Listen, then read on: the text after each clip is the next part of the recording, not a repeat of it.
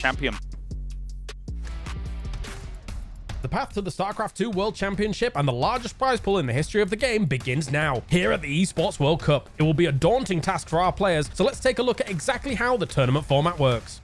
Such a milestone event for StarCraft 2 is something to be celebrated. Therefore, the tournament features a unique format. With 18 players total, the tournament is divided into 3 phases: the group stage, the knockout bracket, and the final 4. In the group stage, 16 participants are divided into 2 groups. They play a series of best-of-5 matches in the double elimination format, at the end of which the top player from each group advances straight into the final 4. However, the 2 players that finish second in their group play an extra relegation match, with the winner also making the final 4. All the other contenders move to the knockout bracket, where they are joined by 2 players from the last chance qualifier. Here things get really spicy, as a single mistake means you're out of the biggest StarCraft 2 tournament ever. A single elimination bracket with best of 3 matches leads us all the way up to the final clash. Here the last final 4 spot is claimed in a thrilling best of 5 spectacle, so our players really need to watch their backs. In the final 4, our top contenders will play a best of 7 semi-finals. From there, for the first time ever, the new world champion will be determined by a best of 9 grand final, and as if the title of world champion wasn't enough, he will also earn the first place prize of $400,000, the largest in the history of StarCraft 2. Make sure to tune in and follow the player's path to glory. All right, that's how it all breaks down. I think one thing for sure, Dan, when you look at this tournament format, it is grueling. It is brutal. You have very few chances to try and get through into that final 4. Yeah, well, I mean, the top 4 is the hard place to get in the tournament, but I love how many different elimination stages we have here. Yeah. It really feels like we will have the 4 best players in the world in that top 4, no matter what. Let's talk about Group A then, of course, as we had results coming in. Now we find ourselves in the upper bracket, Maru versus Oliveira. We won't talk too much about that because that's our first match, but Astrea versus Dark. Astrea going through that barn burner of a series. Yeah, he played incredibly well against Gumio, and those games were just so damn entertaining. They may not have been flawless, but they were so incredibly fun for us to watch, and it's so cool to see the American player make it into the semi-finals, the upper bracket. Dark, however, is the ultimate big game player. We always said that Dark has been here, has done that. It's going to be very difficult, but word on the street is that Astrea, who's recently gone over to South Korea for a month, has been working on his PvZ. Oh, nice. I like it. All right, let's take a look at Group B quickly then. Serral, Hero, Reynor, and Clem find themselves in the next round. Again, it's only the second round in the upper bracket, and every single match could quite easily be a grand final stage. It's ridiculous. It is absolutely insane. And I think for Serral right now, trying to establish himself firmly as the GOAT, he is going to have a gauntlet to get into that top 4. Serral versus Hero.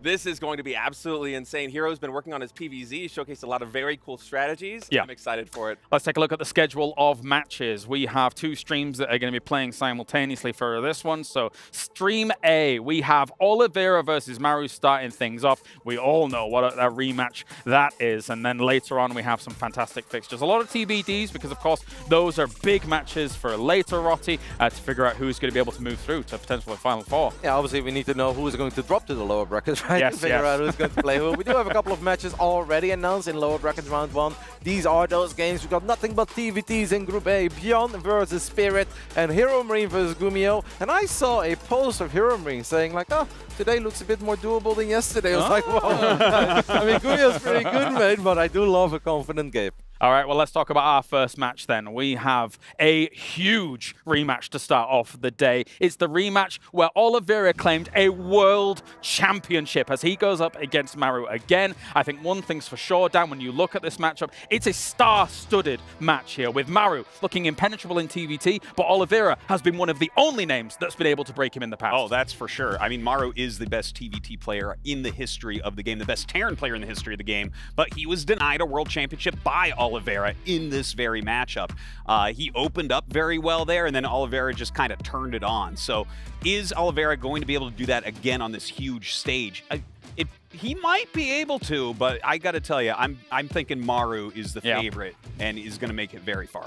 And that series really does haunt Maru a little bit. Obviously losing a final, especially in IEM Katowice final, is always painful. But Maru literally came out in an interview and said, I don't care if I beat him for the rest of my life, that will always hurt. And that will always sting. And those were pretty feisty words, because Maru normally is like, oh, I'll just do my best next time, and I'm going to try to win the next one. He literally said, he's like, I can beat him for the rest of my life, and I will still not be happy about the fact that I lost on that day.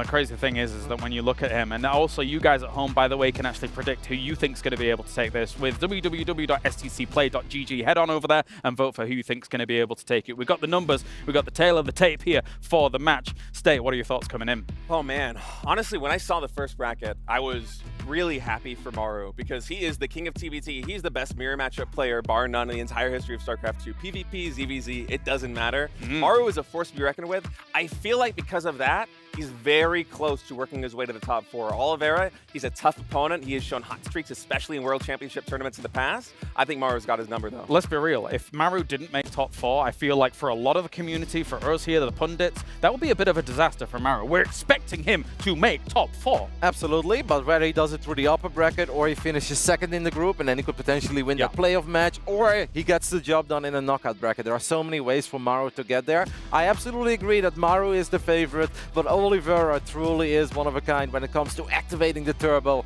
and going Super Saiyan, man. Yes. And if he finds that rhythm, that confidence, that mojo, we could really see a repeat of Katowice. I just love Oliveira. He's so damn fun. Yeah, because the crazy thing is, it's not just in Katowice where he won that. You think about the way Oliveira got to this tournament. Yes, technically he could have taken the Asian spot, Dan, but then all of a sudden, over in Dallas, beats Reynor. He's able to take one of those spots as well, so he can turn it on in a moment's notice. Yeah. I mean, he played really, really well in Dallas. In fact, many people may say better than Maru in Dallas, right? But at the end of the day, I mean, he won 2 maps against Serral. That's what That's more maps than Serral lost, winning Dallas and Katowice together. Exactly. It's ridiculous. Somehow this guy has the ability to go turbo, be able to flip the switch. Final quick thought, State, what do you think in terms of a prediction? Prediction, I think it's going to have to go to the final map, no matter what. I do give Maru the edge. This guy, I think, over the entirety of 2024, has lost maybe 2 series of TVT. Yep. He's going to be a very tough opponent to stop. All right, let's get it done. It is day number 2 for the Esports World Cup. We are going to be going into Oliveira versus Maru, but before we do that, it's time to go to the stage for all of the festivities to begin here in Riyadh.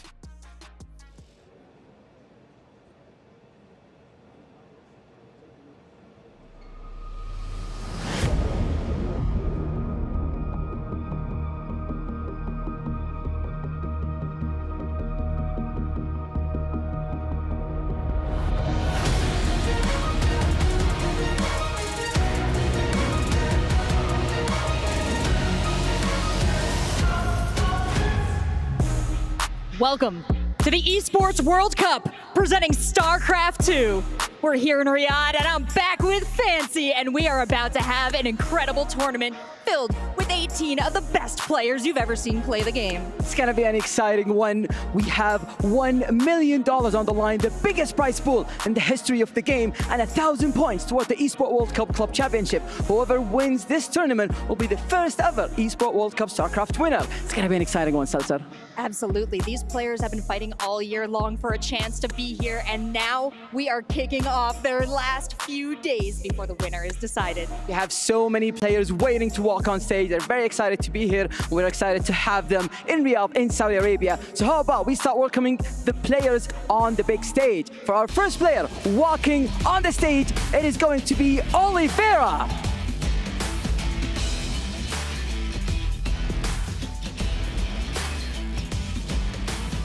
A Terran player from Weibo Gaming, currently holds the throne for the last World Championship.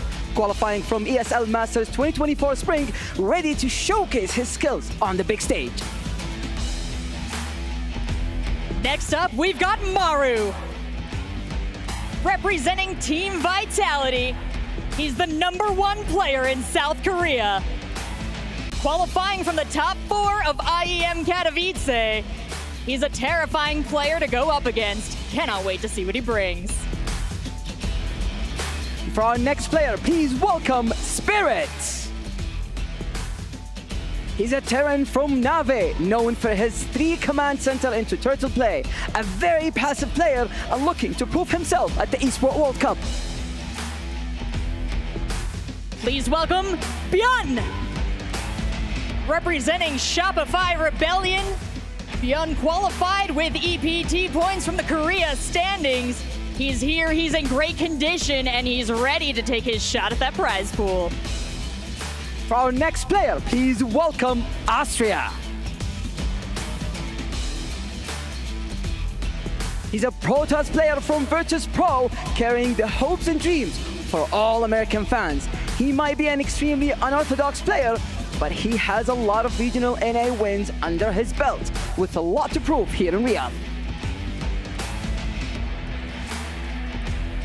We've got Gumiho next. A Terran player from Cloud9, also qualifying from Korea with his EPT standings.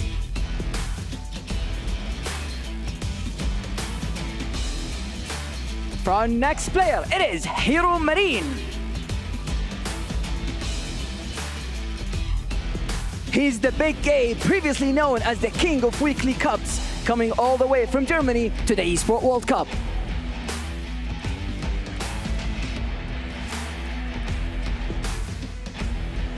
And rounding out Group A, please welcome Dark. A fearsome Zerg from Talon Esports, qualifying from the top 4 of IEM Katowice. Dark has come so close so many times to grabbing that championship trophy. This could be the game. That's it for our Group A. So let's welcome our first player from Group B. It is Coffee.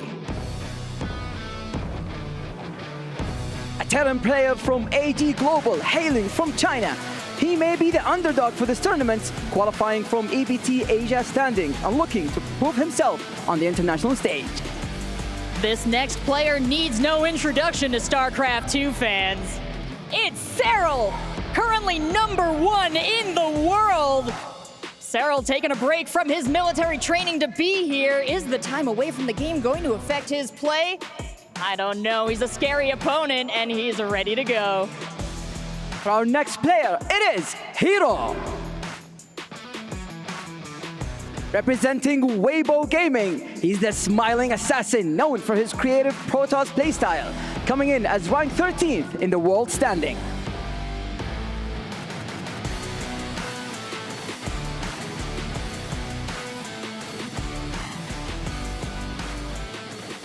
Welcome next to the stage, the Zerg from Team Vitality. It's Solar, qualifying through global standings and taking his power from the sun. He should be good here in Saudi Arabia. For our next player, please welcome Reynor. The Zerg player representing Basilisk, the Italian player, is back here to Riyadh. After winning last year's Gamers 8, he's looking better than ever and ready to take another international tournament in Saudi Arabia. Next up, we've got Cure, the Terran from Team Vitality, also qualifying from the top 4 in IEM Katowice. No stranger to the stage here in Saudi Arabia either. Ready to play.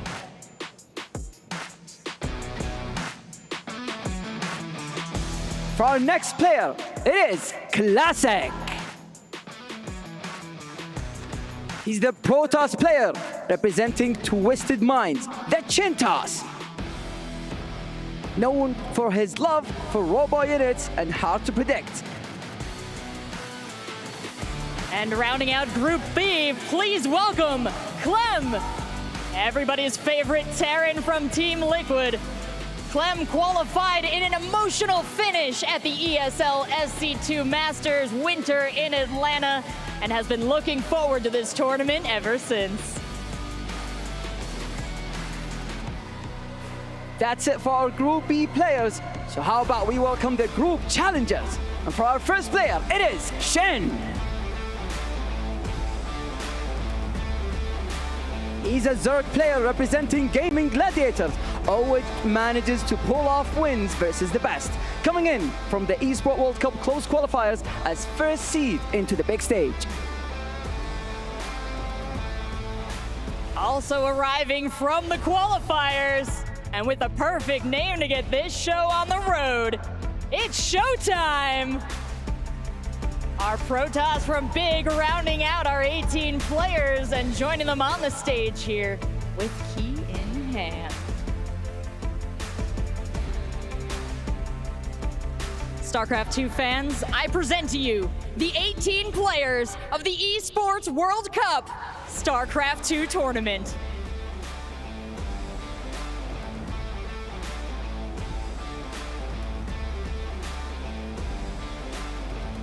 Players are now leaving the stage as we start our first match of the day.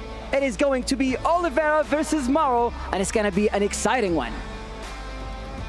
Absolutely, fans. I can't think of a better way to start things off. We had some matches yesterday, but now we're on the big stage. Cameras in their faces, and these players better bring their all. Honestly, I don't want to keep the fans waiting anymore, so how about we send it to the casters and start our first match?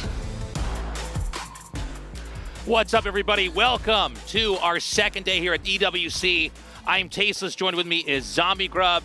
And what a hell of a match we have to start the day off. I was kind of expecting this. There was always a chance it wasn't going to happen, particularly in that other TVT with Bjorn and Oliveira, but there was a heavy chance that we'd get the first rematch offline between these two. They have faced each other online, and Maru has proved to dominate there. But as the desk said, Oliveira just pops off. He knows when to go Super Saiyan. Usually when Maru's playing, it's pretty safe to say he's probably going to win. Maybe if he's against Cyril or somebody like that, then we have to say it could be a close match and maybe he'll be defeated. But going up here against Oliveira, we can't forget what just happened a few years past. In Poland, Maru, who was basically easily supposed to win the entire tournament, becoming the world champion back then, he was usurped here by Oliveira. Yes, he was. Yes, he was. And Maru said it in a brutal way, but I, can't really blame him, right? Like, even if I win every single time from here on out, it's going to haunt me. But what a time to prove that he is actually the best TVTer here in the offline EWC. Oliveira, he's been looking sharp, he's been looking good, but there were some faults yesterday versus Bjorn that Maru can take a look at. Now, Maru definitely wants to get over this hump, definitely wants to take this win. It's going to be very psychologically damaging if he is to lose here again, because Maru in Korea and generally speaking around the world historically has been a player that doesn't really have anybody he's weak against. And this was really out of left field, the fact that Oliveira from China was able to pretty dominantly defeat Maru. It wasn't really a back and forth. I think it was a 4-1 if memory serves me correct. And so this should be a fun match. This is probably going to be the peak TVT here of the tournament. I'm very curious to see what's going to happen next. I've got to imagine that there was at least some thought put into this match for both players, but particularly Oliveira, who is coming in as the underdog despite what happened last year in Poland. So he had to think of Bjorn first, which is very tricky. TVT and a TVT, you can't be bringing out too many new things, especially when Bjorn pushed him to Game 5. So he might have had some time to think about this. He had obviously time before this match, just overnight, probably staying awake in bed, right? Like, how am I going to bring out a new TVT against Maru? But the onus is on Oliveira. Oliveira, when he defeated Maru, it was a very technical victory. They weren't the longest Terran versus Terrans. They weren't drawn out. The map wasn't consumed on both sides. Instead, they were very tight games where Oliveira basically almost judo flipped Maru in the early game, coming out on top and punishing him. Again, the game times were all very similar. The way that Oliveira played, mostly drop play, but different combinations of units, which is interesting. I'm curious to see if maybe Maru's going to try to play aggressive himself. Sometimes that makes for more of a chaotic game. If you have two players, they're going to be a bit aggro, or if he's going to try to dial it back, be more conservative, and basically intercept attacks here and there. Yeah, it's a tough choice here for Maru, I guess. You don't really want to get yourself tilted in the early game if you do lose a micro battle and start thinking, oh my gosh, what if it is Katowice all always going to, no, but he often does not get tilted, or you don't see him lose his mentality, and that's what was extra amazing about that Katowice run from Oliveira. You could just tell that Maru was off, but generally he doesn't. So I really wonder what he is thinking. Does he come in like, no, I got to approach this guy like I do almost everyone else, which is I'm going to beat you and I'm going to do it even casually, or if he really is actually thinking hard about this and is worried because, as you said, if he loses this, that mentality break going in the lower bracket for Maru could be huge. These players have come here today to become the champion, to become on top of the world. And a lot of times that means you have to have specific strategies and build orders for specific players. Usually it's the weaker players that have to play their heart out no matter what and give their best stuff. Even in the early parts of the tournament where the very best players can pocket some of these strategies, these build orders, these techniques for later parts when they're almost to the end, or maybe against a specific player that they have a hard time against. And I think this is going to be a match where we have very specific, tailored builds, tailored strategies that these guys are going to have for each other. Yeah, I can almost guarantee that Oliveira has taken a look at Maru's games over the past year, not just because, you know, he took a game, he took a series from him that was on the world stage, but also because Maru is still the leading TVTer, right? So you're studying a lot from him. Oliveira might have been able to craft something unique to face him, as he actually has already discussed some of the ways that he practiced and studied against Serral. Perhaps he can do the same thing versus Maru and cause an upset. In the top left, as we get into game number 1, on Oceanborn, he is Weibo Gaming's Oliveira. And his opponent down here in the bottom right in the blue from Korea, he is Maru. Representing Vitality, an awesome pickup leading into the EWC. Picked up the entire onside gang, actually. Maru, obviously, that standout player. Oh, we got a big map to start with, Tasteless. Oceanborn is also the most typical map. Now, we're in a mirror matchup, so we're not talking about a lot of caveats as far as whose race gets to play what, right? But you do, you know, tend to see some different styles on these big maps, maybe more abuse of some air, for instance, and some other ones. This is actually so cookie cutter that it's probably actually a nice point to leap off from for both of them. Kind of get into their groove and actually do a typical TVT, because that's currently what they're doing, and being quite safe about it, too. Both of them going for SCV scouts. Yeah, this is a map where there's a lot of different ways you can play. It's generic, and that's not necessarily a bad thing. So with different play styles, and by the way, both these players have a really big range of play. I would say Maru might have the widest range of play in Terran versus Terran. We've had seasons at GSL or even esport years in Starcraft 2 where he has mostly rushed Yeah. and made for some of the shortest games ever. And then he's been inventive, not just in TVT, but in other Terran matchups where he'll have that kind of exhaust play where he never fully engages the other player. He'll drain the map and usually fight over the last resource base here. So in this game, I think it's not clear how exactly they're going to approach it. We might get a little taste of how they're viewing the matchup right now and maybe what's the optimal way to play against each other. But for the builds, it's pretty basic. Just both sides fast expanding. We've got, you know, one player teching into a few more Reapers. Oliveira, a little bit more focused on development. His factory already about to finish, whereas Maru's has just started. Yeah, the factory timing is really the important thing here. Both of them went for a 1-racks expand. That was very safe because they added an SCV scout. If you are proxy 2 racks with this opener and you don't scout it, you're in a heck of a lot of trouble. And that could come out in one of these games, absolutely, by both players, just to make each other honest, right? But not this game. So the SCV scout kind of just revealed everything's okay for the beginning. But then what is that post plan? And the factory coming out faster for Oliveira gives him a little bit of that mobility, kind of like a better unit in general. But this fast third CC from Maru is very interesting. A little bit of a tussle right here, but overall, the context of this game, unimportant. Maru, not getting a lot of gas in the early game, is going into extreme greed. Oliveira, not going to know about this unless he harasses or scans. Terrans don't like scanning, so he's got to get something over there and understand the pace of this game. Now, I'm just going to throw this out here. It might not happen, but this is already starting to size up to be a game that could have been one from Katowice, where Oliveira won. We're going to have Maru going for econ play, right? Like you were saying, Zombie Grub, going for a third command center. So he's being greedy. This does open up an opportunity for Oliveira to try to attack in with drops. We'll see if that's actually going to be the case. He doesn't have to. He could play more conservatively, but that is a reality that could happen here in the next couple of minutes. He definitely has a drop already. I don't think he added a Cyclone. He went right into a tank, if I saw correctly. That is correct. So a little Hellion just to kind of help out and get a little bit of scouting. But then really, it's that next factory unit. So the Cyclone is the ultimate safety move. It's also more of a harasser, kind of an all-utility type of unit, where that tank, if you use it as a, you know, offensive, you really have to be dedicated to it, right? Because it's an anchor, it has to siege. So he actually goes tank first, then into Cyclone, which is quite interesting. Picks up the drop, going into Ravens. Both of them them, probably going to grab that interference matrix. The first drop is on the way, and this is probably not going to do a whole lot of damage. We have some Hellions from Maru that can take care of this, but it will get a scout, and at least that will give Oliveira the knowledge of what he has to do. Unfortunately, I think he's going to be kind of bummed to see the third CC already finished, because how exactly does he punish that?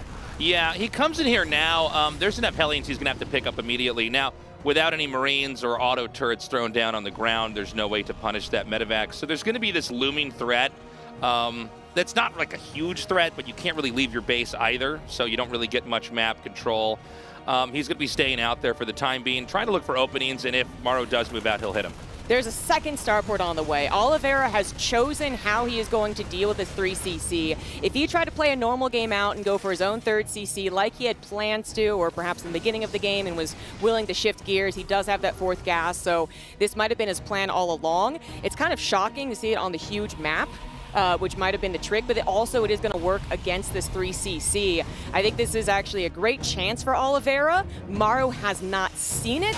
It's not as obvious as it is on site Delta, and Oliveira, this is his time right now before Maru benefits from the third CC. He's got to get in there, delay it, deny it, and possibly push into Maru's natural. Okay, we've got a push coming in here right now. It's going to be that Oliveira aggression coming in and hitting the third base, and there's no tanks, at least in range, to defend this right now. For Maru, he doesn't even have his sieged up. He's going to be trying to fire down on the command center. It's in the red. It's burning. Being repaired. It'll barely be saved. But punting the command center away. Oliveira now taking his own third base. I got to say, history seems to be repeating itself, Zombie Grub. This is a really nice strategic decision right now. Maru is going to be in a lot of trouble. He does not actually have any forward position, you know. Now he's in his own choke while Oliveira continues to rally forth freely. There's nothing that Oliveira has to worry about back at home. Yeah, the command center is going to be chased back even further. It looks like he's going to land it up here. He needs to repair that and start cranking out SCVs. A scan comes down, and Oliveira is going to inch forward. Now, this could backfire. That being said, it seems like mid-game aggression has served Oliveira very well. If he can crack this position open, this game will probably end. Is he going to go for it? Let's see. Got to be very careful. Liberator. Yeah, that is a powerful position. There's only so many spaces for the army to retreat to. Oliveira taking maximum gains too on the position. SCVs are getting pulled tasteless. He pulls them and he throws down some auto turrets here. It looks like Maru might be feeding into this. The command centers, it's still just barely going to be broken here. And it looks like Oliveira's going to be able to stay around. The push is still here. The SCVs come out. Now, that being said, Maru, 28 SCVs to 53 SCVs. So not only did Maru not quite break the contain, but he has lost a considerable amount of workers. This is where Oliveira is on 3 bases. You can see it right here, SCVs being transferred. Effectively, Maru is behind in every metric. Yeah, exactly. That's the way you got to put it, guys. Oliveira with the successful contain, saw the third CC, knew that he already had, even an extra tank kind of with that early one. And the second starport was just a really nice addition to what was probably already going to be some nice aggression, but then it just confirms that it's going to be so difficult to break out. Those extra few units really do matter there. And he gets all this damage done while having a third CC building on location back at home. And the only thing that would have been a deficit would have been his Marine upgrades, but not for very long. And I certainly believe he's gotten enough damage to make up for it. Maru's going to inch out here, and I think Oliveira's been smart to just inch back. He doesn't really need to fight this anymore. Okay, now this is such a pro move when he just bails. I think Maru might be able to come in here with the Marines. He's basically leapfrogging backwards with the tanks. And I think Maru has actually maybe made another mistake in trying to come in here, but he's going to go for it. I guess he has to be decisive right now. Yeah. He does wipe these tanks out, so there's a small counter push that can come in here.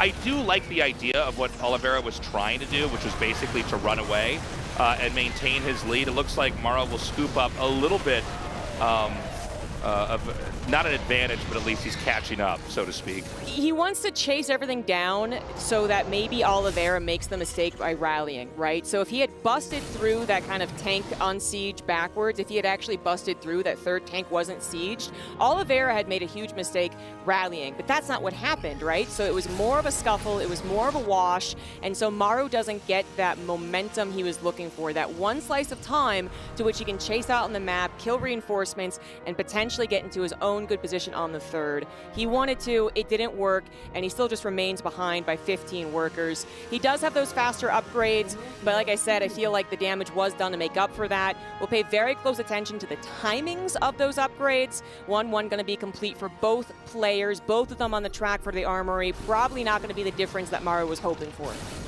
Okay, the tanks are going to be sieging up here. They will be able to hit this command center that's actually under construction, a stim and a dive in, but there are some tanks here from Oliveira to make him think twice about stepping into that no man's land. In fact, some of these tanks kind of fishing out the Marines. Yeah, this is kind of a funny moment. You could technically consider this a denial on a fourth base. Yeah. The command center was never floated to the fourth base, but I guess that was kind of a cavalier place to put it, right? It was. Where the tanks would have pushed. So that's a pretty big win for Maru. Again, he's still behind. He's down by about 7 SCVs. But, I mean, Maru kind of powering his way through a disadvantageous position. Yeah, he absolutely is. And, you know, we know how Maru can make comebacks happen in TVT, Tasteless. This is actually where he starts to as well. So he did manage to cut into the army a little bit. Oliveira didn't retreat entirely and then wasn't in position to defend that fourth. And that itself already is a huge bridge to coming back in this game, making the fourth command centers a similar time, 2-2 a similar time, and their army compositions obviously going to be similar as well. This is where Maru makes comebacks happen. 3 bases, I'm being able to pump out my units. I'm gonna add Vikings rather than Medivacs because I know I'm a little behind and I need to prepare for that eventual stomp with Viking Liberator air superiority. I need to prepare for that.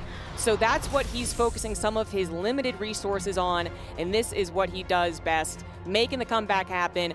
Triple Medivacs coming on out. That's going to give some nice harassment. Tanks should be at home defending something exactly like this. Now he's got sensor towers in the top center, to see this. And it looks like Maru's just going to fly right on through. Does not care if he's spotted. He's actually scanning and seeing if is there anything over here. He's going to wipe out that sensor tower, kind of tighten up the perimeter there for Oliveira. Oliveira, by the way, is close to maxing out. When we see that max out, he's going to start to really amp up the number of bases he's got. We'll probably see him start to try to push out. But Maru's not too far behind either. No, so Maru is doing something again that I really feel like this is what he pushed back when everyone was like, how does he keep doing this? He's able to defend with a limited number of supply because he invests in the starport play.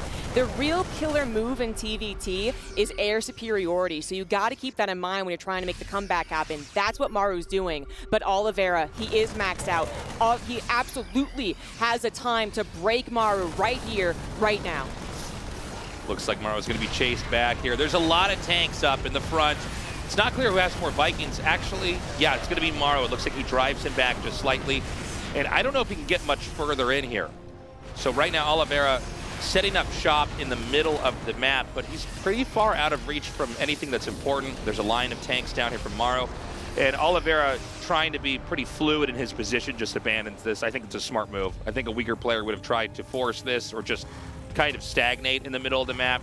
So he's going to relocate. I don't think there's another spot on the map he can really attack into, but the further along the game goes, the more bases Maru will have. And for now, center of the map control is going to stick with Oliveira. Yeah, he will have map control for a while, but when Maru pushes with a superior army as he gets to Ravens much faster, it will be a very scary push. I gotta shout out these missile turrets, by the way, Tasteless. They are in prime position. Maru is reading the Liberator harassment like a book, because that was, you know, okay, maybe that's a turret ring. He had one exactly. Wonderfully positioned for the first Liberator that tried to harass. He really knows how Oliveira plays.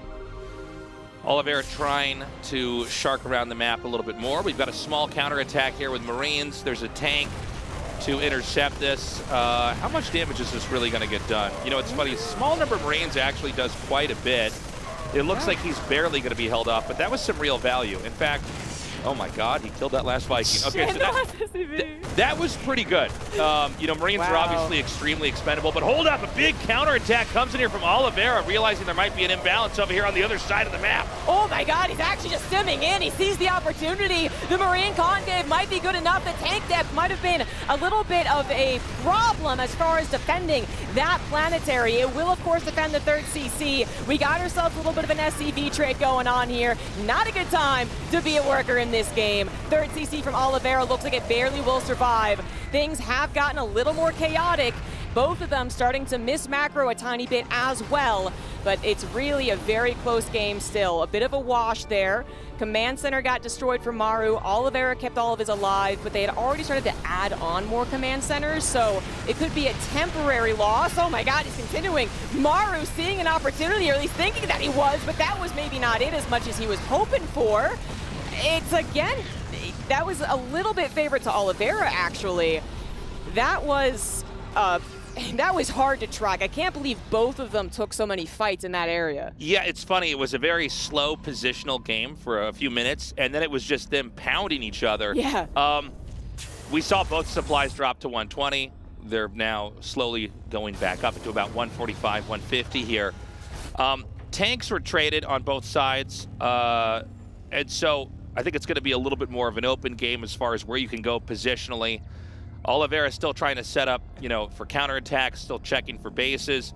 It does seem like Oliveira is maybe just like maybe 5% ahead overall, but it could go either way. Again, let's not forget that Oliveira actually has had a pretty good lead for most of this. We've really seen Maru kind of power back. It's almost like, watching two guys arm wrestling, and one is slowly pushing the other one back. Yeah. His arm to the other side of the table. It's been impressive to see Maru kind of fight back and push through this. He's not out of it yet. He's not even really evened it out quite yet, but he's almost there. Yeah, I think your assessment's kind of spot on, like maybe 5% lead for Oliveira, but even that I'm not even sure of, because the economy has actually been a little in favor of Maru. We've been watching that arrow point down to Maru a little bit more. I think the SCV transfers hadn't happened for Oliveira for a little while because he had more workers. He still does. But I think what Oliveira was at least able to do was able to equalize the late game composition, right? I was saying Maru was getting faster to those Ravens. His push was going to be scary. All that chaos just kind of balanced it out. He's going to try to push through here. This doesn't look like a good angle here for Oliveira. It's going to backfire. Well, it's such a narrow area. It looks like the tanks are going to get shaved off. The rest of the tanks behind the seaweed are kind of stuck back there. And that might have been an overstep. There's no Marines here to cover this either. Right now, Maru using the Vikings to basically spot for the tanks. Oliveira going to try to rotate up here again. You got to be careful here. Sometimes aggression like this really can be a double-edged sword where you think you can get in there and do some damage, and instead you're just shaving off your own army over and over again. Yeah, I think it's easy to take miscalculated fights. There's so many tanks that the depth can't even necessarily be scanned. You scan, you say six tanks, there's actually 10 because there's so many more behind that, right? Right. Yeah, it's crazy how balanced this game ended up being after that opening. The observer showing us the resources lost are crazy even, despite what is a lot of chaos now after the minute 15, I want to say. Now it's just like go, go, go. Oliveira wanted to be on the push, ended up actually taking an okay fight, but it's now just more and more into almost a mech game, man. It is going to be starports and tanks, a Banshee coming out. I wonder if that was on purpose, maybe just a little scout, little harasser. You don't build missile turrets like that. Anti-Banshee missile turrets 17, 18 minutes into a TVT. That's kind of cute, but it is a lot about the Raven usage now. Who has the better Raven usage? Historically, Maru. Maru's supposed to be the best in this game, in this type of game, but that didn't necessarily happen in Katowice. Yeah, Maru finally out on the middle of the map roaming here. He's been really patient. We're at about 18 minutes and 30 seconds, and we're getting to the point in time where there's not that many more bases left. There's also no shared expansion on this map to fight over. And so it's going to be about these two bases in the top right and the two bases in the bottom left. Meanwhile, in the middle of the map, we got a stim in here. Oliveira going to lash out, but it looks like Maru narrowly escapes. Not really suffering any losses. Yeah, both of them so well matched in the upgrades, too. You can see that Maru is going to go ahead and grab +3 tank attack, which, it affects the AoE as well. So it's a good upgrade, but they already have +2, which is the kill shot for the Marines when they stim. So Oliveira's like, I don't need to upgrade my tanks anymore. Let's really focus on the air upgrades. So he's grabbing ship weapons. Is that better? Hard to say, because if it was better, you think Maru would do it. So, I'm going to trust that they're both just kind of playing a little bit differently. Eventually, we'll see more ship weapon upgrades, I suppose, for the Maru as well. We did have extra barracks added on. You know, if you do have a clash of these armies and all those tech units go down, it might be up to who has the mineral bank to spam Marines more to get that momentum. Tanks are going to siege up over here.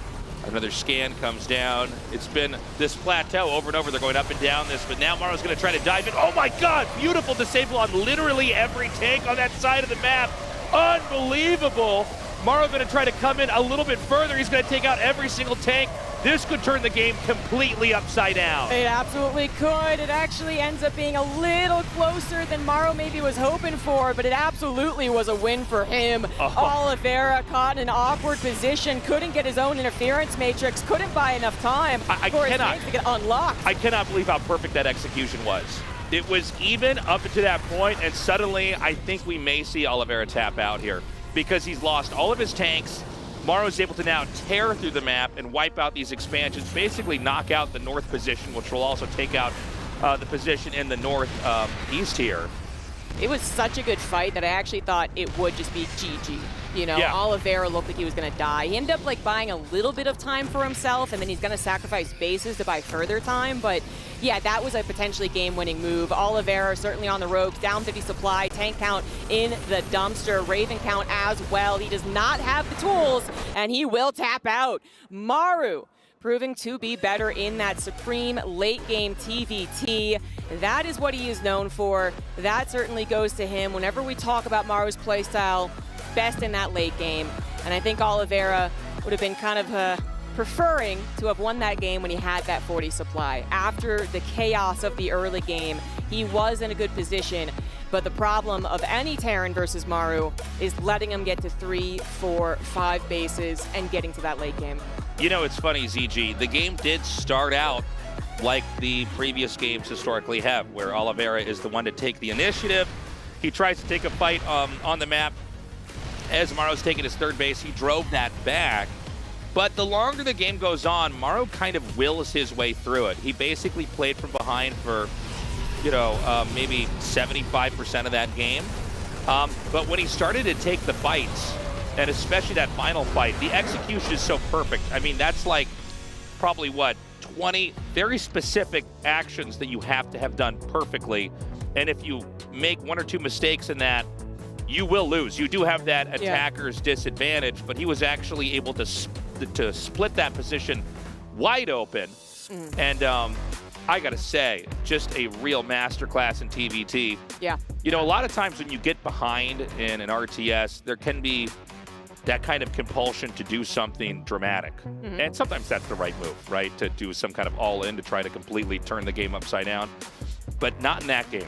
Instead, he just sort of stayed low, took his beatings, took his lumps, and when he was in the position to finally, in one moment, unlock the victory, he did it. Yeah, yeah.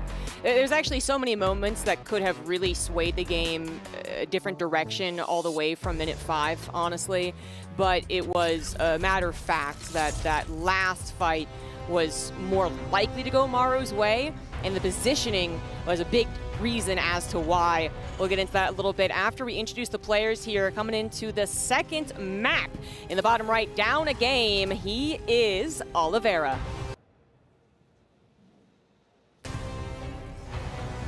And his opponent here in the blue in the top left from Korea, he is Maru.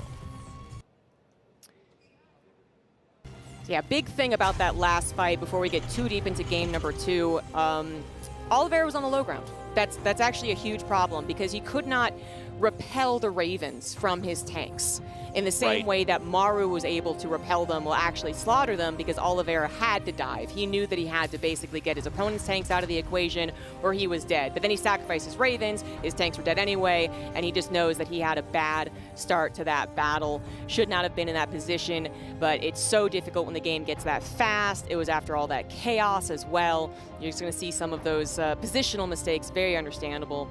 But let's focus in on map number 2. It is Site Delta. Now, this is actually the map where we do see a lot of 2 starport-based attacks, something that Oliveira did include last game, but not in the same kind of fashion as it happens on Site Delta. It did still result in a pull in the natural and the chokehold, right, that Maru had to decide to break out of. But since that already happened on Oceanborn, does the two starport play happen on Site Delta as well? It's possible, Tasteless, because Yun did it yesterday, even though it was scanned, or no, Oliveira did it yesterday, sorry. Oliveira did it yesterday, even though it was scanned, and Yun still failed on the execution, basically. That can still happen, but are you gonna guess that Maru will fail on the execution defending against that build? I don't know. Yeah, I don't know. It did seem like in the last game, Oliveira was maybe trying to force something that couldn't happen. Maybe. It does seem as though when these two guys get together, Oliveira, if he can get in there and find that weak spot, find that Achilles heel, find that solar plexus on Maru, he'll hit it until Maru's dead. But Maru, even when he takes a beating there, is pretty good at staying back and can kind of play a quiet game, play a dull game. And then you have the situation where Oliveira's trying to post getting his damage in and trying to then find that killing blow. Can't quite find it. I don't know if we're going to see a better late game positional execute than the one we saw from Maru. I mean, what was that, 7 or 8 tanks? All disabled. Probably, the yeah. stim, the fanning or the arcing of the Marines down there, laying the auto turrets as well, just so that they would soak the damage. Yeah, yeah. I mean, we're talking about within the course of about 2 to 3 seconds having literally the perfect input. Yeah. And then going, which is, and I mean, I think TVT really is kind of a fascinating matchup because it's a glass cannon matchup in that everything is fragile and everything does a lot of damage. So, you know, having precise attacks like that is really incredible. But yeah, I don't know if we can top that here. I do still think that Oliveira's early game is maybe a little bit more interesting.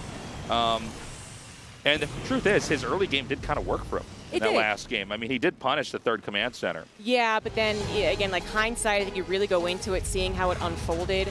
Hindsight might have said that he should have retreated a little bit sooner, even though he kind of made it an even fight. Maru did still grab some of his units, and then that kind of let him feel comfortable going to that 3rd, which found the 4th, so on and so forth.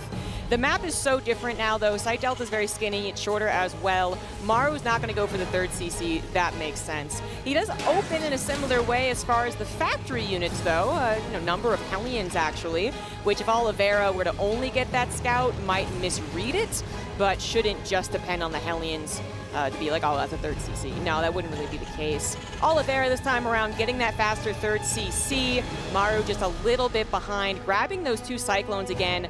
Oliveira did grab his own Cyclone, but no medevac drops, which really have been so popular in other Korean TVTs. That's right, and you know, in this game it is Oliveira showing that he's also got a pretty big range of play, right? He's not going to do the same kind of aggressive stuff. He can try to be more in your face after getting his 3rd base up and running, after playing, you know, a little bit more of a econ game here. We've got interference matrix, finishing up here for Oliveira. I don't think we're going to have much happen here in the next minute or two.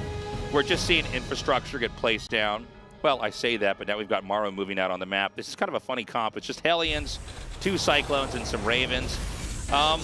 It's a very turtled position here for Oliveira. He's got a tank at his natural, but it's like in the worker line. It's not out at the ramp, so there's nothing hanging out that you can try to snipe at. No. A tank on the high ground and Ravens patrolling, so we're actually seeing Maru now pull back. It looks like he might have been looking to see if he could catch anything in the middle of the map. Yeah. So I'll go back to what I was saying earlier. Yeah, they're both just focused on development. We can basically watch the unit, the production tab, at the top left here. We've got eBays on both eBays, finishing here for Maru. Maru comes out now, looking around. You know, on the surface, if you're not scanning, this could look like it might be a little mechish, right? With the Hellions and the Cyclones. Right. I say that, but he scans now. He's going to see that it's, in fact, Barracks play. Yeah, that's a good scan, too. You want to see if it's Barracks play, yes, but you also want to see that 3rd CC timing. You know, if there wasn't that, and then the panic sets in, you're like, oh, no, we got 2 starports.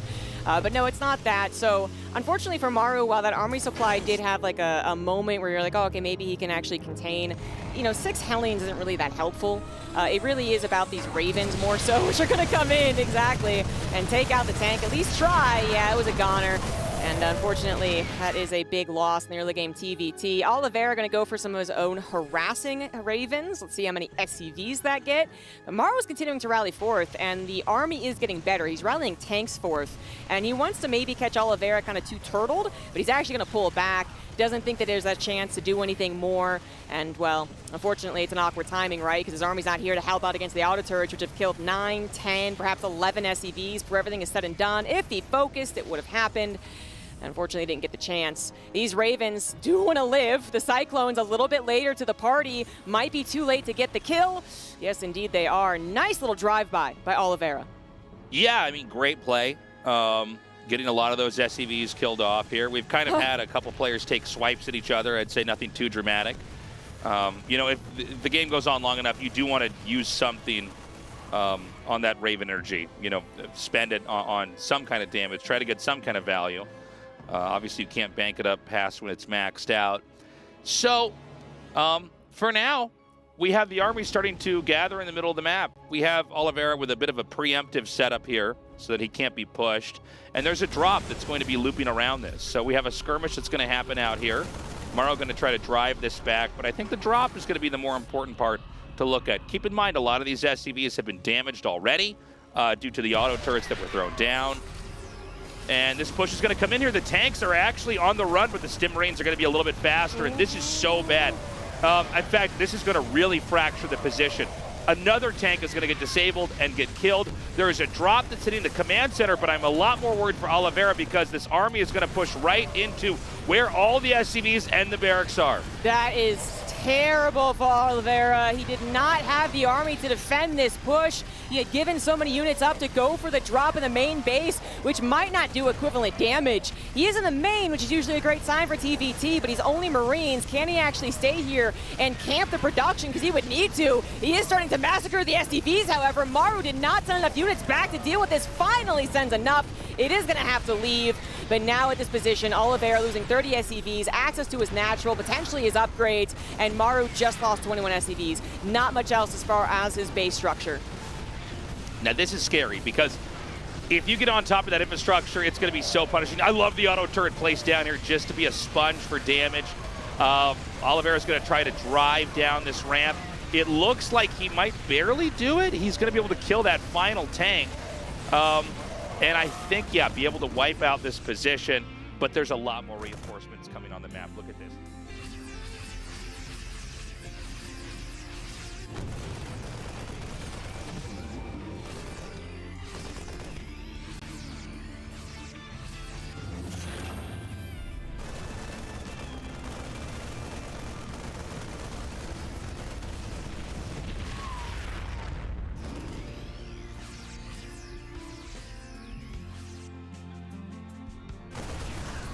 Maru's coming in for the kill. This might just be it. Oliveira going to try and have his hold, but well, good interference matrix come down. I think the numbers might just be too great. Maru still with a about 10 army supply lead. Upgrades, unfortunately, were not going to complete for Oliveira, right? That +2 attack did not get completed. It didn't start. I think it might have got killed, actually. So just armor for him. That is a bummer. It's faster at the very least, giving him a moment of time. I didn't realize this engineering bay is just back here quietly getting the armor upgrade. It's been ignored. This should be fatal. He's going to be able to take out the command center. The tank is actually covered by the barracks here. The SCVs are pulled. They're wiped out immediately. More Stim Marines are going to come in here as well, but it looks like there's just too much muscle in this fight. Maru should be closing this out with a 2-0 victory here. It looks to be the case. Hold on a second. I guess the game's going to go on. The issue is going to be there's only 6 SCVs. There's 38 here for Maru. This space has been ignored. By the way, you can just go behind the minerals with 1 or 2 Marines and kill off all these workers. So I guess he doesn't have vision of that. That's so funny. I was wondering why that was being ignored up here. Oh, no, the timing! Jeez Louise. It's still bad because they're in the medevac. They have to unload. It looks like it will just be in time. Maru can't find the advantage there, but it's 40 SCVs to 19, despite having that cheeky planetary hidden, basically, and that's going to be hard to break with only Marines for Maru. I don't think it's going to bring Oliveira back into this game. Tank shot does help. He takes advantage, goes after a medevac. Marines forced to pick up. Another medevac boosted forward. That was a little odd. Now he sees the planetary. He inadvertently retreats into the hidden base here, just north of this position. Kind of a funny moment in this game. Oliveira is going to try to have his own harass here and deal with this. This is actually a pretty well-placed Liberator.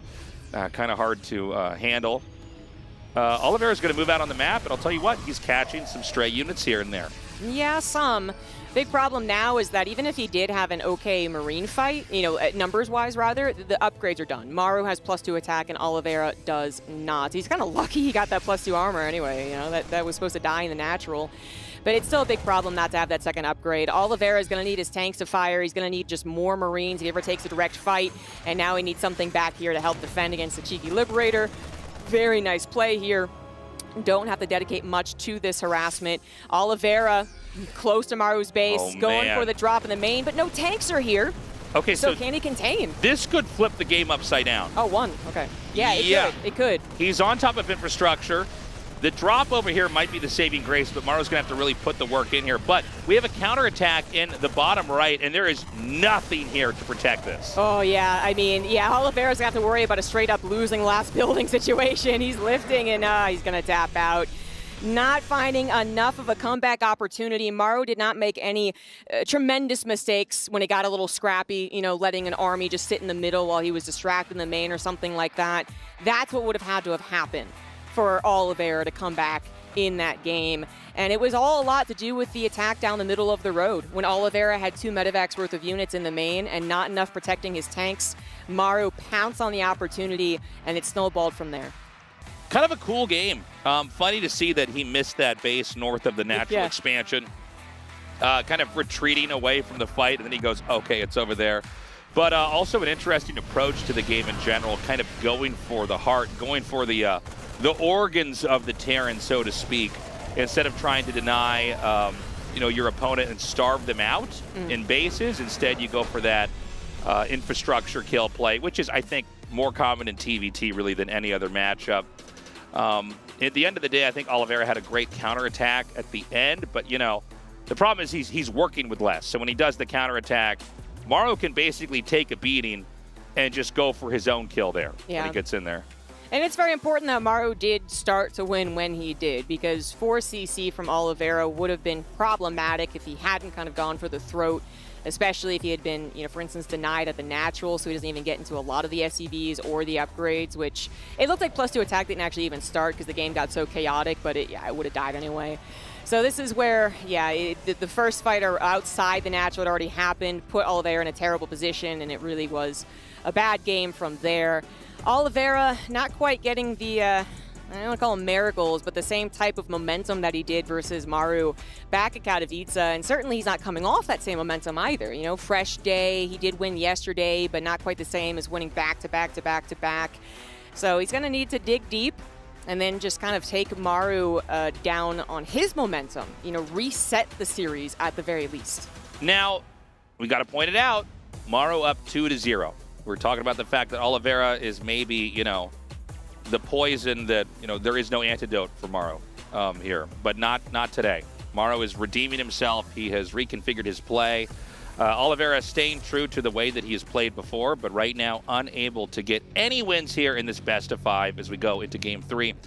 And we're in that game right now. In the top right, in the red, he is Oliveira. And in the top left of Ghost River, we do have Vitality's Maru.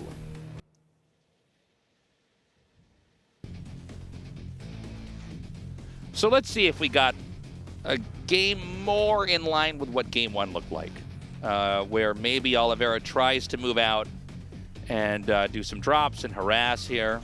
By the way, nobody's really cheesed at all. There's not been any crazy all-ins. It's been, I guess you'd say, proper TVT in that sense.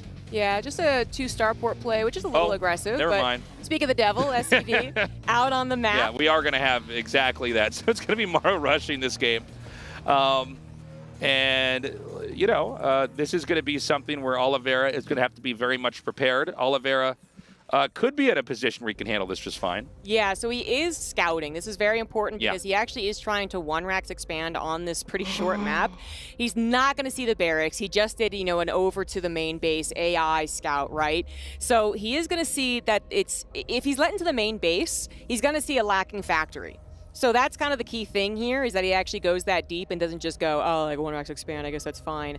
Oh, and that's what Maru is denying. So there could be a factory back there. Gosh, yeah, it looks, he even scouts the gas due to the vision range of the SCV. So It is a real deceptive base setup. Yeah. Where you would think, okay, oh, nice, but nice. on okay. the way back he spots it. Okay. Nicely done. You should have let that SCV in there. I'm well, kidding, of course. That is a joke.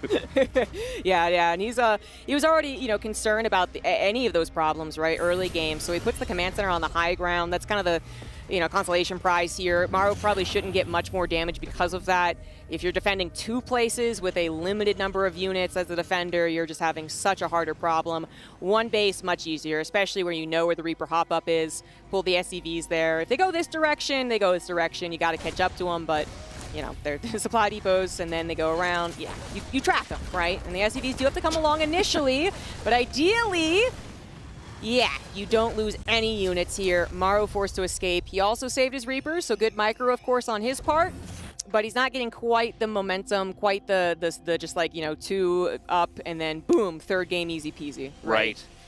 Factory's going to finish up here, and so is the command center for Oliveira. Maru's starting his command center later.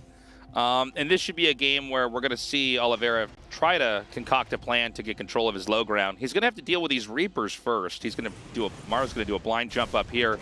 There's nothing defending. It's kind of it almost doesn't make sense to attack in the same spot twice, but that's why it works. Is you're thinking, okay, that's illogical, so I'll go back and defend the other place you could come in. That's kind of the poker game of the Reaper rush, right? Yeah. So he called his bluff and did get in there and got a little bit of damage. This time around, it's going to be through the bottom, but there are Marines to deal with this. Well, yeah, it will be enough. Yeah, Cyclones pops out especially, for sure. So, yeah, he got the 4 SCVs that I feel like he was kind of looking for, honestly. With his command center on location, because you do have the map control, you're going to take a little bit of a lead, I believe, especially when there's also still the threat of a Reaper backstab. That Oliveira is going to have to consider. This is why Maru really doesn't want to just give away his Reapers in exchange for army, because they're so threatening on the map. So this is the Maru move that I think changed TVT proxies a lot. I think he's really the guy that innovated this. But post-rush, he'll take the barracks. He doesn't send it back. He floats it in here and says, okay, what are you doing now? Because I'm going to try to counter it directly. And he even sends the Reapers around here as it comes in for a little bit of extra damage. Mm-hmm. And it's going to be a threat every single time as well until those things die. Catches the SCV on the supply depot and is going to delay that as well. 3 more SCVs do go down. Maru extending his lead by, I guess, to 1.5 SCVs as the command center finally floats over and lands for Oliveira. It is a 2-worker difference. Barracks is sacrificed, which really takes away any possibility that could have turned into a 2-1-1 or something. Proxy single barracks usually doesn't anyway. And Maru, probably still going to go into bio, even though he's sacrificing a barracks, guys. But he did just get a pretty proper scout to know exactly what was going on.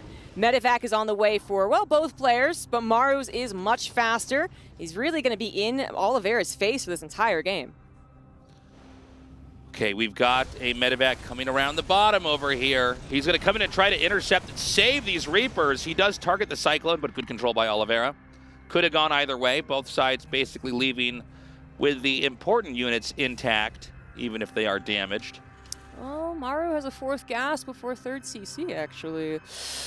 Oh, yeah, he's going to 2-starport. He's going to give Oliveira a taste of his own medicine, except he might actually win with this one, where Oliveira was really just shy. He certainly did a tremendous amount of damage, but up against 3 CC, that comeback potential is there. That was the first game.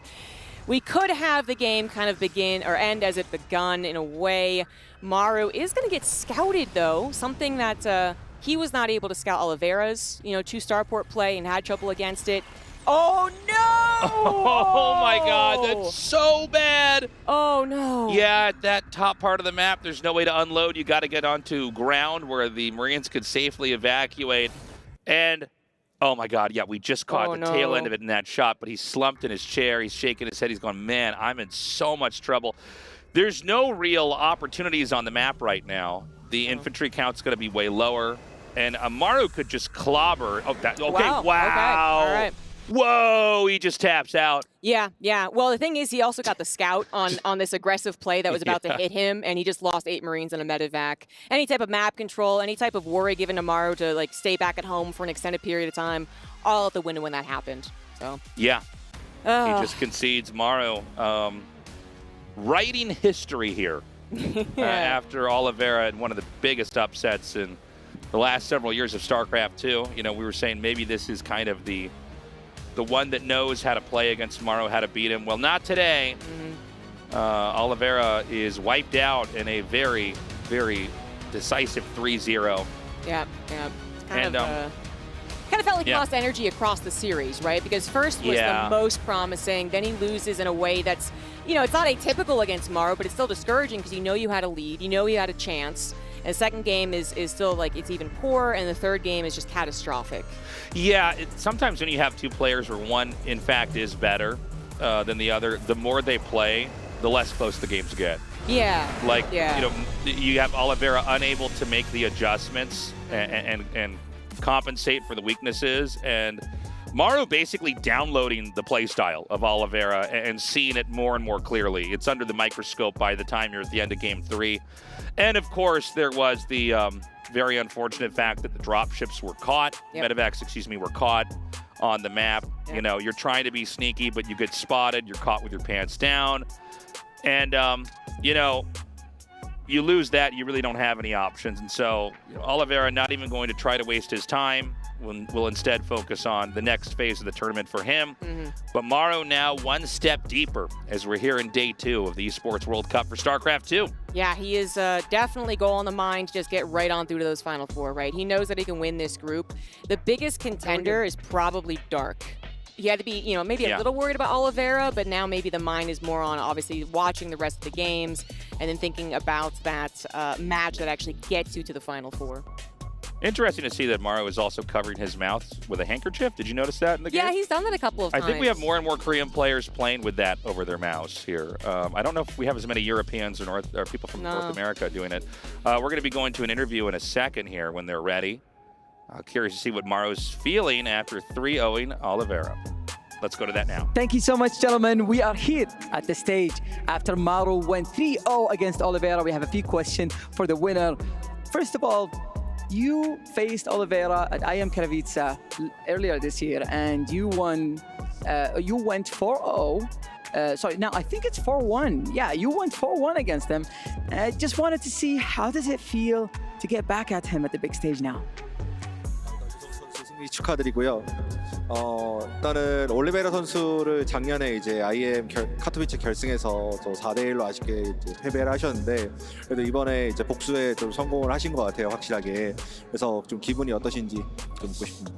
뭐 아직 진출은 아니라서 막 그렇게 기쁘진 않은데, 그래도 진출전에 와가지고 복수했다는 것보다 진출전에 와서 더 기쁜 것 같습니다.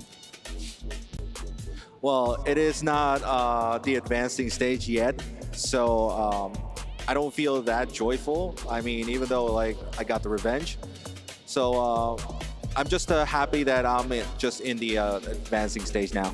I mean, honestly, we still got a long way to go until playoffs. So I do want to ask you, who are you looking to face the most later on in the tournament? 이제 또 앞으로 이제 진출전에 가시고, 또 앞으로 만약에 또 다른 이제 기회가 있으면은 또 다른 선수들 또 만나게 되실 텐데, 일단 이번 대회에서 가장 만나고 싶은 선수는 좀 누가 있을까요? 만나고 싶은 선수? 예. 만나고 싶은 선수는 딱히 없고 다 잘해가지고 만나기 싫은 선수는 좀 있는데 뭐 그 선수들만 안 만났으면 좋겠네요. I mean, everybody's good here, so I have no favorite in particular. I just have someone who I want to avoid. So, yeah, I don't have any favorites. Do we know who you want to avoid? 혹시 누구를 가장 만나기 싫으실까요? 세랄 선수를 만나기 싫습니다. Of course, Sarah. Yeah, I mean, I think we all got that, but we still have so many more matches to get to for StarCraft. So how about we send it back to the analyst to continue talking about the match? Well, welcome back here. Of course, we've got ourselves quite the victory. Taking a look at the highlights coming in from this game as well, as we do have a brilliant victory for Maru. Dan, talking about this game, it really felt like this best of 5 really hinged on just a big moment in that first game. Yeah, Oliveira played amazingly in the first game and really did get a big edge there, but wasn't able to finish it out, right? So, you know, when that happens and Maru gets that type of tempo advantage, I feel like you could see from even that third game where Oliveira left, where like he kind of lost his motivation. Yeah, it can be very demoralizing. You start at best of 5, you know you're the underdog, but then you actually get yourself in a really good spot in game 1. You think you've got him, you lose like 28 SCVs in the beginning of the game, then you think you almost have him again in the mid game, but Maru does Maru things where he just refuses to die. He hangs in there like a champ, he enters the Raven phase. We know there is no one better when it comes to Ravens in TVT, and those are the worst games to have if you're Oliveira. Like, losing a game is okay. If you get cheese, you can shake it off, but knowing that you're ahead, and you can't close it out, it is so damn tough to reset yourself then and hop into game 2 and game 3. Yeah, definitely. With Maru looking this way, with him being able to play like this, on a stage like this, it feels like Maru is almost a shoe-in, because one of the only weaknesses he's had in the past was Oliveira. Of course, Serral is one of the big weaknesses as well. But with Oliveira being taken down 3-0 here, that's a big scalp for Maru. Yeah, when you come back in a game like that where you've already kind of lost the mid-game, or like, how do you do that? You've lost so many SCVs, it's a tough position, but he kept his cool, he didn't give up. It's a best of 5, like, you can leave a lost game. But the fact that he comes back against a world champion, I think he's got it, man. He's going to go far in this tournament. Any final thoughts, Roddy, before we finish it? Yeah, there really is only one Terran that wins games like that, and that is Maru, and he has shown us time and time again, and that is just such a difficult way for Oliveira to start a best of 5. Like, this entire best of 5 came down to that first game. If Oliveira does win it, we get a completely different game 2, 3, 4. Maybe Maru still wins, don't get me wrong, because Maru can always win, but Oliveira will have wings, he will have confidence, he can activate that turbo that we know that he has, but losing that first game is so tough to get over. All right, thank you very much, boys. It is time now to head over to Tech Analysis to break down a few more of those moments here before we get into our next series, as Maru is the first player to find himself in a qualification match for the round of 4.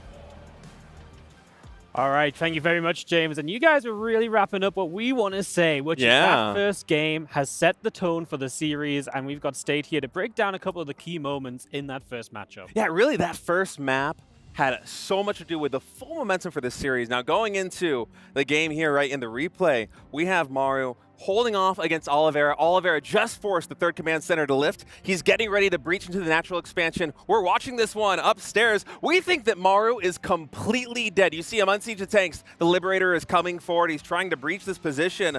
And in one fell swoop, very reminiscent of day number 1, Maru, he pulls all of the SCVs. The auto turrets come down, and he sacrifices his economy. He sacrifices his army. He is barely able to hold on in a miraculous hold in this position. And in typical Maru fashion, from exactly this spot, we're going to go into later in the game, talk about deja vu, the disables once more. Come into this angle, you see that Oliveira has this massive line of siege tanks set up right here, and just like the first series against Spirit, the Ravens for Maru, he is playing this late game tech so well in the mid game in TVT. He's going to drop disables on pretty much all of these tanks. Oliveira does basically the exact same thing, but notice how all these Marines, they're basically forced into a bottleneck. Even the turret dropping there is no room for them to maneuver.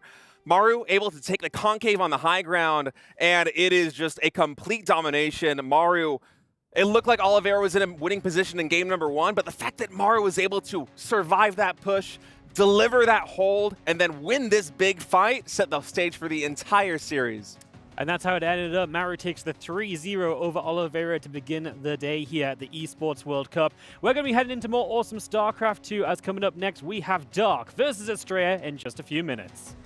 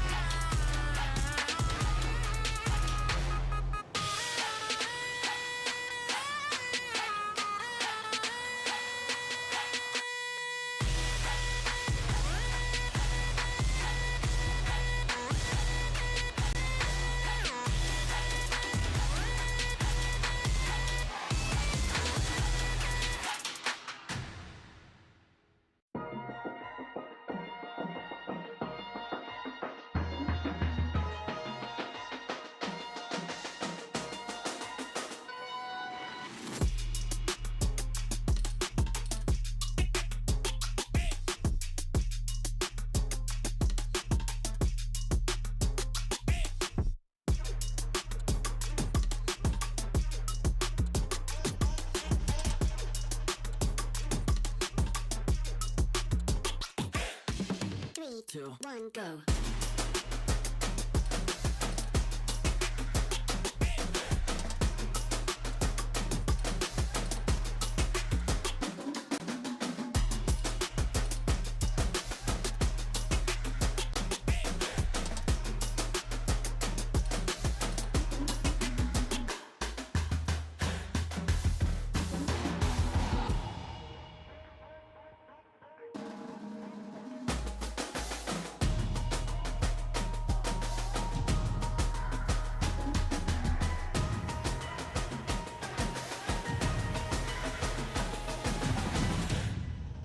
Three, two, one, go.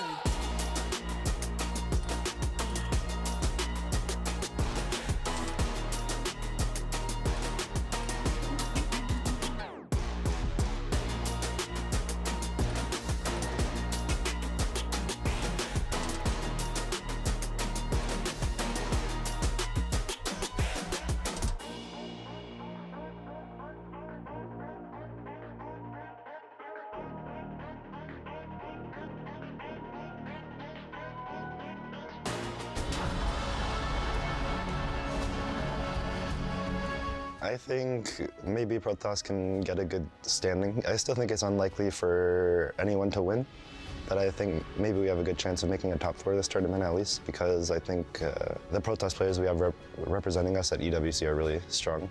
This time around, Hero and Classic and Showtime are doing really well. And you know, I'm not bad. I mean, we're like the lagging region, or we're a little bit lagging compared to Europe and Korea, of course. I feel like only a few of us really have a chance to make it big. The people who are willing to put in full-time effort for a few years or whatever. If I won this tournament, it would confuse me a little bit, but you know, it would be obviously very cool. It would be strange more than anything. I feel like my skill level is not bad, but I'm not a championship quality player yet. Like I don't expect to be able to beat Cyril this tournament, for instance. But you know, if I placed top 4, I would be super happy, for instance.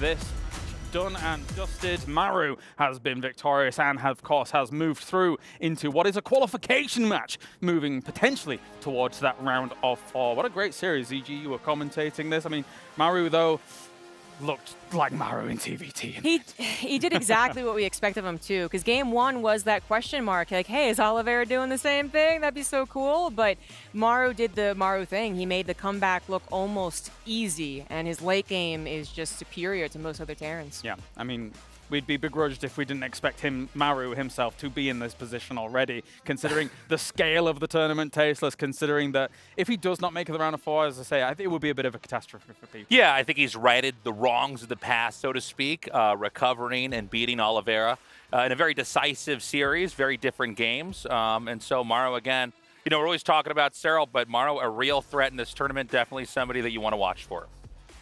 All right, well, of course, here, let's talk about the next series that is on the way. It is in the same bracket. It is in the same group as we are going to have Dark going up against Astrea. Now, for a lot of people out there, they might not have anticipated Astrea to be able to take down Gumiho here. It was a bit of a barn burner match, let's be honest, EG, in a 3-2, and Astrea now finds himself as a potential Protoss moving into a prominent position.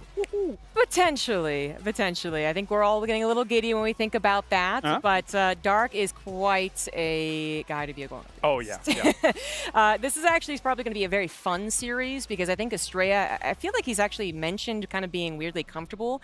Like, they're both kind of a little off. Maybe they're like both aggressive players, and so they make really fun matches against each other. And it's not maybe as dominating as you would expect when you see the two and their history, but overall, Dark has only lost like 5 times to Astrea in the history of their careers. So it is very difficult for Astrea. Yeah, for sure. Dark on the opposite side of this, Tasteless. You cover him so many times over in the GSL. We see him able to come to international tournaments and also carry that on. He is a previous world champion. He is an absolute killer, is Dark. Yeah, I think Dark, if you look at the results, obviously he should be taking this. I think he is like a better player. Astrea, though, a guy who's never really phased with live events. Out of all the pro gamers I've met, I put him in like top 3, top 4, just most comfortable under pressure. He's very relaxed. He doesn't take losses. He kind of takes losses on the chin, so to speak. So, you know, if Astrea can play the game that he prepared for, and let's not forget, there's been a lot of prep leading up to this. Yeah. All these pro gamers have been quiet. They've been grinding. They've been concocting strategies. He's only got to win a couple games to take it, right? Yeah, and really importantly, Dark now has dad strength. ZG. Exactly. And what can beat dad strength? Nothing. Nothing. Nothing. Nothing. He is, yeah, I've described him so many times at this point, you know, I'm picking analogies out of every which way, but basically that dad energy means something, you know. You keep expecting him to maybe start to falter a little more because we do talk about like some supply blocks that are really odd for pro gamers at this stage. And it's because he just has like a very intuitive feel to the game, but it's just gotten stronger, actually. He will not care. You're kidnapped his daughter and he's going to go taking style on you, all right? In every single StarCraft game he plays. But seriously, that just seems to be what's happening right now. He's punching even harder than before. Yeah, it feels that way. It really does. And he also knows that, and this is a bit of a somber moment, actually, because he knows that his career as a pro gamer is coming to an end. So he's looking at these tournaments saying to himself, like, well, this is my big opportunity to go out with an absolute bang. He's representing Talon now as well, Tasteless. Talon, as well as Virtus Pro, are two teams in running for some big points in the Esports World Cup Club Championship. So that is important for a factor for these two as well. You're absolutely right. I actually had the opportunity to interview him. You did? About him joining Talon. And, you know, it's a huge moment here, especially for a game like StarCraft, which is, you know, it's smaller than the biggest esports that are out there. So it's a real privilege to come here and represent this team. And you're right, this is a team that absolutely could use the points to advance their position on the leaderboard here. So a lot of pressure, but I think Dark is certainly a guy who functions well under that kind of pressure. I think one thing also scary for Astrea is that I think a lot of the community is expecting a guy like Dark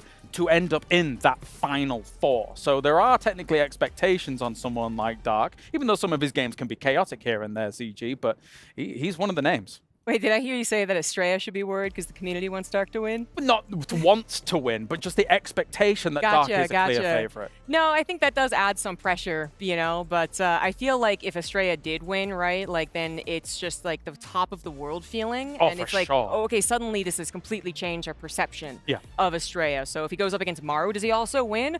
That'd be super weird. But absolutely, you know, I think Astrea might be kind of used to it, though. He's often going up against players that, you know, people don't give Astrea enough credit, and then he causes chaos. He gets a couple of victories people don't expect. So he might be used to this type of pressure. Chaos Maker versus Chaos Maker. I mean, Yeah. when you think about Astrea, we've seen so much of that. Even the slight move that we just saw yesterday of him doing this ridiculous mothership recall into Time Warp. He's like, yeah, I only did that once in practice. So he's not scared and not afraid, Tasteless, of pulling out some of these wild moves that would happen and work once in every 100 times. Oh, 100%. You know, he's one of these guys where when you say this guy has a crazy play style or he's very creative, a lot of times people will attribute that to early game, but it's not necessarily true with Astrea. At the same time, Dark, you know, we think about his late game. For me, it's always like him barely holding off a push and then like two ultralists attached at the very end. And he drives it back. But Dark also is a guy who has been known to do some crazy cheeses and some aggro. So this is going to be a fun series. I think it's really hard to predict exactly how it's going to look. Because both these guys have such a wide range of play and have their very own approach to the matchup. Yeah, definitely so. We're just getting word that we're just getting ready for these players to be up and good to go. We're just giving them a few moments before we do get to that game. So whilst we do wait, let's check in with good old Rotterdam and some of these players as they travel over here to Riyadh for EWC. Joined by two veterans of the StarCraft scene, and I'm going to talk to them about some of their favorite memories of StarCraft 2. They've been around for an incredibly long time. They've gone to so many events across different places of the planet, and let's just hear some of their favorite moments. Let's start off first with our handsome German. Tiny introduction, Gabriel. Yeah, hello, my name is Gabe, also known as Jeremy. And of course... Hello, this is Solar, the real veteran in StarCraft in this year. How's it for you, Gabe, as a player personally, if you think back of some of your favorite events in the history of... I mean, you know, when I started, I was still in school and like 13, 14 years old, so like still a child. But nowadays I'm like double the age, I'm like 27.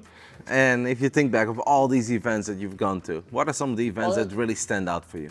For me, I was actually never really a traveling guy. When I first started playing, there were a lot of tournaments next to my... like in my city in Cologne, and were mostly like national tournaments because I was still in school, so I couldn't just like travel to America to play a tournament. In 2018, I released like the DreamHack in Leipzig. I really enjoyed that one because the only reason I played in that one is because it was in Germany. And then I also played the next one because I qualified. Solar, do you have any events that stand out for you after all these years of traveling? The first one is like, it was 2014, the DreamHack Stockholm.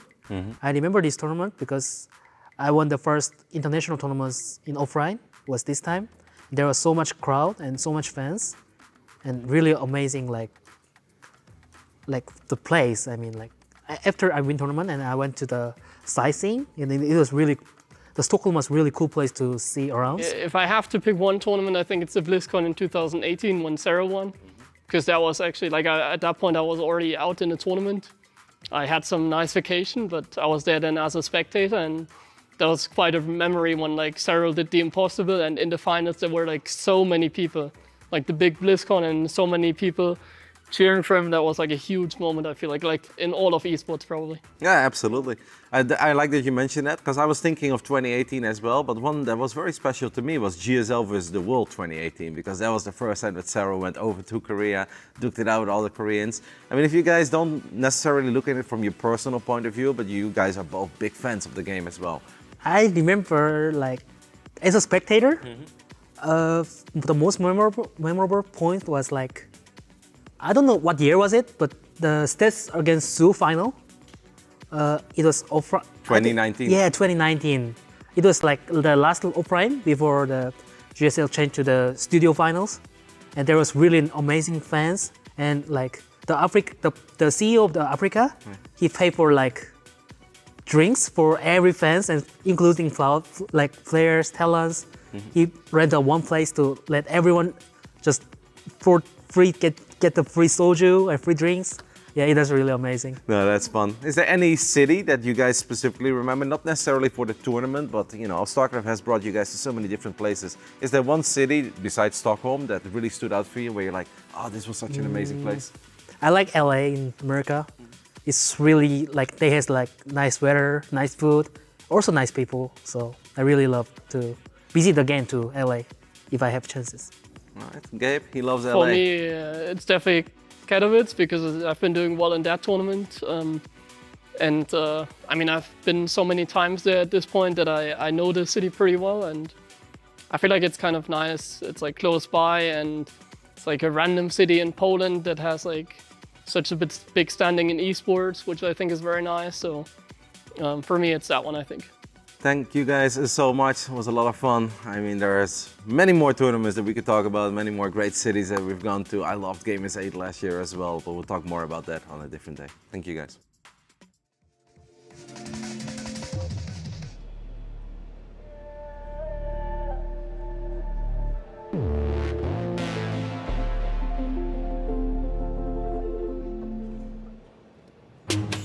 Welcome back to the Esports World Cup Starcraft 2 stage. We started things off with a fiery TVT, but now we're about to head into the matchup between the only Zerg and the only Protoss in Group A.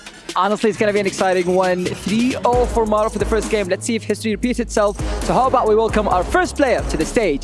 It is Dark of Talon Esports.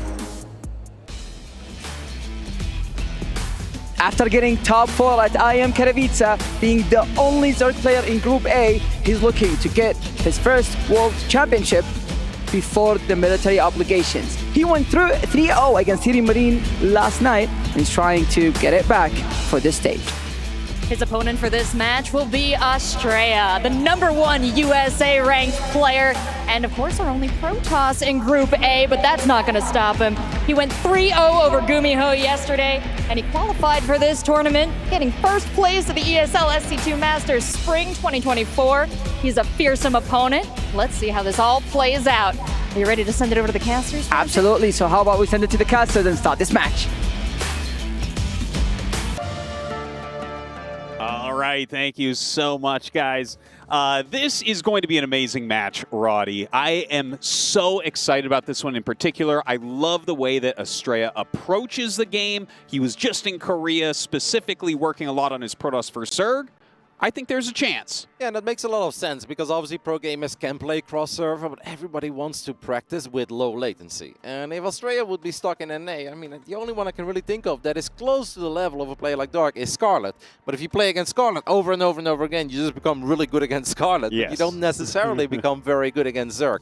So it made a lot of sense for a man like Astrea to go over to Korea, where you can start playing against the likes of Dark, Solar, Rogue, of course, who's getting very good again. Su is still in the mix, and of course there's Ragnarok there as well. So you're looking at 5 world-class Zergs, and that is really going to help you elevate your PvZ to the next level. A very smart move there from Astrea, who's already having an amazing tournament with that win over Gumiho. Honestly, I think one of the bigger wins in his career so far.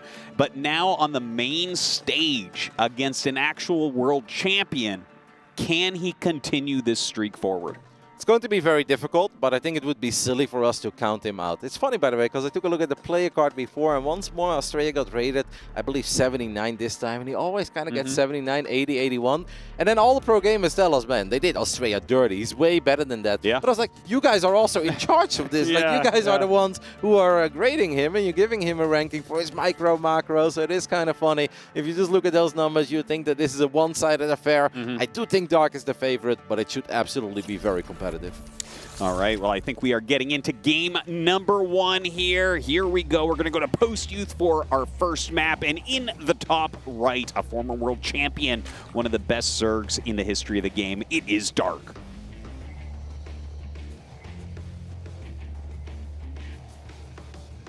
Throughout this very long history of StarCraft 2, 14 years, we've had a whole bunch of great North American Protosses, but this is absolutely one of the very best to ever do it. Representing Virtuous Pro, it is Astrea.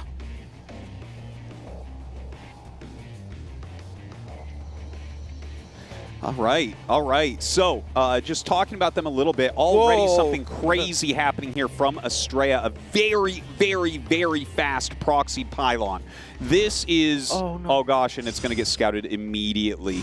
But it's 2 gates. It's 2 gateways. He sees them, though. This is the big problem. I'm a little bit nervous for him already. I think Dark is going to be able to come out here and hold this pretty easily. Yep, he's going to actually build the spawning pool at the top of this ramp, which means that Astrea could eventually have to deal with a full wall, but I wonder if that's the right approach, because that obviously does mean that your spawning pool is going to be a relatively easy target. I'm incredibly curious how Astrea is going to follow this up, because we do see that he's building a gas, so I expect a couple of Zealots into a quick cybernetics core. Yeah. And is he then looking for Adepts to just shade around the main base, or does he actually want to go all out and maybe make a couple of Stalkers? Stalkers have like more micro potential in the straight-up fight, but Adepts have more chaos potential. Yeah, I'm not so sure, but I did see him shake his head as he went up the ramp and saw the placement of that spawning pool, so I think that is part of his plan there. We'll see if Dark is able to just parry this very easily. The thing is, Astrea has strategies no one's ever seen. Like, I would easily put him as top 3 strategically at this whole event, and in the whole world, in fact. The man is very fun, and he's incredibly creative as he is going to work on this spawning pool. There is a spine crawler coming online, though, in that mineral line, and the 2 Zealots can't really do much about it. That probe is actually very important, because it normally takes a Zealot 3 hits to kill a Zergling, but if the probe gets a single hit off on one of these probes, Zealot will be able to 2-shot Zergling. So that probe could have been very useful. Unfortunately for Astrea, he's lost it rather quickly. He's got 4 Zealots now. 2 Zealots still pushing out a lot of damage on this spawning pool, and it does seem like this spawning pool could potentially fall. With 2 more very healthy Zealots showing up, and we've got these 2 Adepts popping in the near future. I believe he can get the pull. The problem is the Queens are already out, the Zerglings are out, and there is a spine crawler. Well, you know, he's got the Adept now. I think he might still be able to push and get the pool, do you think? There's no transfusion energy as of yet. Yeah, maybe he did that a little bit too quickly. Now he's going to go ahead and shade, and if those Lings go over there, I could see him maybe not only picking off these drones, but the Zealots should probably hit the pool again right now. Yep, I don't think the Queens really have transfuse energy yet. Dark canceling that spine is honestly kind of crazy Dude, to me. Low. It's so low. He's got to target it if he's going to go for it. Oh, he's going after it again here, and he's so oh my goodness, no! No, and the transfusion comes down. That is a heartbreaker. That was some missed micro combo there from Astrea. It's almost like he was afraid to kill it too quickly, because then he would have to worry about all those broodlings that puts around his units, but now he doesn't get it in the end at all. Does not have enough DPS anymore to stick around. There are Zerglings in the main base on the other side of the map. I believe Dark for a split second there rebuilt the spawning pool, or he got a spike roller up again, and then he just cancelled it. Dark says, I really don't need it. I am fine, as enough time went by for the Queens to have 50 energy to drop a transfuse. And this is just a bit of a disaster start for Astrea. I mean, it's fun to see different stuff, Artosis. Yeah. But obviously, if you play these risky builds, you know they can fall flat on their face. They can. Some bad luck there, some bad execution there, unfortunately, for Astrea. But we'll see if he's able to maybe try to fight back. It doesn't look likely, since Dark is going for a Baneling Nest, and there's already Lings up here. So, like, this is like worst case scenario, I would say, for Astrea. I'd be very surprised if he's not dead in the next minute. Oh, I think he will be, and I think he knows it as well, but he's just wondering. Maybe Dark does something silly, like he just stays incredibly passive for 6 minutes, but Dark is a no-nonsense Zerg. If he can get you out of the game, he's going to get you out of the game. We look at the army splites. What a depth right now for Astrea. 2 gateways are about to finally be able to warp in a couple of units. I guess, theoretically, we could warp in a couple sentries. He does have 500 gas, and with non-stop sentries, we've got a chance when he goes for a depth. And I don't believe that is ever going to get the job done. No, this is looking pretty rough. That last pylon going to be able to be taken out here as well. The Baneling walking in, and he's about to have 2 more. So, I mean, from bad to worse right now. Lings flooding in. GG is called, and Dark will end up taking game 1. But I will tell you what, if he hadn't seen those gateways with the Overlord, I bet you Astrea would have sniped him there, you know? It really felt like a build that, even though it got scouted, Astrea got very close to making magic happen. Yep, because if he doesn't see that gateway, he doesn't fire up 6 Zerglings immediately. If you don't have those Zerglings, if you don't have that Queen immediately right where it's supposed to be, then it would have all looked very different. Even towards the very end there, by the way. That is so omega frustrating for Astrea. Because of course he will look at this and be like, man, this was a bit of a disaster. I didn't get the pool, my gateways are going to be unpowered. But if he warps in 2 sentries there, and he drops a force field, and he drops another force field, he has enough time to get another set of warp-ins going, and he actually had a 5-worker lead. Now, I'm not saying that the game looks good for him, because he's just stuck on 2 gateways. He's got no Stargate, he's got no Twilight Council, so he's still in trouble, but that is actually a position that you can still play from. Then maybe you can drop a Robo, do something fancy with a Warp Prism and Adepts, but to warp into Adepts and 0.1 second later Baneling show up is like, oh, come on. Could anything else have gone wrong in this game? And look at that, 78 health. He was mis-targeting here a little bit. Look at this, 38, 22, 15. That's 1 Zealot hit away. It went down to 7 health, and then the transfusion came out. It's really unfortunate. If he had focused on that a little bit more, it would have died. Look at this. He has a 5-worker lead, and he warps in the depths 0.1 second before the Baneling show up. Now, I still think that even if that Baneling boss doesn't kill Astrea, this man will have still been in a mighty fine position. 4-0 right now in this tournament. Yesterday, a very convincing 3-0 over Hero Marine, and he has now taken the 1-0 lead after successfully defending some Protoss cheese hailing from Korea. It is Dark.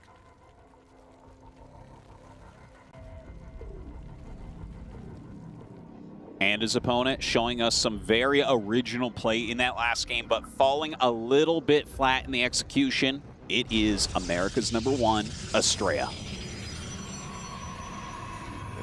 It made sense what he did, where you start battling the queens. If you feel like this is a battle that you can theoretically win, you don't want to go for the spawning pool immediately, because then the pool dies, but 8 broodlings show up, they surround your units, and then you get the pool, but you lose all your DPS. So he's like, you know what, I'm going to put some pressure on the queens first, maybe I can get one of the queens, and after that I'll shift my priorities to the spawning pool.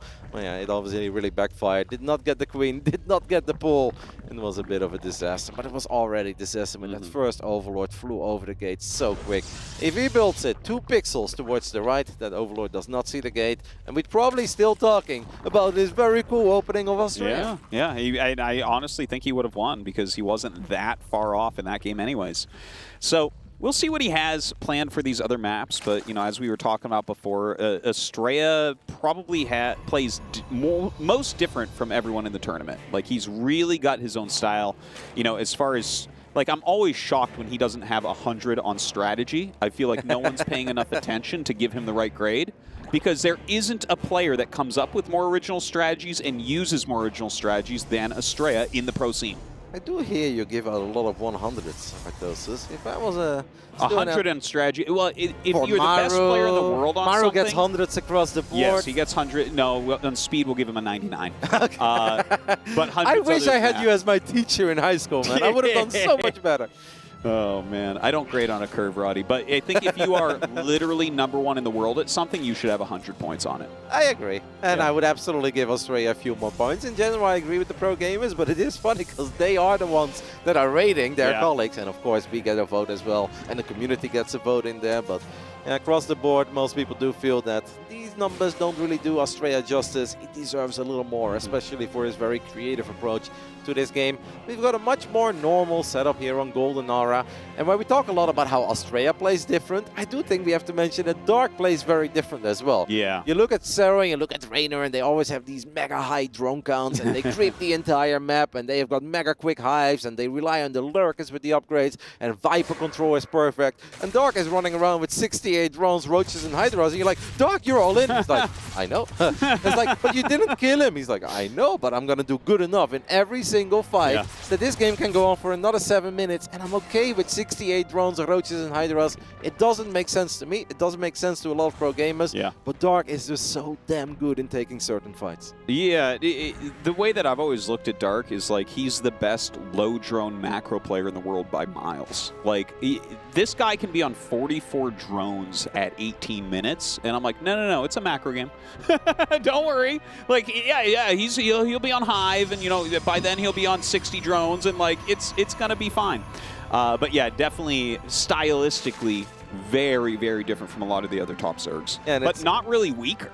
Absolutely not, and he can macro. Like, if you give him time, and if Dark one moment wakes up and says, you know what, I do want to go up to 90 workers and get a love creep going and get an incredibly quick hive, he can do that, and he's going to look damn good with that playstyle as well. But he just loves living on the edge, and he just takes phenomenal fights. Let's see if Astrea can find some success with the Oracle. Spore Crawler is done in the natural. This is very risky by Astrea. He's going to take a lot of damage on that Oracle, and there is no wiggle room in the main base. We've got a Spore Crawler there too. There is a tiny opening though in the third base. Grabs 2 workers. Would have loved to get another one, but Dark even dropped the transfuse. Now I don't think the Oracle would have committed to it. Overall solid defense here though by Dark. Only losing 2 workers while dealing this much real damage to the Oracle. Not just shield damage. And Dark is going to be happy with this. Definitely a little bit painful there for Astrea. You know, 2 is like the minimum amount you can get with the Oracles. Like everyone in the world gets 2 drones when they fly in, but yeah, but I also lose my Oracles like those. Yeah, no, me too. I still get those 2 drones. But yeah, he's taking a lot of damage on those. You know, I'm sure eventually he'll slip it out. I mean, he could use a recall. I don't think we'll see that, but he's taking his third base. He's getting up into Blink, so some pretty standard stuff. You know, we talked a lot about the different strategies of Astrea, but he can play these more straight-up styles as well. And it is worth mentioning that Golden Aura is an excellent defensive map. You basically have this 4-base core setup on your side of the map. If your opponent wants to attack you, he always has to go up a ramp one way or the other, and that makes it incredibly difficult. As this stasis trap, by the way, is actually pretty solid. A couple of drones get stuck. The 2 queens will be stuck for a little while, as Dark is going to fire up his first 8 roaches. We don't look at a whole lot of Zerglings. There is no +1 melee yet, so Dark absolutely does need to respect the power of the Blink Stalker, especially on the edge of creep with Oracle support. Yeah, I love seeing him actually walk around here and kill off some of those creep tumors. I think that this is we've seen Protoss is doing this more and more lately, right? Where they're trying to shave down some of these tumors. Terran players have been on top of that for a long time, but very good here from Astrea, just picking off a few extras. I saw a quick infestation pit. I was like, is Dark gonna give us a quick hive game? But that is not what he's going to do at all. He drops the Nidus network as well, which means we're probably going to see a lot of roaches, ravagers, queens, and of course the swarmals. And I don't think that Astrea is going to scout this anytime soon. And this goes back to these Oracles taking so much damage of the Spore Crawler and the Queen in the early game. At that point, you're a lot more hesitant as a Protoss to send those Oracles in deep to figure out what's happening in the main, what's happening in the natural. And if you don't know you're playing against Swarmals, it can be incredibly difficult to go up against. That's a good point, but I actually don't like this choice. Like, I'm actually a huge fan of Swarm Host Nidus, but I actually don't think that's good in this particular game, okay? Because like the Swarm Host Nidus does best against someone who's making Immortals and Archons. Like, it's unbelievably strong. Ah, there's the double robo. I was going to say, he doesn't have a robo. He might be going very gateway-centric.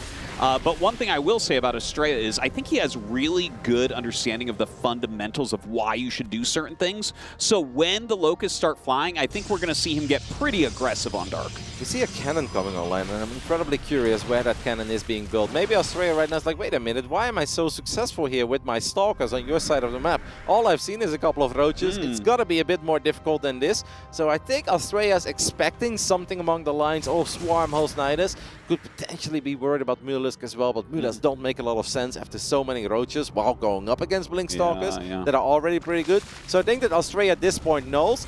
I think what you really want to do here is see where these Nidus. Yeah, he's looking for it. He absolutely knows. So good. He's heard it, of course, as well as he gets an alert whenever the first Nidus comes up, and just forcing a couple of these Locusts to land on the low ground. Don't get on top of your probes or your Nexus is already a big win. Even if you end up losing a couple of workers, this is okay. But now Astrea does need to start buying time. And I would honestly say go crazy on your static defenses. Batteries and cannons are fantastic against Locusts. And look at this, he is fighting against the Locusts. So the Swarm hosts are gaining some value here. In the meantime, a little counterattack by Dark. He has a huge amount of supply right now. Overcharge goes off, but he is being powered down on these Stalkers. And it looks like a little bit of a flank as well. You know, the supply definitely looks super Dark favored, and yeah, it is, but I don't think Astrea is actually in that bad of a position. You know, the supply doesn't tell the full story when it's up here. You're spot on there, but it is important then that Astrea stops losing units, and he's already been bleeding out a couple of Stalkers, and Stalkers are not cheap. Roaches are cheap, Stalkers are not cheap. We are losing a couple of the gateways. I do think it's going to be more and more difficult for Astrea to maintain a pretty healthy army supply as the Roaches and Ravagers are here. Locusts are going to keep the Protoss army at bay. Battery overcharge is on cooldown, so Dark wants to go for the Nexus, but Astrea with a forward blink is going to trap a lot of these units, and that is absolutely a great fight for Astrea. Even if he loses a couple of units, he kills a lot of real units as he now blinks forward again, gets on top of the Nidus network as well. This is such a crazy battle. Dude, those three Immortals have done so much work here, but with these Lings coming in, he does have to pull back. Locust swarming in on top of him as well. And it feels like Dark is just about to break through here. If he loses those Robos, I can't see him winning this game. What a brilliant call by Dark to show up there with 20 Zerglings, because the Zerglings getting on top of the Immortals is what allows him to finally kill those units. If he just had 10 more Roaches show up there, you don't get much done. The only thing you can do is fight with support of the Locusts, but the Zerglings, they show up quicker and they are able to surround those Immortals. Astrea had a pretty good idea, I think, of what he was going up against. Took a good fight on his ramp, but maybe he got a tiny bit carried away going all the way down that ramp. It is a strong defensive map. Why don't you rely on your static defenses? It's a good point. I think that, you know, you want to push and punish the player that's going for the Locust because they aren't always ready. So I think he was thinking to himself, okay, it's off cooldown. Let's get down here. Let's kill the Niduses, force the Locusts out of here, or the Swarm hosts out of here, rather. I think that that's the idea he was going for, and it just didn't quite work out. Dark is having one hell of a run so far. 5-0 at the Esports World Cup 2024 as we take another look at this blink. I love this blink, and this is absolutely a good fight. Even if you're going to lose a couple of those expensive Protoss units, you take out so many Roaches and Ravagers. And I think the forward blink to the low ground would have been okay if Dark wasn't Dark and wouldn't show up with Zerglings at a picture-perfect moment. They ruined that. They really ruined the whole engagement.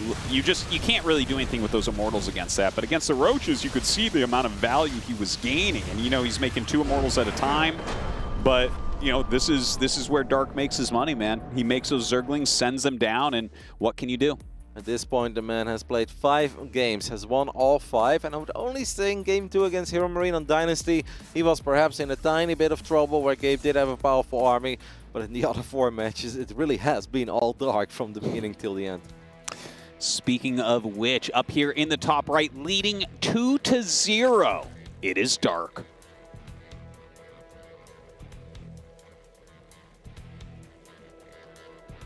In the bottom left side of El Sione, we take a look at the main base of the man who's trailing 0-2, but he had a great win yesterday over Gumio. Can we turn things around for the American Protoss representing Virtus Pro? It is Astrea.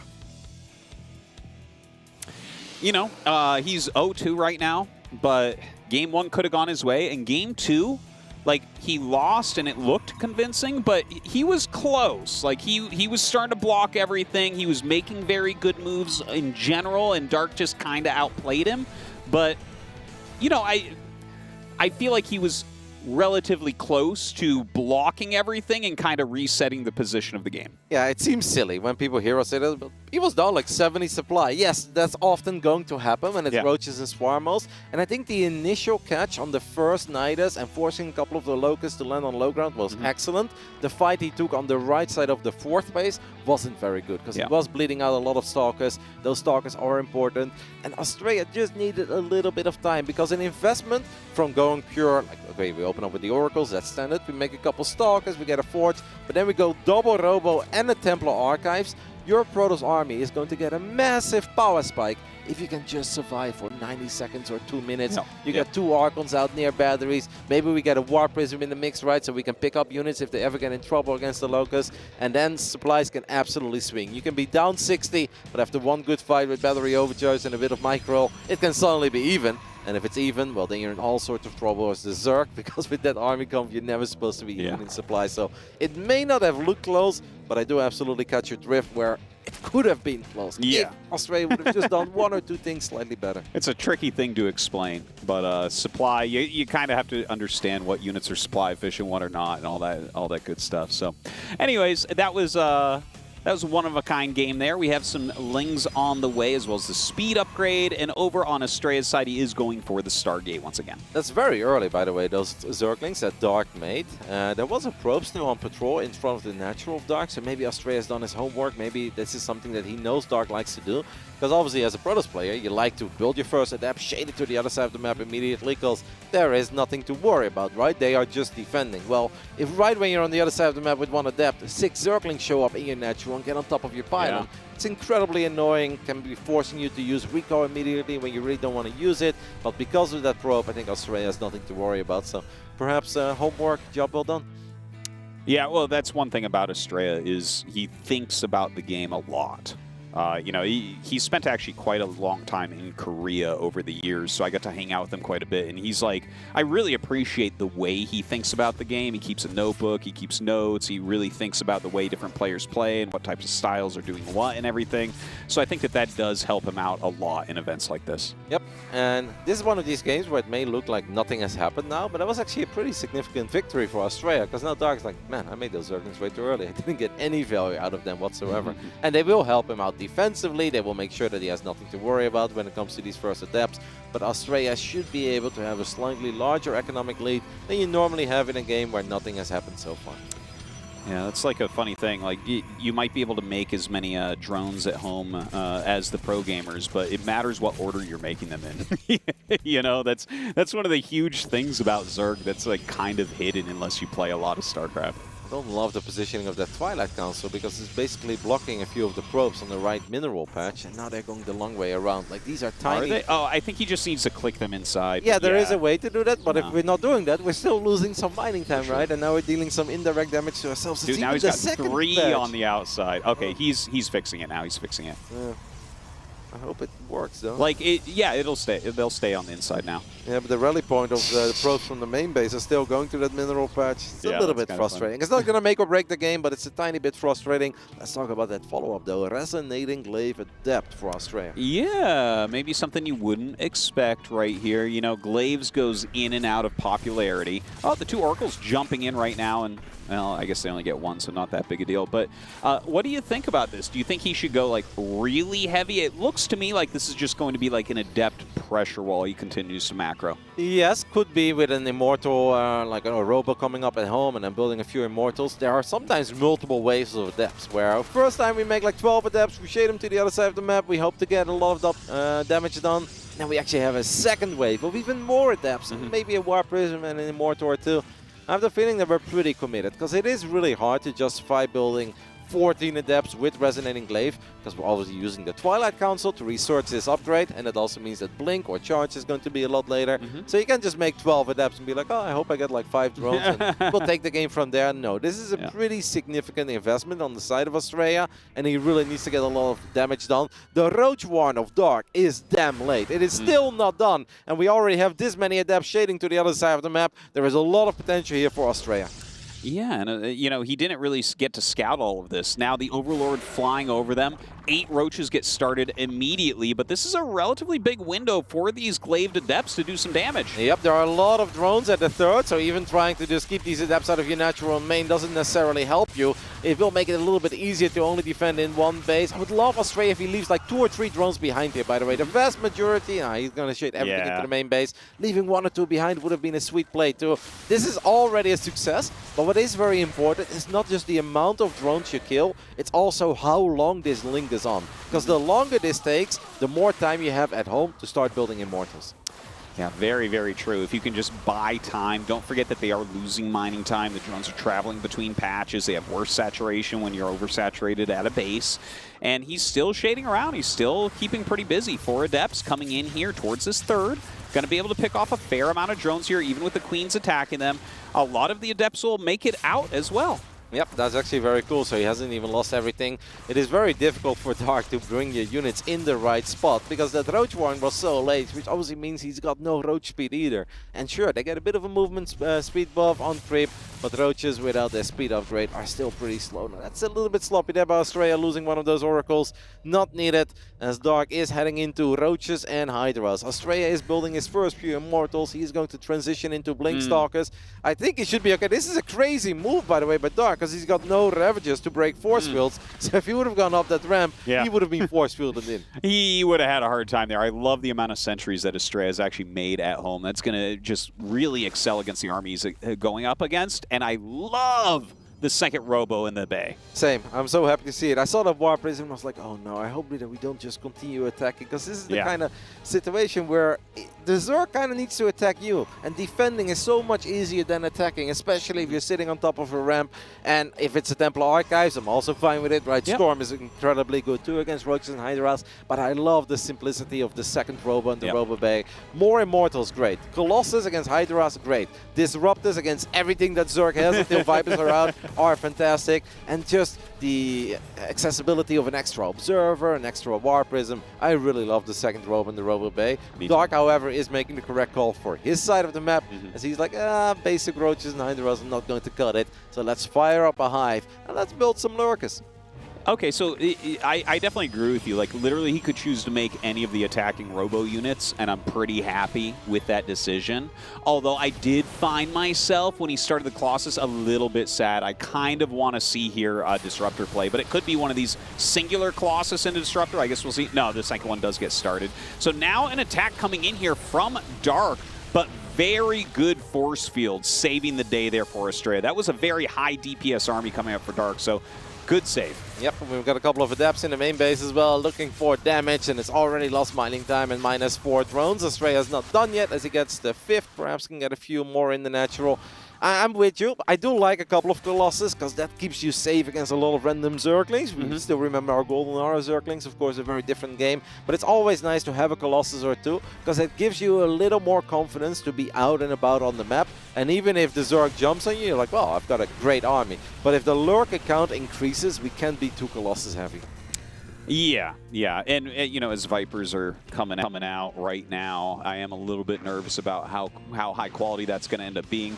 Now, Astrea is pushing. The Vipers are not out, the Lurkers are not out, so in a way, this is a very good timing, and that Colossus is doing great against all these Lings coming up. A few extra force fields go down. The Hydras actually target down that Colossi. Another one going to go ahead and join up. Some slow Zealots coming in here as well. And while all this happened, the War Prism got picked off as well on the main base, so excellent defense by Dark. We don't have extended thermal lens. The #1 upgrade that Protoss players really like to forget. Now, we only want to build those 2 Colossus, and after that we want to build different units. Perhaps we don't need it, but it always feels like it is worth it. Sure, it's a little bit pricey, but we're on 4 bases. We've got double Robo. If we like those Colossus, we should absolutely get that upgrade. He's actually dropping the Templar Archives now, which I don't hate, because it's going to give us access not just to Storm or Archons, but feedback is incredibly important against Vipers. Yeah, I think so. At this point, I wouldn't mind if he stays a little bit more Immortal heavy and just focuses on high Templars as his splash damage, as his anti-Viper. But, you know, as that Lurker count grows, Lurker-Viper is one of the most cost-efficient combos in the entire game. So I am a little bit nervous about Astrea trying to break that, and he may need to go up into Sky Toss to do so. We used a recall, but we are still not getting on top of this Nidus. I don't think he's seen it yet, so he has recall towards the left side of the map. Now the first Nidus comes online, the Lurkers come out immediately, and this is terrifying. Now there are Zealots on the other side of the map creating a bit of chaos, but what a moment for Dark and his first Nidus to come online as he gets on top of the 2 Forges and the Stargate immediately. Man, already having utilized that recall makes it extra painful. I love how Dark has just set up at the top of this ramp. It's so hard to actually attack up there and do anything. Goes ahead and reveals everything, but how do you break this? And the most problematic thing is you can't just give up the main base, because if you give up the main, then your natural's in danger and your triangle base is in danger as well, as the Lurkers can attack those bases from the high ground in the main. What a play by Dark, obviously finding that tiny corner of the main base of Astrea, where Astrea did not have vision, and Astrea recalled his army to the wrong base. I thought he recalled because he saw the Nidus, but he did not see it, and he is going to lose his entire main. But the problem stays. You look at these Lurkers, indeed in range of the minerals on the right side. You look at the Lurkers near the Nidus, and they are in range of the natural. So Astrea has just been dropped from a 4-base Protoss to a 1-base Protoss. It's rough, man. The thing is, I really feel like Astrea has played very well and very smartly throughout this series, but Dark just showing that his level is above Astrea's right now.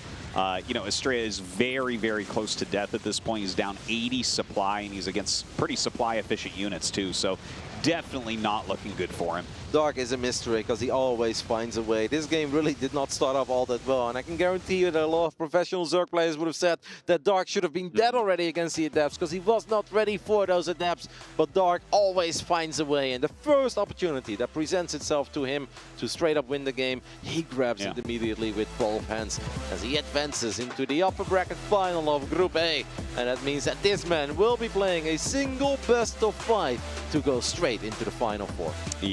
Yeah, and that's going to be a very tough one as well, isn't it, going up against Maru. So one thing about Astrea, by the way, is I hope that this does not deflate him at all, because Dark is one of the tournament favorites. So it's like, yeah, you did get 3-0'd, but actually you were looking good, you had good strategies, you had good ideas.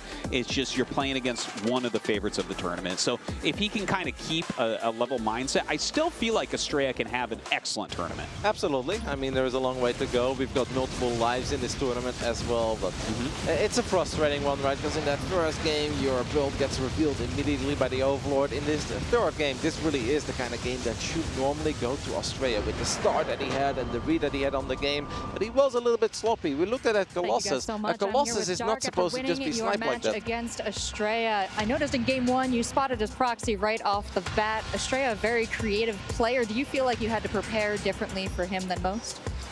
일단 박영호 선수 승리 축하드리고요. 일단은 1세트 경기부터 한번 되짚어볼게요. 1세트 때 이제 아스트레아 선수의 전진 건물을 빠르게 또 확인하셨는데, 아스트레아 선수가 확실히 또 이게 창의적인 플레이를 좀 하는 선수이기 때문에 좀 그걸 의식하고 하셨는지 좀 궁금합니다. 좀 스타일리시한 선수라고 생각하고 있었고, 근데 딱히 의식은 하지 않았지만 좀 오늘 운이 좋아서 운 좋게 발견을 해서 손쉽게 이긴 것 같습니다. I mean, of course, he's a stylish player, but I didn't necessarily like prepare for his style, but I was kind of lucky seeing that. Fantastic. And Dark, we've talked a lot about the changes in your life that have happened this last year. Congratulations on becoming a father. That's really incredible. You also have your military obligation looming. Do you feel like these things are putting extra pressure on your game here? 이제 또 최근에 또 가장이 되셨으니까 굉장히 축하드리고요. 또 가장이 되시기도 했고, 또 이제 군입 때도 좀 앞두고 있다 보니까 확실히 좀 뭔가 그런 부담들이 많을 것 같은데, 그런 부담감이 좀 느껴지진 않으시는지 궁금합니다. 좀 감사드리고요. 확실히 뭐 가장이 됐다는 그런 무게감도 좀 많이 느끼고 있고, 마지막 대회다 보니까 다른 사람들은 좀 더 여유로운 것 같은데 저 혼자 약간 목숨 걸고 해야 된다는 생각을 갖고 있는 것 같아요. 그래서 경기 중에 실수가 좀 많이 나오는 것 같아요. 그런 부분들에 있어서. Well, of course, first of all, thank you, and second of all, well, the pressure is kind of on because I mean, there's a lot of changes in my life happen, so that's definitely on me. And that being said, I'm kind of making those mistakes because like everyone else is just chilling, but I think this thinking that it's going to be my last event here, so that pressure is on. So I tend to like trying to be more focused than ever. So I think that kind of like brings some mistakes over here. Well, hopefully you can shake that off a little bit. I love seeing you play, and we're really rooting for you to make this a huge tournament for yourself. Your next opponent is going to be Maru. How do you feel about that? 이제 최종전에서 이제 조성주 선수를 만나게 되셨는데 조성주 선수에 대해서 좀 어떻게 생각하시는지? 성주도 확실히 우승 후보라 생각하고 있고 원래가 컨디션이 좋았어도 좀 이기기 힘든 상대라고 생각하고 있는데 오늘 제 컨디션이 너무 최악이다 보니까 남은 시간 동안 잘 케어를 해서 경기력을 끌어올려야 될 것 같고요. 그냥 뭐 좀 살살 해줬으면 좋겠네요. Well, definitely he's a contender, so that's going to be a tough match. And considering the fact that I'm not in a very good condition here, so I'm just praying that he's going easy on me. Well, hopefully your condition improves. We're going to give you a little break right now. We're going to send it over to the analysts to take a look at your last matches. Thank you for your insights. All right, Dark, you think you're not in good condition, do you? All right, you just slaughtered Astrea to 3-0, and he moves on into a match to try and qualify for that round of 4. What a win it was here. ZG, Tasteless, State joining me to talk about this one. ZG, this was just a masterclass from Dark, looking great. Yeah, I want to give Astrea, credit for some of these games, and certainly give him credit for some of the build ingenuity there, bringing something out. But I just want to talk about how much Dark is just like pounding on people, right? Like he is obliterating them. It's like he wants to prove not only that he can be the finalist and the winner, but that he's going to do what Cyril did, and maybe even better by not losing a single map like in Katowice. It seems like he's really out to prove it. He is definitely one of the names that we're kind of expecting to be challenging for that top 4, if not at all Tasteless, considering what we've just seen as well. Like, okay, yeah, Astrea starts things off with a proxy, tries to go for that, instantaneously spotted. Game 3 comes along, all of this pressure, Nidusworm to cap it off here. Dark looks so solid. I mean, 3 very different games, 3 very different wins. I gotta say, I did think that was going to be a close, long series. It turns out I couldn't have been more wrong. Astrea, I think he came with some cool ideas. Unfortunately, none of them panned out, especially like the Swarm Host play there in Game 2 as well. Again, a lot of range here from Dark. Not a lot of people say they like the Swarm Host play, but they are. Well, if it's not only Swarm Host playing, it's other stuff, then it is, right? So. Yeah, no, indeed. It's long gone are the times of Heart of the Swarm, let's be real, when it comes to it. But State, what was your impression of Dark when it came to the series as a whole? It felt like Astrea was trying to throw him so many different curveballs, and he was just able to parry every single thing. And then also, I was almost reminded of the GSL finals that he played before, where it's like, how is he always able to find the one spot in every pro gamer's base where there isn't vision for a Nidus? I mean, Dark is the best in the world at doing this. Just absolutely dismantled Astrea. I'm a little sad because Astrea's PvC's been getting a lot better. Yeah. I think he's better than he showcased here, but Dark just on another level. No, for sure. Now that means here in this bracket, basically, we find ourselves in a scenario where either Maru or Dark is going to guarantee themselves a top 4 finish already. Bear in mind as we take a look at this bracket as well, if you qualify, if you win that match, you already guarantee yourself $80,000, ZG. That's insane. And you get to chill and watch, You just get to chill and watch everyone else in this bloodbath. So whoever ends up victorious, you've just watched all their games, whatever matchup you're going to be playing against them. It's an incredible favor to be in that top 4 so quickly, but obviously it's difficult to get there because Maru versus Dark really can't call that precisely. You can give a little bit to Dark as a GSL, but Maru's looking really good too. It's supposed to be one of the toughest best of 5s in the bracket, I guess, but the reward is very well worth it. Yeah, Dark's again, when it comes to Maru, not many people look good against Dark, but Dark has looked good against Maru in recent memory. It's great. Anyway, I'm getting ahead of myself. I'm a bit too excited because we've never been this early in a tournament saying somebody could already win $80,000. But anyway, State, let's check in with you. What have you got for us from this series? Yeah, well, for that series, I was really keyed in on game number 1. I love the play that Astrea went for there in game 1, but everything just went off the rails. If we look here at the replay, I mean, the fact that Dark was able to just barely see these gateways warping in, and then the fact that coming in right here, this spotting pool is so low on HP. A little bit of missed micro coming in from Astrea. He wasn't able to get that final killing blow, and the entire game turns on its head. As soon as speed is done, let me tell you, this wall in right here with 2 pylons, this does not stop the bailing bust that Dark has coming in. It's a very clean win, and I feel like for Astrea coming in with these sorts of game plans, it's kind of hard to go into game 2, game 3 with another winning mindset. I mean,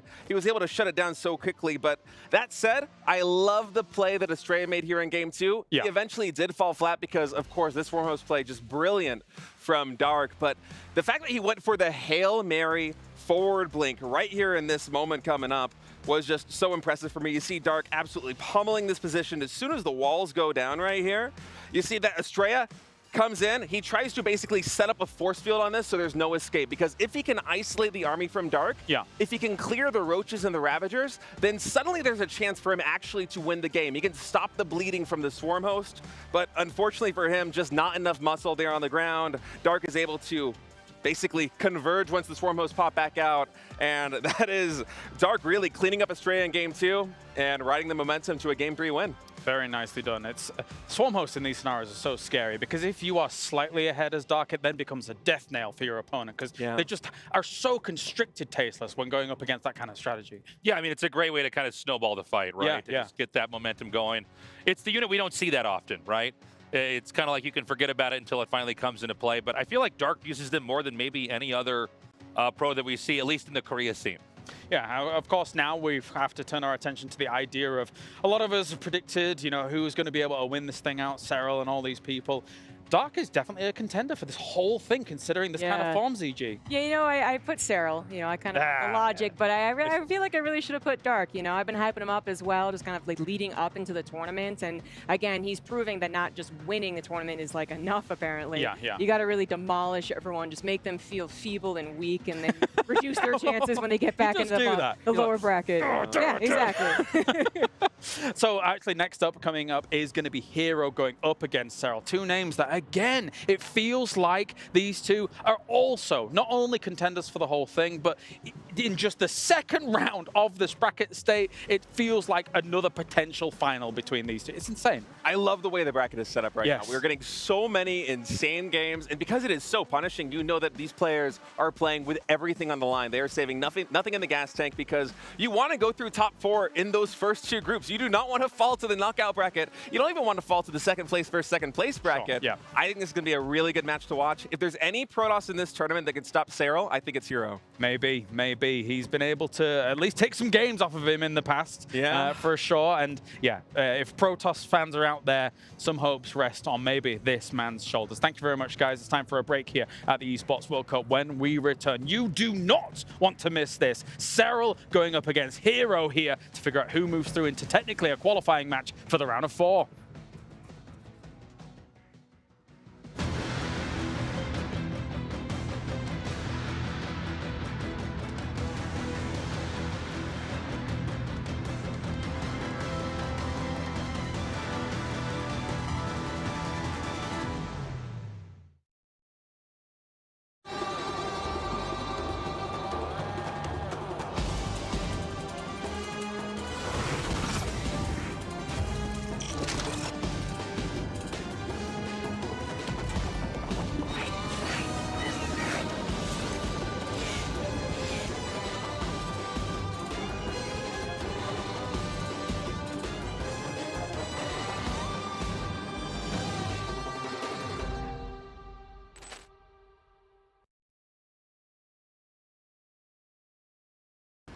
لحظات البداية عاشت معنا. كنا نحسبها وقت للتسلية بس. نحسبها بس ذكريات. عبود أعطي أختك اليد يا ولد. ابتكرنا فيها ابتكارات، وإذا بغينا قلبناها خرافات.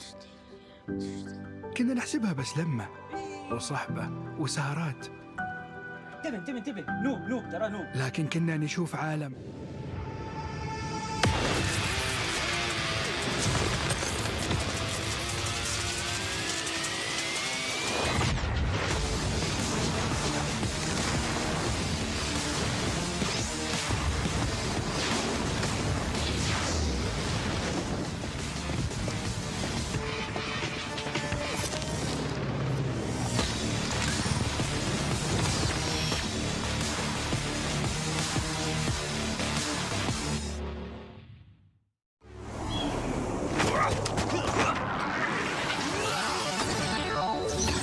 Ready, set, go.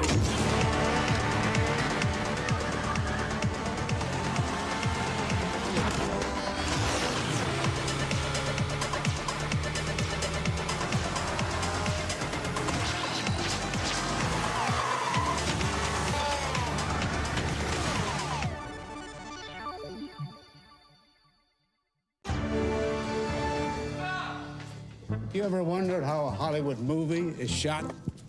On a Sony. You review it on a Sony. And how do you make that sound epic?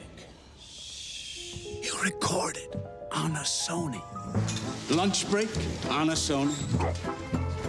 So why wouldn't you watch it on a Bravia by Sony?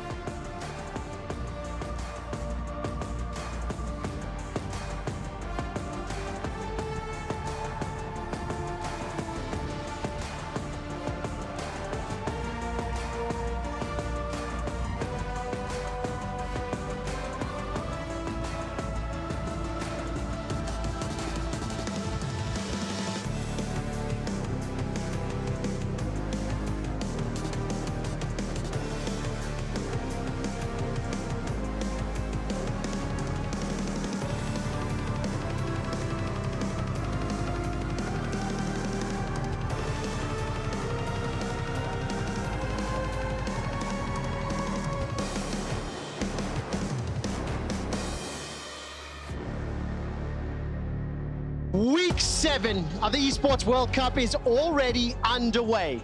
We have crowned 15 tournament champions, only 8 remain, and 3 take to these arenas over the course of the next 4 days. Let's find out what games we're playing in which arenas.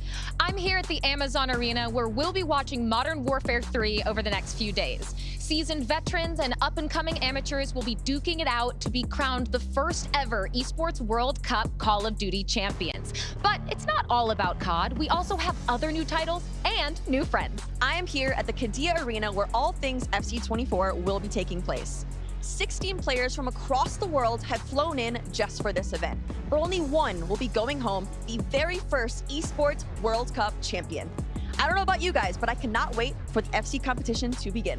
We saved the best game for last. Welcome to the STC Arena, where 18 Starcraft 2 competitors will be competing for $1 million. After 14 years of constant competition, we have finally arrived at the $1 million mark. I'm very excited myself. This is the EWC Central.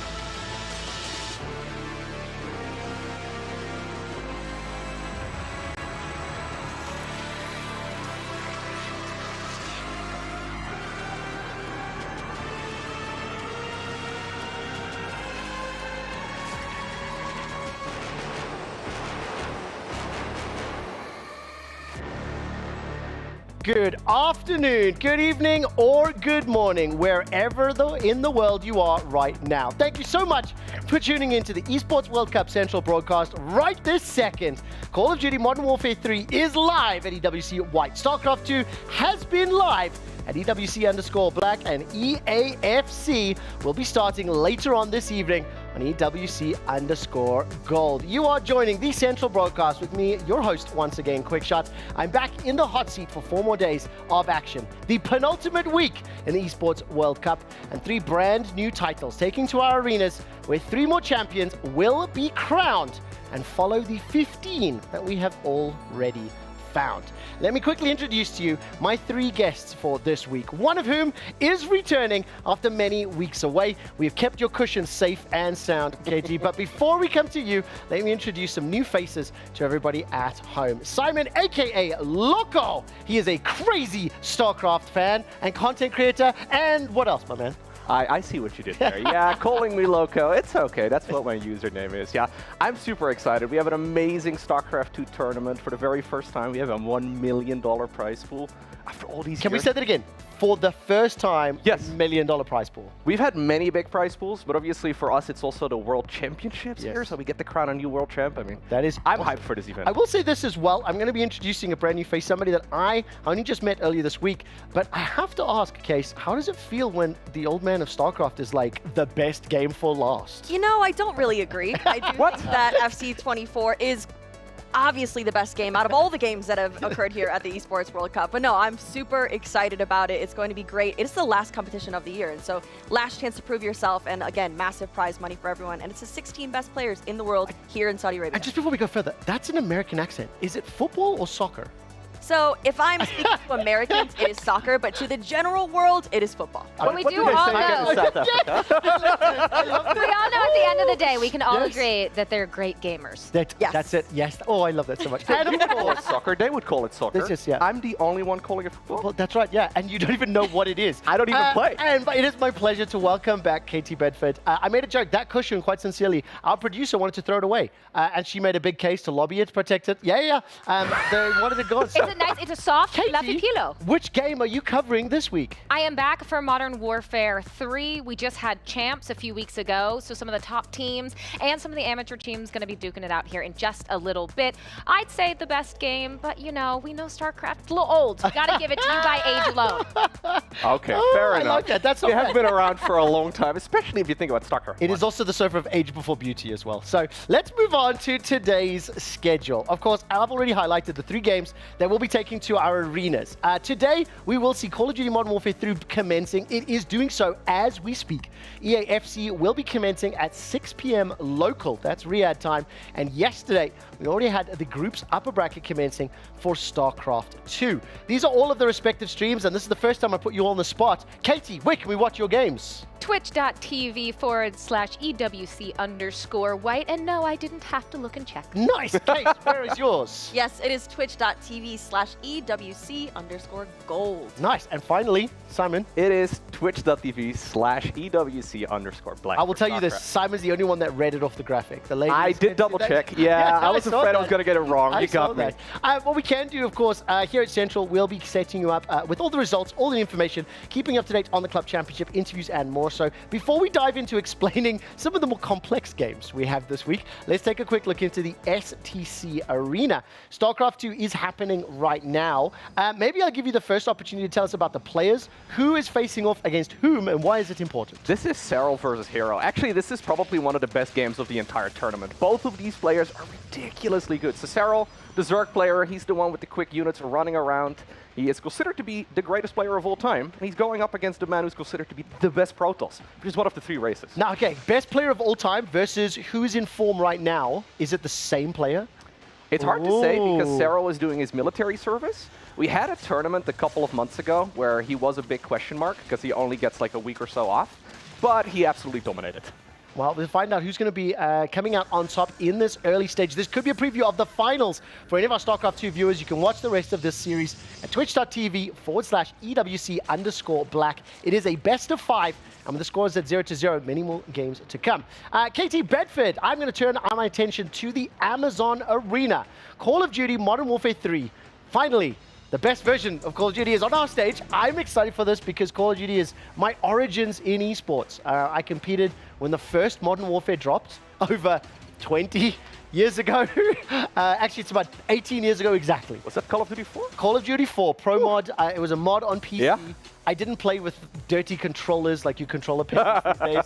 But who is taking to the stage and why will it be important? Well, if you know absolutely anything about COD, you're certainly going to know the players in green that were just shown. That is Optic Gaming. They are the MW3 champs. It is the second champs that Optic Gaming has ever won. Inarguably the most famous organization in Call of Duty, with the king of COD, Scump, retiring last year. But the players up on that stage, some of the best, and they absolutely want to go back-to-back with winning champs and then going on to win this. Ooh, let's see if they can. Going to take on Omit Brooklyn, a couple of old names in that roster. We'll come back to that story a little later on. And as we mentioned, you can continue watching Call of Duty Modern Warfare at EWC_white. Oh, I'm so proud of that. Yes, okay, good job, team. It's the dumbest game that I play, asking the Has anybody gotten it wrong? Many times. Oh, okay. Myself included.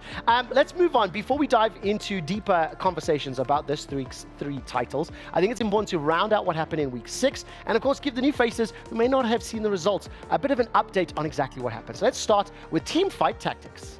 Teamfight Tactics has completed its arduous 4-day tournament here at the Esports World Cup. The fiercest tacticians, which includes world champions, united in a heated 4 versus 4 team format. Let's jump into a recap of each day. On the first day of the tournament, 16 of the strongest teams in the world assembled in the group stage brackets. After a grueling opening day, several upsets would occur. Carmine Corp, Twisted Minds, Zeta Division, Fnatic and Weibo Gaming all had high hopes for the tournament, but would be knocked down to the elimination matches, where they would have to fight for their right to stay in the tournament. Day 2 of TFT was Elimination Day, where 4 teams would exit the tournament. In a series of group matches, the teams that survived would be GK Esports, Twisted Minds, Weibo Gaming and Na'Vi. This unfortunately meant that it was the end of the road for Zeta Division, Carmine Corp, Onsepa and Fnatic, who all had high hopes in this tournament. Day 3, the end of the group stage and the start of the playoff bracket. This would mark a pivotal point in the tournament where the top 8 bracket would be completed. From there, the quarterfinals would begin, leaving us with the final 4 teams to continue their fight to the end. There would be Team Vitality from NA, T1 representing APAC, and our 2 China region juggernauts, Wolves Esports and Twisted Minds.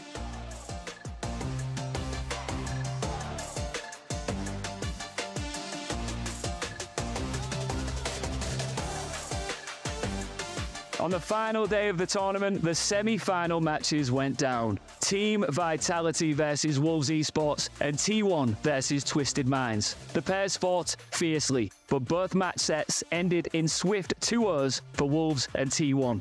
The Giants from China and Korea would then face off in a best-of-5 match to lay claim to the lion's share of the $500,000 prize pool. After an arduous battle of the best, Wolves Esports arose the victor, and with a decisive 3-1 victory became the winner of the Esports World Cup Teamfight Tactics Tournament. And so concludes the first TFT Esports World Cup. Wolves Esports have rightfully earned their place on the totem and will forever be remembered as one of the world's finest, where nothing is granted and everything is earned. Thank you so much, Mr. Chambers. This is one thing that I'm very thankful that Case is here with me. You're going to be familiar with a lot of these accents. That gentleman's from Hull, one of the other big Premier League team regions and plays.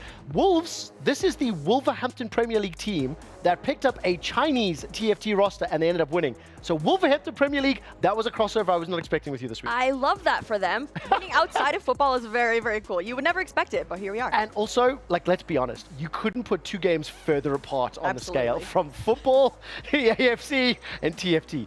Let's turn our attention to the kiddies that played on stage last week and see what happened in Fortnite.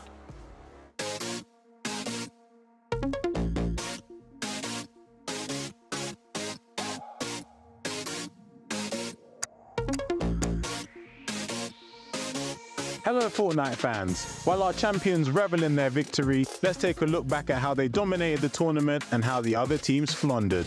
In the group stage, 16 teams competed, divided into 4 groups. Group A featured Team Falcon, Zeta Division, Dragons Esports, and Exet. Exet dominated the group, defeating both Dragons Esports and Team Falcons without losing a single mode. After a fierce redemption battle in the lower bracket, Team Falcons emerged victorious, securing their spot in the playoffs. Unfortunately, Zeta Division and Dragons Esports saw their journey end. In Group B, Exceed, Power, Al-Ula, and Gaming Gladiators clashed. Power put up a strong fight in the Capture the Flag, but Exceed ultimately prevailed. Exceed then faced Gaming Gladiators in a nail-biting match, winning 3-2 to advance to the playoffs. Gaming Gladiators, however, fought back through the lower bracket, earning a place in the quarterfinals. Al-Ula and Power were eliminated from the tournament. In Group C, Carmine Corp, KS7, RA Esports and Fnatic clashed for supremacy. Carmine Corp dominated, securing a direct path to the quarterfinals, while the others battled it out. The showdown between RA Esports and KS7 for the final spot was crazy, with RA emerging victorious, leaving K7 and Fnatic behind. Group D featured Heroic, W7M Esports, Dignitas, and Big. Heroic triumphed in both matches, advancing to the quarterfinals. Big and Dignitas faced off twice, with Big winning the first encounter 3-2. However, when it mattered most, Dignitas crushed Big 3-0, sending both Big and W7M Esports home. The upper bracket titans Exet, Exceed, Carmine Corp, and Heroic stormed into the quarterfinals, proving why they ruled the group stage. Exet delivered a flawless 4-0 sweep, sending Gaming Gladiators packing without dropping a single map all tournament. Carmine Corp and Exceed each cruised to 4-1 victories, but Heroic had to dig deep. Down 2-1 against RA Esports, they roared back to clinch it 4-2. The journey ended for Gaming Gladiators, RA Esports, Team Falcons and Dignitas.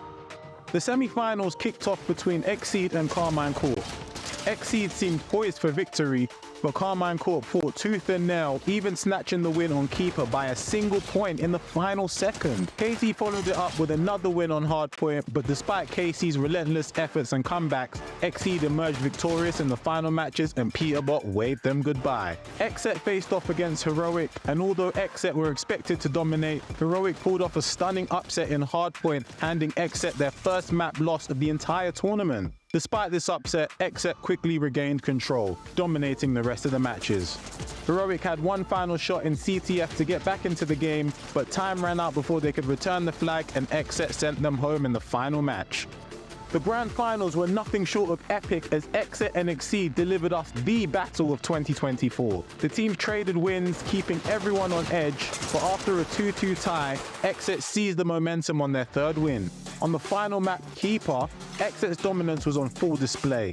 In the final moments, Edgy wiped out the entire opposing team to seal the victory. Exet claimed the championship, the trophy, and the glory, proving exactly why each other team feared facing them. Ritual earned the tournament MVP title with his incredible sniping skills, consistently delivering game-changing shots that secured Exet's path to victory.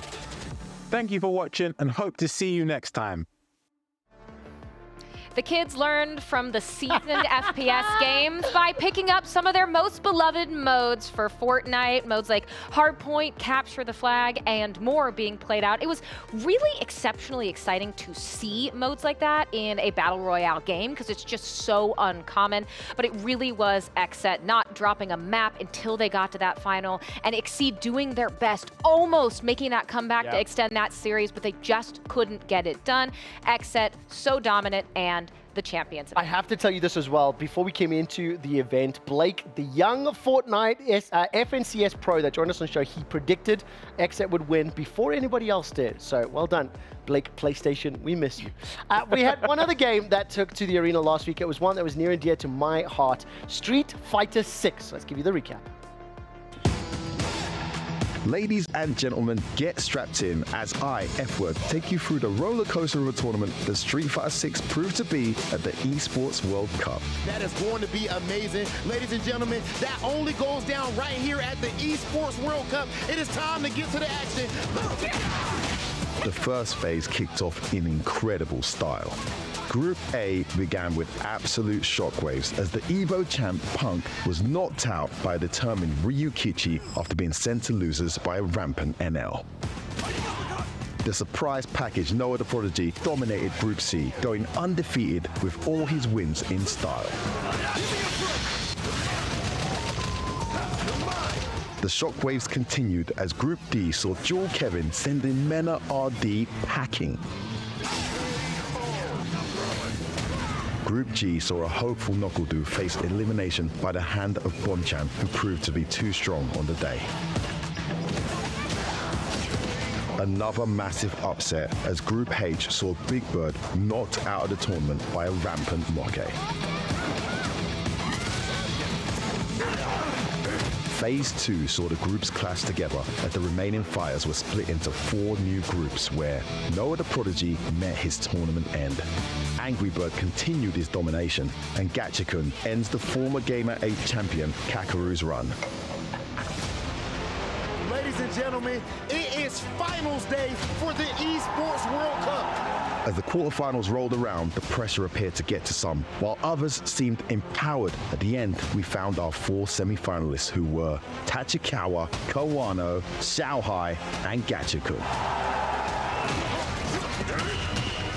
The first semi-final saw Tachikawa throw down with Kawano. Both clearly wanted the spot in grand finals. However, in the end, Kawano wanted it more. The second semi-final had Gachikun face off v Xiaohai, where the kids showed why he was a true prodigy as he took the last grand final spot in fashion.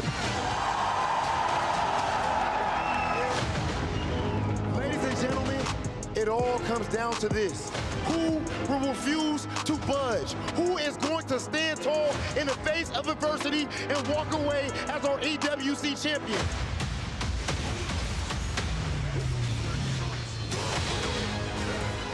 The grand finals had the stand screaming as Xiaohai duked it out with Kawano. In the end, Xiaohai had the crowd and, more importantly, his wife with him. As he took the title, trophy, and $300,000 first place prize.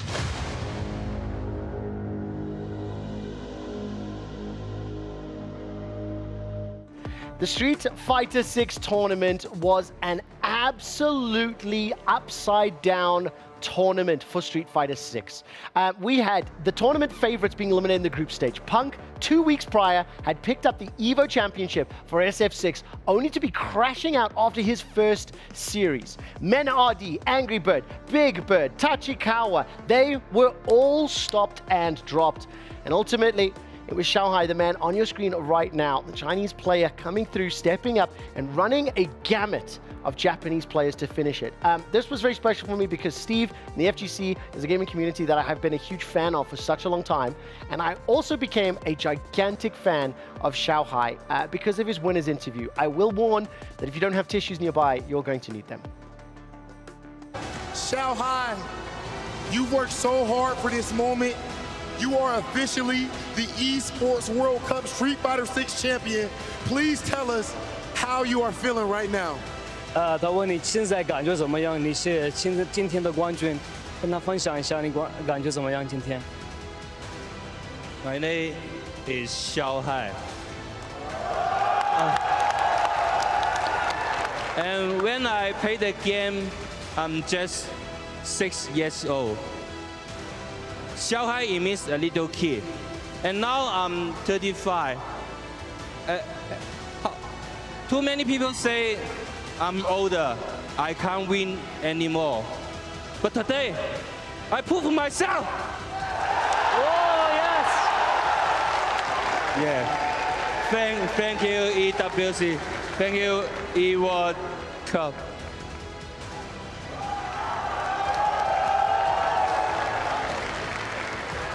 Xiaohai, my last question for you has to be about this woman that is next to you right here, your wonderful wife. Again, what does it mean to you to share a moment like this for her? What does it mean for you and your wife and your family? Maybe I need to say in Chinese. Okay. 我很感谢我老婆一直陪着我。有很多人说，哎呀，我带老婆来，肯定就是来旅游的，不可能赢的。我今天我就要证明，我带老婆，她是我的幸运星，就是能赢冠军。第一次赢，我老婆在，这个 moment 很值得纪念。Okay. So I would like to say about my wife, I really thank for her to be here today. And many people was thinking she was here with me just for have a holidays or on traveling, something like that. But she's my luck. She's here today representing my luck. And I'm very happy to win today and give her her moment.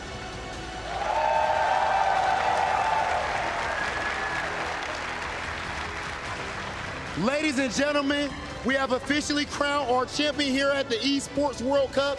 It is time for Xiaohai to go to the back and put his keyframe into the totem in order to entrench himself into the Esports World Cup Hall of Fame forever.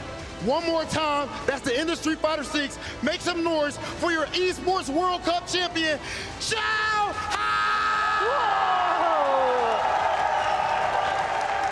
好，走了。Thank you so much to the production team for letting me run that interview one more time. I do sincerely mean this when I say I've probably watched it 5-6 times and cried nearly every single one. It's just fantastic to see somebody like that, a slightly older competitor, especially one that China as a region has not been particularly dominant in Street Fighter 6. Now, folks, obviously none of you caught this, but in rehearsal earlier yesterday, we were all in tears. Can I just get a quick comment? What is it like seeing that level of sportsmanship? It's so nice to see somebody also give a great interview like that, right? But how many times have we seen winners of esports events that are just a little bit shy in front of a camera? I don't really want to say too much, but just so grateful for winning, right? And the fact that his wife was up there on the stage. Beautiful. With him as well. It's beautiful. Katie, what do you think before we move on? I can't see someone being emotional without getting emotional as well. we were sitting here, we're going through rehearsal, and I was like, I'm not crying, you're crying. Okay, so are we going to see that from FC players? I didn't actually see her running Maybe up not to- that emotional. This is so amazing. Oh, I'm so glad we get to see the footage again. It's so wholesome. I also, this is completely selfish. I apologize about this, but Tasty Steve and Sam Initialize, who were on our show, they were actually sitting behind Xiaohai's wife. Sam and wept, didn't he? They encouraged her to run on stage. So thank you to Steve and to Sam, who also pushed to make that moment happen. Regardless, we got a lot more show to actually move on with. We finished taking a look at week 6. So let's dive into the EWC Club Championship update brought to you by STC.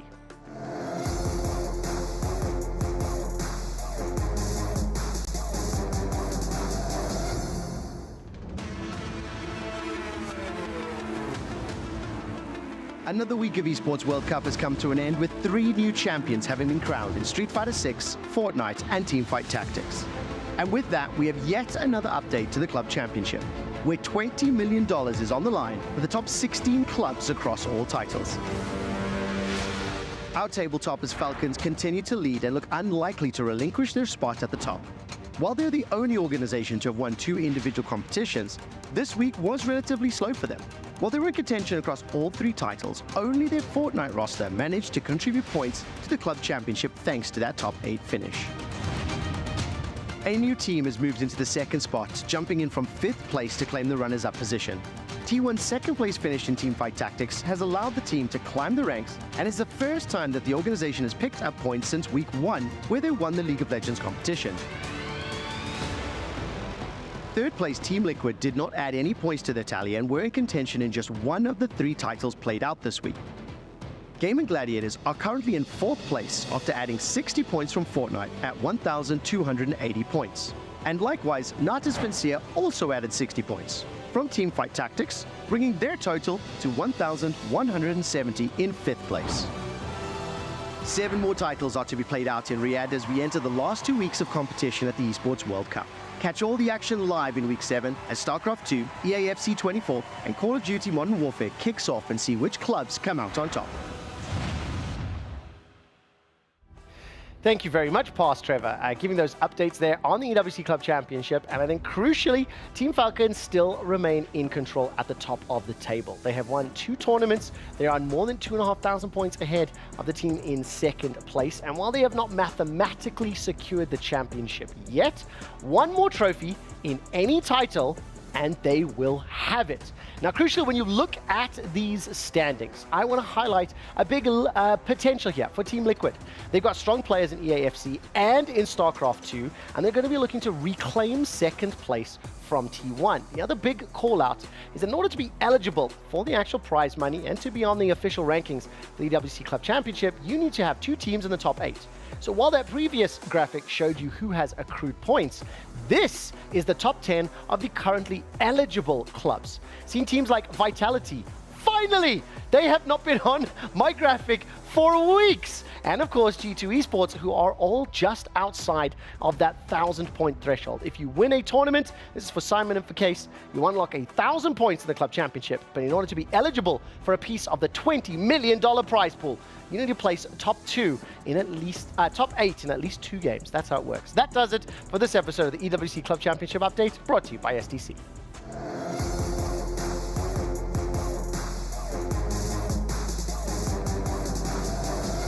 Now, I was going to say, I'm going to ask Case if that makes sense. I know we've talked about this, of course, as well, but we've just introduced Club Championship. The reason I come specifically to Case, champions, clubs, this type of format, it really has to feel familiar to you. It does. I mean, we have so many leagues in FC as well, but it's interesting specifically for this tournament. There have been so many player signings in the recent months for that championship as well. You mentioned Team Liquid. They're partnering with Team Hullet, so that's never before been seen in a tournament like Bless this. you. What is a Hullet? No. Only one of the greatest footballers of all time. Oh, okay. I knew that. Okay, I'm going to move on before I get more egg on my face. I'm sure we'll come back to that and explain it. I think what I would like to do, though, we're going to jump into our very first game of the week. It is StarCraft 2. So let's take a quick look at the format. The The path to the StarCraft 2 World Championship and the largest prize pool in the history of the game begins now, here at the Esports World Cup. It will be a daunting task for our players, so let's take a look at exactly how the tournament format works. Such a milestone event for StarCraft 2 is something to be celebrated. Therefore, the tournament features a unique format. With 18 players total, the tournament is divided into 3 phases: the group stage, the knockout bracket, and the final 4. In the group stage, 16 participants are divided into 2 groups. They play a series of best-of-5 matches in the double elimination format, at the end of which the top player from each group advances straight into the final 4. However, the 2 players that finish second in their group play an extra relegation match, with the winner also making the final 4. All the other contenders move to the knockout bracket, where they are joined by 2 players from the last chance qualifier. Here things get really spicy, as a single mistake means you're out of the biggest StarCraft 2 tournament ever. A single elimination bracket with best of 3 matches leads us all the way up to the final clash. Here the last final 4 spot is claimed in a thrilling best of 5 spectacle, so our players really need to watch their backs. In the final 4, our top contenders will play a best of 7 semi-finals. From there, for the first time ever, the new world champion will be determined by a best of 9 grand final. And as if the title of world champion wasn't enough, it will also earn the first place prize of $400,000, the largest in the history of StarCraft 2. Make sure to tune in and follow the player's path to glory.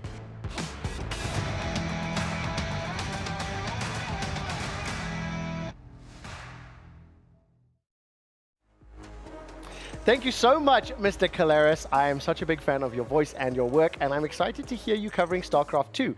The thing is, StarCraft 2 is a pretty complex game, so I know for a fact that there are several members who are watching, several members of our broadcast team who are watching this that will appreciate a little bit of an introduction. So what I'm going to do is I'm going to ask Loco to... Simon says simplify StarCraft! Hey!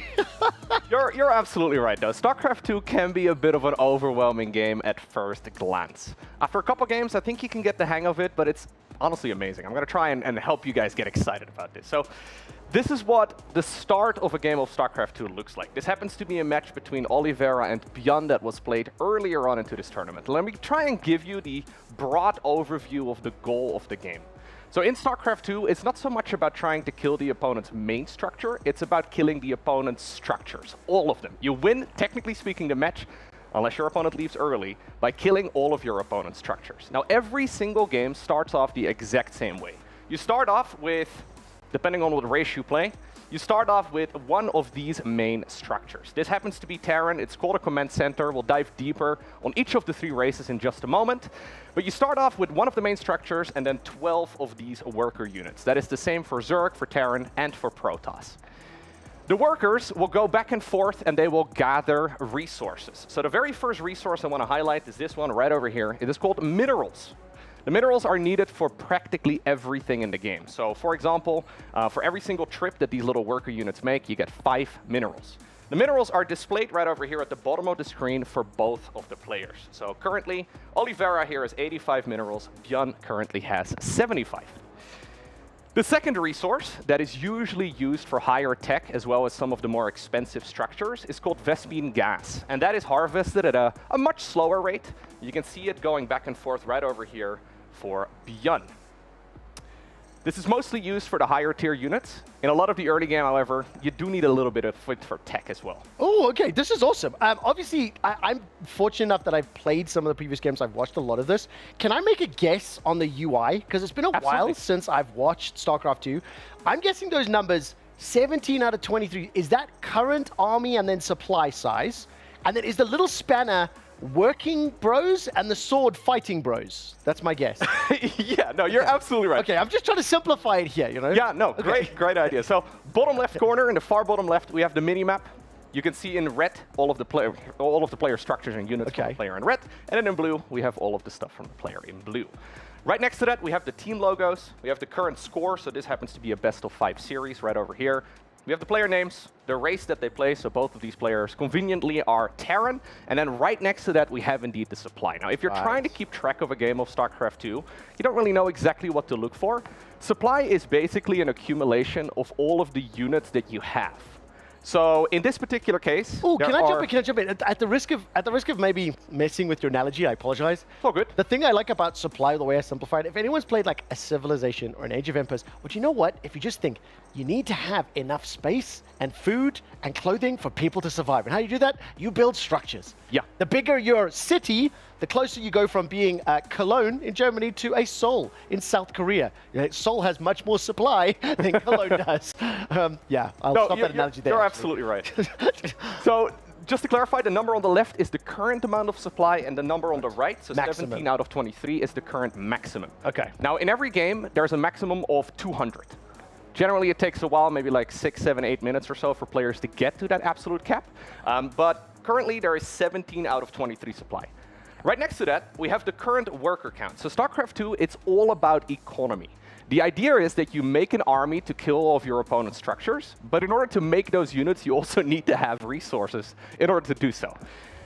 Usually that means that the more worker units you have, since for every single trip you get 5 minerals, you get a little bit of gas, the more workers you have, the more resources you will accumulate. So obviously, the earlier you have those units, the workers, the more units you can ultimately build as well. That's the main goal in a game of StarCraft 2. Try to build up a big economy and then try to make a big army, whilst trying to keep your opponent's army and economy small. I'll give you this question. We had a very brief conversation about this with the production crew earlier, and they said, well, why don't you just build up all your resources, build a giant base, and then fight? And the answer that I gave was, if you do that, your opponent will be in your face. Yes. Because there's so many different types of units that comes at different costs. You have to balance building your economy, building your base, building your defenses, building your army, scouting, controlling the enemy army, fighting the enemy army, challenging their resources. The levels of complexity are very high in this game. So you've given us the most simplistic overview. Yes. So one really important thing to note is that this is a real-time strategy game. It is not turn-based. Yes. Meaning that both players do all of these things simultaneously. Furthermore, they can't actually see that much. So if we play the clip right over here, we can actually see how much Björn can currently see. It is noticeable on the minimap as well, so there's a little bit of a brighter spot where you can notice what the players can currently see, but they don't really know exactly what is happening on the other side of the map. What's that called, Loco? Sorry? What is that called? It's called the Fog of War. You gotta try and eliminate the Fog of War. The only problem is, even when you leave a unit in the Fog of War, right, it can get killed very easily. It's right behind you. Look, there we go. There's the Fog of War disappearing.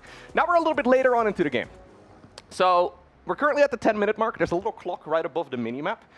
What I wanted to highlight too, by the way, is that if you're trying to keep track of a game of StarCraft 2 and you're like, okay, who is ahead, who's winning, the easiest way is to tell the supply count.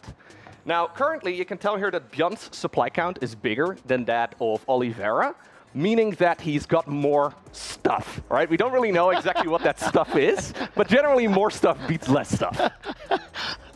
That's such a good summary. Sorry, I'm with you on that completely. More stuff beats less stuff almost every time. Yeah. Now, because you want to try and build up that economy, right? You try to gather a lot of resources so you can make a larger army later on. It's all about trying to deny the opponent's economy as well.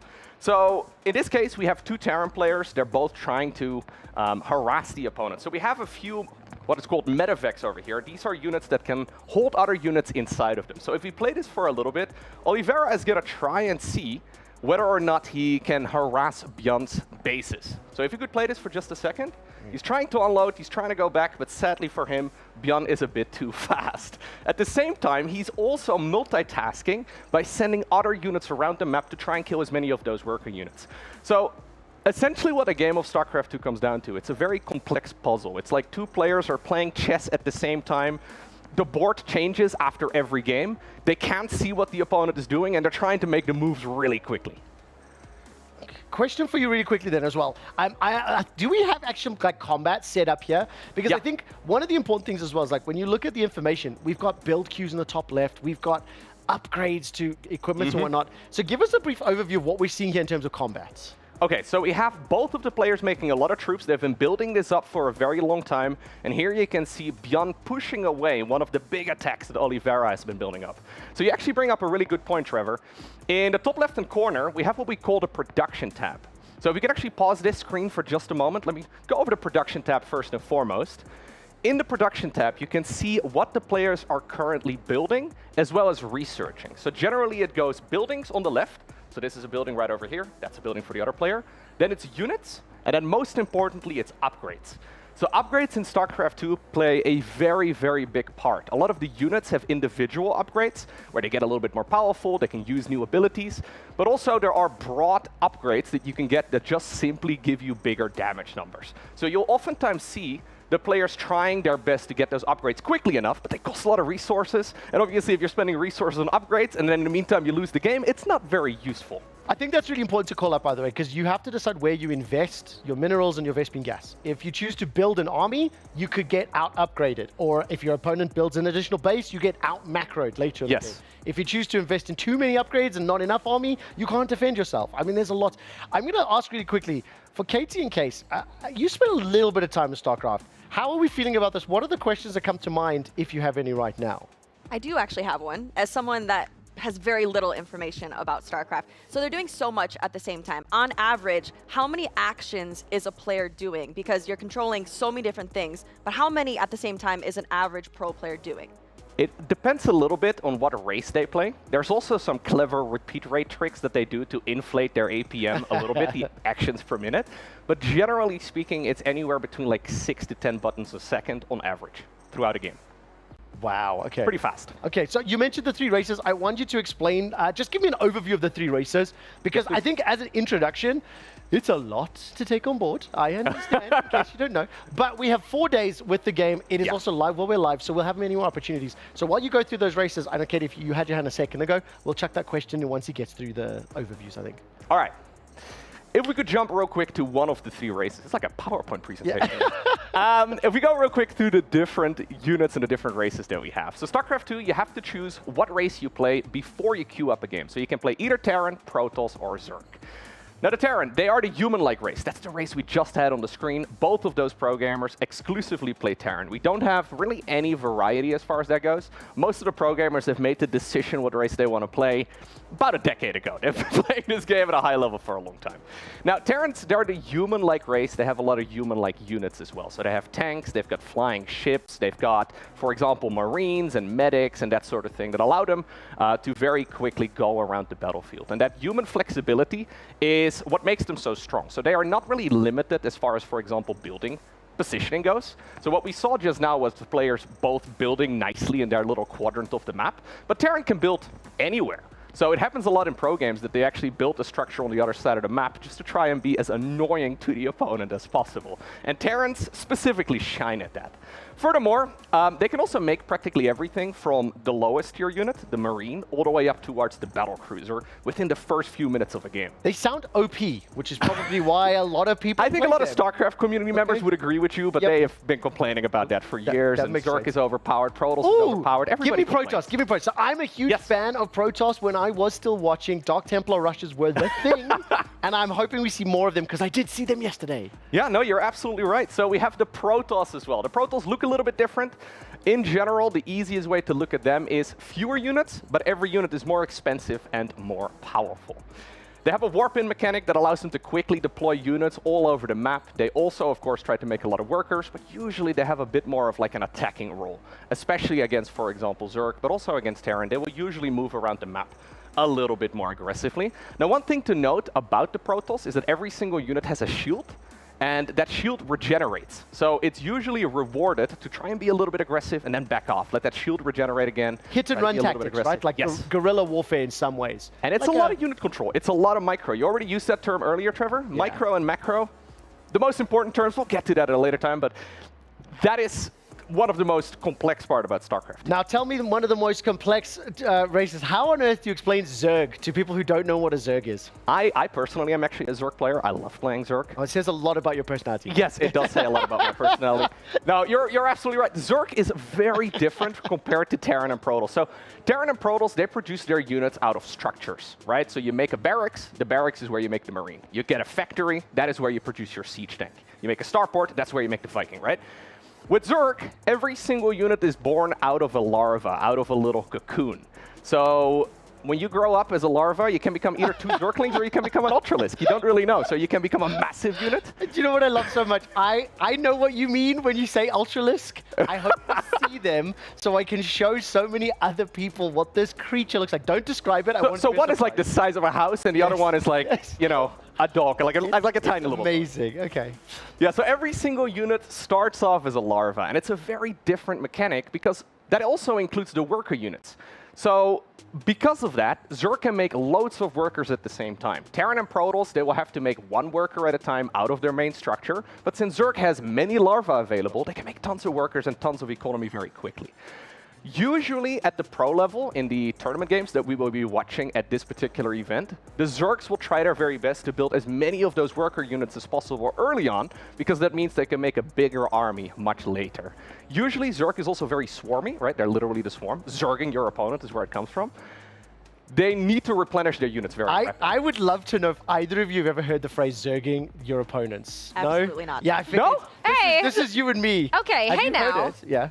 Don't ever offend me like that again. Okay, I'm referring to the Call of Duty Modern Warfare 3 person inside of you, not the educated gamer person inside of you. Well, the educated gamer person is offended, but the MW3 has no idea. Well, what about the term lurking? Lurking? There's a unit in Yes! StarCraft 2 I'm called a lurker. continuing to get more To be offended. fair, I think Counter-Strike 1.6 came out before and there was a lurking term there. Okay, what I'm going to say is this. Simon, this is a great introduction. We are going to go much deeper throughout many times throughout the course of the event. What I want to do is pull up the STC Arena. We actually have StarCraft 2 live. While we are looking at the live footage, I then want to get Loco to come join us on the sofa because we saw a few minutes of footage of the Terrans at work. We saw Burn being claimed. And what we're looking at right now is Hero versus Serral. This was the match that was just set up by some a little bit ago, and it's Protoss versus Zerg. I don't think we need to break down the nuances of the fight, but maybe let's just focus on a little bit of like, how do we differentiate the looks of the units? Maybe explain what creep is. Yeah, so the creep is that big gooey stuff that's going all around the map. We don't currently have it on our screen. What we do have, however, is Serral seemingly winning the game. Now, what I was trying to highlight was Hero. He's the Protoss player here. He's got a smaller army, but it's a lot more expensive and a lot more, in general, like big, you know, heavy-hitting units. Whereas Zerg, look at him running away there. He doesn't want to engage. He's trying to go for that win condition. He's trying to kill the structures. Okay, I'm going to ask Case, put it on the spot right now. Can you give me a little bit of an update on, in terms of, let's say, what are the important statistics that'll give us an idea on how these players are doing? Right, so it is those numbers. Yes. 179 and 199. That is Yes. their resources. Pretty much, yes. And whoever Supply. has more is doing good. That's awesome. Yes. And then furthermore, if you look at Serral, he's got a really large bank. So he's got 2,800 minerals and about the same amount of gas in the bank right now too. So when he loses all of his troops, right? When he makes a bunch of blunders here, It's also he can quickly replenish. It's quite unusual to see that significant of a bank. I mean, at 15 minutes, 16 minutes in the game, it's very clear that Serral's running away with this game. If you look at the mini-map as well, you can see that there is blue units everywhere. That's Serral's Zerg. The purple that's underneath it is called the creep. That's what he needs to build his units that gets buffs, things like that. And he's got 1, 2, 3, what is that, 5 bases up? He's got about like 60% of the map covered. But at how this many point. bases do you is there? 1, 2, 3, 4. It's like 7 or so. Right. Yeah. Yeah. And the problem is, right? Hero has got that big army, a very strong army, but he can't really hit everywhere. What I will say is this, we've only got a minute or two of just kind of watching this to try set the scene. Part of the reason we're focusing on StarCraft 2 for our viewers at home is it's a lot easier to comprehend Call of Duty, Modern Warfare 3, and FC 24. So I feel it's very important to get this. Also, these games are live. I believe we will be jumping to the live in a second or two. We're doing it now. Oh, production, you are so good. Oh, Hero actually climbed all the way back up. A little bit further. Hero's still alive, but you've got to assume that with the bank and the control that Serral's put in place, and if this mothership is dropped, I mean, decent damage in reply. Who do you think is going to win based on the current state of the game? Well, Serral is very far ahead at this point, and the fact that he's looking to win this series 3-0 against the world's best Protoss is insane. So if you're in a situation like Hero, you might be down. You guys just mentioned he made a bit of a comeback. In StarCraft 2, how do you make one of those comebacks if someone else is already ahead? Yeah, no, that's a great question. So one of the big limitations for Zerg is the amount of spellcasters that they have in the late game. So there's a lot of very powerful units they have access to, but controlling them all simultaneously is really tough. So one thing Protoss usually likes to do is distract them with a couple of his cheaper units on, for example, the left side of the map, and try to force his attention in as many different areas as possible. I actually had a fantastic conversation with Case about this. The way I'd visualize it, when you watch a game of FC, you play one player on the screen, one unit. You're responsible for overviewing 11. in StarCraft, you have to position each of the individual players while simultaneously moving around all the different goals on the map. Yeah. So theoretically, you have 200 players that you need to be micromanaging and controlling. Just very quickly, before 21 minutes of gameplay. The fact that Hero's not dead, that means he's doing well. Is this the longest game we've had of Esports World Cup so far? Ooh, you might be onto something. Yeah, that could certainly be. Because this is unusual to see this many bases. Especially against Serral, because Serral is known to be an absolute late-game monster. Yes. He is incredibly fast. So this is the player we already brought up, right, who might very well be doing some of his military service, and we don't really know how much practice he's really getting. It's impressive to see. And I'm going to quickly ask one thing. Case, Katie, any final questions before we move on with the rest of our show?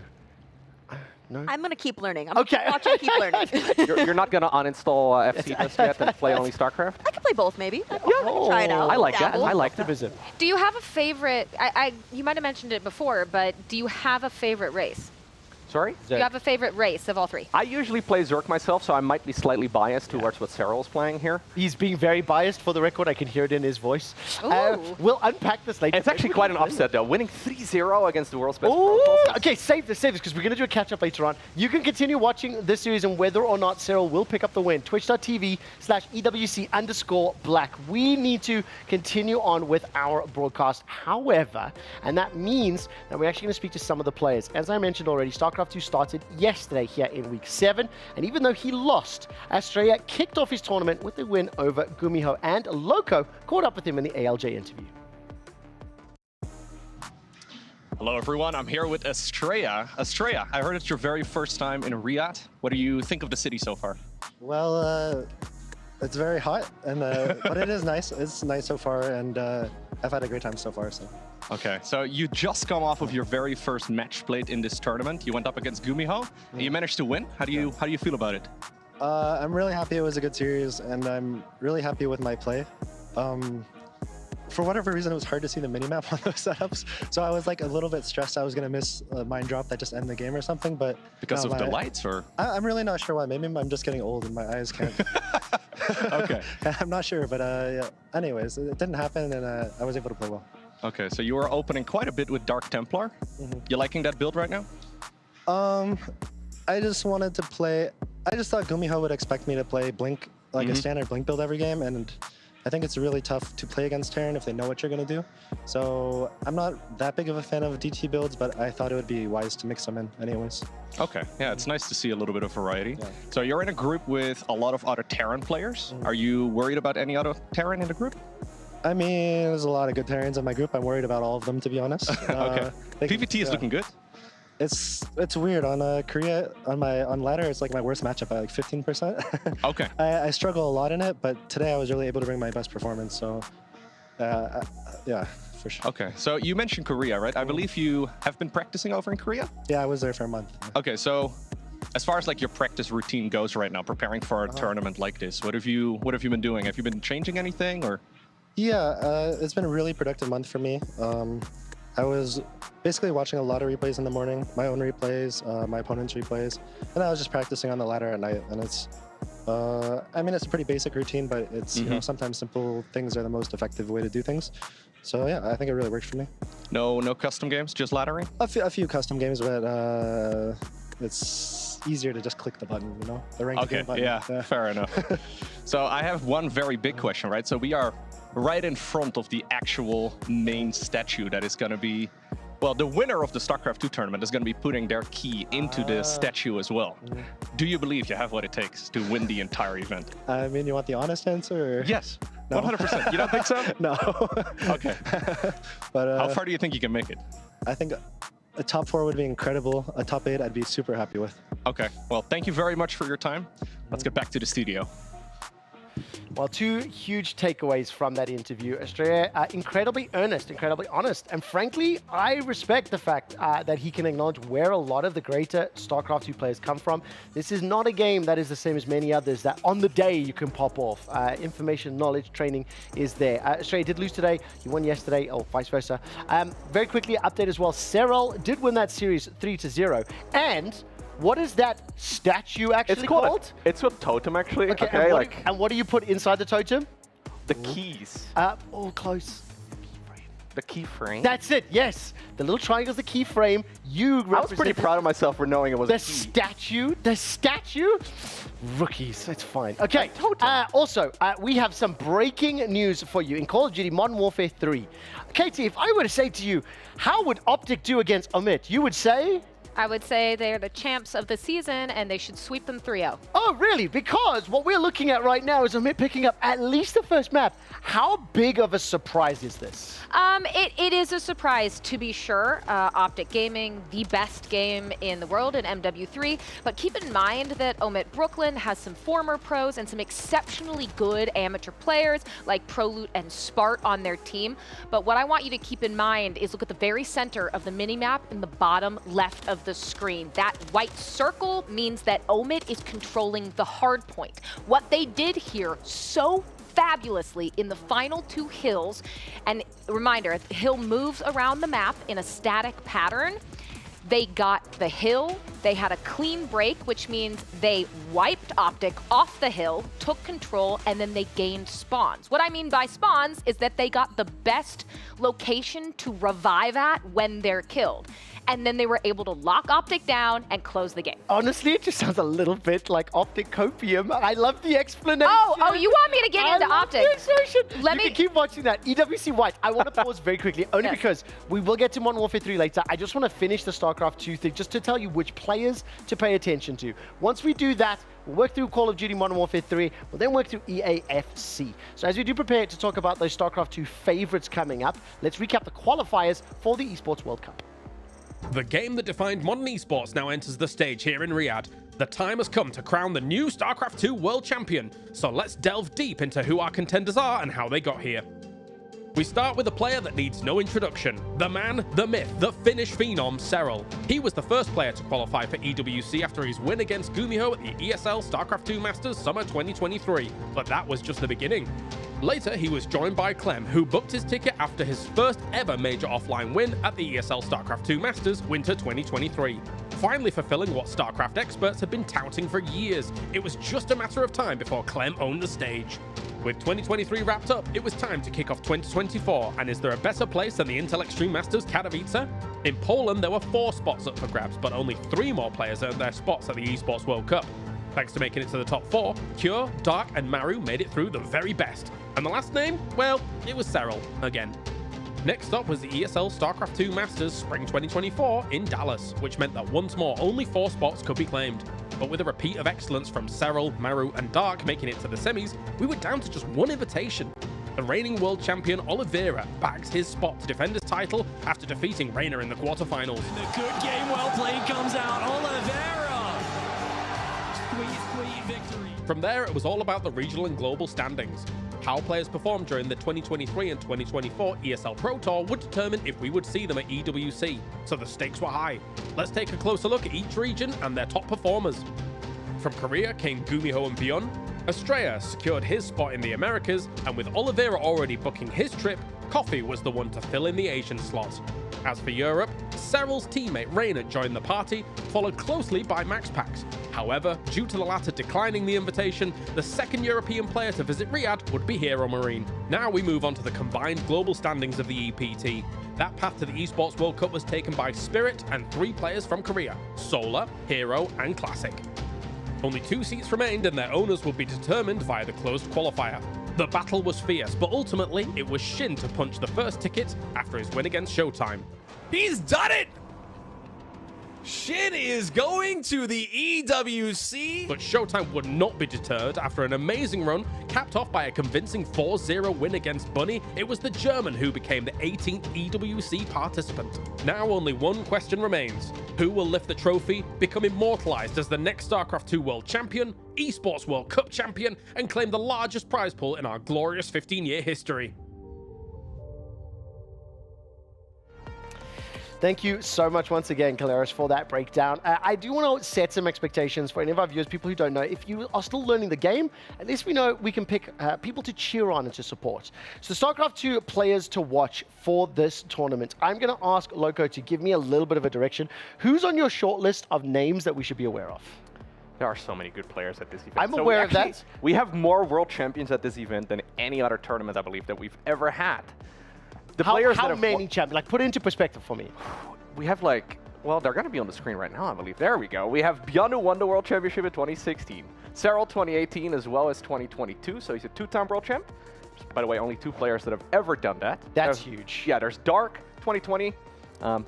We actually didn't have like a main world champion, if I'm not mistaken. I can't remember why that is. Yeah, there was like a little bit of something a thing going around. Yeah, let's just move on. And then we have Reynor, who won in 2021 in an online version. He also won Gamers 8 last year, by the way, which is pretty cool. And then we have Oliveira, our most recent. Before we fly forward, just what was the quick breakdown? We had like 6 people on there. What is your, is it Terran, Protoss, Zerg? Is there any Protoss in there? Nope, no Not Protoss in there. So, like I mentioned, there's 2 players that have ever won a world championship twice, and one of the players is named SOS. You may remember him from the early days. Very well. He was a very cheesy Protoss with a lot of crazy build orders. I think it might have been SOS that I actually fell in love with Dark Templar rushes from. That's where it starts. He was definitely a Dark Templar rusher, but yeah, now no this Protoss is in a while. something that Case and some of you guys don't know. I will put you on the spot and ask you for your predictions, but more importantly, I'm going to hold you publicly accountable, whether you're right or wrong. That's okay. And there's public shaming that happens. KTE loves this. She joins in on it. So, who are your top 4 predictions? And give me a quick hint as to why.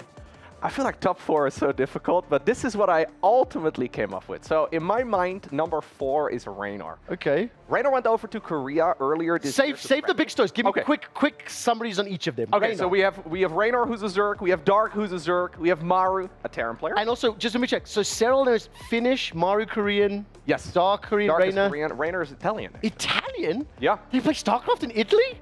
I knew France was good. Okay, so let's start with Reynor. I'm hoping his first name is Jim. Hey. It's Ricardo. Starcraft joke for you. Jim Reynor. Hey. Anyways, box art. Tell me, and he plays Zerg? He's player, fine yeah. now. So I think Reynor is joke like... for Starcraft people. Tell me more about Reynor. I apologize. I think Reynor is like 21, 22 years old. So Starcraft 2 came out in 2010. He was just a little kid. I guess he played the campaign. He's like, you know what? This is my username, even though I'm now a Zerg player. It's a little bit funky. But anyways, Reynor, incredibly good player. He won Gamers 8 last year, which now became the Esports World Cup. And he's a player who, when he sets his mind to something, when he sets a big goal, he tends to achieve it. That's what we've seen time and time again. He moved over to Korea for like 3-4 months this year, tried to qualify for the GSL. He did manage to qualify, but didn't really perform. But I feel like that practice now is starting to Got it. All right, I want to move us a little bit quicker for these next ones. Let's run through Dark. What are his accomplishments, and what do you think he's going to do this tournament? Yeah, so Dark, previous world champion of Starcraft 2 in 2019, I want to say. He recently became a dad. We've already talked about the wife buff a little bit earlier on as well, right? Yes, we saw that with Xiaohai. Yeah. This may very well be the dad buff. He has been looking incredibly strong as of late. He won the GSL Code S. He's playing in practically every tournament, which I always find kind of funny, because most of the top-tier pro gamers, they hide don't go to the strategies. small ones, They don't do small tournaments. If you run a $50 tournament, there's a very good chance Dark is going to sign up. All right, now Maru's a name that I have seen. The last time that I really watched closely StarCraft was around 2019-ish. Maru, in my head, he's one of the most dominant Korean players in StarCraft 2. Yes. Is he the most dominant? He's considered to be the most dominant StarCraft 2 player from South Korea for sure. Maru, he's won so many GSL Code S's, which is like the most prestigious tournament in Korea that I've kind of lost track. It's like 8 or so at this point in time. He's been playing. He actually qualified for the first GSL back in 2010 when he was just a little kid. Still going strong. He does tend to struggle a little bit more overseas when he has to fly from Korea to an event. And obviously, we're in a very different place over here in Riyadh. But I still have high hopes. He is certainly one of the best. I'm certain he's brought some pot noodles with him from Korea. Korean pros do this all the time, take a taste of home. But even I know it's Mano outside of Korea and Maru inside of Korea. The very last one is going to be a name, Serral. This is somebody that even my producers were hyping up, arguably saying that he is the most dominant StarCraft 2 player in recent memory. Yes, no, absolutely. In 2018, Serral really started popping off, and he really hasn't let go since. He's won practically everything under the sun. He's got one weakness, and that would be Zerg versus Zerg. Last year at Gamers 8, he lost against a Zerg player. He also lost in the IEM Katowice event, which was one of the biggest tournaments of the year, also against the Zerg at the time. Now, he's worked on that matchup a lot. The only little caveat, little asterisk, is that Serral is currently doing his military service. Got it. So, I mean, we just saw him win 3-0 against Hero. But I have time for 2 quick questions here. Sure. Is Serral winning the Esports World Cup? I think so, yes. Are we supporting him and supporting Cyril, or do we want to pick an underdog? He's really backed him. I feel like I have to trust you. You're going to trust? Katie, are you with me on this one? Dark side, we got underdog? No, you said that you were the best game in our intro, so absolutely not. Okay, great. We're going to decide who we support, Okay, and we're I got going to you. be anti-Cyril. Those two will be pro-Cyril for the rest of this week. It's now locked in. We are going to an ad break. When we come back, there'll be an interview with, please say it's Saki, and Call of Duty Modern Warfare 3 will be introing the tournament. Saki, Suki, I don't know. I'll learn after break. We'll be right back.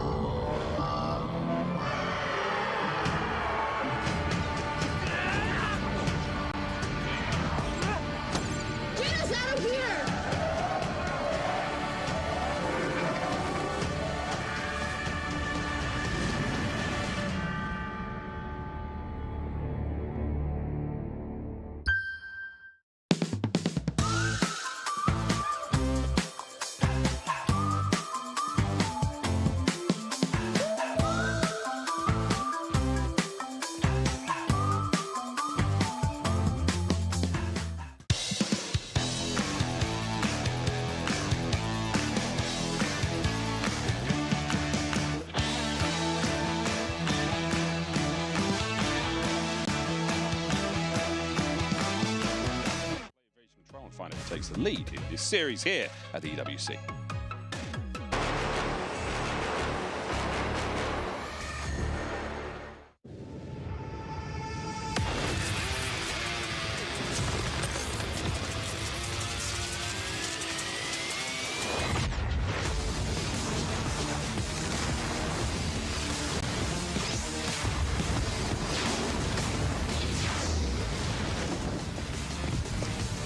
I couldn't do more in terms of practice, so it's just about playing well now.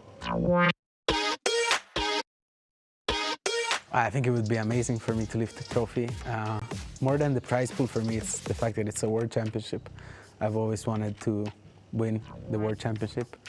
I always did my best to win it, so it would just be very exciting if I could lift the trophy again. We'll just see.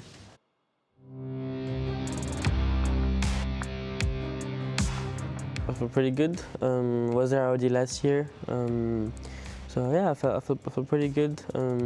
It's the biggest Starcraft event ever in terms of prize pool, so I would love to win that. And yeah, my goal is to win like everyone else in the tournament. I think I gotta play my best, and then I have a good shot. Usually people say that I'm the best European Terran. Yeah, impacts the Starcraft scene in a positive way because it encourages teams to pick up players and pick up Starcraft players. So yeah, I think that's the best way it encourages the Starcraft scene overall. Both of these guys talking about just how much money is on the line and the prestige of this being the World Championship. It doesn't get bigger than this in StarCraft 2. How much pressure does that add on these guys? I think for them, not that much. I feel like these are two of the coolest, most calculated players I ever see at events. You know, everybody holds themselves differently when the pressure's on. Some of these guys are very reserved. They keep to themselves. Sometimes you don't see them at all. Whether they win or lose when the event's done, they kind of disappear. But both Clem and Reynor, there's these two really charismatic guys. They're, I think, very comfortable, relaxed, even under the highest amount of pressure. So I don't think that's going to be as much of a factor here, and I wouldn't say that about almost any other players out there. And building on that, do you think there's any pressure? Because they've got Serral after that. I feel like both these guys have got to be fairly confident against Serral. Not because, like, you know, no one's ever confident against Serral, but if anyone does beat Serral, oftentimes it's these two. So is that something you think they have in their mind as well? 100%. I think both of them have stuff prepared for Serral as well, but they have to focus on their immediate opponent first. I think the immediate opponent is almost as difficult as Serral for them. I talked with Serral before, and he said those are the two players he's actually the most afraid of. So he agrees with us. And I think for now, you just gotta, I mean, Reynor, for him, it's a different matchup, right? He's very...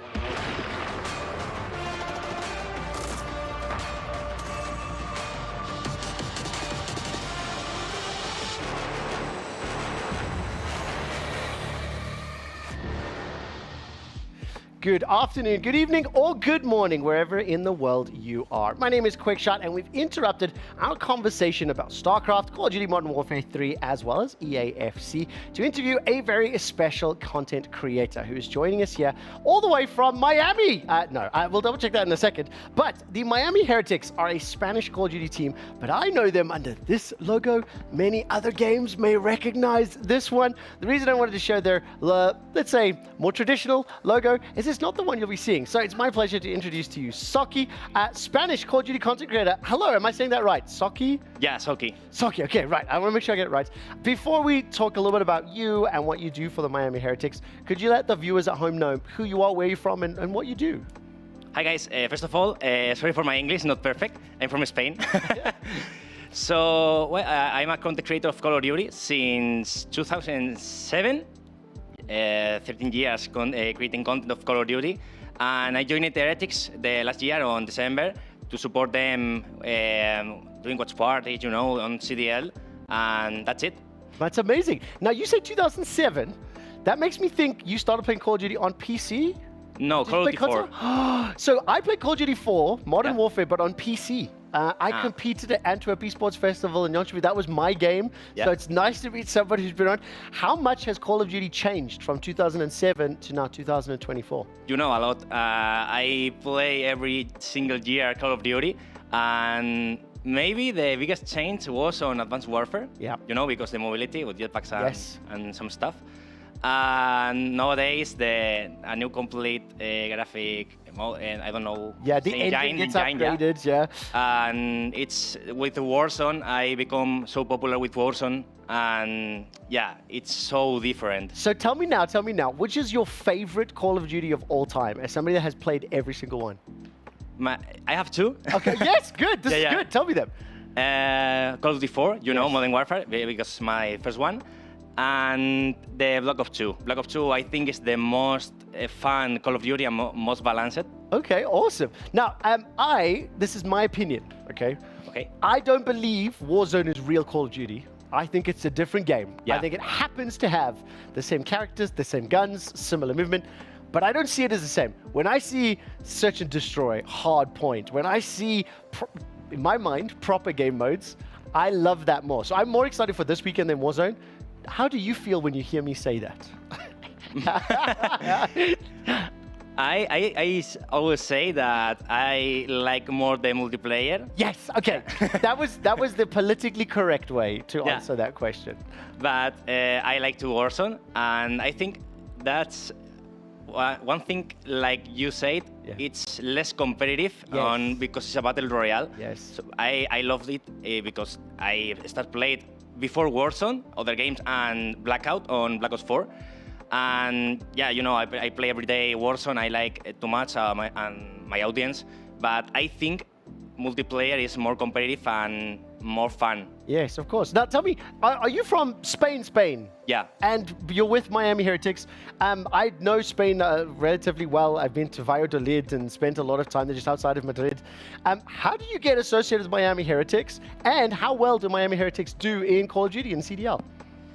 Yeah, well, they are on Miami, you know, and I never been in Miami already because I live in Bilbao, north of Spain. Yes. And I was contacted by Heretics many years ago, but I don't feel I could do some to the club to collaborate with them.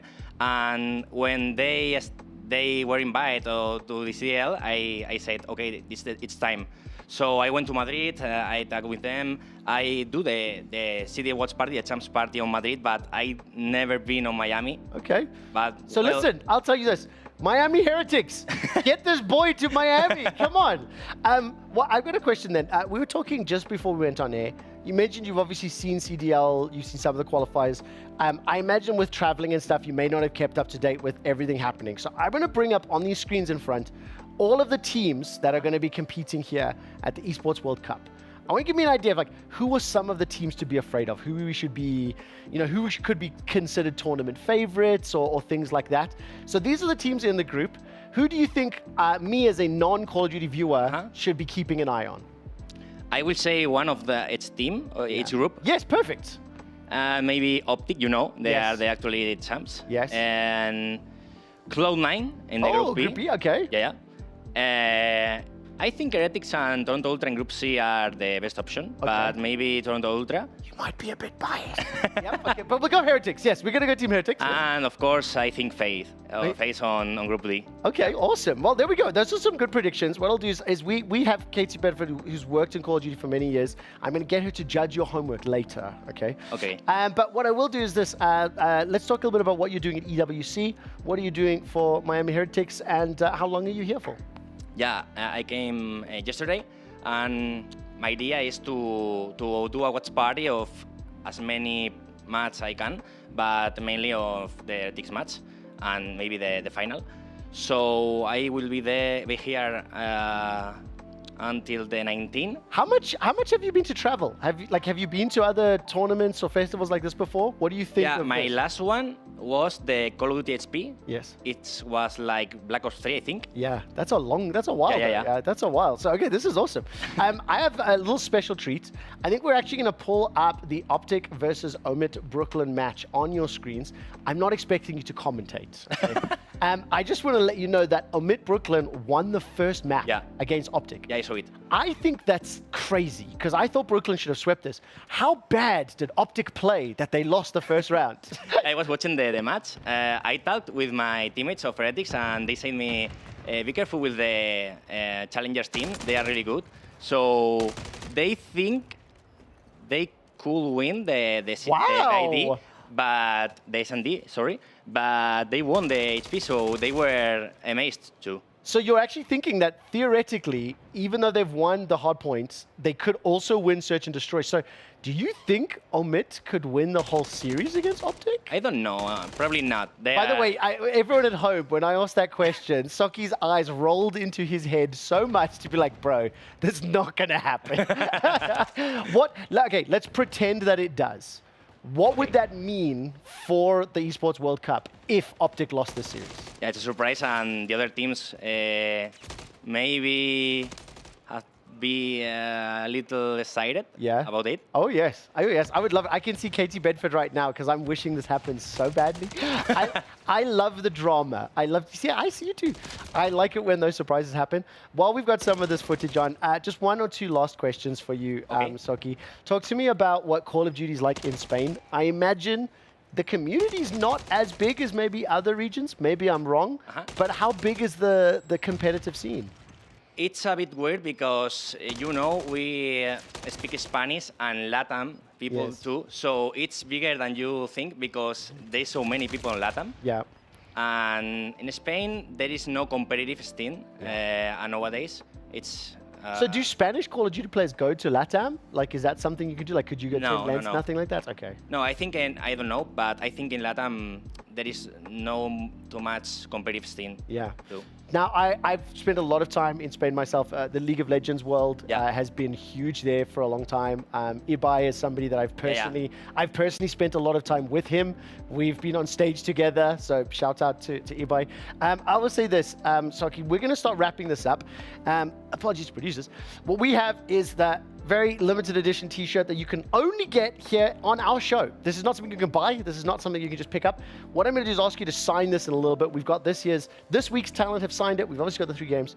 Before I do that, I'd love for you to just give a shout out to EWC, to Heretics, and say something in English and Spanish for me, just so your fans and your community can, hear the message. You can say that to camera. Okay. Así que bueno, digo en español, muchísimas gracias a la gente de la WC por invitarme a la competición. La verdad es que el viaje está siendo increíble, aquí tienen todo súper bien montado y espero que Heretics haga un buen papel y muchísimas gracias a todos por el support que estáis dando desde casa, a ver si hacemos algo grande. And now something in English for me, just for our viewers, you can say goodbye and we'll see you later. Okay, so thank you everyone, to the team, to the fans, to the EWC. And let's win. This is awesome. So can I say thank you so much? It is a pleasure to meet somebody who's been playing since Call of Duty 4, the original Modern Warfare. There's not many of us around. Yeah. It's a bit of a young man's game, young person's game. It's a young person's game. You said there'd be, for me, one moment, because to intro the Call of Duty action here in Week 7 of the Esports World Cup, let's hear from 100 Thieves, Joe Deceives. My name is Miles Ross. I'm here at the Esports World Cup, and I am joined by Joe Deceives of 100 Thieves. What's good, Miles? Everything's good, Joe. Thanks very much. How are you doing? Pretty good, Feeling excited. Chilling. You've been here, what? You got late last night? Yeah, I got here super late last night, Yeah, you enjoying yourself so far? Yeah. Having fun? Place is insane. Yeah, it's crazy, right? It's Yeah. cool. Really cool. Player lodge is insane. The hotel's insane. Insane. You know what else was insane, Joe? You guys at Champs. Well done, man. What a great run that was. You beat Ultra. That was a big surprise. Obviously, the crowd was crazy. You in particular, I thought you had a really good tournament. You were so exciting to watch. You were chatting a lot of this. How did all that feel? How was that event for you? I mean, it felt great. Obviously, some of the losses hurt a lot, but I mean, just, playing those matches, having those close matches, winning with that first round versus Toronto, taking my headset off, hearing the crowd go insane. Best feeling in the world. Yeah. You want to play Toronto again this event? Yeah, it'd be fun. Yeah. Right Always fun. Always fun. Right on. We've seen your team progress quite a lot throughout the year. A lot has changed. Has much changed since Champs? Because obviously this is the first time in a very long time that there's been an event after a CDO championship. How's it going? I mean, I feel like a lot has definitely changed in a positive way. I feel like our teamwork's gotten even better, which is insane to say, I feel like. I feel like we've just gotten more confident in each other, especially after, how we played at Champs, so yeah. That's really cool, man. It's exciting to see what's going to happen this weekend. Joe, you were a Challengers player for a single event last year. What does this event mean to you as a rookie or as a young player, as a chance to show your skill? Do you think this is a big deal with the Esports World Cup? 100% it's a big deal, I mean, the prize pool's big. There's a lot of teams here, international competition. I mean, it's a really big event, It's just another big event. I'm excited. I'm always happy to play at these. What do you think this means to younger players like you were to get a shot against CDL pros and to play on the biggest stage COD's ever seen?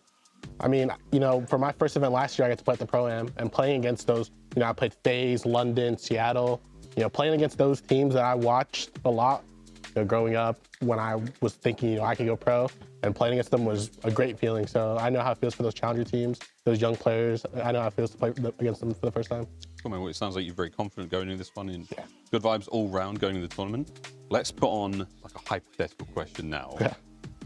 Black Ops 6, 2 months away. What do you want to see in the game as a submachine gun player? What are you excited about? I mean, it's always the map. I feel like, a lot of these games that we play have great mechanics, but the maps just aren't always, the best. But yeah, I feel like the maps are just make or break. Oh, interesting. What about the ARs? Anything there? Nerf hatch multiplier, please. I think you're safe. Don't worry, man. I think you're safe. Speaking of that, there's been a lot of maps where in this game, in MW3, 3 ARs, 3 SMGs, a lot of changes there. Is that something you like as a player? Is that something you think adds a layer of skill to the game? I think so, yeah. I think having flexible players like that just make the game more fun, because like you said, you see 3 subs, which I know viewers love seeing, Rio, stuff like that. I know 3 ARs is a bit boring, but even just as a skill thing, I feel like having that, a player like that that's super flexible, I think it's always great to see. Always great to see, man. Well, dude, last question for you. Who do you want to play in the tournament? Who do you want to absolutely body this FaZe. Didn't hesitate for a second. Joe, thank you very much, man. Good luck in the tournament. Welcome back to EWC Central. Fantastic conversation there with Saki from Miami Heretics. It's really nice to hear and see another fellow old man who played Call of Duty. I love cheering from Joe Deceives, but I'm going to make an assumption that Miles is also a fellow old man. That jacket and that beard. Mwah! Gorgeous work, my friend. I'm going to welcome back Case, Katie, and Simon to the sofas. We spent about an hour on StarCraft 2. I wanted now to introduce Call of Duty Modern Warfare 3. Those games are live. We can take a quick look into this Amazon arena where Optic are losing. No, they're not. Give me an update. What's the series? What's been happening to them and Omit? So Omit had a really excellent ending to map 1. They were able to take it away from Optic in a fairly close game, followed up by map 2, Search and Destroy. Optic wiped the floor with them. We are now tied 1-1. We are in map 3, which is also the third and final game mode, Control. It is first to 3 rounds. Optic, you can see there in the middle, already has 1 round, so this may be over with a swiftness. Yeah, I mean, take a look at the lives remaining as well. Omit do have a little bit more in the bank to play with. I definitely misunderstood Saki in our interview. I thought he was telling me that he thought that Omit could win SND. I now realize what he was saying. No, Omit got smashed in Search and Destroy. Is this best of 5s or best of 3s? This is a best of 5, so the first team to win 3 maps, and I would have expected Optic to 3-0. But Hardpoint, sometimes it just happens that way. I don't believe the players got a lot of warm-up, if any, before they went on stage, and that can oftentimes throw things into a mix. Scorpion. No, COD players are very delicate and dainty about their warm-up. It's important to know. I just hear excuses for Optic. That's all I'm hearing from you, Katie. It's okay. Go back and watch the S&D then. What I would love to do, 1-to-1 between Omit and Optic is all I need to say. What I would love, though, is for Katie Bedford to take us through a Call of Duty Modern Warfare 3 introduction. I think this is a game that almost all of us have at least seen some amount of. And let's not kid ourselves. The game modes that were pioneered and quote-unquote popularized, I wouldn't say invented, but popularized in the arcade shooter genre from Call of Duty many, many years ago, including things like Hardpoint. What are the other game modes? How does it work here at EWC? So there's going to be 3 primary game modes. It's Hardpoint, Search and Destroy, and Control. If you've ever watched anything like Counter-Strike or Valorant, Search and Destroy, you're going to be quite familiar with it. Hardpoint, how that game mode works is essentially you're running around a map, chasing a point that moves every 60 seconds. After that, it's the first team to 250, and then Control, Trevor, well, as you saw it is a respawn-based mode, but you only have so many lives to work with. Okay, so look, I think that's a good summary. I want to start on Hardpoint because, I mean, look, I just saw this in Fortnite, and for the first time, a game is copying Fortnite and adding it to theirs. So we just saw this last week. More seriously, obviously, Hardpoint was, again, popularized. I think it might have been invented by a very early Call of Duty. These are the specific rules. Break them down for me, and maybe which of the maps you think are the most popular. So maps are a little bit tricky because oftentimes you'll get older maps coming into the mix, like a raid. That's not going to be here now. But how Hardpoint works essentially is that it's the first team to 250 points wins. You are trying to control a specific location on the map. The only way you earn points is if your team is the only one on that hill. After 60 seconds, it rotates to a new spot. It's a fixed rotation, so you always know where it's going to be. All the players have it memorized. And of course, not only that, what's crucial to know specifically for Simon and Case is that when those hardpoints move around, there'll be some that'll be neutral in the middle of the map that are kind of balanced, depending on who's leading at the time, who's alive. And there'll be some that favor different areas of spawn points. So that is crucial to understand that flow of the game to appreciate it. The next one I think we're going to have is Search and Destroy. 5 players attack, 5 players defend, bombs explode and things like that. How does that work out? Yes, exactly. So there is a maximum of 11 rounds. It is the first team to win 6 rounds. Every round, you're swapping on that offense and that defense. Oftentimes, depending on the map, there can be a stronger or a weaker side. And depending on the map and the mode for search, there's stronger teams, depending on what you're playing. But the goal of the offense is to either kill everyone on the other team or successfully plant and detonate the bomb. The defense looks to defuse a planted bomb or kill everyone on the offense. And just to correct, 6 rounds attack, 6 rounds defense, first to 7 wins? No, a maximum of 11 rounds. So you could be 5-5, first to 6. Okay, 5-5, first to 6. How does overtime work? So there One round. is no overtime. Oh, okay, interesting.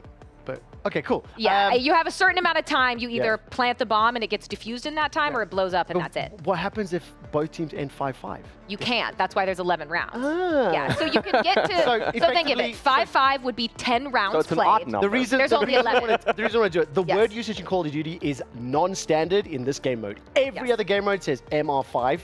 And overtime rules of its golden round. You win the bonus round, that's how overtime would work. I want to translate it for the Valorant, the Counter-Strike kiddies, myself. Yeah, so definitely, I think that's a great point. There are only ever going to be 11 maximum rounds in S&D. Ever. There's never more than that. So maximum could be a 6-5 win. Yeah. Can't be more than that. Yep, so maximum, it's golden round. All right, final, the game mode Control. This is the one that I like the least, personally. How does it work? Well, that tends to be most people's. People don't like domination. They don't really like control. The third mode is kind of the ugly stepchild. So how control works is that it is a respawn-based mode, but each team only has 30 respawns. What the offense tries to do is take control of 2 points on the map. You basically have a ticker as you stand on it, and once you fully captured it, it goes away. And defense tries to stop them from doing that or use up all their lives. So, quick question. For the first game mode, Hardpoint, I think you called it, you have infinite respawns? Yes, you can respawn infinitely, and where you respawn on the map can change depending on where you are. Yeah. Okay. It's actually crucial, depending on the flow of a map. If you imagine like a football field, yes, and if everyone is on the left-hand side of the field and the defenders near the inside the box, the penalty box, then the spawn point's most likely to be on the right-hand side of the field. If everyone's accumulated in the middle, there's chances you'll spawn around the edges wherever the wings would be, for example. So controlling where you spawn is exceptionally important. Especially if you know based where on where the next hill wave is. going to be, Exactly. you can move already. Exactly. And the thing is, it's not as much as like A plus B equals C. There's a flow to it that you get a feel. It's an instinct for it. I see. I was a bit of a pub hero, and I really understood spawn points in that regard. Can I ask, how much exposure do you have with Call of Duty at all?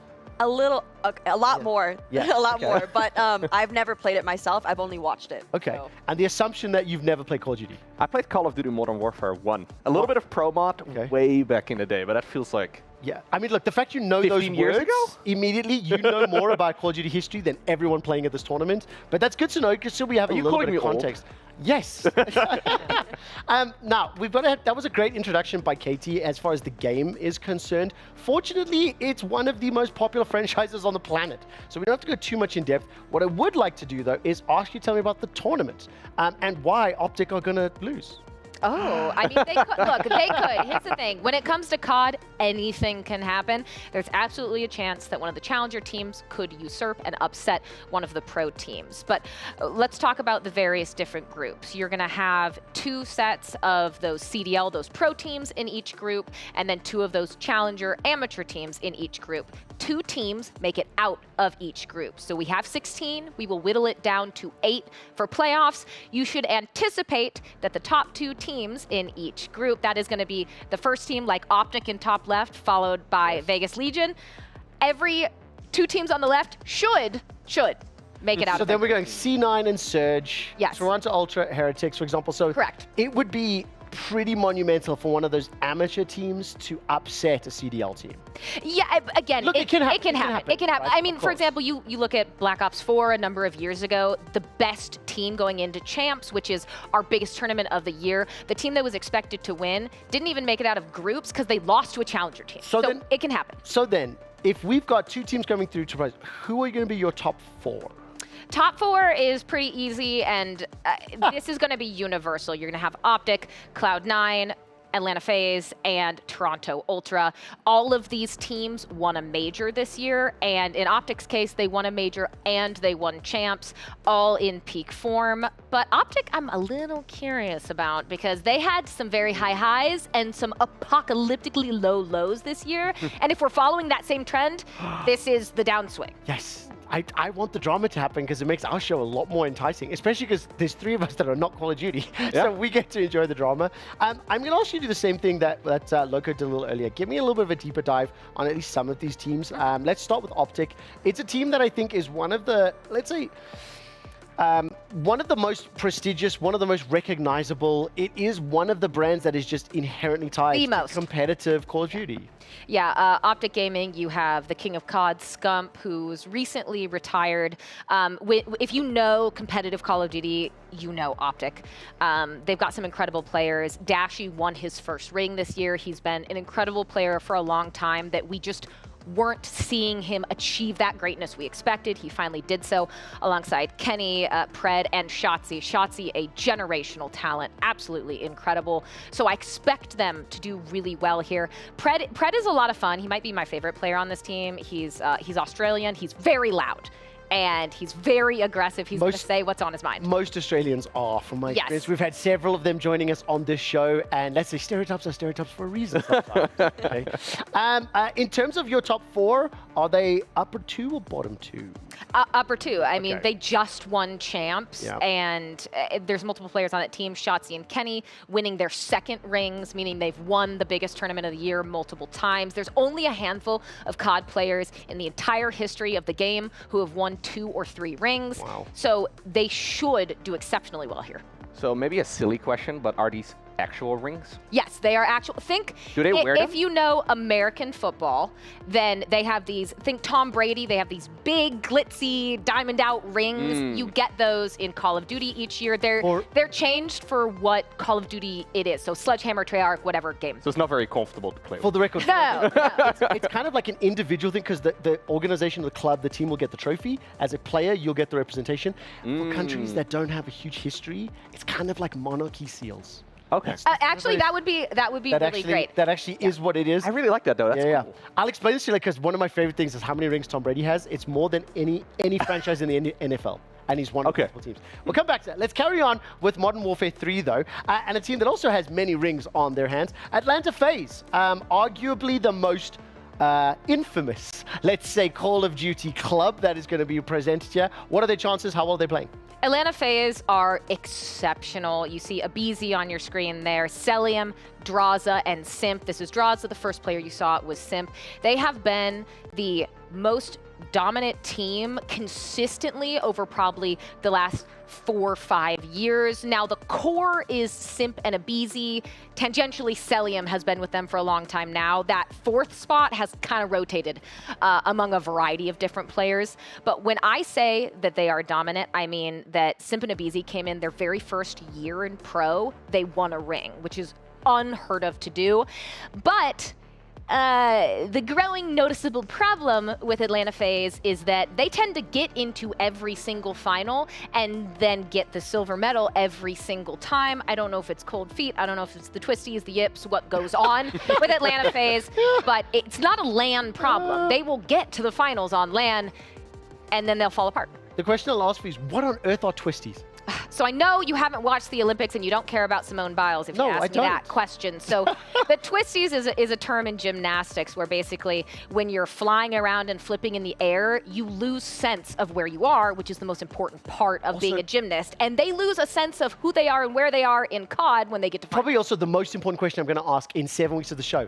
How old is Simp, and did he know what the word meant? That is actually a fantastic question. I believe when he picked Simp, it wasn't what it is now. Okay, that's handled very elegantly. He actually, if I recall correctly, his name actually got like banned on Twitch for a while, and he had to explain to them that his name had been that way before it became also, a thing. Why can't we just say he was a fan of the animated cartoon Simpsons? Anyways, he might have. I don't know. There's two more teams to dive on. Let's maybe speed through these ones a little bit more. Cloud9, how are they performing and how good are they in Call of Duty? Cloud9, previously New York Subliners. Now, Cloud9, they are the 2023 Call of Duty champions. That's Kismet on your screen. They took 2nd place this year against Optic. They were trying to do it back-to-back. They couldn't make it happen. They have the French phenom Hydra on their team. Hydra and Pred are so fun because so many players are all NA American-based, and then you have these exceptional talents that are French, that are Australian, but they are very good. They could absolutely win it here. Something as well, just for maybe Case and Simon to be aware of, like Australian FPS and moving to North America, joining the team, is something you see It's so rare. Well, for COD, it's so rare. Let me finish the sentence. You see a lot in other FPS titles. For example, Apex Legends, the North American scene is basically built on a foundation of Australian players. So there's a lot of competitors, a lot of crossover, and Australians, they move over to NA. Call of Duty is dominated by North America. Let's not kid ourselves, right? They're the best players. And the last one, North American, again, Toronto Ultra, at least as far as the club is concerned. What do we make of this squad? Toronto, but a ton of them British and EU based.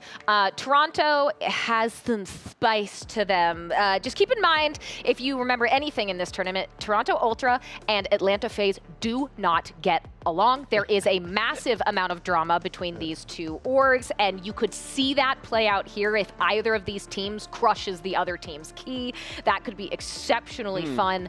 But Toronto Ultra, they've always been a top 3, even top 2 team, but they've never been able to take home champs. Oh, I love that so much. As well, the British console scene is also huge. Call of Duty and FC. Pretty much the only games that effectively exist in the UK.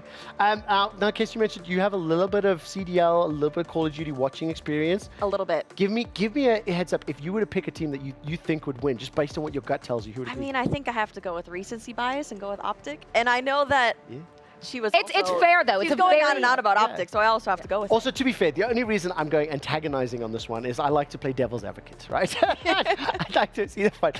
If looks could kill, Katie would have the best. Well, I mean, it's with Call of Duty, it can be very hard because you should expect Optic to win because they just won champs, but it's harder to predict almost than Warzone from week 1, even though that game is so random, because any of these teams, even the amateur teams, could pop off and knock someone out in groups. Oh, I really hope something fun and exciting happens. We're going to have to keep tabs. Of course, Call of Duty Modern Warfare 3 has only just started today on Thursday, and we'll be taking a look at some of the final rounds of that Optic versus Omit Brooklyn together. But before we do, let's send it over to Miles Ross, who's joined by Rex from Stallions. My name is Miles Ross. I'm here at the Esports World Cup with Dylan Rex of Stallions. Dylan, good to meet you, man. You've been around challenges for a while, but I think it's the first time we've met. Yeah, it actually is our first time, or first time talking to you. So I'm excited, yeah. Dude, right on. This should be cool. Welcome to Saudi Arabia. This is quite an experience. Riyadh's been hot so far. Have you had any sort of time to explore, or have you just been in the hotel? No, not yet. I just got here late last night, but so far everything has looked amazing. So, I can't wait to compete. It's pretty crazy. Well, I'm glad you brought up competing. This will be the first time that you and your team will have a chance to go up against not only CDL pros, you've got other Challengers players, and of course Falcons. How are you feeling about the kind of competition and going into the World Cup? I have a lot of confidence in my team. I think that we have a lot to prove, and that chip on our shoulder, I think will make us play better and have that extra fuel. To play against these pro teams. I think we have a lot to prove, and I think we just as a team we are better on land. So, and it's been proven in challenges as well. Dude, Ryan, you guys have been running challenges. You've been great results. Dipped out a little early at champs. I mean, what kind of result would satisfy you here?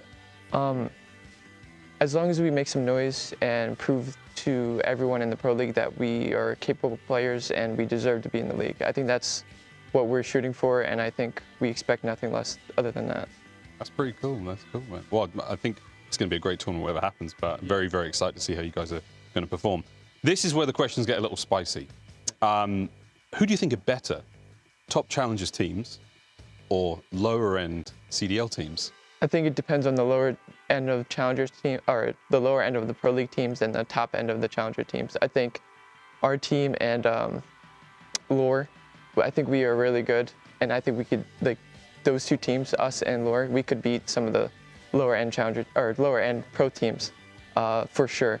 I think we have confidence and we have the ability to go up against those players, and I think if the league was bigger, we would be in the Pro League. All 8 of us, yeah. Love that confidence, man. That's very, very exciting.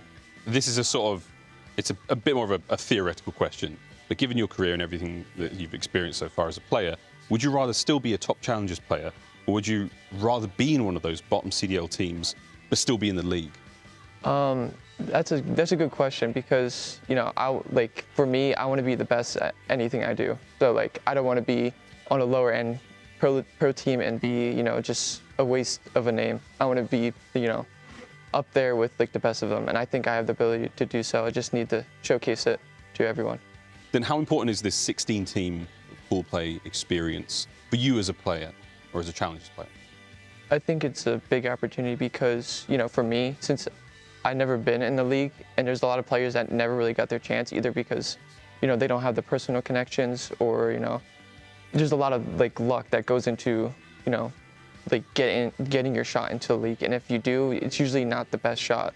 So like having that bigger, more teams gives that opportunity for more players to showcase their talents. And I think, you know, some of those talents can get wasted because there's such, you know, like a short pool of like players that they can actually go into the league for, you know.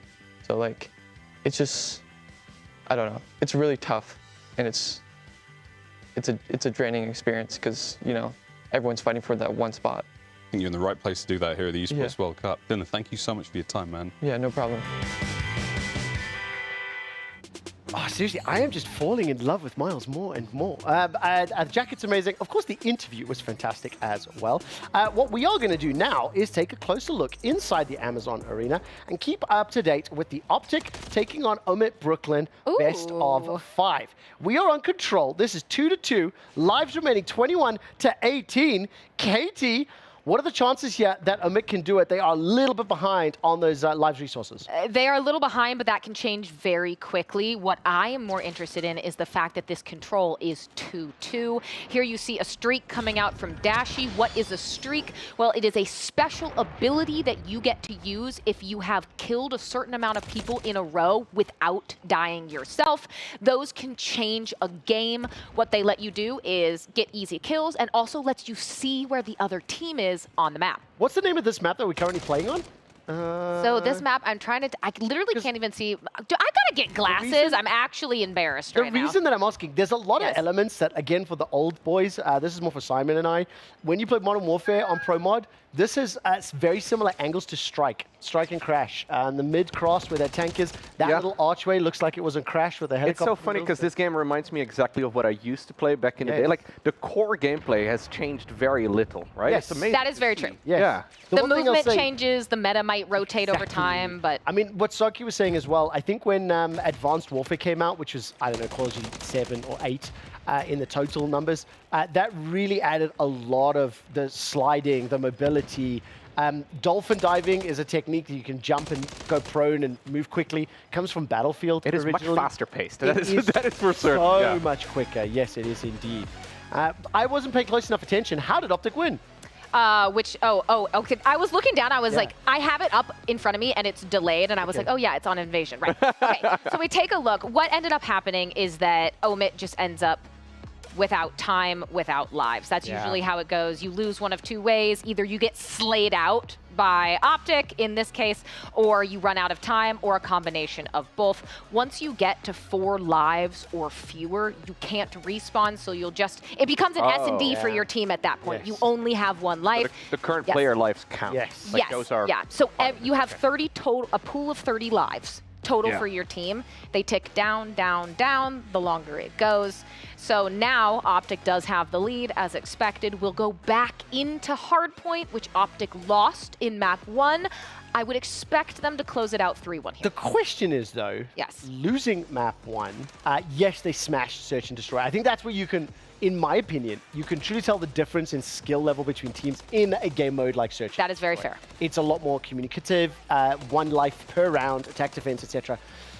Some of the variability that you'll get from Hardpoint as well as Control is going to impact us a little bit. But the question I'm going to ask you is the fact that Omit putting up this much of a fight a little surprising? 2 of the 3 maps have been really close. I mean, they lost 1, and this was very close.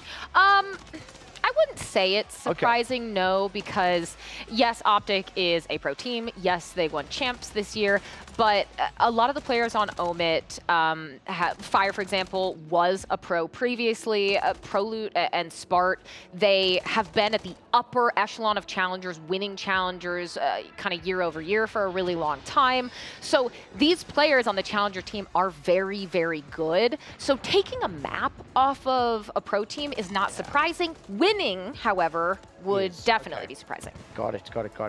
So when we come to Hardpoint now, will it be up to Omit to select the map if we've reversed around, they're the lowest seed. Do they get to pick the map this time around? So now that we're on map 4, we're on that hardpoint Karachi, how it works, and I have it written down so I don't remember, or don't forget rather, is that when we get to this map 4, this was Omit's pick. They picked the map, but Optic picks the side they start on. And now every map has a strong side and a weak side, depending on the mode you're playing. And there's going to be certain preferences from the teams themselves. So on something like Karachi, Optic getting to pick that side can be very, very useful for them. Because again, all these teams know the spawns. They know if they kill one person in one spot, where they're going to respawn from next. So the different game modes are all played on the same maps. So Karachi can have search and destroy, but also some maps have multiple modes, but not all maps. Okay. Interesting stuff. What are we seeing from this here? Hardpoint bans. So they got rid of Vista, they got rid of 6-star, Invasion Rio. Oh, I guess we see it right here. We're seeing exactly the going through the pool now. So next was going to be Hardpoint. We're going back to Karachi, or at least we're going on to Karachi is what I should say. What do we anticipate for this one? What can you tell us about the map, maybe, Katie? So Karachi is going to be a comfort map for a lot of teams. There's certain maps in a year that are kind of universally disliked by lots of different teams, whether it's because of spawns, placement of sites, anything else. But a lot of teams have specialty maps that they really excel at. But Karachi is going to be kind of a safe zone for a lot. What I love so much, that sentiment you just shared, there are certain areas, certain maps that are just disliked. It is true for every community, for every game that I have personally experienced here at EWC. I'll bet you in the map pool for StarCraft 2, there are certain maps that certain races will just hate. Yes. There are a couple of really good Terran maps. There you go. That's what I mean. It's like 80-70-ish% win rate. Protoss and Zerg, so your lovable Zerg, hate half of the map pool that is being played here at EWC. So the fun part is that the finals is going to be a best of 9. We have 9 maps, so you just choose the map order. Yes, there's no vetoing, so that's going to be crazy. The map order can be huge. Yeah, absolutely. In games like Call of Duty, games like Counter-Strike, games like Overwatch, games like StarCraft, the map order, your comfort on them, your knowledge on it, your ability to move around the map. So important. Unlike FC, it's the same field, right? Yeah, it never changes. It's purely up to individual. That'd be crazy. That would be it's purely up to individual decision making. How do you utilize your field? Do you ever have environmental changes like snowy, sunny, rainy fields or anything like that? in the casual modes, yes, but not in the professional. What does that do actually? How does that impact casual? You can change the sun and how it is on the actual pitch, which actually does change your visuals and like how you see players running. So the sun, in other modes, there's rain, snow, that sort of All thing. jokes aside, that actually is a legitimate thing, like in football and like in NFL, for example. If, if the QB's trying to find a receiver and they're going from shadow to sun, the receiver's eye line's not right, so you're going to pick those angles and stuff. Right, we will dive into EAFC later on in our broadcast. Right now, we're busy watching Omit fight for at least their first best of lives. I want it to get to a search and destroy game 5. I so badly want to. So is that the most liked game mode, search and destroy? Yes, I would say it's the most methodical. It oftentimes has the biggest hype and the biggest moments. Right. But maybe in the broader viewer base, it might be fairly tied with Hardpoint as well, because Hardpoint is action and chaos all the time. From my experience as well, like I think a lot of professionally minded players, people competitively minded players, S&D is the game where you get to flex. It's more strategic, I guess. It is strategic, right? Yeah. But you've got to remember that Call of Duty as a franchise, with the millions and millions of players that it has for the genre, the competitive game mode is going to be tailored a little closer to what your traditional gaming scene is, because Call of Duty is the most mainstream first-person shooter that exists. So what's the most popular game mode for the average player base? Okay, if you log in right now, like Team Deathmatch, come on. Yeah, Team Deathmatch or like... But that's basically what the competitive version of this is, right? Well, so Team Deathmatch would be... a time limit? First to 100 kills for a team, and you're just running around and it's chaos. kind of like the... I'm forgetting the name of the game mode right now, but it's kind of like... This is like the competitive version of Team Deathmatch. Oh, you're thinking Control could be kind of like that? Yes. Similar, yeah, because you only have a certain amount of lives, yes. But I would say for competitive, a lot of these players, how they're discovered in Call of Duty is actually through search and destroy tournaments. So at the start of every new year, there's a ton of outside of the CDL, like tournaments that happen all the time. So whether they're tier 2 TOs or otherwise, it's the players that stand out in search that get noticed by teams and players and get picked up. I also want to, this is purely Trevor Henry, the human being and fan of esports speaking. I believe that if the teams or the way that the competitive scene had developed had just been Search and Destroy, we might see a very different environment to what we do see. But I think the gameplay, the community base, things like that, has a pretty significant impact on what like the CDL does, as an example. Also, my producers are Call of Duty fans, and they're telling me that they think that Kill Confirmed is their favorite mode. Kill Confirmed is really, really I'll tell you how old I am. I didn't even know what this game mode was. Yeah, can we explain what that is? You find a kill in-game, and you have to collect the tags. Yeah, so it drops their dog tags on the ground. And think jumbo-sized dog tags just floating on the map. So you have to collect them to confirm the kill. It's like reboots in Fortnite.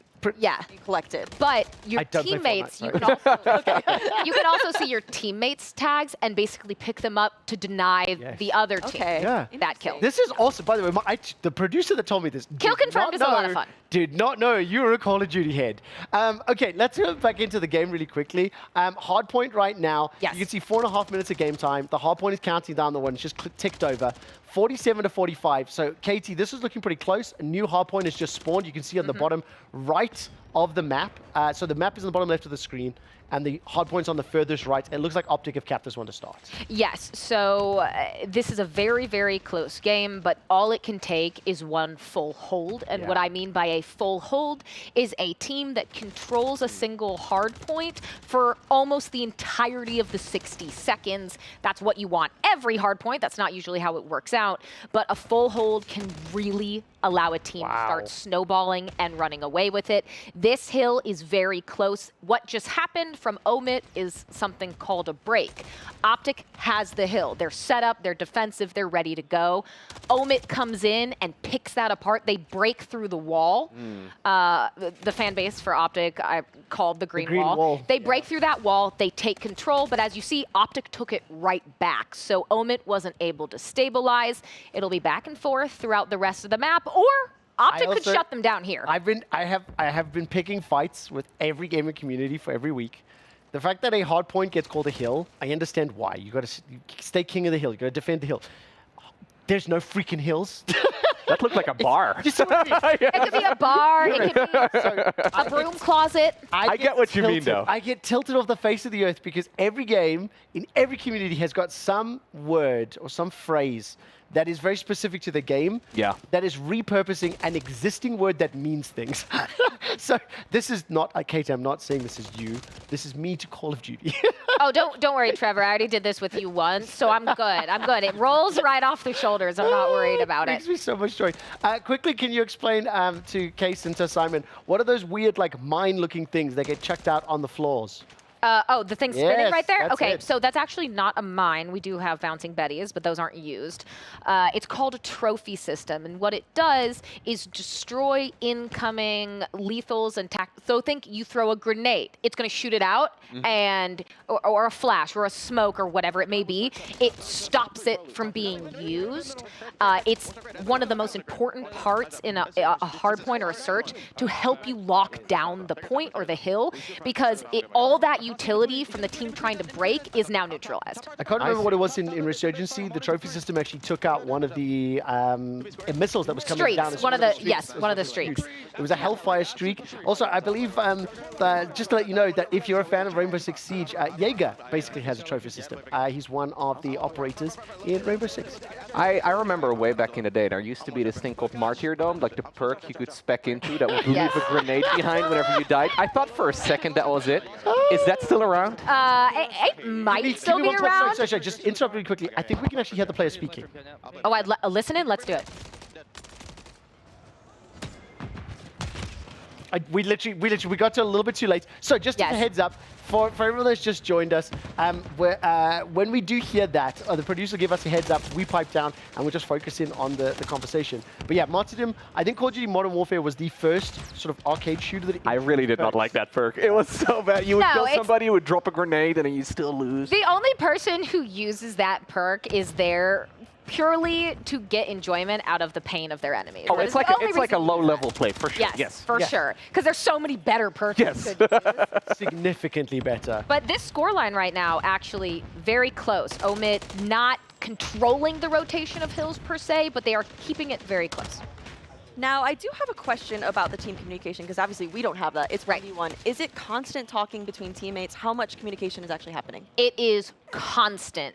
Some teams, you can do listen-ins to their comms. Some teams have very frenetic, frantic comms. Atlanta FaZe can sometimes fall afoul of that. Other teams, very measured, very calm, even when they're in the middle of the chaos. But yes, constant communication. If you are not talking, then you're doing something wrong. Are they calling out teammates as well? Huge amounts, but not only that, like every part of the map will have a name. Every building, every corner. You know, I'm gonna just think about some Counter-Strike ones. You've got like, that can be washing machine, these are barrels. Could be dumpster, fire hose, anything. That, you know, catwalk. You have to learn all these things. You're going A long, A short, I'm pushing site, I'm high, I'm low ground, things like that. So there's a lot of information there that, like, not to be disrespectful, but FC is a simple game in comparison. But that's where the beauty of football comes from, because in its simplicity, it's about the execution. Here, there's a significant knowledge gap as well. And then you quite literally have to execute by playing the game. Yeah, and simple doesn't equate to easy. No, right? no. There might be less niche things like we're talking about with Call of Duty or like with Starcraft 2, for example, but that doesn't mean the ceiling isn't exceptionally high in the game. There are team game modes as well in Starcraft 2. It's not very popular and competitive, but sometimes there is like a 3v3 or a 4v4 tournament. And the top-level players may be very good at playing the game, but they are not great at communication. It's like an entirely separate skill. I mean, I would assume that makes sense, because who are they communicating to in a game that's predominantly 1v1? They never have to talk about a lot of their thoughts, right? You don't have to vocalize it, and also, it's certainly a skill that takes years. There's so much planning that goes into a StarCraft game, resource management, base building. The nuance to communicate that, whereas in a game like Call of Duty, you're communicating information and trusting the other person to point and click at the right time. Like, you know what I mean? Like, it's a simpler form of it. But I will say this, 2.5 minutes to go. This has been really lovely, because I'm hearing more about the 3 respective games while doing a co-stream at the first time, which is not something that's happened a lot in the past. And I think it does go to speak just kind of how many people understand Call of Duty at a baseline. I will say, for the next 2.5 minutes, let's look at this. I'm putting all my hopes and dreams onto Omit. They do not have control of the hard point for now. KT, give me percentage chances when we look at, let's say, the next one that spawns in 40 seconds. What do you reckon they're going to do? I realize the TV's quite far away. I apologize. Well, something important to always look at, if you look at the top left and the top right, you'll see some information. K/D, that means your KD, your kill versus death ratio. So a player is doing well if, for example, you're you're 23 and 21. That means you're killing more people than you are dying. Generally, a good barometer for how a team's doing is looking at their KDs. Then you'll have something like a streak. That means, like Kenny just got a triple kill in the feed. You could see Kenny. You look on the right side. I believe Shotzi's pretty hard carrying for the record. You got well, so 14 and 20 Kenny, 17 and 18 Dashawn, and Pred's 2023. Yeah, so Shotzi's one of the top 3, arguably, players in the game. He's absolutely incredible. One of the hardest kills in the game. But the other stat that's really important, I would like to point out, is the time stat. What that means for each player is how much time they have accrued by standing on the hill. So usually you're going to have a player whose job is to sit on the hill and get time. You are going to have other players whose job it is to hold angles and stop the opposing team from getting to you on the point. That information can just be a really decent way of figuring out what's going on. Shotzi on an absolute tear. I think 32 or something and 19. Chance for a streak here if he keeps it going. But this is now Optic running away with it. This is what I talked about. You lock down a hill, you get a full hold. They are now just 20 seconds from winning this game. I'm so glad you called out the time, because you immediately put me right back into my place. If you just look at the KD, the story that it tells is Omit Brooklyn are doing better as a team. Optic are going, no, Dash, you just sit on the hard point, and Shotzi, go kill. Shotzi is single-handedly holding back Omit. I'll say single-handed because he's got a significantly higher... no, you can just say single-handedly because it could just be him. But it's also just how well that's going. We are 2 minutes in. The next hard point is up with a 70-point lead and Optic controlling the next hard point. And it's over. This is going to be game. Done, 250. There we go. And that's what I mean. Usually, this is the point where you're going to see one of the 12 pro teams here run away with it. They get to a hill, and that's where the experience, the talent shows through. That Challengers team, they just can't make it happen, especially against the team that just won champs. To be clear, Omit falling 3-1, they played really well. It was a close control, map 3. They got blown out in the search. We're not going to talk about that. It was a 6-1 loss. They lost about as badly as they could have. Fun fact, if I ever call something a donut, it means that a team got 0 rounds. Yep. They went, or a player got 0 kills in a search. Yeah. And you could call it a breadstick too, or 007. I like 007. The Yeah. only thing is, in other games, 007 can mean 0 kills, 0 to 7 assists. Yeah, And no, that in this can be one, a it good just thing. means that you did absolutely nothing for your team. You entered the agency. You're applying for the agency. You entered the agency. Calling someone a donut is saying it's in a derogatory way. Yeah, Yes. it's not the nicest. No, Yes. not so nice. Case, Simon, what have we learned for Modern Warfare It 3? is an incredibly fast-paced game. Let me just say Very that much so. like 2 minutes we just watched were like the longest 2 minutes of my life. It felt like so much was happening in such a short amount of time. It can be very stressful to Yeah. watch, actually, because you'll I be forgot watching that the there's mini-map, the control as players. well. It can be, if you're a fan of a team, you'll be sweating along with them because it can be To be very fair, stressful. you say it's the longest 2 minutes. You got to the edge of your seat. Like, you were leaving Yeah, no, I to watch. I don't mean it in a negative way at Yeah. all. Like the It was amount of things that happened in those 2 minutes, it felt like it was like a 4 or 5 minute. Just like segment. constant, it's Yeah. just like constant Blinkstalker fights in StarCraft.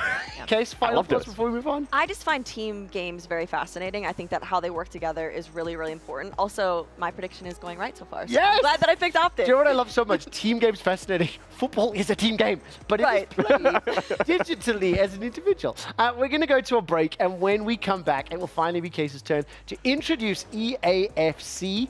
Oh no, and it says we're playing EAFC? What? Oh, this is Yes. going to be tough. What do you mean? We will be right back, and this is going to be embarrassing. We'll play EAFC, and we'll introduce you to the tournament.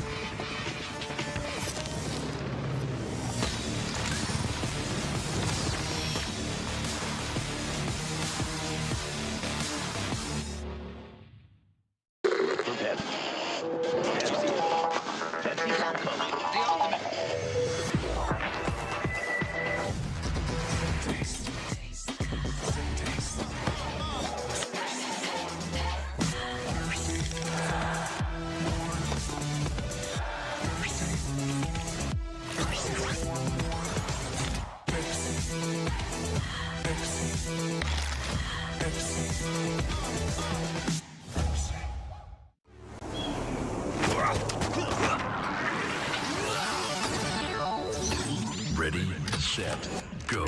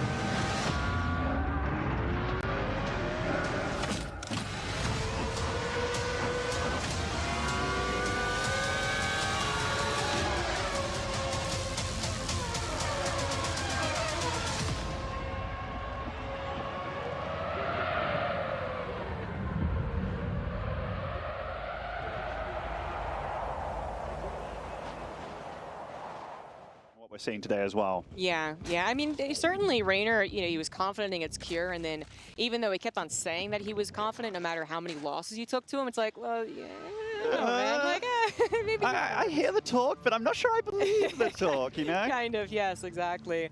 No doubt about it, Reynor's demeanor has changed, but it could be for the good, actually. I mean, we are used to him being kind of that overly confident, perhaps on camera, just straight up confident when it comes to the actual game. But one thing that has, I think we've been talking about is that Reynor can kind of expect to win, and for a long time, I think that was good for him. He came in confident, just like, no, I'm going to win. It's not going to matter what you do to me. But after a while, might be starting to bite him in the butt a little bit, just because so many other players have started to match his level or exceed it occasionally. So he's really got to come in with just a tiny little bit more apprehension. Not saying that he's going to come in being like, oh, I'm going to lose. No. It's not going to go well, but just a little less on the whole. I don't need to worry. It's going to be fine.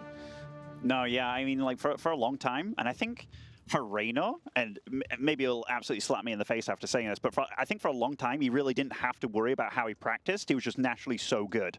And then during, there was a tournament that happened, I think it was Katowice earlier this year, where he practiced his absolute butt off, but felt that it didn't really pay off, you know? And it was like, oh gosh, like, these guys are good right now. Like, I need to sort this out, and he used the word methodical about his practice, so he's played a lot, done his homework, coming into the tournament, ready to show off all that hard work, but just practicing the right way, because it's very important how you do it. Yeah, if you guys want to check it out, he made a video about it. You can see his own insight into that and what happened there. And then really worth noting, you know, we kind of used the word slump for Reynor, but after Katowice, where it was definitely not a good performance for him, he wanted to do better 100%. Dallas was top 8, and he only lost to Oliveira, who was on fire in the matchup. So, yeah, he's definitely performing better and back up to form. It's just that Clem is really good, too. But Clem making a mistake, losing a second Reaper in that last one, very injured. Oh, the Oliveira one was the Katowice before. It was the most recent, like, the kind of group of death, right? Well, I was talking about Dallas. Got you. Dallas, he lost in round of 8. No, you're right, yeah, because it was the one before in America that he was sick, apparently. Yes. Yeah, so that one, you know, by the by, but definitely had a few runs where they fell a little bit short, and it's like, man, like that Reynor magic is usually there, but this opening is one that Reynor's definitely going to be feeling good about. And Clem, obviously not, because sitting up straight, 2 Reapers down, doing a bit of a funky opener here, because that's quite an investment. That slows everything else down. And having it fall flat on its face here, oy. I mean, from 3-0, 3-0, 3-0 today to, I don't want to say 2-2 already, Zombie Grove, because that's really like, you know, pushing it a little bit, but this is already a nice series between these two. Yeah, definitely not calling it this soon.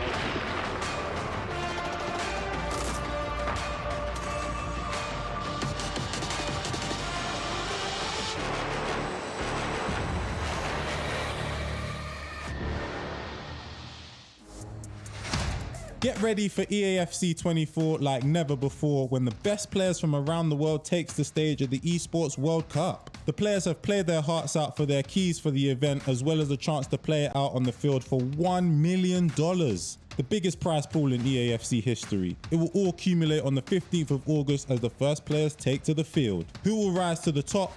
Who will shock?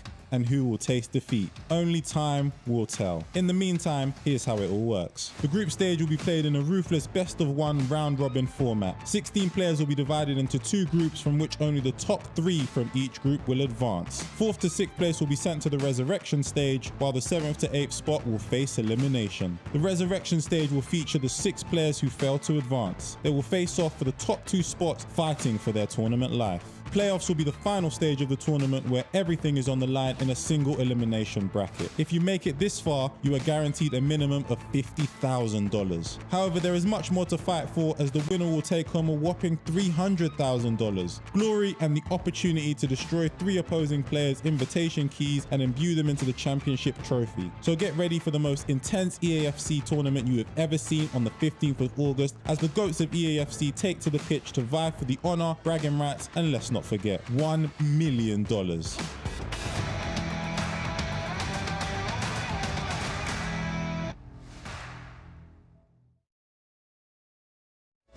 Hello everybody, welcome back to EWC Central. We are very nearly starting off the EAFC Esports World Cup Championship. It will begin in 45 minutes at EWC Gold. Starcraft 2 is live and ongoing, EWC Black, and Modern Warfare 3 is at EWC_White. Now, we have introed 2 of the 3 respective games for the weekend. We began our broadcast taking a deeper dive into StarCraft 2 and explaining some of the basics for people to be able to watch and enjoy. We have also taken a look at Call of Duty Modern Warfare 3. We've heard about the favorites, we've heard about the game modes, and now we're going to turn our attention to EAFC. I'm just going to be quite direct and quite blunt. It's football. We know the basics. Kick the ball into your opponent's goal more to win the game. And you kick the ball by pressing the button on the controller. Case, I'm oversimplifying it. Yes, you are. But maybe you can help me fill in the blanks for us people who call the game soccer. No worries. It is much more intricate than just clicking a button and it goes in the back of the net, especially for a lot of these professional players in this tournament specifically. But for those of you that at home that have not played this game mode, it is with Ultimate Team. So that means you can play with a player like Ronaldinho, who is no longer currently playing football.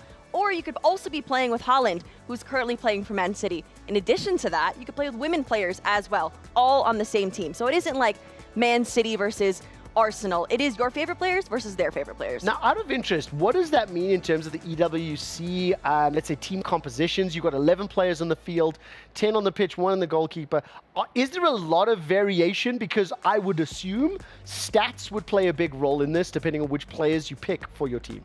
Yeah, as tournaments progress throughout the year, the teams change a lot. But in terms of this competition, we're going to see a lot of the same players because some of those players are just so much better than other ones. We may see a couple variations in terms of fullbacks. I could get into the nitty-gritty of that later. They're using right wings as fullbacks. It's quite odd, but most of them are the same. The thing that I love, though, is theoretically, if everyone has the same player pool, it then comes down to who's piloting those players and actually demonstratively utilizing them better. Yeah, at the end of the day, the person who wins has the most skill set and is the best at the game. But we talked about it before. Some games, one player wins consistently. That's not the case with FC. We see a lot of different players win championships from year to year. We don't have anyone going back to back. It changes constantly. And so on one day, someone could be very, very good. The next, not so much. Now, the question I have for you about this one, obviously, a lot of people will be familiar with real-life football. Euros just finished in Europe. The final was hosted in Berlin. That's where I'm from. That's also where the finals for the World Championship were held. Football is a game of 45-minute halves. What is an EAFC? Yeah, so IRL it is 45 minutes, but in-game it is 9 minutes, which is actually a difference from last year. Last year, for the most part, we did best of 2 6-minute halves. This year, it is best of 1 9 minutes. And you might think 9 minutes, that'll go by very quickly. But in comparison to last year, if you talk to a lot of the pros, it is a very, very long game that you have to stay in tune, have the mental stamina in order to do that. And I think that they prefer it this year because best of 1 is a bit easier. But yeah, it is 9-minute halves. Okay, so let's now zoom out. I understand the premise, kick ball in goal. It's way more complicated. I'm just simplifying it for me. What about the ecosystem? Because how do players get here?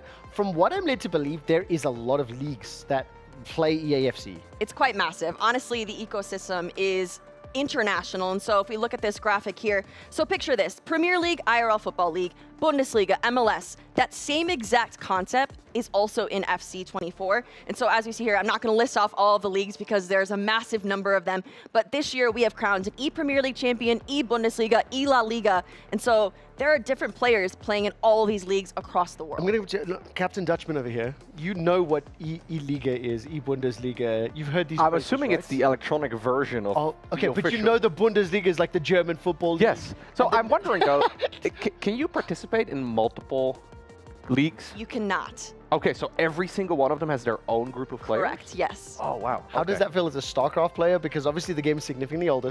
We don't even have that many competitors. Like if every league was one player. No, we have a lot of competitors too, but to have like an entire league, like what was it, like 30 different leagues? At least. Are you region locked based on where you are to a league, or can you just pick any of them? No, and so if we talk about EMLS, which is the North American League, there's actually a few Europeans that come over, so you can make that decision to do that. Do they play under a brand of an EMLS team though, despite being a European player? So you can import them? Or is it like, can Man City play in EMLS?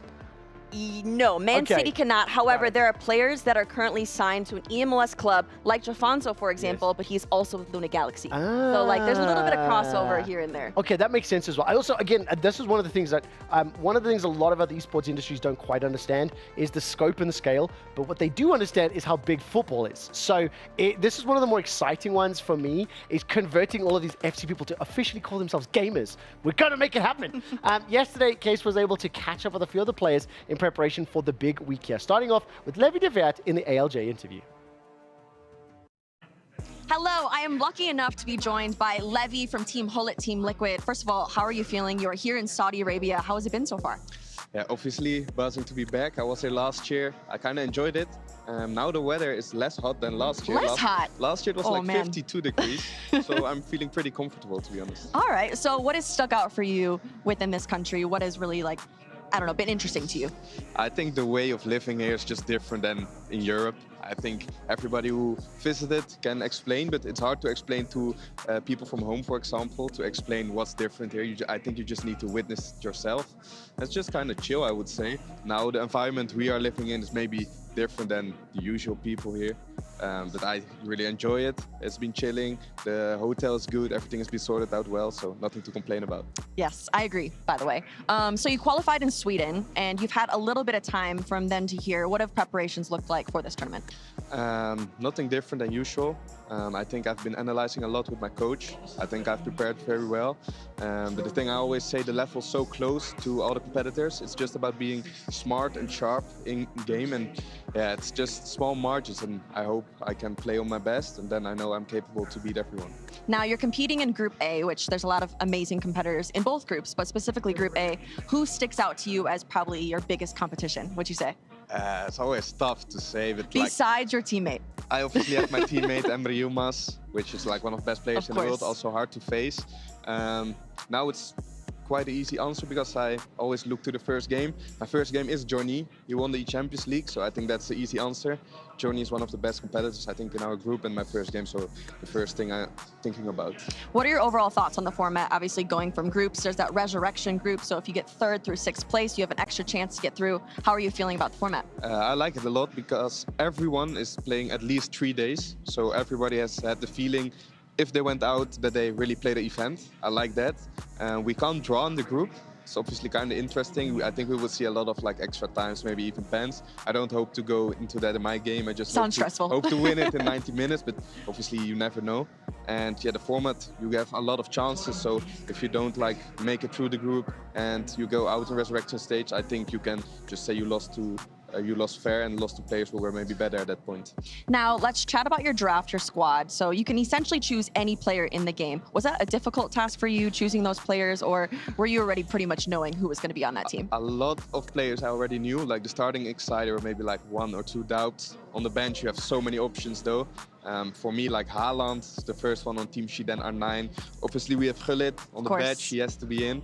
I think it was not that hard, but there are so many good items in the game now that you can't basically go wrong. Do you have any differences compared to other competitors that you can think of? I think it's quite the same. I think I'm playing with maybe Goslu right back, some will play like Stones, I play Stones on left back. It also depends on your tactics. Some people want to play to the left side, some to the right. I want to play to the right side, so my attacking fullback's on the right. Apart from that, I don't think I have many differences. I'm not the guy who's trying to be the main character and go with different players. I just do the usual stuff. You just do your game. I think the players at Team Gullit, Team Liquid, all have like kind of the same team. Yeah, I appreciate that. Well, last question for you. What would it mean to you to win this tournament, to win the Esports World Cup? Not only is it the biggest tournament of the year, it's also the last tournament of the year. So to end with a good result would be really nice. Looking to FC 25, which is coming soon as well.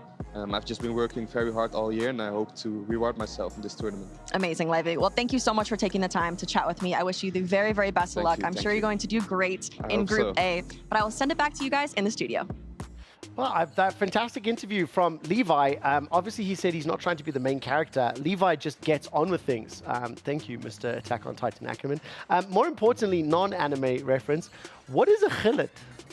Oh, well, he says it properly, but from the English broadcast, it is Hullet. He is one of the most iconic footballers. Yeah, but this is how you say it. Gullit. Gullit, yeah. It's like the Yeah. you gotta get that. Ons kan Afrikaans praat. Okay, Afrikaans klinkt soos Dutch. It always sounds like apparently you're about to throw up. People always tell me Dutch is kind of ugly. I don't agree. It's the most beautiful language out there. 3 sentences in Afrikaans where I grew up. Nevertheless, South Africa. The pronunciation was good though. Let's talk about Gullit. Let's talk about Levi. And more importantly, when we look at the two groups here for FC, in preparation for today and in kind of coaching us, we kind of described how one group has more chances to get through and one group has more eliminations. Group A, group of life.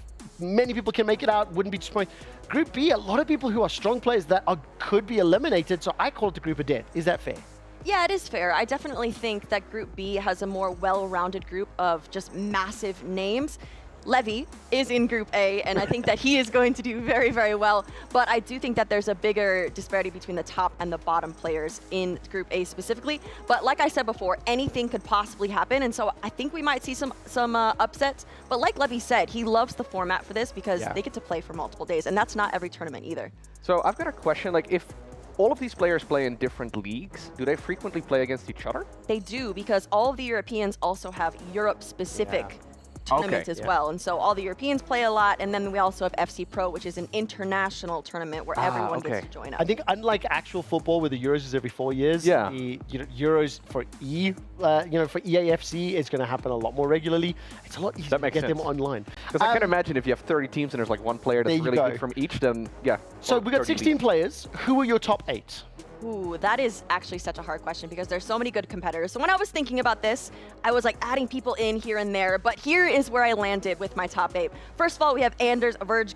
He has to be on the list. I mean, he's the current world champion. We have Jafonso out of Portugal and Luna Galaxy. We have Levi David. He is playing for Team Liquid, Team Hullet. We spoke a lot about him. Matthias Bonanno from Manchester City Esports. He's actually from Argentina playing for a Manchester team. Oh, wow. Interesting. Emery Yilmaz, another Team Liquid player with his teammate Manu Bashor. We have the Brazilian PH Zin, he was the FC Pro champion. And then last but not least, the Saudi Arabian player Abu Maka. Question for you now, there are 3 Team Liquid players on there. Are they that good in EAFC that 3 of them are in your top 8? Yes, no, they have been one of 3 of the most consistent players throughout the entirety of the year. Honestly, so Team Hullet, they, as just a unit, they have fantastic coaches, just very, very good background as a whole. And so they are some of the best players in the entire country. And also, I'll just say this to everybody watching at home, how English people pronounce Hullet is Hillet, but we will be saying Hullet as this goes forward. Okay. Now, it's not fair of me to give you an easy out and pick half of the field as good players. Who are your top 3, bearing in mind the 3 players that you're about to speak about, if any one of them wins the cup, you would not be surprised? Ooh, that is, I mean, honestly, thinking about this, it's very, very difficult. I think I first have to go with Anders Verge. That is kind of a no-brainer. Back in Berlin, he won it very, very easily.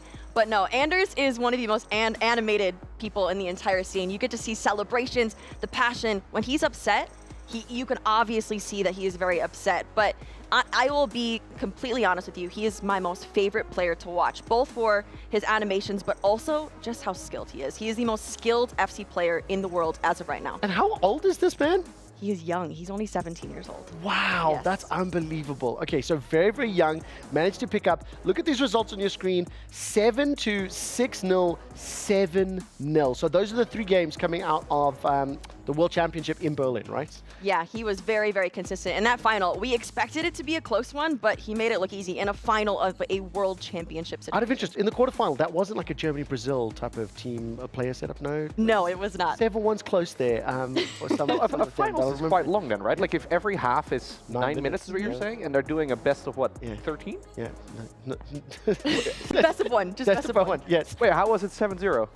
Bro, that's the final score. I'm so it's football. That's how it works. I know the sport.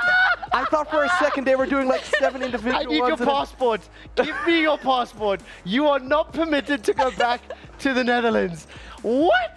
I hope my dad's not watching this. He's going to be very, very disappointed Okay, this is fantastic. This needs to get clipped. He just breaking news, Dutchman doesn't know football.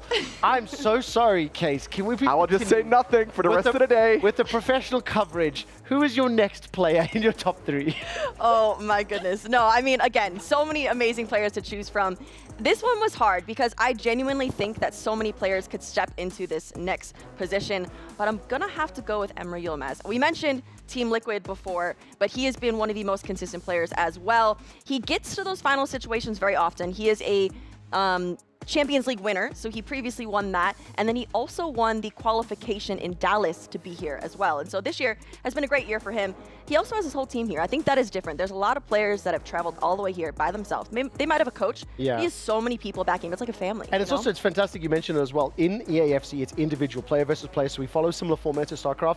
Crucially, the game is a team game, football, but having that many of your support, that also means your practice routine, your ability to discuss strategies, your ability to dissect your opponents is huge. Third and final player, who's on your list? I'm gonna have to go the EMLS champion this year. It is Jofonzo. He plays for Luna Galaxy in addition to New England Revolution, but he actually was one of the 2 players to make it out of the Saudi Arabia last chance competition. And so he won 5 matches in a row. We get to see some of the gameplay here from that last champs bracket. But no, Jofonzo has been very, very enjoyable to watch. He's Portuguese, played in North America, and so he's traveled across the world for many competitions. And he's been very, very dominant. As we see a goal there from the Luna Galaxy guy with Mbappe. He does love his Mbappe on the What I love about this, by the way, just crucially, is that obviously for Jofonzo, he represents Luna Galaxy. It is a Portuguese esports organization that is led by a Portuguese national football star, Diogo Jota, who also plays for Liverpool, right, in the Premier League. The reason I'm aware of all those things, Diogo told me himself, he was here on the sofa, he actually explicitly said that he hopes Jofonzo makes it, because when we got to interview him, Jofonzo hadn't qualified yet. Now, you're actually putting Jofonzo in one of your top 3. Yes. You think he can win the entire thing? He'll get close. Okay. He'll get close. I think Anders wins it. Okay. Anders Virgin wins it, but I think Jofonzo will be one of those players to give him his best shot. Okay, got it. In a grand final of Euros, how many rounds is it? I don't even want to talk about it. Right. I do have one final question, though. At the risk of sounding stupid again, right? You mentioned there's very few back-to-back winners. Yes. How come? Honestly, so it's a different game every single year. FC 25 comes out in September, and so there are changes to the meta, to play styles. Every single year you have to relearn everything, and so different players struggle at different games, and then different players excel at different games. Okay. So I'd be curious because in Call of Duty, every year, one of the 3 main developers makes a new COD, and there's going to be different maps, metas, etc., even different movement styles. But oftentimes you do consistently see certain teams and certain players like Shotzi on Optic be really strong. So what is it about EAFC that makes that so different? Because you say everything changes, but they don't have the consistency you might have in COD when things change. I'm going to ask you to pause there right now. I want to come back to that conversation when we actually have gameplay on the screen. I do need to move us along, but I do love the question, and I do want to unpack this, especially in comparison to traditional football. Speaking of Jofonzo, let's hear from the man himself in our ALJ interview. Hello, I am joined by Jofonzo from Luna Galaxy. He is competing in Group A this week. First of all, Jofonzo, you're in Saudi Arabia. What is it like? Tell everyone who's at home, who's not able to be here, what it's like. It's a great feeling. It means that I'm qualified for Esports World Cup, so obviously it's an incredible feeling, and I'm really happy to being here. Now, you are here, but it wasn't an easy road. You were in the last chance qualifier. You were one of 2 people to make it through that. Talk me through those emotions when you finally qualified after all of those grueling games. Yeah, it was a really tough qualifier. I had to win a few games in losers bracket to qualify, but yeah, in the end of the day, I could qualify. So yeah, I'm really happy and hope to play good FC 24 in this tournament. Talk to me during that losers bracket. When you did lose that first game, how are you able to reset and get that mentality to get back in it and eventually qualify for this tournament? I knew that I was playing in a good level. That game for me, I think it was it was an unlucky game, so I had to reset and I had to prove again that I can be anyone. So yeah, in the losers bracket, I managed to win all the games that I had left. So yeah, I was really confident I could qualify, and for me that was the key. obviously, because you made it here, which is so exciting. Well, let's talk about this because you're competing in Group A. What are your overall thoughts about your group? Yeah, obviously, all the groups are really difficult. 16 of the best players in the world, so it will be tough. But I hope and I am confident that I can qualify through the top 3 and got a direct spot to playoffs. That's my main focus. Who would you say are your top 2 biggest competitions in Group A? Oof. I think obviously I have to go to the guys from Liquid, Emre and Levi, but you also have good players like, for me, Young is really underrated, he's really, really good. So yeah, I have also a lot of good players, so all the games will be difficult, so yeah. Now, we've had a couple discussions back in the studio about which group is more difficult. Do you think your group is more difficult or Group B? I think the Group B, in terms of names, you have, I think, more names that can win the tournament. But I think Group A is also really difficult. So I think all the groups are in the same level. So yeah, it will be difficult. Absolutely. Now, you've had a couple days since that last chance bracket. What does that look like for you? Have you been relaxing? Have you been in the players' lounge practicing? Yeah. What have you been doing? Obviously, I think that I can have a little bit of an advantage because I competed earlier than the other players. So that can be an advantage. I know the team that I'm going to use. I know the cards real well. So yeah, let's see. I'm practicing a little bit, not that much, because I think that I don't need that much practice for this stage. So yeah, I just want to start playing, and yeah, let's see. All right, Japonso. Well, I wish you the very, very best of luck. I know Group A is going to be fantastic to watch. I'm personally very excited to watch you because you in that last chance bracket was very, very entertaining. But I'll let you get back to it, and we'll see what the studio thinks about this. Thank you.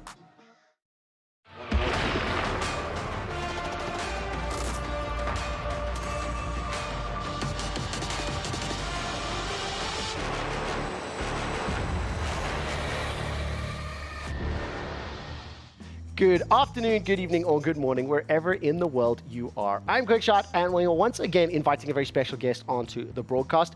We just had Case explaining to us EAFC. We talked a little bit about the game, we talked a little bit about the competitive format, and also some of the players that she's expecting to do well. Now, it is my pleasure to introduce Bateson87. He's a content creator for EAFC, and just before I give him a second to introduce himself, we're obviously going to focus on the game and a discussion around whether or not FC players are considered gamers or not. Before we get to the juicy stuff, Bateson, am I saying that right? It is. Where are you from? What do you do? So I'm from the UK, northwest England. I have been around a long time. I used to have hair when I first started. I don't have any anymore. But yeah, I've been primarily FC/FIFA all these years and following the pro scene from start to here we are now. Oh, fantastic. I love, just before you sat down, I think you mentioned been around before the pro scene, which I love. Yeah. Is 87 a special year? Is it your birthday? It is my birth year. Yeah. Congratulations. I too am 87. In fact, yesterday was my birthday. So happy birthday. Thank you very much. So, as two gentlemen that have seen a lot of industry growth, shall we say, what is your take on the development of FC? It had a different name prior. The scene has grown. Yeah. I just recently learned how many E-leagues there are, E-Bundesliga, E-Champions League, things like that. So how has it been for you as somebody that's literally grown up and experienced it firsthand? So seeing the start of it, it was primarily just individual players, not really associated with any teams. And now we're seeing teams, whether it be esports, for example, Falcons, and now we have leagues, like Liverpool, it's my favourite team, seeing the likes of Tex represent them in previous years. We've got teams in La Liga, absolutely. It's crazy stuff. Yeah. Can I ask really quickly, have you been interested in the esports wider scene before FC, or have you kind of been introduced to it with FC? Introduced to it with FC, but I also have kept an eye on the likes of Call of Duty. I know a lot of the old schoolers from there. I know League of Legends. One of my close friends, Toby, he follows the League of Legends, and that's... See, one of the things that I find fascinating, as one of the gentlemen that has been, we're lucky enough that we grew up with the tech the first time that fiber internet became a thing, and seeing PCs and stuff. And in my opinion, FC is one of the games that is late to the esports industry, but I think it's because of how closely tied it is with traditional football. The industry's grown up. So the question I have, do FC players consider themselves gamers? I think they do. Yeah. It's whether they want to be a pro or a casual. They're the two definitions. Obviously, within inside Ultimate Team, we have the champions, which is a place where people like to get that competitive edge and see how good they are, and then the people want to take it next level. The people at the next level, the pro players, I don't know if they're gamers. Got it. But the people who pick up the game every couple of hours or for a few days every week, I would say they're more the gamers than What would you call the FC pros that are here on stage? Absolutely brilliant in this game, and they deserve to be here. They are nowhere near my level. Oh, that's amazing. That brings me a lot of joy. Okay, let's talk about some of the content that you make. What type of stuff is it explicitly? I'm not somebody that consumes football. Born in South Africa, we still call it soccer in South Africa. So that's how, yes, I'm aware. I'm apologizing for that. But tell me a little bit more about the type of content you create and what you're doing at EWC. So I'm someone who's always grown up with trading cards, whether it be collecting stickers and things like that. And with Inside FC, we have Ultimate Team, which is what I enjoy, and building different teams, using some of my favourite players from one team and merging them into another team, and trying different types of versions out of them. So it's been a passion of mine, which I've done. I just like building crazy teams. And out of interest, okay, so tell me, who's your favourite item then? Like, if we talk about it that way. For viewers at home, item is effectively the players that you can pick in game. The version of EAFC that's played here is called Ultimate Team. So which items are on your Ultimate Team? So my favourite is Virgil van Dijk. He's got a 99 rated version because it's going to the end of the game. He's absolutely brilliant. And I also do like Selma Bakker. She's helped me a lot in defence over the year. But hands down, my favourite is the new Gerrard. Steven Gerrard, having him rocking in midfield. Okay, I'm going to pretend I understand. Yeah. Do you know if these items are being used by the pros themselves? Do you have any insight into what they're... I imagine we should see the 99 Virgil van Dijk in everybody's team. You reckon? Oh, easily. Okay, I love that. As for the other two, probably not. Yeah, okay, that makes sense, that makes sense. Look, I want to bring up the individual players that are competing here. We're not going to do a deep dive on the tournament, but what I'd love to know is like, something that our FC expert was talking about earlier was how different players can win different tournaments. And we see quite a lot of, let's say, volatility up at the top. Yeah. I think it's fair to say there's a lot of events as well. The individual leagues, then the Euros, then the World Championship, then the World Cup. So are any of these names familiar to you? Are any of maybe the clubs that they represent, stand out? And as somebody that obviously creates content around this, who stands out to you that could give me somebody to... So I actually have a few friends, like Mark, for example, of Team Footwiz. I was swimming with him the other day and in the gym with him. Anders, he's a guy which is lighting up the scene. His mannerisms, his reactions is absolutely brilliant. I've heard he's a little bit of like a Call of Duty reaction guy, like how he plays it. Like when he was look, listen, I say we're old school. I'm saying a little bit. Yeah. Okay. Nobody's going to be Call of Duty unless you're Call of Duty. But has he got that fire in him? He has the fire. Yeah. He has the discipline as well, which is nice to see. He's the person who I do think on his day can take it all at this current moment. PH Zin as well. He's the Brazilian favourite. Recently joined the new team, so I know a little bit. Listen, you're dropping bombs, and I'll tell you this as well. We asked our show to explicitly prepare stuff. You pretty much name dropped the exact same ones. So all right, that's perfect. Kudos there. I mean, you're in tune with this. I'm hearing that these young guns are kind of excited about the 9-minute halves. What do you make of that for this event? Best of one, 9 minutes a half. Yeah, so that one's going to throw a spanner in the works for them. I'll be interested to see how that is. Because usually there is a lot of slow play, whereas this seems they're going to have to get stuff done very, very quickly if they want to get through. How different is that to like a 6-minute half? I'm somebody that hasn't played, right? So I can't quite appreciate the variance. Yes, so 6-minute half, you plan for a long game, you're very cautious with the clock, whereas this one, it seems if they can get back in the game very, very quick and it can change around quickly as well, which is... Ooh, so would you advise a more defensive strategy or more aggressive? Oh, I like aggressive. I like. We all like goals. I'm exactly the same. Okay, talk to me then about traveling. Obviously, EAFC, you're going to be able to see a lot of football stadiums. You're obviously going to see a lot of events where I think there's a lot of natural crossover. Yeah. I've been quite jealous as somebody that's a long-time esports competitive viewer participant to see traditional football clubs having EAFC tournaments in their pitches, on their grounds. Honestly, it pisses me off because I'm jealous. Yeah. But what do you think of seeing these arenas and seeing this type of boulevard because EAFC is like a guest amongst all of the other games, right? Yeah, it is. So I've never been to Saudi Arabia before. I have never. I didn't know what I was picturing. Yes. But as soon as I hit that entrance, saw the massive buildings, seeing lots of people around and hype for it, it's fantastic to see. And so last year I actually did work at home, locally, working on this, and I was so jealous of the people out here. So to finally get out here is absolutely unreal. We haven't been in the arena yet, but straight after this, we are heading on into. I'm so sad you're here before the game starts. So the games for EAFC start in 20 minutes. Nice. I will say this to you, that the way that the arena is set up over in the Qiddiya arena, it's 1v1. They're in the middle of the hall, grandstands fleeting up, and it's quite powerful, right? You know, two players sitting with their own screens, staring one another down. Look, I want to say thank you so much for joining me. Could I ask you to give a little shout out to your community, to fans, to friends? Camera number one. Yep. It'll be the last thing that we'll be saying just before we send you to actually watch the games. No, thank you very much. So Bold FC, I know you guys are watching this like we were last year. I'm here to have a look around, enjoy myself, and hopefully you guys can learn some tips, because I know a lot of you guys aren't at this level, but hopefully you can be in the future. But thank you very much, and enjoy your time watching. I'm going to formally apologize. Did you say Bold FC? Yeah, I don't know why they call me that. What?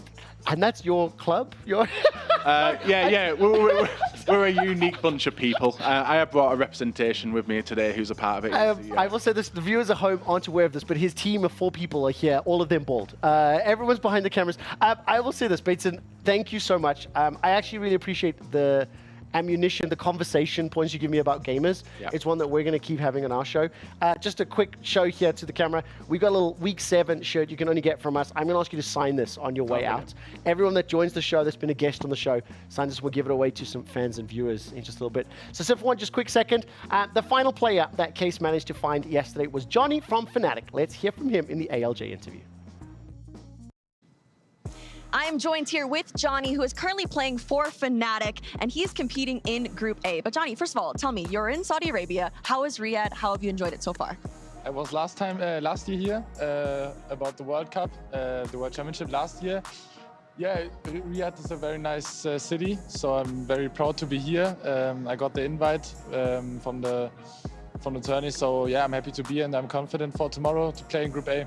Now, you mentioned you did get the invite. Tell me about the emotions when you first saw that email on your screen. Were you very excited? What were the emotions that you felt? Yeah, the manager from Fnatic tell me that I'm invited, and I'm very happy. I call my brother first and tell them that I'm invited, and I'm very happy to be here. And what has impressed you most about Riyadh? What has really stuck out to you? I think the hotels. The hotels, okay. Very, very nice and very, very big. So it's very nice here, and yeah, the city, and it's very, very hot here in Riyadh. So yes, I don't know, 40 degrees around about. So it's very hot here, but it's very nice. Now, tell me about the arena, because it has to be one of the coolest arenas that you've probably competed in, correct? Yeah, I think the ETL arena was very, very nice, but this one is on another level. So it's, I think 500 people tomorrow, and it's very nice to play here, yes. Well, let's talk about the competition, first of all. You are competing in Group A. What sticks out to you in that group? Anyone that you're like, ooh, I really wish he wasn't in that group with me? I think Emre, because he beat me at the World Cup 6-3, I think. It's not so good, but tomorrow is another day. So I play my best, hopefully, and can beat them all. Where do you envision yourself ranking from that 1st to 8th spot? On the first place. All right. I like it. I'm confident for. I won the ECA 2 titles in Germany and 2 titles in Germany, so I'm confident. Well, what have preparations looked like leading up to this tournament? Yeah, I'm preparing with my coach the last 1 week, I think, and we're preparing a lot, and hopefully, I can win my matches tomorrow all. And go through to the group and hopefully win the tournament. All right. Well, last question for you, Johnny. What would it mean to you to win the Esports World Cup? Yeah, I'm representing Fnatic, and it's a very big organization.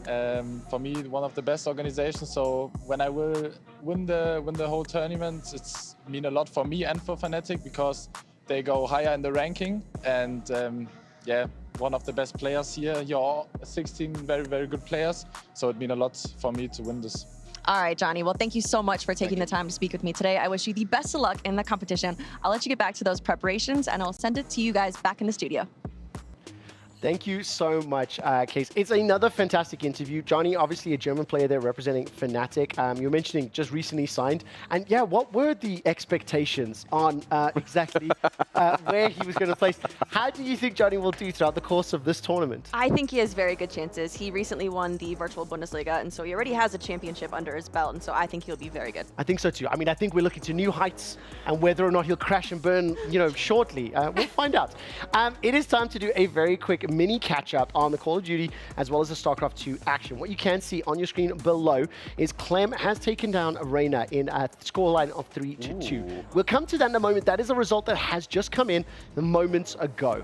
What I would like to do is focus on Call of Duty Modern Warfare 3 and look at Group A. We caught glimpses of Optic picking up the win over Emit 3-1, but give me a quick update on what happened in our second series and what this means for the elimination match. This was on the Beast team. This was Carolina Royal Ravens. They swept Vegas Legion in a 3-0. Fairly standard. Vegas and Carolina, they are two of the pro teams. So seeing Carolina versus Optic, I would expect Optic to win and advance on, but keep in mind this is double elimination and the top 2 teams win. So even maybe you're an Omit Brooklyn fan or something, they still have a chance. I am an Omit Brooklyn fan as of 3 hours ago, but I will say this. What did Optic, there was a tweet coming out after that series because there was quite close. Who was it that tweeted? So it was Kenny on Optic, and I believe he tweeted something to the effect of like interesting game or something. And the reason he said GG Omit, we won 3-1, great composure from the team. The reason he's saying that is because it was far too close for what it should have been. Optic should have 3-0'd them.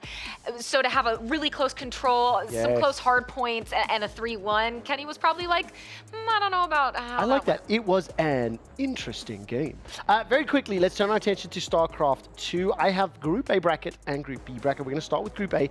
I realize we've not watched many of these games. So, Simon, I'll give you a quick second to look through these results. If you run through them, what are surprises and what we're seeing here? Yeah, so it looks like Dark managed to 3-0 Astrea, which isn't a massive result. I don't think anybody would be all too surprised there. Maru going 3-0 against Oliveira is cool because they actually played the World Championships Grand Finals last year, and Maru lost. So the fact that he 3-0'd Oliveira this time around is massive. Now, the winner of Maru versus Dark is going to go straight to the top 4, which is not only just a massive step in the tournament, but also a massive step as far as the prize pool goes. Now, of course, when you do look at these matches, I think for Case more than anybody else, those are best of 5s, and then best of 9s. Okay, it's not gold. I'm never going to be able to lift this. Yeah, it's okay. Listen, you are. It's okay. This is going to happen every day, and I'm personally going to email your father the clip.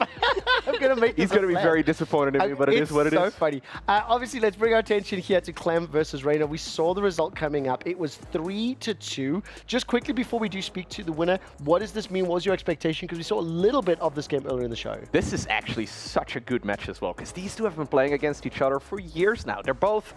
I remember watching them for the very first time way back in Barcelona when Clem had to literally stint to get up to his disc. Like, they were competing when they were like 13 years old, and they're still going at it right now at such a big stage. And for Clem to win this one, like, these guys are incredibly fast. That was huge. Yes. Specifically for anyone that doesn't know StarCraft, the buttons and the numbers that are being spammed, that's not for shits and giggles. No, that's legitimate. You have, assignments to your army numbers. You have abilities that you need to be using. You have shortcut keys. That is how you play the game. Are they constantly moving their fingers up the whole time? Yes. That was stressful to watch, I know. I will say one last thing before we go to the interview. There was a question you had yesterday discussing, like, how difficult is it? And you're using your frame of reference of FC and Rocket League. Yes. That is how you play StarCraft. Please take a look at the footage now. Those are meaningful inputs. You can see on the right versus the left a little bit more in terms of so this is currently even attacking. still like relatively early on into the game. It gets faster as time goes on. Wow. This makes me feel like I'm in one of those movies where the hacker is like, hold on. I'm in the mainframe. So when it's a finals and it's like a best of 9, okay, it goes on for like 2 hours. What we will do is I actually would like to have a little bit of a breakdown at some point later in the weekend showing like specifically a Blink Stalker fight or Terran's stutter stepping. So you can show you how you have to use units. It's one of the most complex games. That was beautiful. Thank you so much for the replay package. We do want to have a winner's interview with Clem that we're going to take a look at right now. Clem, an amazing series against Reynor. I know you stood up, your heart is pounding. I have to ask you, what makes him such an evenly matched opponent against you over the years and over the match today? I think we have very similar strengths, like speed and multitask and stuff. So it usually makes for very explosive matches, and usually very close as well, because I think we're pretty even in skill. Absolutely. It was right down to the end. It seems like you're trading back and forth even in that last match there. Thinking back over your matches today, anything that you've learned from Reynor that is not going to be a problem the next time you face him now?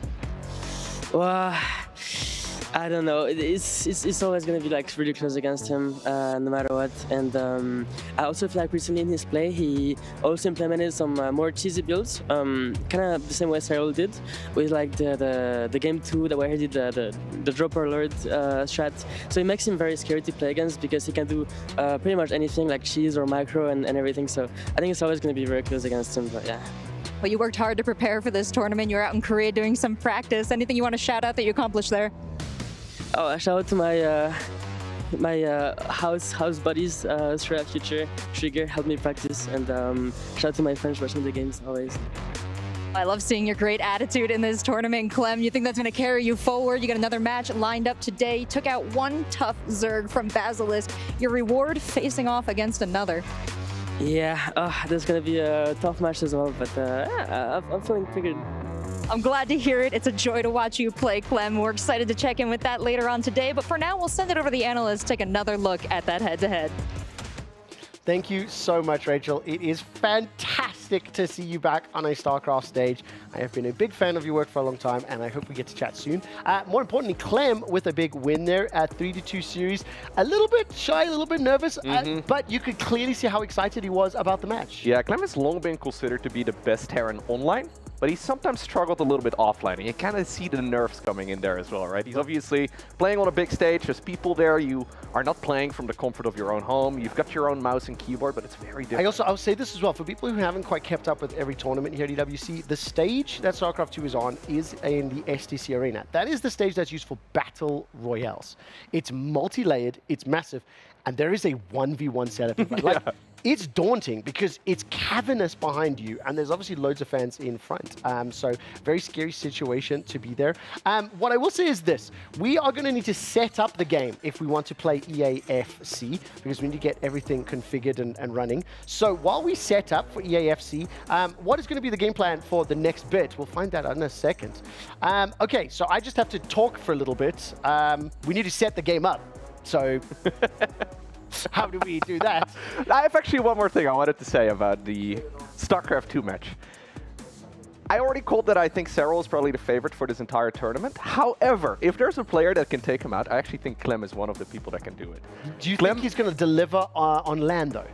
That is the difficult part, because we've already seen Cyril. He's a stone cold killer. He doesn't really care that much about, you know, tournament stage anxiety or anything along those lines. So if anybody can do it, if any Terran can do it, I think it would be Clem, because Clem is so stupid fast. Ooh, okay, that's going to be exciting. Now, what I will say is this. Well, we're going to be setting up our EAFC for a little bit of a show match.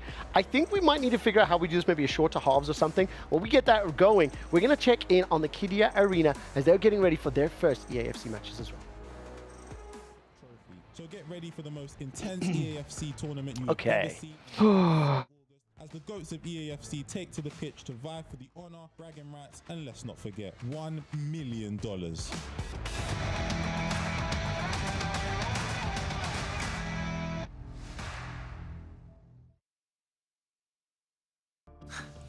that's the format, and actually you guys seem to love it, as do the players. Why is it so good, do you think, this year?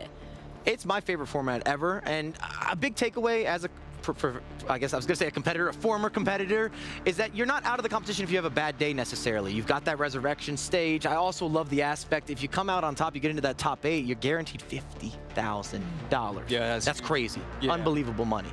I also like the fact having like extra chances, because some players are starting quite slow, and it would of course be a big pity having, well, the biggest talents knocked out because of having maybe a slow start. I think this format is quite merciful, having these extra chances. So yeah, I think, as you stated here, one of the best formats that we have seen, surely. But no draws in round robin. How does that affect if it does at all? I thought I wanted draws, but I think I'm on board with this. I like the win or lose, and we just keep it moving, keep it pushing. You got 6 spots at the end of the day, and what we've seen specifically in FC, sometimes players or competitors will play for draws, and it gets boring at the end of games. They're scared to go forward. They'd rather take that safe point, and now you have to go for it, which I can appreciate. Yeah, I think we might see a bit more open games, like a bit more attacking-minded, surely, because, well, draw here, it doesn't exist at all. So, of course, they have to go for it. And again, I think we're going to see attacking gameplay, and that's going to be nice for the audience. It's almost like we're at knockouts from day one, which is when we get more attacking play, like an Anders in the final of the World Cup a few weeks ago. 7-0, wasn't it, in that game? He played like he wanted that trophy. Okay, well, if you want that trophy, you have to play well, because also there's this on the line. Look at the money that they have a chance of getting their hands on. Oh my goodness, $1 million prize purse. 300,000 for the top. Mike, your jaw kind of is just open looking at that. Explain why. We've never seen anything at this level, and you see the 300K, you see the 150 first and second, but I'll stress it again. If you finish top 3 in your group, you're guaranteed minimum $50,000, which is pretty unbelievable. And I'd say you certified a contract for next year as well, so you can go ahead and lock in some sort of salary, some sort of partnership to go with some extra helping. What a send-off. Get yourself a nice little summer vacation. Yeah, surely. And this should be a record actually for the highest prize winnings for the first place. We have seen in the past 250,000, and this is... Now, welcome back. I'm in a new spot because I definitely don't want to play first against Case. We are going to be playing EAFC. I have volunteered Simon for tribute. Thank you. After your abysmal best of 9-13 comment about Holland. I've already embarrassed myself with FC. I'm going to do some more. Listen, we're going to do the same. We're going to do the same. The way that we're going to work this is we've set the game up. There's 3-minute halves. So Case and Simon will play the first half. Myself and Katie will then tag in. I have no idea how to play this game. I have not played an FC ever. So you're the boss. Let us know how this works. All right, so basic instructions. I'm not going to tell you guys how to do crazy skill moves. Basic instructions. So I wasn't expecting you move players with the left stick. All right, you change which player you are controlling with L2 or the right stick if you want to do it manually. L2 is easiest. It brings you to the closest person next to you. Okay. Pass with X. Okay. Shoot with circle. Cross with square. Through ball with triangle. What's a through ball? Instead of passing it directly to the person, it gives it a more forward push. So like if you send someone on a run. So you can then, okay, like so a breakaway setting up a play. situation. Oh, Yes. got it. Okay, Yes. I'm with you. So any questions before we get into it? Nope. I'm sure there will be some. I feel like I'm very prepared. Are we playing a best of 5 or best of 9? Sorry. Okay. Let's play one match. Let's play Whatever, one yeah. match? Let's Okay, pretend it's a finals. So should we pull up the PlayStation 5? We've set this up already. Case, I'm not at all surprised to see we'll be playing Manchester City. Why is it that we have Simon playing FC Bayern? I just chose it as another major club. They play in Champions League, so it was a good matchup. Okay, got it. So once we get the PlayStation up on screen, then we can kick this one off. And yeah, let's see how this goes. All right, we ready? Yes. You're getting warmed up. I don't even use controllers, guys. I'm a mouse and keyboard. It's okay. Okay, so do you know which color your units are, Simon? My units.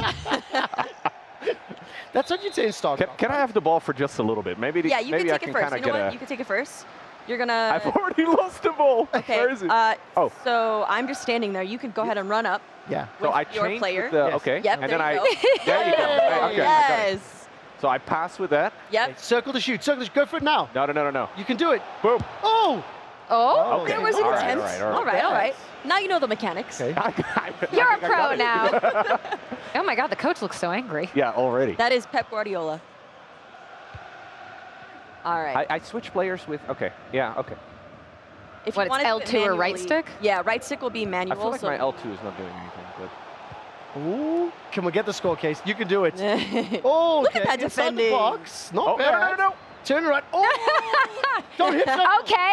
Can you get an own goal if you hit circle inside your own box? I'm sure I can, but I'm not going to try. It's very difficult to get an own goal in this game. So if you do, it's kind of impressive. Oh, sorry. Oh! Sorry. That was... With the slide tackle as well. A yellow card. I could never. Oh. He was trying to hit the ball, guys. So how did that happen? Because you went for an aggressive tackle? He did. He slide tackled me, and it was a foul. So I hit a button I had never pressed. Oh, sure. you clicked square. Wait, so are slide tackles only ever fouls? No, you could do it. It's just not a lot of players use it because it is a more aggressive version of a tackle. So how do I do a non-slide tackle? So you could click X as well. Oh, okay. It's an easier standing tackle. So this is... Okay. It's like a high pass?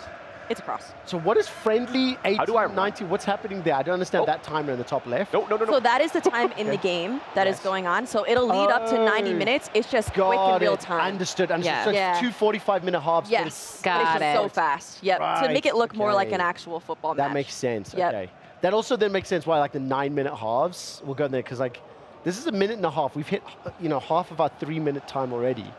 And we need to check with producers if we just do 2 6-minute games. I don't know if we have enough time for that. I'm so scared, Katie.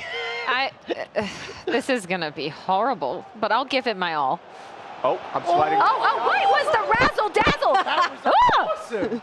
So what was that little razzle dazzle move? That threw out my hip just watching it. It was. I feel like I'm late every time. Oh! Touchdown! Let's see if I registered my celebration. Oh, I didn't. I don't know. Why are the Oh, I did! So, for those of you here, this is a gritty. This is the most toxic celebration in the game. Wow. I was actually teaching these guys over here what that was earlier. If you see a pro do this... This seems so tame, though. It's very toxic. It's very toxic. Previous years, it was the shush. This year, it is the gritty. Shush is great. Oh, okay, so I'm going to keep doing the gritty every time. Okay. Okay. What's the most you think you could score against Simon? I'll be That's honest. not the right question to ask. I'm interested in that. So this game mode is actually the only game mode that you can play on one console. Normally we're playing online, and so it's Okay. actually a different game mode. And so it does actually feel a little bit different. Right. And so it's more difficult for me because I'm not used to it. But Can I if I'm going all out, I could pop. Oh, with you me? went out. Okay. What was that? Well, I was just running with one guy. I don't know how to control somebody else to also run in the same direction. Is that possible? You can send someone on a run. So you could do that with the triggers. Oh, One pulls close to you, the other pulls away. So just test it So out. R1 call team short. Yep. L1 push team forward. Yes. I feel like every time you give an instruction, I remember it, but at the cost of forgetting another instruction. See, it's interesting though, because you mentioned how FC is such a simple game, but as we're continuing to add on more instructions, there's a lot of mechanics that go into it. Yeah, see, Trevor was talking smack, but I accurately said that it is very complex with a high ceiling. Listen, I called football an easy game. No, come on. Which is fundamentally true. However, the nuance, the reason it's called the beautiful game, is the execution therein is where the challenges are, right? Okay, so what is this called? 1-0 right now, Manchester going into the half. Bayern Munich is not even figuring out how to cross the ball. No. They just keep running off the pitch. I keep running off the pitch. Look, you're psyching out the opponent. I get it. They don't know what's going to happen next. They're tired now. I've warmed them up for you. Okay, so we're swapping halves. Okay? Yes. We're Oh, right, Katie and I are going to tag Oh, in. no. We're going to swap over here. I feel like I've never played this deficit before. is doable. Yep. I'll help We'll you. find out. Okay, here. thanks. Okay, so we are back here. Now, I'm playing from left to right this time around, is my assumption. Oh, wait, which side am I on? Yep. You're the light blue kid. Yes, you're the light blue kit. I'm going to be the Bayern sort of dark, I think it is. So I can recommend not running off the field with the ball. Okay, so now I'm going to be playing from left to right. So cameras there, fantastic. Okay, and kickoff. Right, I've already forgotten what the controls were, but I think it was square to pass. Yep. The And X. then X Yes, to X. pass. And X then to what was pass. square again? That is to cross. Okay, So that's got like it. a big. Got it. Ah! Okay. I don't know what to do. Oh, God, I've never done this before. X to the direction of any of those players. There you go. I like the noises. Thank you. Sound effects are very important. What was it to tackle? X again. X again. Got And it. the longer you you should hold use it, this one. It's a much more aggressive slide. Which if you want to get another yellow card. Yes. Just don't do it behind their backs. Okay, let's see if we can figure this out. Woi! Yes, help. Okay, so help and commentate a little bit for us here as well. Yeah, so Katie, oh wow, you're really learning quickly Wow, here. thank you, thank you. I pick up very quickly. I have great instruction from my mentor, my tutor, EAFC extraordinaire Case. See, this is why you can't allow coaches to talk during the game, because they just give you all the pro tips. Right. You know? That's what I'm here for. Thank you. I really appreciate I got that. a little cheeky there. You did well, though. I was Yeah, impressed. look. Look at me, though. You good. I did a multi pass, you know, which I think in comparison. to Oh, what there you go. There you go. That's what you want to do. That is not what you want Okay. to do. Yeah. I will say. I've watched the Euros. This happened a lot.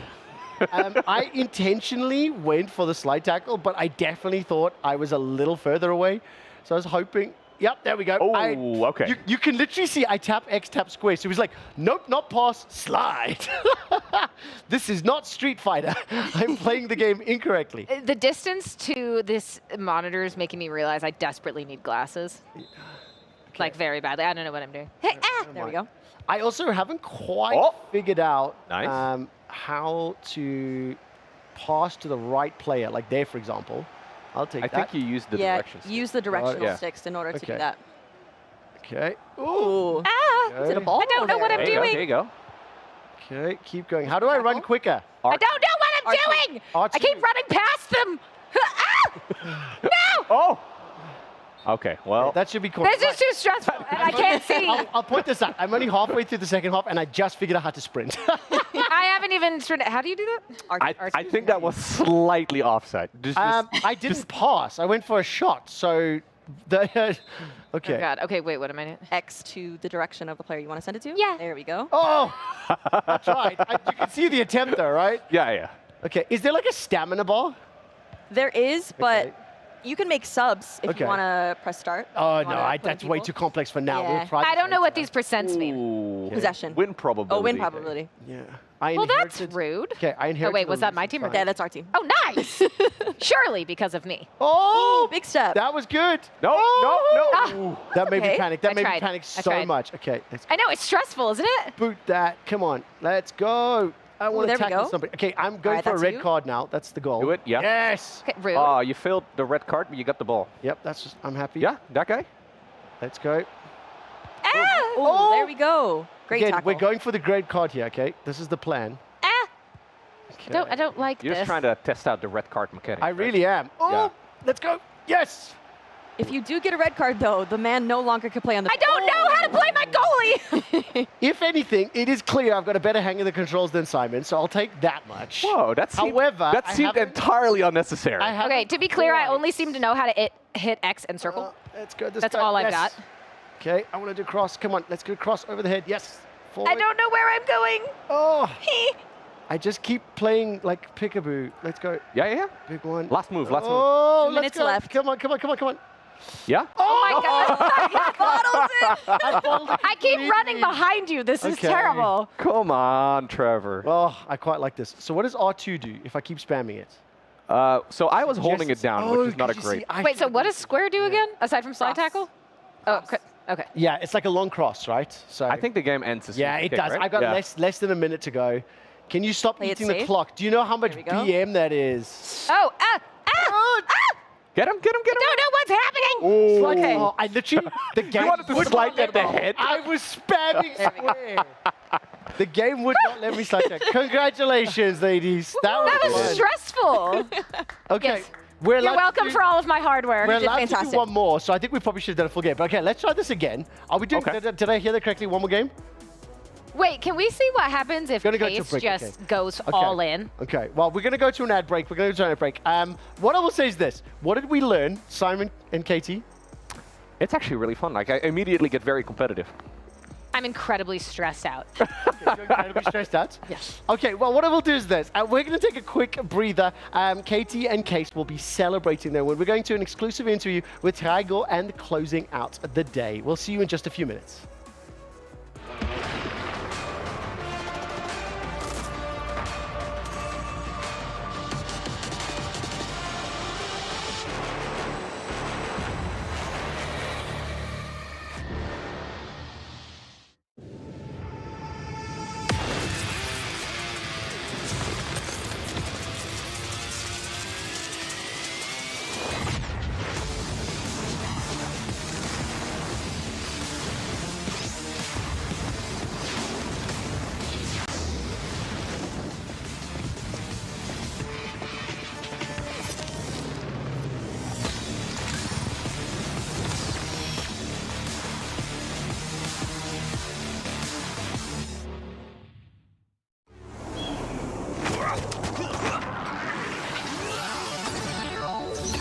Ready, set, go.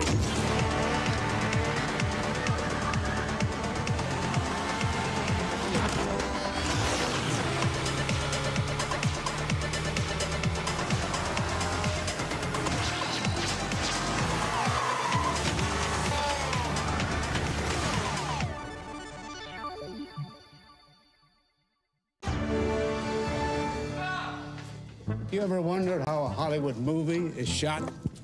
On a Sony. You review it on a Sony. And how do you make that sound epic? You record it on a Sony. Lunch break on a Sony. So why wouldn't you watch it on a Bravia by Sony?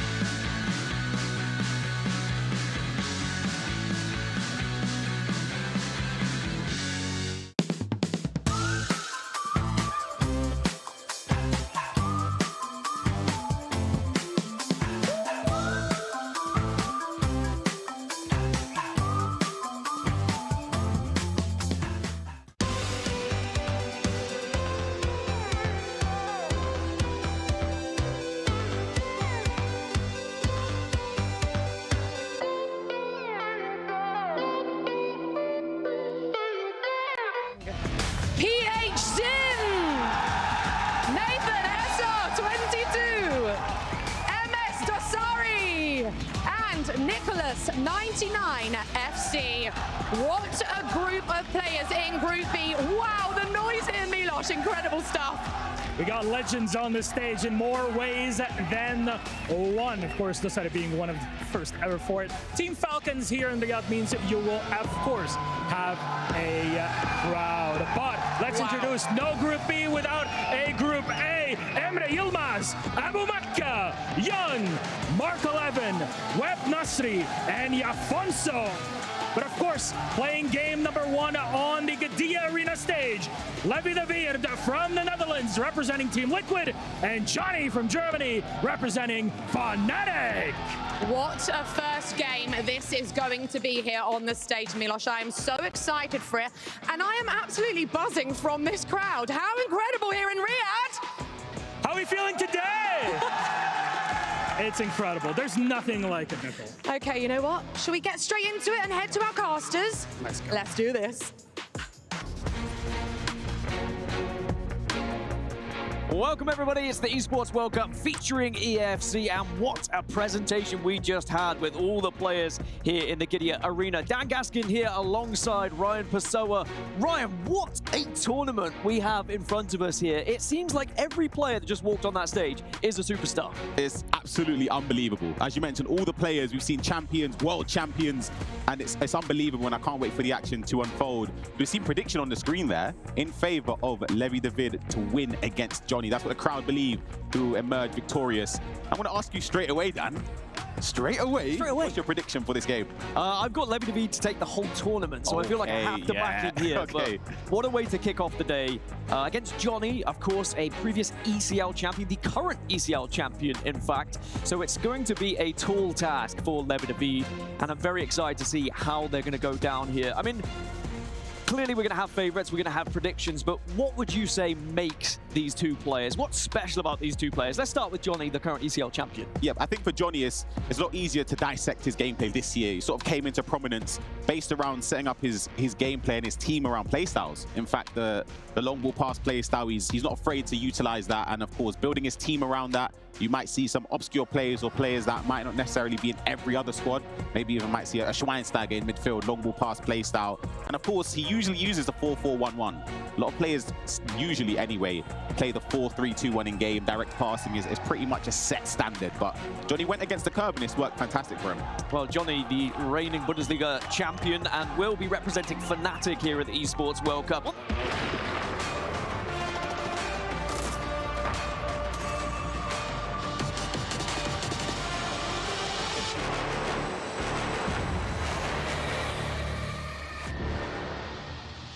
Good afternoon, good evening, or good morning, wherever in the world you are. Quickshot is back at EWC Central, and we've entered the last 45 minutes of our broadcast for Thursday. Before we begin to round up the very first day of content on our show, it is my absolute pleasure to once again introduce a Brazilian esport fanatic, content creator, streamer, and somebody that has experienced a lot of the games that I personally have grown up with. So, Tiger, it is a pleasure to say hello. Before we talk about the games and the event, could you introduce yourself to our viewers and tell them a little bit more about yourself?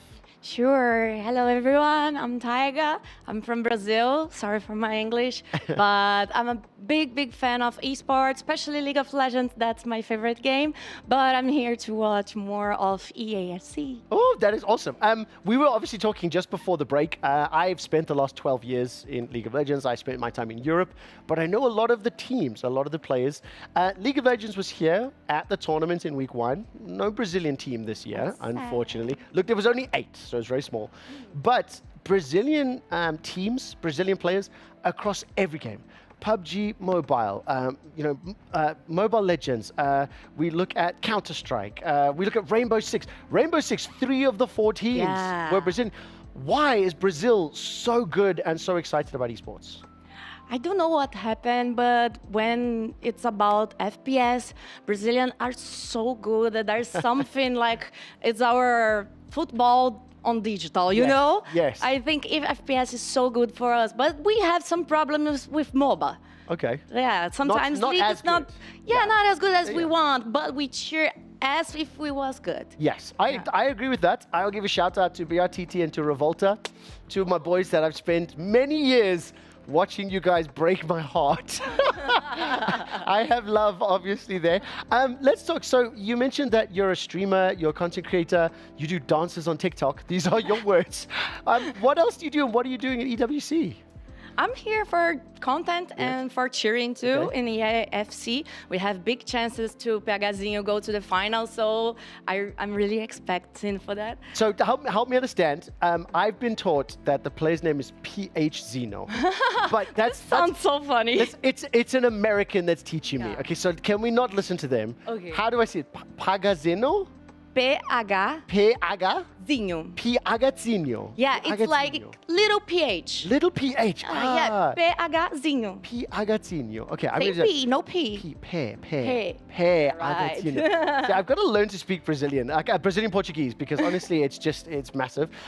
How much of a chance do you think he has? Because I've heard the competition's very tough. Yeah, the competition is really hard, but this year, he has been so good in the competitions, and I think he really have a chance to go to the finals and even win that. Ooh. So we're ready for that. I think it's gonna work. Okay. I trust him. Very exciting. What you can see, obviously, Tiger, is that we've got Starcraft, we have Call of Duty. We obviously have EAFC setting up. If we get a chance to look at some of the gameplay, we will. But let's talk about the event. I know you've mentioned you've traveled to CBLOL events before. You've seen the live stages. What other tournaments have you attended, and are any of them like this? Look, like this, only the League of Legends Worlds I came last year, and it was like the best experience of my life. And now I think I have one more to be the best one. I don't know which one will be the best, but I mean, there is a park here. Yes. I have Friday Night Freddy's event there, and this is huge, man. I will say this, it's a 5 nights at Freddy's haunted house that you can walk through. There's an anime experience, esports like virtual arena. I got to play against Brusa.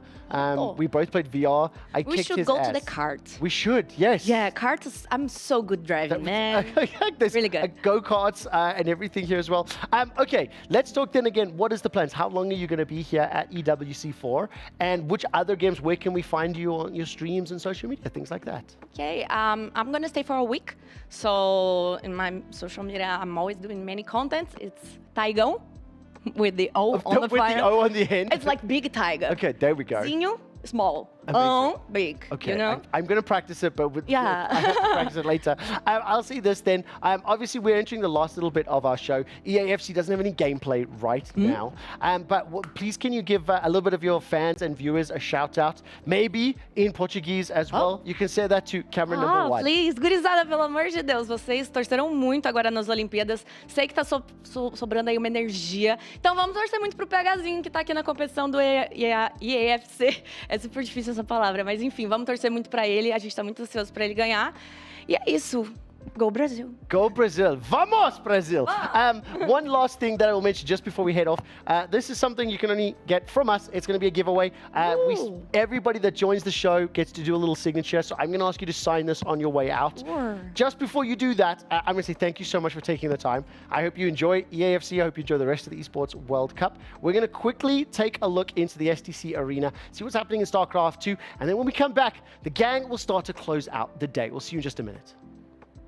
Starcraft 1 PVT. Yes. That's kind of crazy to see. He basically drew him into the back of the base. It looked like it didn't work, but then, of course, all these other positions are falling all over the map. 6 o'clock goes down. Terran not even able to try to take a fight for that. This is amazing to see. And look at this, the mass Stalker just supported by a few disruptors in here, trying to pick off bases. In fact, it looks like this command center might actually end up falling. Yeah, and there it goes. Burns down in the air. Beyond in some trouble. Yeah, he's at the same supply right now. In fact, pretty much higher army supply and honestly a higher quality army as well. But what Astrea has set up here is going to take a long time to get through. Yeah, we've got the stim coming in here now, pushing through into this position. And, you know, Beyond's able to lash back out on the map. He's able to take this base down here. A lot of the resources have already been mined from that, but Astrea's already looking for another opening. He's going to tear down these rocks over here, making this position a lot more fluid. Liberators and so many Marauders and Ghosts ready to meet this. He has to turn around. Astrea can't go through that bottleneck position, but he can shark around and try to find another spot. Another Nexus goes over here into the top left. Every base has been at least expanded into now once. Yeah. A few bases empty at the moment, but we'll see if those get taken a bit later. Now, the mothership is coming back up, so I love that Astrea is doing this, man. I really want to see him set up another recall. Look at this, blinking forward. He's playing a pretty aggressive game, just picking off what he can. His army is super mobile and hard to chase down. Yeah, he's just sort of playing keep away. God, that's so many gateways. Look at that. Wow. So 20 gates, man. 20 gates, 2 robos, 3 stargates. Incredible. He needs a couple more stargates and a couple more robos, if you ask me. I wouldn't mind seeing it. I'll say that much. So there's going to be a big counterattack up here at 12 o'clock. It will prompt a recall, and there's the recall now. So we can come in here and try to just take this fight. I think long-term for Beyond, the problem is going to be that Astrea just has a little bit more of the map. And we can break down these fights all we want. And welcome back. We are currently watching a Terran versus Protoss match. That's Beyond versus Astrea. We saw a couple of those units, those tall, long-legged things that all of a sudden move. Those are called Stalkers, and they're a little move where they flash or teleport or blink is the correct terminology in StarCraft 2 is happening. I'm joined once again by Loco, by KT, and by Case. We're moving into the last 35 minutes of our first show day. It actually is always sad because there's more stuff you want to experience and do. We could have played more games. We could watch more. But I'll come to you, Loco. Explain to me a little bit about what we're seeing on screen. This is a long game of Terran versus Protoss. This is a matchup that tends to end relatively early, but we're on a map that normally doesn't normally get played that much. So Crimson Court is what the map is called, and this will probably be one of the maps the Terran player picked. But either way, we already talked about that a little bit. We have Astrea going up against Beyond. There's a mothership right now using its mass recall in the picture-in-picture, sending essentially the entire Protoss army across the map. So they don't have nearly as many units as Beyond, but Beyond is currently trying to chase all of this down. It looks like he can deflect it for now. Now, of course, we're not going to spend too much time here. Let's talk about the stakes of this. Off the top of your head, do you remember where Astrea and Bjorn are in the bracket? Yeah, so we're using a triple elimination format, meaning that this is actually the lower bracket right now. So meaning that the loser of this series will move on to the knockout bracket. The winner will go up against the winner of Oliveira versus Gumiho. That still needs to be played. That is going to be huge. Let's set some expectations again. This is the first map of the best of 5. The fact it's going to 22 minutes, we've had a couple very long games that we just caught glimpses of. Do you see any indicators for who could win this first opening map on the series? Honestly, this one is really hard to call right now. I think this could go on for quite a bit longer. Oh, that's very exciting. Okay, you can continue watching that at twitch.tv/EWC_Black. That's fantastic. We're going to hot swap over to Call of Duty. If memory serves, that should be in the Amazon arena. And Katie, when we bring this game up onto screen, Let's take a quick look at who's going to be playing now. I think this is going to be in the arena. There are also 2 streams going on, but we can see Cloud9 versus Gentlemates. What do the Gentlemates have to do to topple the indomitable Cloud9? Win more maps than Cloud9 wins. But I mean, realistically, when you ask any question like that, what does a team that you could say is inferior to a team that won champs last year do to win? I mean, you have to outplay them. Your gun skill has to be better. When it comes to search and destroy, take a look. Gentlemates is up 5-2 in this S&D versus Cloud9, meaning Cloud9 must win 4 rounds in a row to win this map. Gentlemates only needs to win 1. However, this round looking a bit iffy. As Gentlemates, you can see 2 skulls next to their players, now 3. It's a 1v1 now. This could actually be huge. I love this. Is this Bansi Castle? What a great name. Also, we are seeing Search and Destroy in play, which is great at the moment. But in terms of the actual play, he's going to drop the round there. So I didn't quite see what was the total scoreline in terms of the rounds. And obviously, I think it's fair to say Cloud9 are, I would say, the heavy favorites here against Gentlemates. Much like Optic and Omit Brooklyn, Cloud9 should win this. However, again, a team taking maps. Bance is historically has been around COD and been a pro and in the scene for very, very, very, very, very long time. But they should win. But with COD, like Omit took a hard point. You can certainly take a search. There is no excuse for losing if you're up 5-2 in a search and destroy. There is absolute apocalyptic loss of composure if you lose 5-2. 5-3 now. So Gentlemates is one of those teams that I've actually never heard of. Can you tell me a little bit more about them? Because I recognize a lot of logos in COD, but I saw that one. I was like, I've never seen that in my entire life. Yes, so Gentlemates is going to be a EU team. You're going to have players like Bance and Denza. Bance is one of the OG players. He's just been around for a really long time. He's a very accomplished player. Their coach, Marky B, is also a long-time member of the Call of Duty community, player and coach. So a lot of these players are very, very seasoned. You're going to have Harry and Cobra, who I'm not as familiar with, most likely some new players, but when I say it's NA dominated, EU is right there behind them in terms of always wanting to take the shine from NA. They get close, and they can do it here if they can shut this down. If I can pad on this as well, Gentlemates as an organization, the reason you're not familiar with them is the games that they're predominantly known in. TFT, Valorant. There is Rocket League representation, but not a significant amount. And frankly as well, they come from like a content creator first perspective and then competitive. Okay, makes sense. I do find that depending on your side of the esports aisle, you are either more in tune with the Fortnite streamer organizations or the esports ones, which I think is where we are. Yeah, in terms of FC, there are some of these major orgs that do translate over, but some of them, they're brand new to me. Correct. There'll be a lot of that over the course of the weekend, especially when we see the names in StarCraft 2. Unfortunately, I don't have an EAFC to show you just yet. The games have not yet commenced on stage, so we're going to take another quick look over to the SDC arena. Sorry, the reason that I'm laughing and joking and spluttering, 26-minute TVP is crazy. Yeah, this is actually looking like a really cool game because very frequently in StarCraft 2, right, it's the margin for error that's absolutely tiny. So the only times we really get a long game at the highest level is when both players play really well. If you make a mistake early on, it can very quickly cost you the game. So for this to go on for such a long while already, and it doesn't seem like there's an end in sight yet either. No, it really doesn't. I mean, when you look at the banks, the amount of minerals and gas that's available, you can see the amount of upgrades available for each team. I'll ask you to explain in a second. I do just want to give another update as well. On the secondary stream for Call of Duty Modern Warfare, G2 lost their series 0-3. Not surprising. We'll discuss the ramifications of that once we wrap up the day. But I think, again, we're using this to teach. I truly wish we had more FC to watch, so case I apologize. But I think, Simon, maybe explain to me some of the icons that we see on that upgrade bar, which is the very last thing after the gas. At the upgrade bar, there's in the production tab currently we have, it's an upgrade called Tectonic Destabilizers. This is kind of like a caster flex right now because it's one of the niche upgrades in the game. So say a game is going on 27.5 minutes. You talked about how important resources are and farming with your workers. Do resources run out? what happens then? No, that's actually a really good question. So Such a good question. That's actually a critical part of the game. So bases, when you mine them fully, so it takes 16 workers to mine all of the minerals fully, the bases last about 10, 12 minutes, depending on you know, a little bit of RNG, a little bit of randomness, but also whether or not you play Terran, you have some faster mining mechanics. But because of that, right, so there's maps that have like maybe 16 bases. I think Crimson Court has like 16 bases for both players in total.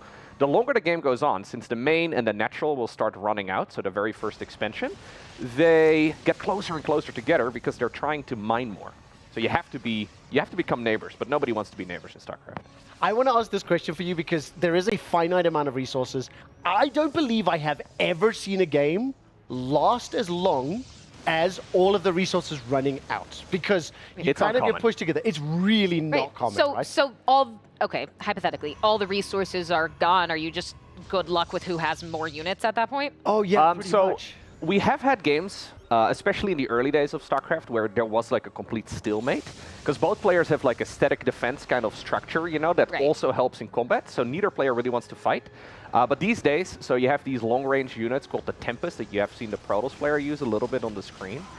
They have so much range that they can outrange everything Terran. And also, one of the things as well, just to build on, Katie, is that good luck whoever has all armies, gross oversimplification, because there are always ways that a smaller army can outplay a larger army, depending on positioning, depending on who has the high ground, depending on how you use your abilities and the resources. I'm going to say an incredibly dystopian answer to this, but imagine the world is running out of resources and depending on how you utilize what you hold on to those resources with. Right. That's a great analogy to understand a map of StarCraft at this scale. I got a question from the producers. How often do games get to 30 minutes? At tournaments like this, this is actually a really big fight over here. Beyond making a big blunder, but the games lasting long at this level of play is not necessarily super uncommon, especially when players really don't want to leave early. It can take quite a long time, but for games to be quite even and last half an hour is very uncommon. Oh, that's a big turn. The Medivacs have got the space. Yeah, that's the Blink time warp forward ability from the right there. Stalkers. What's the bubble? Yeah, that's the time warp. So there's a mothership unit that Protoss can only make one of. So as far as hero units go, we don't really have any in StarCraft, but that's the only unit that you can make one of at a time. And it has a big ability that does like a 50% slow and then also a 50% attack speed reduction when you're inside of that bubble. So basically it's a big get out of here for the Terran. If you're caught inside that bubble, consider those units dead because the rest of the Protoss will jump on you. Crucially, when you see these four-legged walkers that look like the... like a spider. Like a spider, but there's also War of the Worlds. The aliens in War of the Worlds, if anyone saw the Tom Cruise film, it has that walker vibe to it. The movement, when you see them flashing forward, is one of the more technical abilities, and they want to try jump on and deal as many ranged attacks against the Terran units as possible. So do each of these characters have special items, or do some just have basic movements? There is no items in the game. Or special attacks or like movements? Yeah, so the Stalkers have an upgrade called Blink. At this point, at this stage in the game, every upgrade will be researched. So they have basically like a short-range teleportation they can use on like maybe a 6-second cooldown, something like that. Gotcha. So it's actually pretty cool is that Astrea is the only player competing from the United States. I think he's the only player from the Americas. And I would imagine if you ask the average StarCraft fan whether or not they believe Bjorn would win this or Astrea, they would 100% say Bjorn. So it's really cool to see Astrea I've got a question for you about this really quick. 32 minutes in, we've committed many minutes to this game. Is this a sunken cost amount of commitment? Do you think it's going to end soon? I'm invested. Oh, okay. I'm checking. That's what I'm checking. That is what I'm checking. Oh. Yeah, we're toward the end of the book, and if you just close the book, then I won't know the ending. I love you all so much. That was so good. Okay, so very quickly, you mentioned maybe 4 or 5 minutes ago that Bjorn made a blunder. Yes. So StarCraft 2 has a lot of splash damage. Is another blundering? Yeah, so Bjorn gets a little overly aggressive. So in StarCraft 2, unit control is called Micro. And one of his nicknames, GG. Oh, there we go. One of his nicknames is Micro Jackson. He sometimes believes a little bit too much in his unit control, and he's like, you know what? I'm gonna run up there and get it done, and then. I don't know if it's possible. I don't know if it's possible, and I apologize about saying this live. Can we look at that final fight and slow it down? Like literally 3 seconds ago. We'll find out. We can get it. Now, what I'd love for you to do is, can you explain the Micro Jackson move and maybe whatever the Tempest AoE was that killed the Space Marines that forced our Terran to quit the game. So there was one set of abilities that set the Protoss up to win, I believe. I'm testing my knowledge here. So, well, okay, let's pull this up. Simon, break it down. Okay.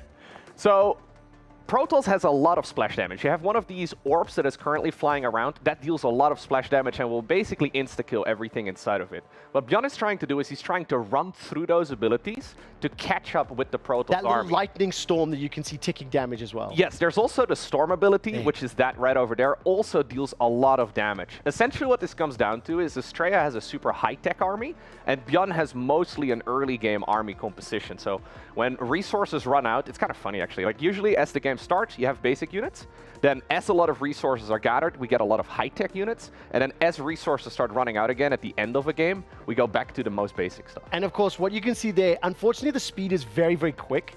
Because of the fact that the army was destroyed by Astrea, Bjorn ends up winning the game. It is very common for viewers at home that once the army's done, the resources are like, somebody will tap out. They hit that resign button, they quit from the game, and that was why the decision came out, right? Yeah. So I think Bjorn got a little over-eager, and then, he had to tap out. Exactly. So I got the names backwards there, but I think, something that it'll become apparent the more games we watch, that once a match is over, you do resign that game. I think that's so fascinating because I don't know about FC, but in Call of Duty, it would be a massive drama if a team ever quit out, left the lobby, jumped off the map in S&D. That never, ever happens. So it's so foreign to me to just see someone be like, I'm out, bye. Oh, it's so different, though, contextually, because you cannot just 1v4 a game in that scenario. We'll keep coming back to this. I actually have the keyboard footage of that final fight. Oh, yes, please. Yes! Let me this is for Case. This is for Case specifically. Thank you. So that is Astrea on the right and Bjorn on the left. They are very fast players. Generally, Protoss, which is what you see on the right, is played a little bit slower, which is like one of the running jokes in the community for a long time. But honestly, the game's super hard, right? Like, there is no easy. Like, there's always that discussion, right? Like, oh, you're playing the easier race. Do you know what I love so much? Bjorn even hit the Alt GG. Like, you could actually see Enter Shift GG for like... It's Enter, GG, Enter, F10, N. Like, yes. literally saw that. Wait, so does that ever happen in FC? It happens at home play, but never in a professional game. Yeah. So technically the win condition is to kill all of your opponent's structures, but the main problem is that can take like an extra 5 minutes. They just know it's impossible to come back, so they'd rather get it like over at some with point, it's like the best chance right there at the end of that game was Astrea going AFK for like the next 50 minutes, and there was no way he was gonna go back. Yep, it's considered real BM if you drag it out. Like technically as Terran, you could lift the structure and hang it in the corner of the map for Which your I have opponent to seen find it. as many years ago. That is very common in like absolute, lowest levels. Yeah. So, I mean, has there ever, this broad question, has there ever been a moment where like someone came back from the impossible? Oh yeah, no, there, especially in the early days of StarCraft 2, players would tap out too early. They would like to be too emotionally I'm invested. gonna pause on this one because I think it's gonna be. I have so many questions, Trevor. I'm very happy about the enthusiasm, but I do need to move us on. We are into the final 20 minutes of the show, and I think just before we begin to wrap up, quick update: we're still waiting for EAFC to kick off. They are obviously going through a couple of technical issues. So while we wait for that to start, let's talk about some slang. Let's talk about some gaming terms. Let's talk about some things that maybe we can teach one another. So I've got an EAFC term. I don't even know how to say this. Panenka? Panenka. Panenka. Okay, we have to try and guess what is a panenka, and then Case will teach us. I'm going to guess it's something to do with like a frying pan and kind of a mixed dough, like a pannenkoek. That's so funny, because I was thinking the exact same thing. But it's kind of the Dutch I don't even know what you're saying. It's the Dutch word for pancake. So I'm expecting... it does sound like a baked good. So I'm expecting it's somebody to fall over flat and lay on the ground. Okay. So you're taking a dive, but a Dutch dive. That is not it. Okay. That is not it. Okay, I'm going to guess it's like an offensive dance you do after scoring. Ooh, what's our guess here, Katie? Mine is real bad. Like he's going in for the panenka. Okay, if it's not a baked good, I'm assuming it's something FC related. it's some special type of scoring. I know they have different like types of scoring named after people or whatever in certain games. I don't know. Okay, that was the closest. Yeah! Out of the group. Nice. So a panenka is when you're taking a penalty. You go up, and instead of kicking it very hard into a corner, you go straight down the middle and kind of just go, pink. It's very, it's disrespectful to do. I was in the realm. It's disrespectful. It only works if the Taker goalkeeper lightly jumps. chips the Correct. ball Okay. into center. Yes. So it's like a putt in golf. Yes, but it is disrespectful to do. So you're saying So the let's do American it. who doesn't watch We should do football it. was better than... Yeah. I mean, I've already proved Yeah. that I don't. This is going to be a sofa of losers and winners by the end of the weekend. Okay, let's turn our attention to Call of Duty Modern Warfare 3. What is the 100-point club? Okay. Oh yeah, hold on, we have to guess. I was like, I can't just tell you. I'm gonna guess it's one of the game modes where one of the teams wins 100-0. Okay, all right. I think it's probably to do with the individual player. We saw the timing thing on control, how long you're on the point. So if you get 100 points, if you are on the thing for 100 seconds out of the total, I'm saying it's 100-point club. I'll say if a team has won 100 matches, they get a special award. It's the 100 Club. Okay, unfortunately, none of you were in the ballpark. So what a 100-point club is, it's in hardpoint where you prevent a team from getting more than a certain amount of points. So it could be a 20-point club, 50-point club.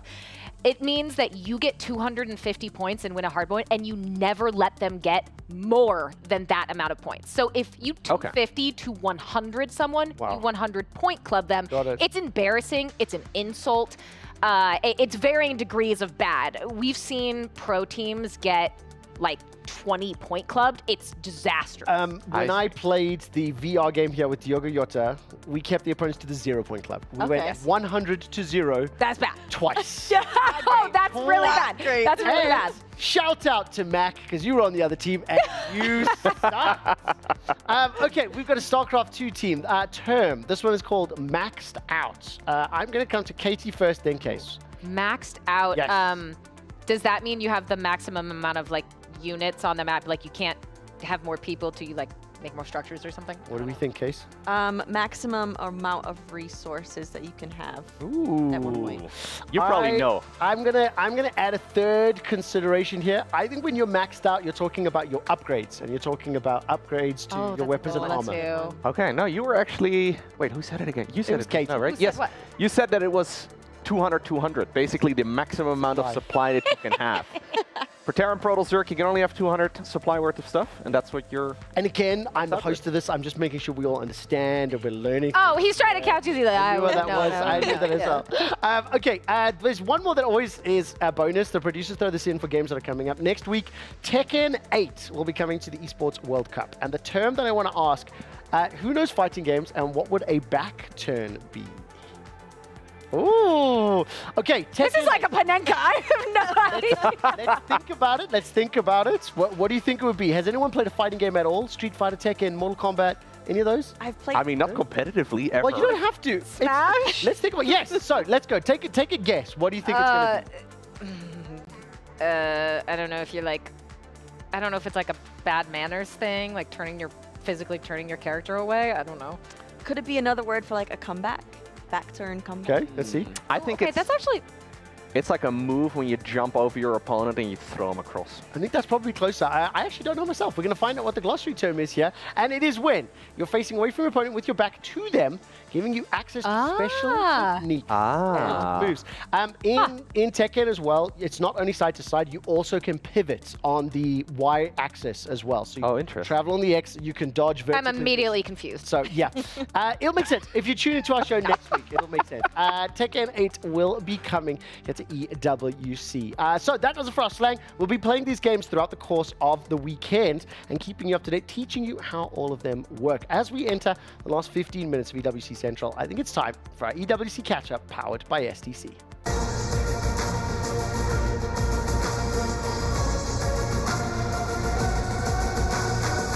And I know we did mention this about an hour ago, but we have a few extra results to add to the Call of Duty Modern Warfare 3 bracket. So let's take a look at Group A. Katie, give me the high-level points on what we have seen. Standard issue. Optic Gaming. The only surprise might be that Omit took a map. I mean, Vegas and Ravens, both pro teams, so sweeps happen all the time. So nothing here particularly surprising. However, Omit and Vegas will start duking it out. It is, again, a double elimination bracket. So in this stage, in groups, if you lose the first time, you're not out of it just yet. And of course, we turn our attention over to Group B. Gentlemates is playing against Cloud9. The scoreline is currently 2-1 in favor of Cloud9.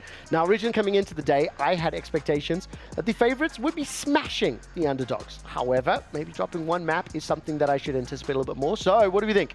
Yes, no, maybe? Losing one game? Fine for C9. I think it's fine. You're following a very similar path to what happened with Optic. It's just flipped. Instead of Cloud9 losing the first map, they lost the second. However, I will say, Gentlemates, I believe 6-3'd them in the S&D. That's a really good scoreline. So impressive in that map. Do I think they're going to win the whole series? No. No, I want upsets. Of course. So do I. No, upsets are great. I love upsets. If we get upsets, we'll break them down tomorrow. Yes. Right, EAFC. The group stage started a few minutes ago. There's no results yet, so give me some expectations on these groups, Case. Sure. I just really want to start. I have just been itching to see some gameplay here, but unfortunately it hasn't happened yet. But we can talk about the groups here. There's a lot of heavy hitters. We see in two different groups. We have the Team Liquid, Team Hullet teams. Honestly, I'm looking at that top group. Names that stick out for me are Johnny, Jafonso, Abu Maka, Levi. I keep mentioning them, but group of death. It really is. And so that bottom group, we're looking at players like Piagazin. We talked about. There we go. Oh, you know what I love so much is because I threw out a couple of soft insults. You're coming in to flex now. That's how we say it. Piagazin. You're an instigator. I love it. It creates so much drama on camera.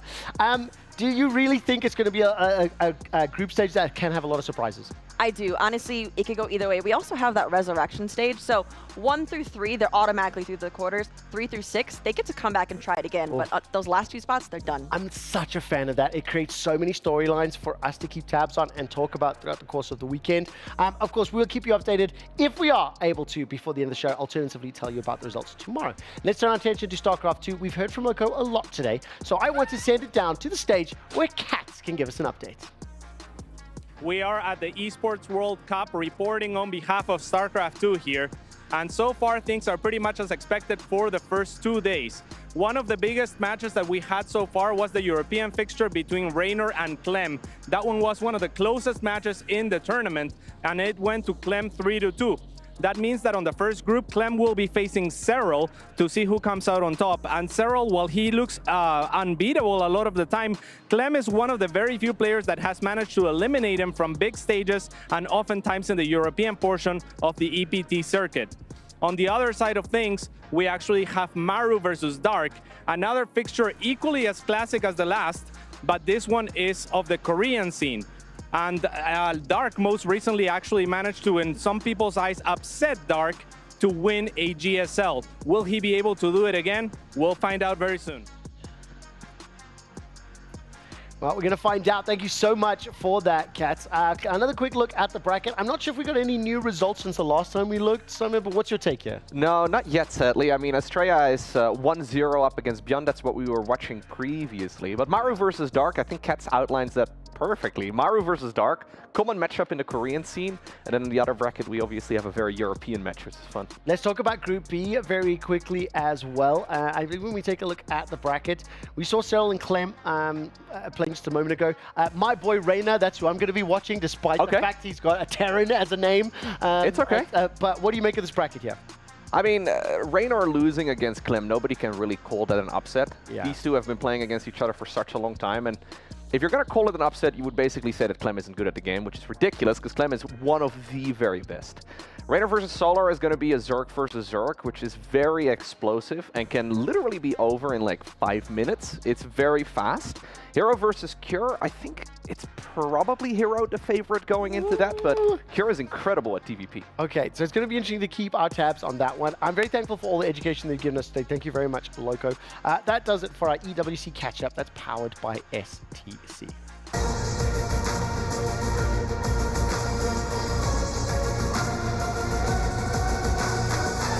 Okay, look, we are taking a brief moment here before we round out the day. I think, obviously, we haven't seen EAFC, but we got to play some of it. So let's start with, what have we learned about FC between KT, Loco, and myself? I've learned that I suck at the game, so there will need to be some practicing. But also, I definitely have a deeper appreciation for actually like the nuances of it. Yeah. When you see some of those highlight footages, what happens? I think it's really cool that this is a stream that we actually have, though, because I almost feel like I'm kind of stuck in like the real-time strategy bubble. It's not like I don't want to watch the other esports games out there, but it's really nice to learn something about other games that I don't normally know too much about or I don't normally watch. I'm really excited to see some of the FC games, but I see. I think that's Levi. Yeah, Will. Getting ready right now. Yeah, we'll be waiting a little longer, unfortunately. Oh, okay. KT and Kate's final thoughts before we move on. I'm really excited to watch the matches as well. What really hit home for me when we were playing is that I can watch Call of Duty Hardpoint, and there's so many different things that I'm used to paying attention to at once. So it's not an information overload to me. And then I sat there with the controller in my hand, and I was like, yeah, it's so true. What's happening? What's going on? There's so many players. I don't even know where my player is. I need to get glasses because the TV's far away. And I really think it drove home the complexities and the uniqueness.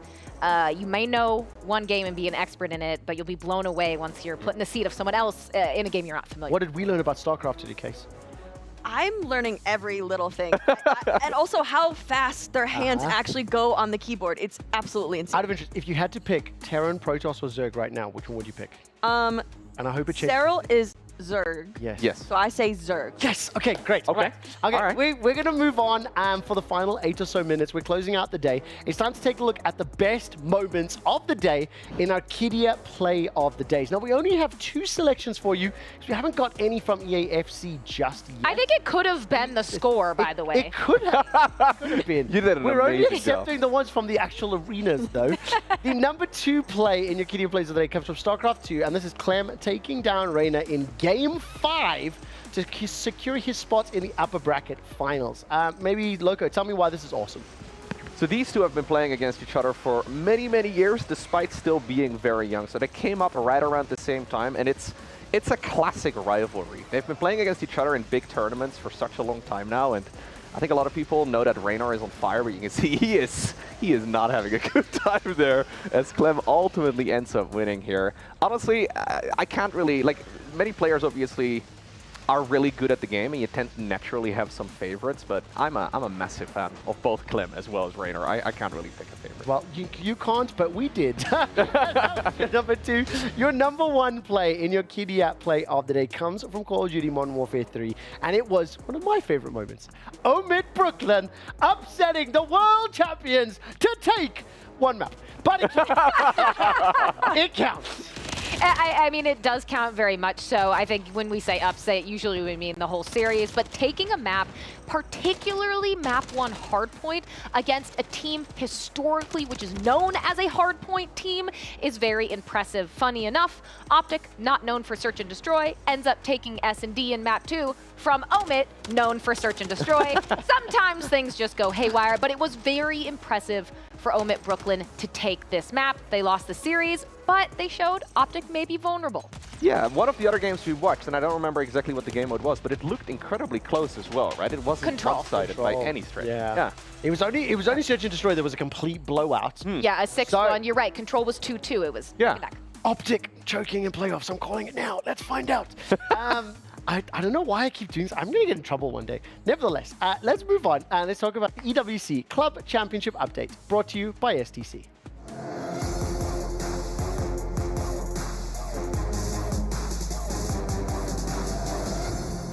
Now, as I mentioned at the beginning of the day, and I would like to remind everybody watching at home, Team Falcons can secure the club championship this week with a trophy in any game, or if the other clubs behind them fail to score big. They need significant points.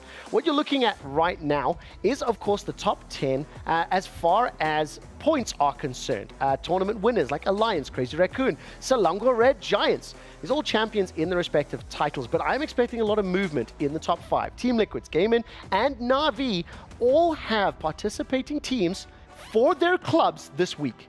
Now, the thing that is important to note is that only once you have 2 teams placed in the top 8 are you actually eligible for the EWC Club Championship. It is a $20 million prize pool. To be crowned the champion, you need to have won at least 1 tournament, and then have another team placed in the top 8. Team Falcons have already done that. T1 have already done that. Who will be able to catch them? It is a significantly different list when you look 6 through 9, and we will keep you up to date for Week 7 and Week 8 in the EWC Club Championship updates brought to you by STC.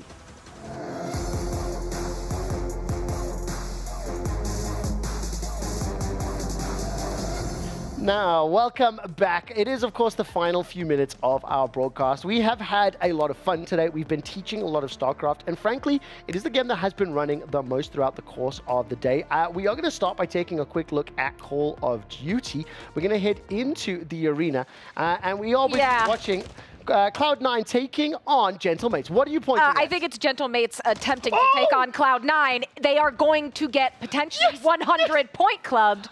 Which is what I was talking about earlier. Yeah, excuse me. Gentlemates are up 2 maps to 1 against Cloud9. If we look at the dots on top. I can't see them because I'm blind, okay? But what I can see is that it's 228 More to important 83. 2-1, right? Katie Bedford, Cloud9 versus Gentlemates going to 5 games? Come on, that has to be... Am I reading that right? Is that how that works? I'm pretty sure Cloud9, I'm pretty sure they won the hard point, lost the S&D, won the control, and are going to win the hard point. So is the gray dot a point or is the blue dot a point? You see what we're learning? We Very, right above 228. Where do you see blue? 2 of the 3 bottom. We're going to have to set this up. Cloud9's going to win. Where can we continue watching this series? I would hope so, because in 20 seconds... Where can we watch it? Sorry, twitch.tv/EWC_white. Okay, fantastic. I believe it's going to be over by the time you get there. The opposite of the point of what we're doing. But you should go anyway. I tell you what is the next series to be played on stream? There's a couple series coming up. We still have to watch Groups C and D as well, with some of the best teams and some of the teams that have very stressful storylines. So that is where you can watch that EWC_white. Cloud9 to pick up that win. I was misreading the scoreboard. It was 2-1 in favor of Sound9. Case! What's this? What are we looking at? Finally! Oh, what is this game on my screen? Case, take over, please. Oh my goodness, you have no idea how happy I am. Oh my goodness, already almost a scoring opportunity. But we do have Levi David versus Johnny. We have 2 very good players here. Levi did win EWC for IX, and Johnny won E-Bundesliga this year and E-Champions. Sorry, what is EWC? It's the Dutch League. Okay. Yes. Oh, Eredivisie. Eredivisie. Ah. Okay. That's crazy to know. Case, I have a present for you. Would you like to see the replay of the goal that was scored earlier on? Yes, please. Fantastic. We will be queuing this up. It is also an Eredivisie player doing this right now. Good job, old man. All right, Case, over to you. As we see it here, it is Holland into R9. I mean, quick pass, green timed. No reaction there from Levi. Honestly, Levi de Weerd there from doing such a great job. I feel like it's getting worse. I was complimenting your pronunciation at the start of the day. So how do you say it? Gutte, isn't it? What's the name again? I'm scared to try. Gullit. Yeah. Gullit. You need to apply phlegm. Gullit. No. It's just a very gentle. Say gullet, but roll the G. Gullet? There you go. There you go. Okay. I've never been more stressed in my life than that moment. Thank you. I truly wish I could give you more, Case. Unfortunately, we need to one more look. Where can we watch the rest of EAFC? EWC_gold. Please go over there because it's fantastic games. Give me one quick name that you need to watch tonight on tonight's schedules. Ooh, I will honestly say keep watching Levi because he is one of the best players in the group. There we go. Right, let's turn our attention to the STC Arena for one last look into StarCraft 2. And Loco, score 1-1. Bjorn, Astrea, hype up the rest of this series. Yeah, it looks like Astrea was previously leading this 1-0. We were watching that really long game on a map called Crimson Court. Apparently, since then, Bjorn has already evened up the score. It's a best of 5, so first to 3 here. This one is Post-Youth, that's what the map is called. Really funky map, a little bit strange. We rarely see it, so it is an absolute banger. Go check it out, twitch.tv/EWC_black. So, okay, you need to follow me on this one. I will just let you know that the name of this map is... Post-Youth. That's also the name of Quickshot's alter ego. Is that because it was just your birthday? We have had so many StarCraft maps. At this point, there are just crazy. That is awesome. I believe there has been another goal secured in EAFC. Ooh. I'm hoping we'll be able to get a clip of it. I don't know if we can. Yes, we can. Yes, Case, this is literally just for you. Yes. De Bruyne going for the score. Oh, and it's Haaland again. Ooh, Haaland across the goal as well. So Haaland is one of the most overpowered players in the game. We didn't get to talk about playstyles, but his playstyles are very, very good. I'll explain them at another time. What we're going to do is we'll do this tomorrow. Obviously, I can promise we'll have some of those replays that we can look at during the course of tomorrow's broadcast. It's going to be interesting seeing Haaland on both teams, scoring for both players across both directions. So we'll have to learn how to pay attention to that. As we wrap up the show for today, let's take a look at what is happening tomorrow here at Esports World Cup, Day 2, Week 7. It will be the group's lower bracket for StarCraft 2, meaning players will be eliminated. Call of Duty Modern Warfare 3 Groups, Day 2 will be continuing, and EAFC Groups Day 2 will be continuing. We have one last moment to say very quick goodbyes. Yeah, one note real quick, not to correct you or anything, but the lower bracket is not quite the elimination yet. There's actually a triple elimination format, and there is a knockout bracket below the lower bracket that will be played on Saturday. Fantastic work. Thank you so much for catching me. We are going to be saying goodbye, so 1 or 2 lines maximum. Goodbyes. Yeah, it's been amazing. Thank you very much for having me. I'm excited for tomorrow. Yes, I mean, you're here all weekend. Yeah. He's coming back, despite the fact I'm taking his passport away. Katie. Goodbye. There are 5 more rounds of FC today, so make sure to tune in. We absolutely will be. Thank you so much on behalf of everyone here at EWC Central, everyone in the production room, to the nation of Holland. I apologize. We'll be back tomorrow, 3 p.m. Riyadh time. Goeie Abend, goeie Nacht. Bis morgen. That's German.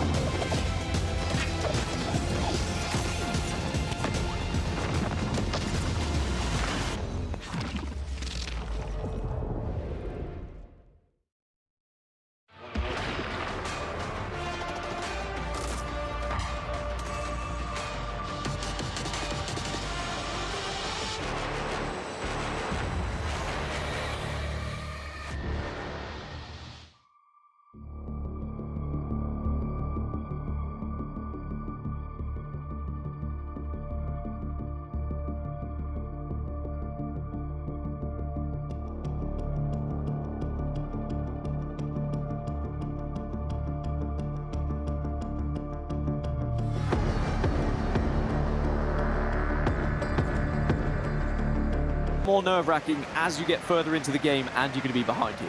Yeah, we saw in previous tournaments just the way Johnny can punish you. We saw it even in just that goal. He can punish you because he soaks up pressure defensively. A lot of players behind the ball, and he's able to just play a switch perfectly, intercept passes in midfield just like that with Schweinsteiger, and spring a counter-attack straight away. Well, Levi tried a little bit of a risky ball, and now maybe Johnny could benefit from it. Does try and strike one from distance. I like him mixing things up with how he's going to attack. And now he's rewarded with a corner. You can see him controlling Haaland, trying to get him to the front post. And that's why you have Haaland on the pitch, so he can do just that. The damage is done from the corner, and it's a 3-1 lead for Johnny. Told you. He's dangerous from corners. Erling Haaland, once he selected, I expected Levi even to move the goalkeeper. But I sort of he trusted in the fact that Konate could maybe win the header, but the ball was just in front of him. Gave the run in for Haaland to have the trajectory to jump above him and to win it. And of course, over the goalkeeper there. There's not much you can really do from corners. I think moving the goalkeeper is easy to say that, but then I'm sure there's different ways that the players will be able to counteract that and whip the ball in maybe behind the goalkeeper or even towards the near post. It's very, very difficult to defend. I remember years ago, Mo Albert was known as the corner specialist, right? And I'm getting that kind of feeling from Johnny here, as he's already found success, and I'm sure that Levi will try and deny any corner chances. But again, maybe there's some reasoning to shooting from distance, hoping that it takes a deflection. Absolutely, for the absolutely. Right? I'm sure players this year would think there are some obscure angles that they would shoot from, in tight angles, just in the hopes of the keeper parries out for a corner. You win a corner and you trust yourself from it. I genuinely mean it when I say penalties or corners are like penalties this year. It's so difficult to stop. Levi now finds himself 2 goals behind with only 6 minutes left in the first half. He had such a quick and hot start to this game, but hasn't really been able to find the same kind of pace ever since. Johnny's done so well at matching him and really finding and cutting off those passes time and time again. Speaking of passes, here's Haaland. Will be matched up though, and Hoslu will just about shove him off the ball, and that's not easy to do against Haaland. Yep, done the job there. You see the little player switch initially all the way on the left there from Levi, because he knew Johnny would have looked for the switch. And again, that comes into the preparation, but Johnny done well to try and just build up in a different way. Well, there is still plenty of time here for Levi David. But the team talk could be very different at half-time if he can find a goal and just get within 1 here. And every time he goes forward, there's always that opportunity, but defensively, Johnny has stepped things up since the opener here in this game. He seems to be reading Levi very well, and now that counter-attack is always going to be dangerous. At least it has slowed down at this point, so Levi can assess how this one's going to be approached. But again, it's an attempt on the right-hand side, trying to work this ball over towards Saka, utilize his pace to try and get a ball through. Done extremely well. I'm surprised that Johnny didn't opt to keep the ball for the last attack, because he could have been punished here if Levy's efficient in front of goal and in build-up. Well, Levi gets 1 free attack then. As I say that, maybe he could be punished. Maybe there is an opportunity, but it looks like Johnny's just going to hold on to the ball, plays it over the top. Referee hasn't blown the whistle just yet, but I don't think Haaland's going to get hold of it, and this should be the half-time whistle. What a great start to the Esports World Cup featuring EAFC here. And it is Johnny with a 3-1 lead after 45, despite the fact that Levi David took an early start and an early lead here, Ryan. I mean, what's your initial thoughts after seeing that 45? I think it's been close. I know the scoreline obviously favours Johnny leading 3-1, but I think the way Johnny's done well to soak up the pressure is very, very important. Well, we're just looking back at some of the replays from Jafonzo versus Emre, and we mentioned the score earlier was 3-0, by the way, which, as we alluded to, is pretty insane, because Emre is one of the best players in the world. I mean, you could say that about several people here in this tournament, but Jafonzo certainly performing to his very best at the moment. Elsewhere, Abu Maka did defeat Web Nasri, and we're still waiting to see the final result from Emre and Jafonzo, but I think it ended up as a 4-0 win for Jafonzo against Emre in the end. That's mental.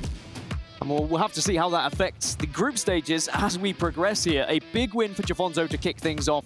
And we'll have to see whether he can continue that fine form. But for now, we return our attention to our feature game. Levi David versus Johnny. And it's Johnny with a 3-1 lead. And Johnny, who's just looked more impactful with his attacks, just seems to have more of a deeper playbook, it seems, right now. Yeah, exactly. And as I mentioned, I feel like it suits him the way the game's going now. Once he takes the lead, he's able to force his opponent, because obviously Levi knows that the time ticks on. Johnny's very comfortable in keeping possession, sort of playing down the clock, playing slower, looking for the balls in behind and playing a certain way. And I'm sure for Levi, he would want to get a goal back as soon as possible, just to make sure Johnny doesn't have that safety cushion. But it's very, very difficult to commit players forward when you know the way Johnny plays. Johnny could just grab you out of nowhere and send a ball into Haaland again, and that's what's quite scary here for Levi David. Has to be aware of the counter-attack that we've seen so often here already from Johnny. And really, Johnny, he'll be looking at this first half saying, well, I've done pretty much everything right except that initial start. And sometimes that can be down to, the fact they were waiting for 10 plus minutes before this game started, and he was just a little bit cold going into it. As again, we have more replays. This time it's from Footwear's Mark versus Young here. And I think initially, wait, this must be, this is the 84th minute, right? So, okay, there was going to be a goal going in favor of Young, but we did see a goal earlier from Mark. Yeah, right? maybe it was offside. Wow. Must be. Has to have been. If it's 0-0 going into it, we'll get confirmation of that one shortly. But goals going in all around the games at the moment. Of course, this one is the latest game to kick off just due to the delays that we had initially. But do you think now that Levi David is going to up the ante a little bit with the next 45? I think for the first maybe 15 or so, I think he'll play the exact same way. Sort of gauge the game and see how it's progressing. If he gets chances just playing normal, I think he'll be happy with that. But I see Johnny scoring again. Oh, wow. I do see him scoring again, and it's a difficult one to come back for. Again, it's just the play style of Johnny. I think it's very difficult, and it favors him when he's leading. I know I've said that a few times, but it's so difficult to play against. So difficult, because there's a lot of bodies behind the ball. You can't... The only way you can genuinely get up the pitch against him a lot of the time is down the wings and the width. And I think that's why we've seen Levi with Hugside, and he's got a lot of players utilizing those areas of the pitch, the switches. I think that's where success will come from. Is there anything that Levi can learn from Johnny here? I mean, he's just seen the success from corners. He's seen the success from getting it to Haaland. Could Levi maybe switch things up and go for that more direct approach as well, or is that just not his game? I think it is. I think he's implemented that pretty well this year in terms of scoring from corners. A lot of players have, because they know how important it is to maximize that mechanic in the game.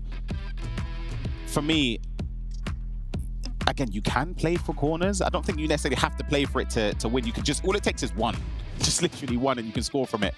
And I'm sure Levi knows that very, very well. And of course, back in the day, when corners were powerful, goalkeeper movement was one of the main counters. You just move the keeper over, he can catch it. Doesn't seem to work as well here in FC 24. Is there anything that you can hold on to? Because as the goal went in earlier, you're like, there's not really much you can do about that. That's pretty frustrating as a player to not have that ability. But at the same time, you've really just got to do your best thing to higher those percentages, right? Like if it is getting Konate on the pitch, making sure you match up with those runs as well. Yeah, absolutely. I think the one way, in that situation, in that goal specifically, if it was me, I would move the goalkeeper. I think Levi obviously didn't want to. I think maybe his coach, they would have said they would trust Konate to win the header, perhaps. I think the only thing you can do is move the keeper. Well, when players take it quickly, you don't have enough time to move the keeper out far enough to nullify the cross coming in. I think that's the only way. And of course, you're hoping Konate or Saliba or Haaland are in the right position to try and challenge in the air, but that's not always the case. Well, confirmation that Mark 11 versus Young is 1-1 elsewhere, going into extra time, by the way. Yeah, we'll see how that one plays out going into the extra time. There was a slight technical difficulty. They have to reset the game as we're just going into half-time again. So the kickoff is in the right hands this time for Johnny. So it'll be a chance to just make sure those players dive into the tactics and get everything ready. But again, it just adds to the tension here for both of these players. And for Levi David, he has to try and wrestle back a 2-goal deficit. And Ryan thinks there's going to be another goal for Johnny. So if Levi David is going to find victory here, we'll be looking at a 5-4. We'll be looking at an absolute game of FC. I can never rule out Levi from a game, never. I remember seeing a game, I believe it was against Matthias earlier in the season. I think he was 4-0 down.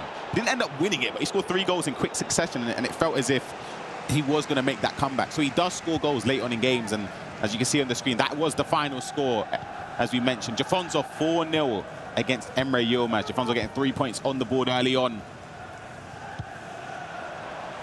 Well, now we're going to be seeing Levi David kicking from right to left here in the dark blue kit. And how is he going to wrestle his way back into this game? It's Toni Kroos in the middle of the pitch at the moment, and it's going to be a very direct attempt from R9, just testing that keeper, and again could play into trying to go for some corners here as Haaland plays it back out to Frimpong. Needs a little bit of assistance here though, and doesn't want to get caught out by that counter-attack. You can see game finished. Abumaka does beat Webb Nasri 2-1 as now Ronaldo into Kylian Mbappe, tries to find something and will, and there's your ticket back into the game. Wow, that's a great way to get back into the game. I think for Johnny, he's frustrated. You can see it there on the camera shot of him. I think he thinks the defender should get the ball back there, but it wasn't meant to be in that situation. Reverse elastico and a shot across the face of goal. We'll see the replay here again, Dan. It's build up with Piteas into R9. Reverse elastico comes there. I would expect Saliba to win possession back there if it's me. I'll be completely honest. I think Johnny, rightly so, feels hard done by, but for Levi, of course, he'll know that, and he'll just take it in his stride and take the goal back into the game. to take it back into the game, and for Johnny, he just needs to make sure he doesn't get too frustrated by that. I would, if I had a penny for every single time I've seen a player concede a goal they feel like they shouldn't have and they've gone on to lose, I would probably be a very rich man, because it happens all the time. You have to stay locked in, and mentality has to be strong. It's here's now Saka, as Johnny looks to try and respond instantly, but gives the ball away, and this is better from Levi, winning that ball back higher up the pitch, so he can be the one to spring the attacks and maybe catch him off guard. As you can see, overtime, extra time is live at the moment. Young's just taken a 2-1 lead against Mark. Yep, that's the ball over the top there. Didn't work that time for Johnny, but that's something to look out for. We haven't seen it too much in this game. Frimpong in possession as well. Was a substitute. He was using Hosselu at left back, I believe it was, or right back. And now Frimpong in at left back is a more offensive substitute. Levi playing it slow again, switches it out. It's going to be Stones on the right, and you will just play that back, and now it's going to be the build, and there's that long over-the-top raking through ball. Stones, can he find any sort of cross? Can he find a pass? Yes, he can. It's going to be Kylian Mbappe. Steps one over, but this time, Johnny had the read. I don't think he would have expected to have that much space to step over forward there. But this space opened up. Johnny committed, thinking there would be a pass across, which there was, so for him in that situation, it worked perfectly. Haaland a little bit further back in the pitch. You want him in the box, or maybe you want Kylian Mbappe, and there's going to be the third. And we're all tied up, and again, frustration sets in for Johnny. Yeah, Saliba's not having the greatest game for Johnny, I'll be honest, but Levi takes it. I stand corrected. I said Johnny would score another goal first before I saw Levi try and respond there, but decisive in front of goal. A shot across again. You expect Mbappe to finish that. No goalkeeper movement, but I think Johnny was sort of startled and expected again Saliba to get possession back there for him, but it's just not worked for him in that situation. In fairness to you, you did also say you'd never count out Levi David. Yeah, I sort of just went on both sides just to cover my back a little bit, you know. You supported yourself both ways. And we have an absolute game on our hands. 3-3, 60 minutes in. And Johnny looked like he was in cruise control, but Levi David has now peeled this one back. And he seems like the one in the ascendancy. He's been far better intercepting as again he wins the ball back high up the pitch here. And suddenly Johnny is under the cosh now. And Levi looks like he's just set out for blood. Absolutely, and Johnny's rushing. That's the second time that he's given away possession. I would say needlessly. I think he's gifted possession to Levi. Very, very unexpected and uncharacteristic of Johnny, what we've seen in previous tournaments. I wonder if that is a little bit of the frustration kicking in just at Saliba, to be honest, and him not defending how you'd expect. Can he make up for it here as Cruz finds Hullet, plays one in and it's perfect, but there is going to be the keeper. Second chance though, and Petr Cech has pulled off a madness. What a save that is. I thought it was a guaranteed goal the moment it fell to Ruud Hullet. It felt destined to find the back of the net there. Unbelievable goalkeeping, and when we spoke about goalkeepers and the influence they can have, that's the difference that can be there. And that might be the difference between winning or losing this game, to be honest. We might have seen Levi just run away with it had he found a fourth here, taking the lead going into the final 25 minutes. But now it's a chance here for Johnny. Saka through on goal. Does have a chance to drift this one into the middle, but instead goes for the back post. What a save, though, from Courtois. And again, the keeper's stepping up to the plate. From the corner, though, we know how dangerous this can be. Into Haaland, and again, it's Courtois making himself big. Messi can't do anything either, but Johnny trying his darndest. Just knocking on the door, wasn't able to find a breakthrough there, though. I felt Johnny done very, very well, whipping the ball to the back post. It's sort of a trademark thing in FC24, and the shot at goal there, wasn't able to find the back. Again, a great save. I think there was slight goalkeeper movement there from Levi, very slight, but it done enough to prevent a goal going in. Well, it's difficult to try and predict which way this one's going to go. Every time each of these players attack, there's so much danger. And I think that's what you should expect to see this entire tournament with the caliber of players we have available to us. And going to be on our screens is now Mbappe. Has a little bit of room to work with, but just cuts inside. There is a very lucky deflection there that is just going to allow Levi to continue this attack. But Stones is going to be matched up by Stones. And it's just going to be a goal kick. Yeah, it was good defending there. The space, again, opened up perfect. It's so easy for us to say that, though. When you're playing your tunnel vision, you don't really see it. But Mbappe, once the rebound fell back, I thought he was going to play the through ball in behind. I feel like it's like the Olympics when you watch like the gymnastics and you're like scoffing at it. You're like, I could do that. But then when you actually go into the logistics of it, right, it's insane what these players can do, and the caliber of players, like I've mentioned. This really is the cream of the crop when we talk about FC24. You can see the crowd getting behind either player at the moment. Most of the fans are here for Team Falcons, it has to be said. We saw Abu Maka a little bit earlier. It's now R9, and it's a good save, but this one, Petr Cech. Gotta be. What are you doing? Gosh. The keeper movement was superb there, but I think it has to be a goal.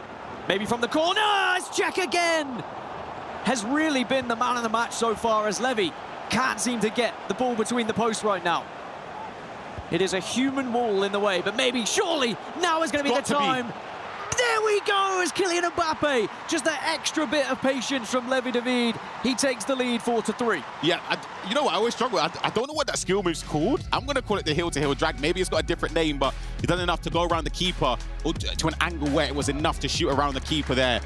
As we see the replay coming in, Kanate into Pateas. The first time ball was perfect. Keeper came out and wasn't able to prevent it to find the back of the net there. Levi turning the game completely on its head. He was 1-0 up, was 3-1 down, now he's 4-3 up with around 20 minutes or so down left in this game, so it's be interested to see if Johnny's got a response. What does Johnny have left in the tank? He looks a little bit deflated for me. It was all smiles at half-time when he had a 3-1 lead, but now you've got to dig deep. Find something else, because Levi David has really shifted things into his favor here. It looked like maybe he was going to be down and out at 3-1, but that's why he's my pick to win this tournament. Easy to say that now. He's got a 4-3 win. 4-3 victory, excuse me. But is it going to be a win? Because there is still, as you mentioned, 20 minutes, which in-game, still a lot of time to work with here. But can Levi David now hold on to this lead? Will his tactics change a little bit here? Does he slow things down? Does he start to just play the ball around and see if he can frustrate Johnny? See, a match has concluded. Young victorious 2-1 against Mark 11. It's not the greatest start for Mark in this tournament, but for Young, an incredible 3 points on the board to kickstart his tournament. It's a great kickstart for him, but can we kickstart something in favor of Johnny? Saka into Haaland, but it's going to be blocked. I think that was a rash decision for the shot. Wasn't really much space. In previous versions of Erling Haaland, without the finesse shot plus, I think that shot is... You're looking for either a corner or something, but I think with the finesse shot playstyle plus there, in those situations, if you time it green, you can score. But of course, there were bodies in front of the ball there, so it's a difficult one to get between the defenders. I don't hate taking risks. Sometimes that ball just goes between players' legs as well, and suddenly you look like a genius then. Speaking of geniuses, Mbappe was on the ball, plays it back to Kroos now. Haaland, and it's a great effort. There is potential for a follow-up here, but Levi David, quite intelligently, just leaves that to go to a corner here. And we've already seen what damage could be done from corners. Switches it to Saka for the in-swinging. Are we going to be able to see Haaland on the end of this one? He's going to be the target as always, but Haaland is going to be defending it as well, as it is swept in, but not going to be enough. And Cech now just slows this one down. 9 minutes remain.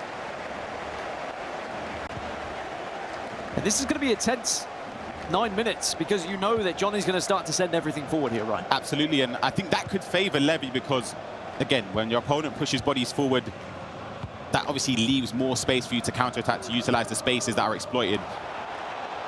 But Johnny... Speaking of, there's an exploited, and it could be a chance, and he goes for it, and no, the follow-up is massive. And defensively, Levi David has done a madness there just to make sure he stays ahead here.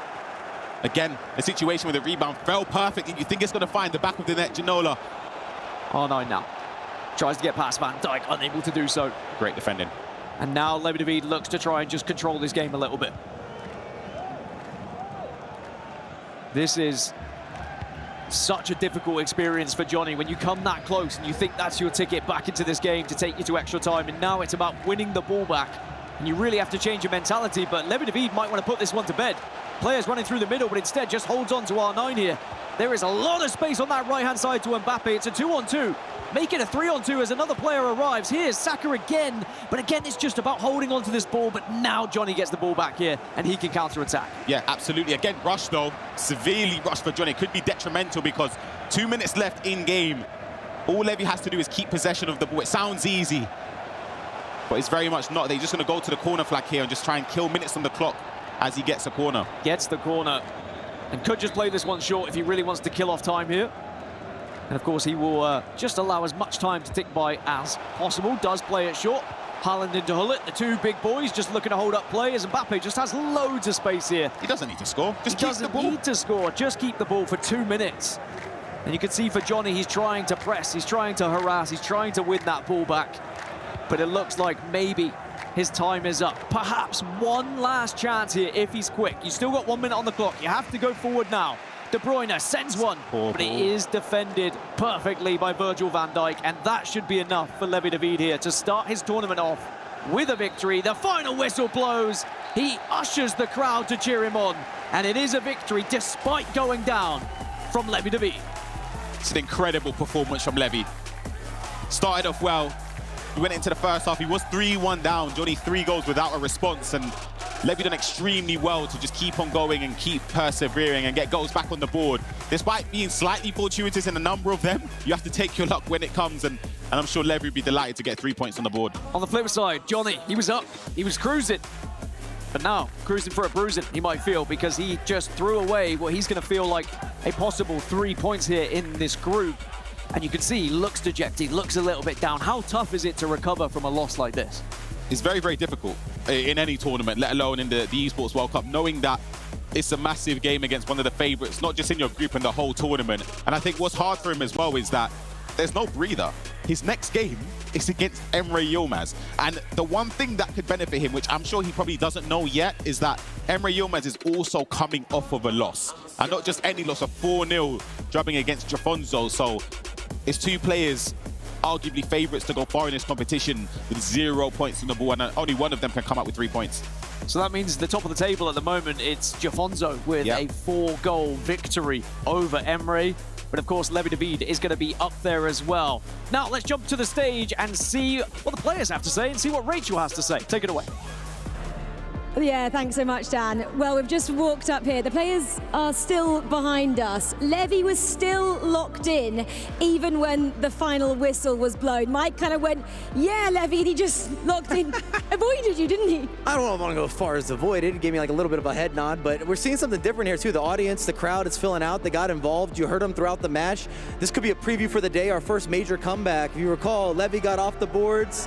He was up 1-0.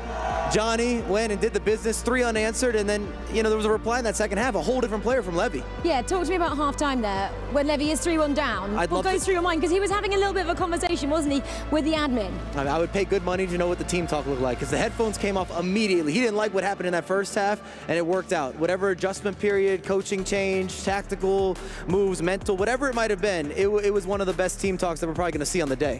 Tell me about between 60 and about 75 minutes. We're in and around the box. For Levi, the goalkeeper movement was next level. How A, did Levi manage to score, and B, Johnny try and keep it out as much as he did with that keeper movement? Well, it was incredible. You could just tell that Levi was always the most likely. He was probing, and it could have got out of hand without some of the goalkeeper movement. We had double and triple saves there, and it's so important at the competitive level to have any sort of small margin. Tell me about Johnny.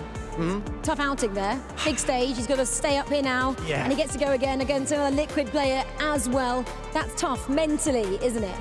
I think that's maybe the most difficult part, especially after a tough loss. If anything, I would have rather got beaten bad in that game and then played again, and it's a complete reset. That sits with you because you could have won.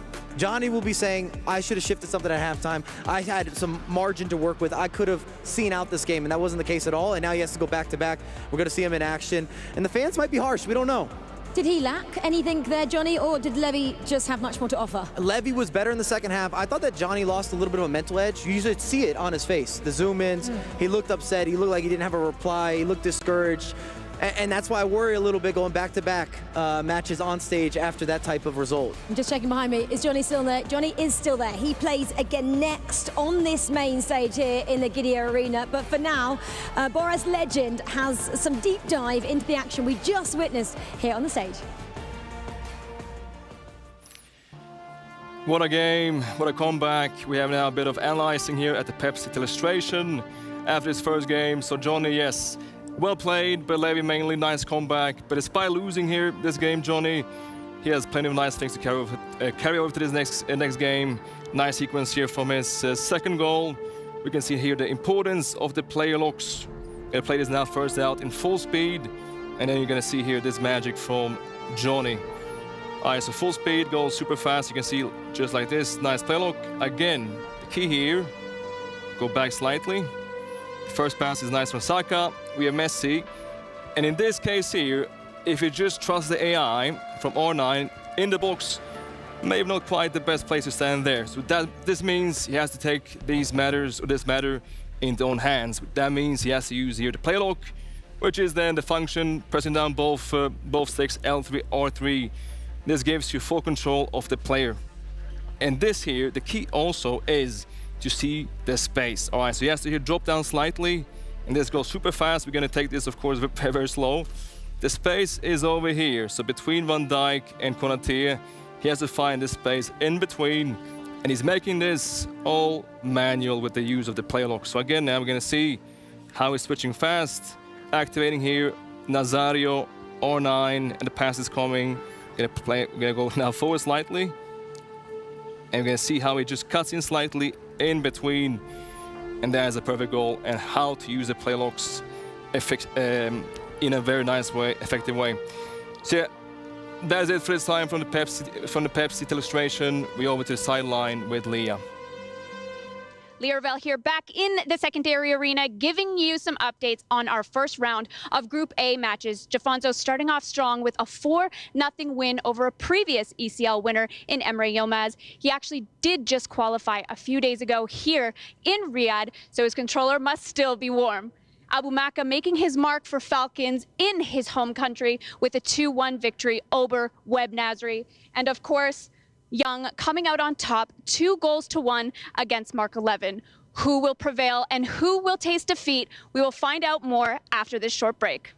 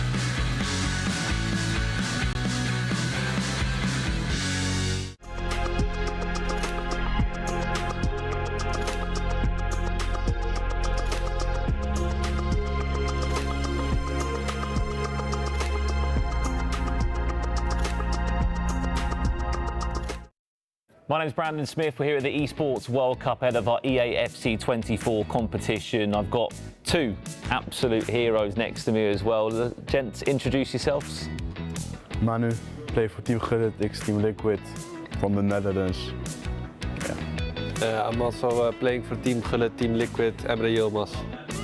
Thanks for joining me today. We are doing a little bit of a foot trivia quiz to test your knowledge. First question then, who is the oldest icon? Puskas.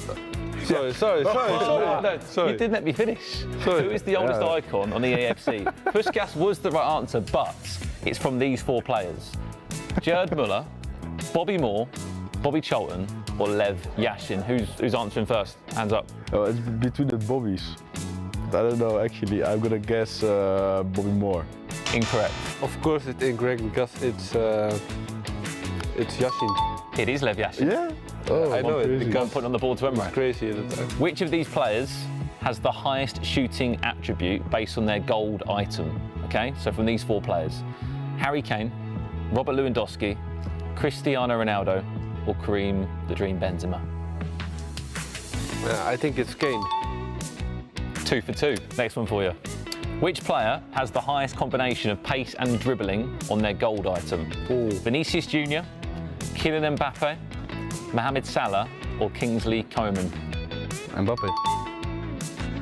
Easy, really, isn't it? Yeah. Easy. Which special item on FC24 has a combination of 99 composure, 99 long shots, and is one of the most deadliest players in those clutch situations? Is it Johan Cruyff, greatest of the game? Is it Pele, foot birthday icon? Is it Wesley Sneijder footies or Franck Ribéry footies? Cruyff.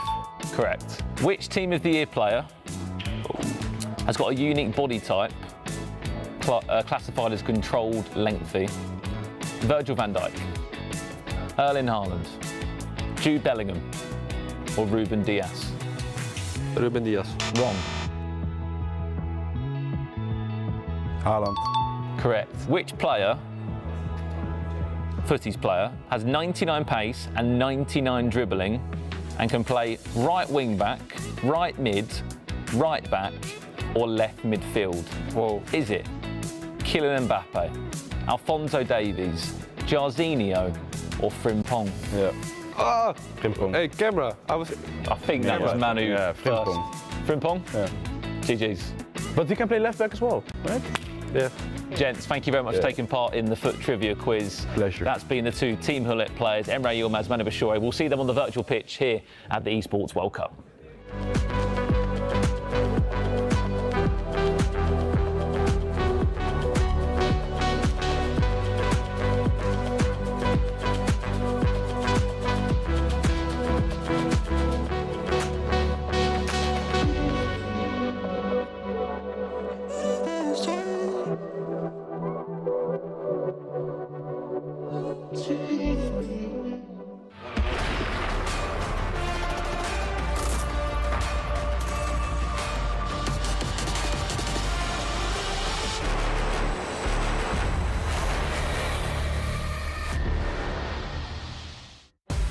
Welcome back, guys. You're watching the Esports World Cup featuring EAFC, where it's only just beginning. One match played, 5 more feature matchups to bring you tonight, and we're here for the next 4 days as well. We're on Sunday night around, I reckon, midnight maybe, we get to crown a new world champion, and that individual takes home a very cool $300,000 US.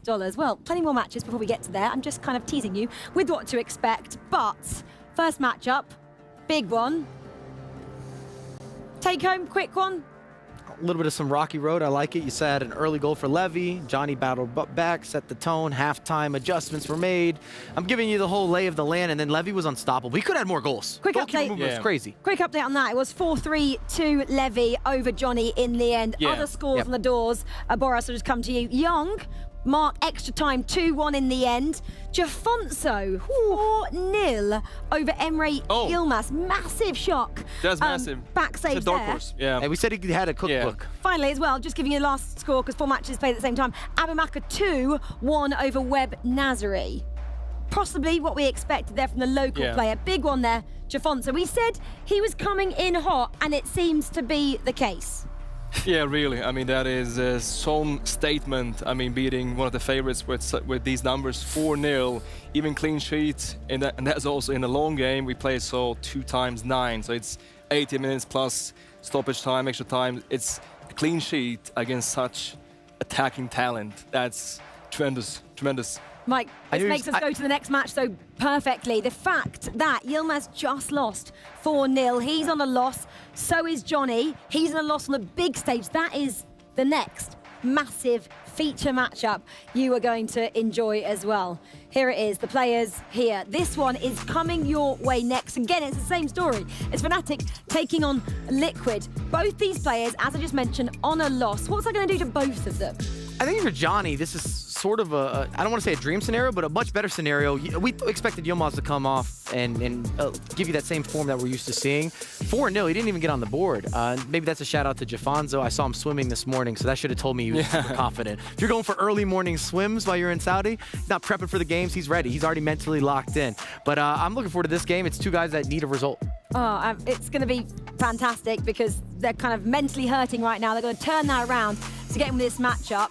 Want to know what you guys at home think as well. stcplay.gg. Tell us your thoughts. Who do you think is going to take? Hopefully, well, they all have to take a win, of course. There's no draws in these round-robin groups. So someone is going to go home after the 90 minutes, possibly. Could go to extra time. We've already seen that once with 2 losses next to their name. And that would be pretty heartbreaking very early on.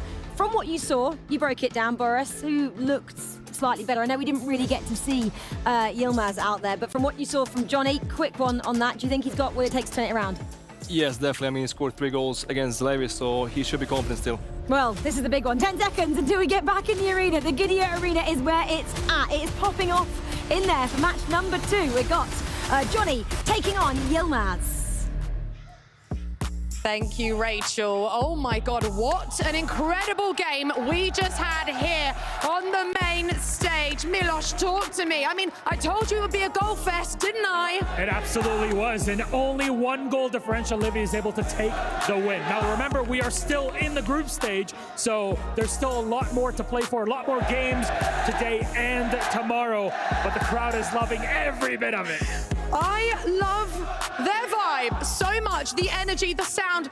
I can't hear ourselves, but I think it is time for the next game. So let's get the first player in. It is Johnny representing Fnatic.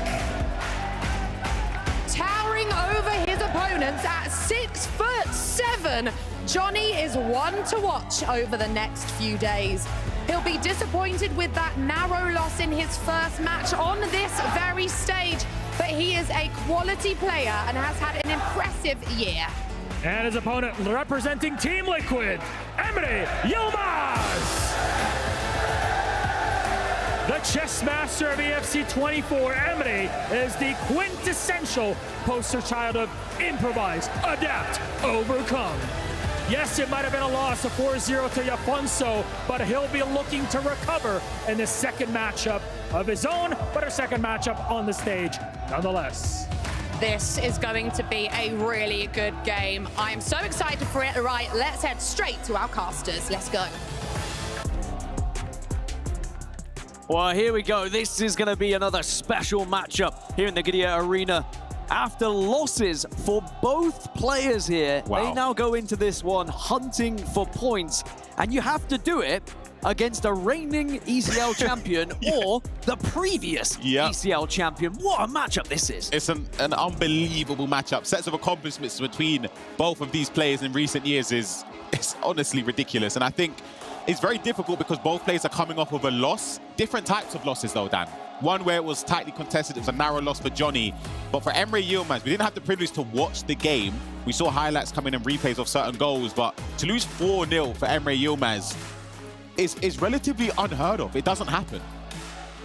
And how does that affect his mindset is going to be my biggest question here, because going into this second game, knowing that you can't really afford to take multiple losses if you want to be progressing automatically. As we saw there, the audience predictions favoring Emre Yilmaz, and maybe for good reason. The last time these two competed against each other at FC Championship, it was a 6-1 victory in favor of Emre. That is quite a one-sided affair. The thing is, though, which adds more onto that result is that's a Johnny that was coming from an unbeaten virtual Bundesliga run, unbeaten to win the E-Champions League. So he was unbeaten going into that game. Hasn't lost a game in 23, 24 games in competitive FC 24. So for Emre Yilmaz to beat him and beat him that convincingly shows how good Emre Yilmaz is. And it potentially could be a bulky opponent. It remains to be seen, but this is a massive game for Emre to bounce back from. Well, the stage said he was the chess master. We'll have to see whether that comes to fruition and whether he can just pick apart his opponent with his moves. But it's not going to be easy. Even though Johnny did lose his previous game, it was a very hotly contested one against Levi David. Only 4-3 was the final score in favor of Levi. Johnny did have a 3-1 lead going into the half as well. So if he can find a little bit of that pizzazz that he had from the first half and inject it here, I still think there is a good chance Johnny could walk away as the victor here. Absolutely. I think the thing that surprises me about Emre's last result is Emre takes a lot of shots at goal, and he's very efficient in front of goal. He scores a lot of goals across games. The fact he didn't score is alarming to me. I feel like that's something that is very, very surprising for Emre. Well, one thing of note, Emre was the DreamHack Dallas champion to qualify for this tournament as well. So he'll be coming into this very excited to try and find that same form as we are underway between these two competitors. It's going to be Johnny from left to right and Emre from right to left in the white strip. And as a reminder, 9-minute halves here. Winner takes all, because we will be going to extra time and penalties if we need it. No draws can happen here in the group stages, and already Johnny's found a long ball here to Saka, and maybe he could have a chance to try and find his way into the box. Does find a shot. Courtois saves. Second chance, and a Courtois again. That's an important save there. Corner, though. We know what Johnny can do from corners. We've already seen it. You can see keeper movement to try and stop the potential header from Erling Haaland, but he's at the back post. Doesn't quite get hold of it, though, and it will be a goal kick. Yeah, doesn't manage to get the ball on target there. It's key to mention there are, of course, 3 games going on in this group, as well as this one, of course. We've got Weerd Nasri up against Jafonzo. He's flying right now. We've got Mark 11 up against Levi David. And Young against Abu Maka. Young and Abu Maka, of course, both winning their first games. So it's interesting to see who will win their second and get the best over their opponent.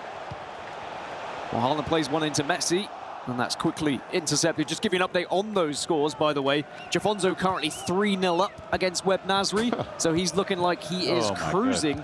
And on the other side, you've got Mark 2-1 up against Levi David right now, and Young is drawing 2-2 with Abu Maka. So plenty of goals happening elsewhere. But at the moment, we've only just kicked this thing off, so all square here between Johnny and Emre, as we can look back at some replays that we have from the other games, as Jafonzo took the lead in a very impressive early start, 5 minutes in. Yeah, the thing is, he makes it look so easy again. Arnhem Ronaldo just running into the space there, ball on inside. It's very lucky, to be honest, that time there, but a green time finish across the face of goal to give him a 2-goal lead against Weerd Nasri, and he didn't let up. Scored another one straight away almost. Goalkeeper movement wasn't enough. Hold on. Should have been a goal there. In, and there was a chance there as well, and Emre might be a little bit frustrated he wasn't able to do anything better with it. But maybe that's just a couple of warning signs coming in already for Johnny. You cannot afford to allow Emre to get through on goal. As you can see, live match, Mark is currently 2-1 up against Levi David. And is Levi going to come back into the game yet again, as Saka now has the ball? Does have assistance. Messi tries to strike one, but it's denied. Yep, keeper movement as well there from Emre Yilmaz. If the ball was on target, I don't think it would have gone in.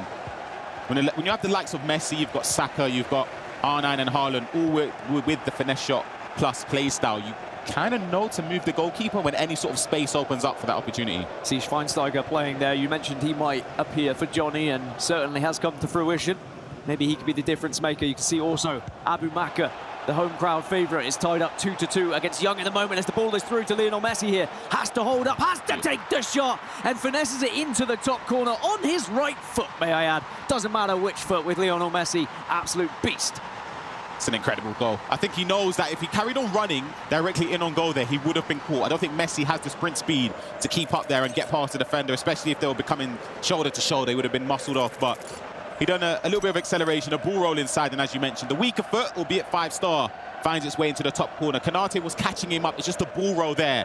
Mistimes it as well. But again, just the accuracy and prowess of Messi in front of goal manages to find the back of the net in this game. So there's the opener for Johnny. And again, he finds himself ahead now. Can he hold on to this lead? Can he build from this lead? Where he was unable to do so against Levi previously. Of course, teammate of Emery, so I'm sure there would have been a little whisper between the two as they passed by in the hallways of Emery saying, well, what's the secret? How do I take down Johnny here? And Levi probably just said, well, keep an eye on those corners. Don't allow him to get too many of them. But he probably didn't say, watch out for Lionel Messi in his right foot.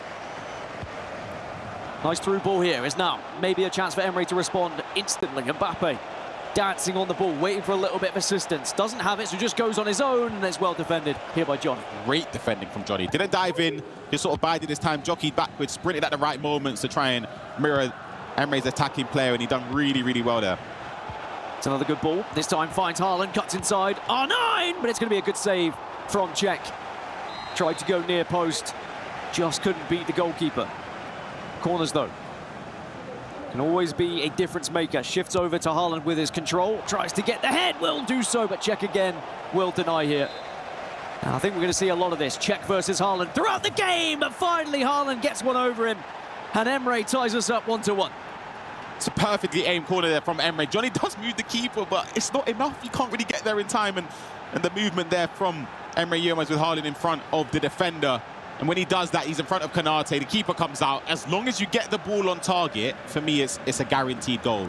And that's exactly what Emre Yilmaz done there. And the thing about Emre, he's very meticulous. He's very precise and meticulous in every aspect of the game. Corners, he would put in countless hours just to try and master that, to create different scenarios of what he can score from. Defending corners, build-up play, long balls over the top. The pressing, as you can see there, is intense from him in every aspect of the game. It's just, he's always perfect, which, that's why I'm surprised at losing 4-0 to Jafonzo. It shows how good Jafonzo's been playing. Well, usually, 99 rated items like Haaland unobtainable, but you can just get it through the season pass now. It's insane that everyone has access to this item. But R9's been able to bring that one down. He's tackled, and now we'll see Johnny again just approaching the defense of Emre here. Space on the right-hand side. You can see Saka trying to make that run. Will make that run. Is he going to strike it? No, he's going to be denied. Konate defends very well, and it will go out for a goal kick here. So a good chance, and certainly Saka creating some good space here from Johnny. But Emre kind of had his number there and said, look, I'm happy for you to pull the trigger from a distance, but I think you're going to try and strike closest to that goal. You can see the switch is on if he wants to play it. So much room over towards the right, but instead just trying to force it down the left-hand side at the moment. There's a lot of bodies, and finally, there's the switch, as expected here. Gives him space to build up as well. Hoslu back to Saka. Does well to retain possession and earn a free kick. There weren't too many spaces to get the ball forward in that space. It was more so just to recycle possession, and of course, fortunately, earned a free kick there. Will Erling Haaland be the target again from this corner? Whipped in. Haaland is there, but Konate does his job, and now you can see the breakaway available for Johnny. Trying to be quick, trying to send those players forward. Haaland's already gone. Haaland's going to be able to get hold of this one, but has to try and beat a defender, which he does. Can he get the strike away? No. Virgil van Dijk, that's also why he's in your team, as Haaland does rescue it back. Second bite of the cherry, maybe, but not quite enough, and no third chance. Wow, that's a big piece of defending there from Van Dijk and Emre Yilmaz. I'll interrupt myself. You can see the scoreline on the screen. There's a goal back in that game between Web Nasri and Jafonzo. It's now 3-1, still the lead for Jafonzo. But Web Nasri manages to get a goal back in that game. But as I was saying, I think Johnny done extremely well there with Haaland. The first touch wasn't perfect. Hold on a second. Hold on a second. Mbappe maybe could try and find Ronaldo here. Does, but now suddenly bodies are starting to build up. You have to do something special. Step overs aren't quite enough. Maybe on the counter-attack. De Bruyne, what, that is a ping and a half, as now Haaland's going to be on the end of this one again. This time he has to try and dig one to the back post, but Saka's not usually the target for those headers. And now instead, Emre gets a chance. It's back and forth action in this game, and I'm not surprised, both of them trying to take advantage of players being out of position here. And again, Johnny's marching forward. Again, it's an in-swinging cross, but this time Courtois denies. Yeah, it really is end-to-end. Both players, as you mentioned, just trying to make the most of the space that opens up when the other player attacks, and gives time now for Emre just to slow it down a little bit before building up a well-calculated attack. Yeah, Hoslu just playing it back to Virgil van Dijk, trying to get the 1-2 on the go, but Stones is more than prepared as Johnny is definitely prepared for that pass to happen. Instead, he goes for a dink over of his own, but Haaland gives the ball away, and Hosselu gets another chance to try and attack this right-hand side. Saka was making the run through. That gets denied as well. And again, it just seems like ping-pong at the moment. Back and forth, they play their shots, but no one can really get into the box. But now that could change. Haaland on the left, has support in the middle, but goes to the edge of the box. And defensively, Emre was there. Yeah, I think he expected maybe De Bruyne to occupy a better position there to try and play the pass and recycle possession. Doesn't get the rub of the green there, Emre does, but it's going to be Johnny to retrieve possession again. I think Johnny, across both games so far in this one, of course, I think he's played relatively well. I think sometimes giving away possession needlessly like there, but other than that, I think most of his attacks have been well thought out. Well, can he defend this one? Or is Haaland maybe going to let rip? And he does. Czech, though, has earned his weight in gold, if I'm completely honest with how he's played so far. But Haaland now will again try and attempt a header. And Czech saves, but if you keep giving corner after corner, it's more chances for Haaland to try. That one goes a little bit too far, though. Yeah. And I think that's your hope, isn't it, really, that if you're defending these corners, you hope they overhit it. Yeah, you have to hope your opponent makes the mistake there, and that's exactly what Emre done there. Just a little bit too much power with that corner. So got Messi again. It's just the balls over the top from Johnny. They're relentless. It's Hosselu. Will be a corner, though. Johnny's been fantastic with these so far this tournament. There's Haaland, but Courtois saves. It seems like Haaland gets ahead on it 90% of the time. Just about out of the corners, really. It's at 24. That's something you have to maximize. And you know it benefits you offensively, but defensively you have to be sharp as well. What a ball over the top from Emre. Stones, though, isn't going to be as quick as everyone else. Probably wants to try and find someone. Oh, well, surely not! Stones! As Brandon Smith would say, of all people, it's Stones who slams one in. Oh my goodness, it's sensational from Emre Yilmaz. Just twisting and turning. He knows that Johnny's not going to think that's a viable option to twist and turn with John Stones and step over into space. And this item of John Stones, of course, 5-star skill moves and 5-star weak foot, but the shooting at 66, you sort of would allow him to shoot, give him the space. You kind of trust that he wouldn't opt for it, and it's just perfect from him. Green time, which you have to do in those situations. And it's a perfect goal from Emre. That's outrageous to attempt that with John Stones, by the way. I don't care if he's got 5-star weak foot. I don't care if he's got 5-star skills. You can only laugh if you're on the other side. We've seen some crazy goals across the EAFC competitive season from players you would least expect as the ball's played over the top. Can Haaland get hold of it? Courtois brings down the player, but he does get the ball first as we go into half-time. The half-time whistle is blown, and it's a 2-1 lead for Emre Yilmaz in what has been, I don't know, I think I want to catch my breath shortly here, Ryan, because it was so back and forth between these two. Yeah, it's an entertaining first half, and probably deserved a few more goals, in fact. And I think for Johnny now, mentally going into, if I'm playing against somebody that's confident enough to step over with John Stones and shoot in his weaker foot, what won't you do? So you kind of have to think about that now. When any player is in an offensive area, you have to be a bit more, I guess, take a step back a little bit and be less aggressive, a bit more passive, and sometimes that could work to open up spaces for the finesse shot or maybe a driven pass to a striker. It's a very dangerous position that Emre's in now, in a positive way, because Johnny's going to have to think a lot more now. We can look back at replays elsewhere. Mark versus Levi David. And the first goal went in favor of Mark as he took a goal lead, and it wasn't just one. He doubled up to make it 2 through Erling Haaland, but then there was somewhat of a fight back in the first half. Oh, wow. Levi David able to just perfectly position the ball onto Erling Haaland there. Yeah, that ball back, and then the first time dink over the top was Mark again with Saka. It's a shot across goal. 18 minutes in, he was 3-1 up there in that game. Mark 11 against Levi. That is one way to get points on the board, defeat somebody like Levi for Mark 11, to give yourself that confidence and that boost of morale to know that you're still in contention to finish top 3 in this group. It is still 3-1 in that game, by the way, so Levi David has to work hard in the final minute. Speaking of working hard, Mbappe almost able to beat Petr Cech right off the rip here into the second half. As Emre's looking to try and find a third. This time it's Kanate. When you just think you've marked Haaland, there's someone else who can put the ball away. Yep, exactly that. The ball is whipped deeper than normal. And Kanate, of course, manages to get the space there and the trajectory to jump above the defenders and aim that into the bottom corner. You see, Johnny looks deflated. He looks defeated, but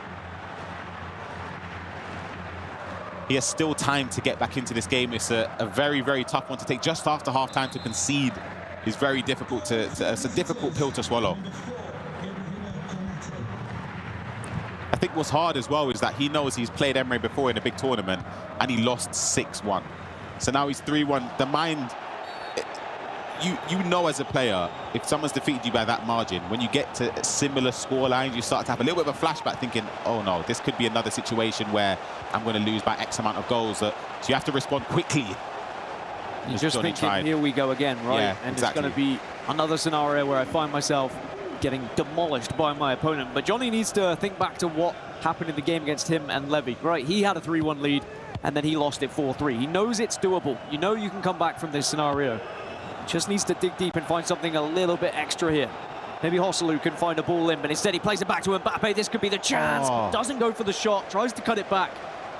And Emre was there and waiting. Yeah, I think he expected R9 to take up a better position there. But Emre's done so well just to give Johnny so much to think about, whether it's the balls over the top, the direct speed boost into space, which... Oh, wow, speaking about balls over the top, what a finish as well. And there's your ticket back into the game for Johnny. Able to defend that cutback previously, and right on the counter-attack, finds the goal of his own. That's how harsh FC24 can be. On one end, you think, all right, I'm going to go 4-1 up in Emre's perspective. A minute down the other end, it's a simple ball over the top from Johnny. It kind of reminds me of Johnny from the E-Champions League, those first-time passes with the likes of De Bruyne and R9. A beautiful finish into the top corner. It's so terrifying playing at this time of the year, by the way, with the items that are available. You just got to expect those goals to be banged in by these type of players. You have to worry about finesse shots from deep. You've got to worry about from John Stones. You've got to worry about first-time passes being a lot more accurate because of the play styles. A lot of players will have the passing stats, the pace in behind. There's so much to think about.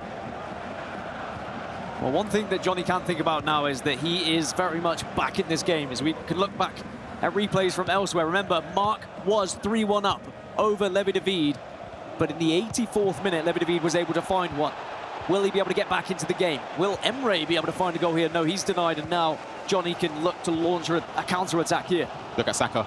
Saka's he's just off. Space, but doesn't need to be there. He's I quick enough. feel like he was...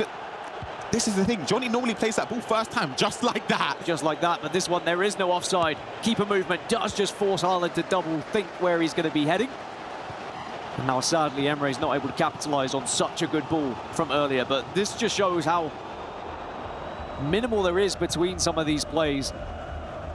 So close to being offside, but instead is just able to get through, and it's something that Johnny needs to be aware of here. Yeah, absolutely. See Emre building up again. Just look at the options he's got. He can switch the play. He's got John Stones marauding forward again. Player lock inside. Well, R9 doesn't decide to play the extra ball, but Saka's done enough. As now Czech is able to defend, as he's able to get an incredible save on board once more. But once more, you can see Emre just able to win that ball back in scary areas. It's suffocating Johnny. Despite any area that Emre loses the ball, he's happy and confident enough to press forward and manually try and cut space again. Here's Saka.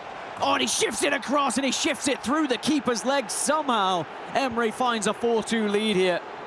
And you mentioned that Johnny earlier looked a little bit dejected. I think that one's going to hurt even more. I'm with you, Johnny. I'll be honest. I expect more from my keeper. I think the way the tide was shifting, Emre deserved the goal. I think he's done well to break down Johnny's defense and create a lot of opportunities that, on another day, find the back of the net.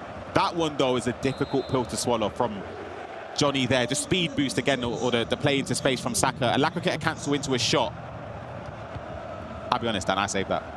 Let alone I want my keeper to save that. I want you to pick the ball up off the floor and start an attack.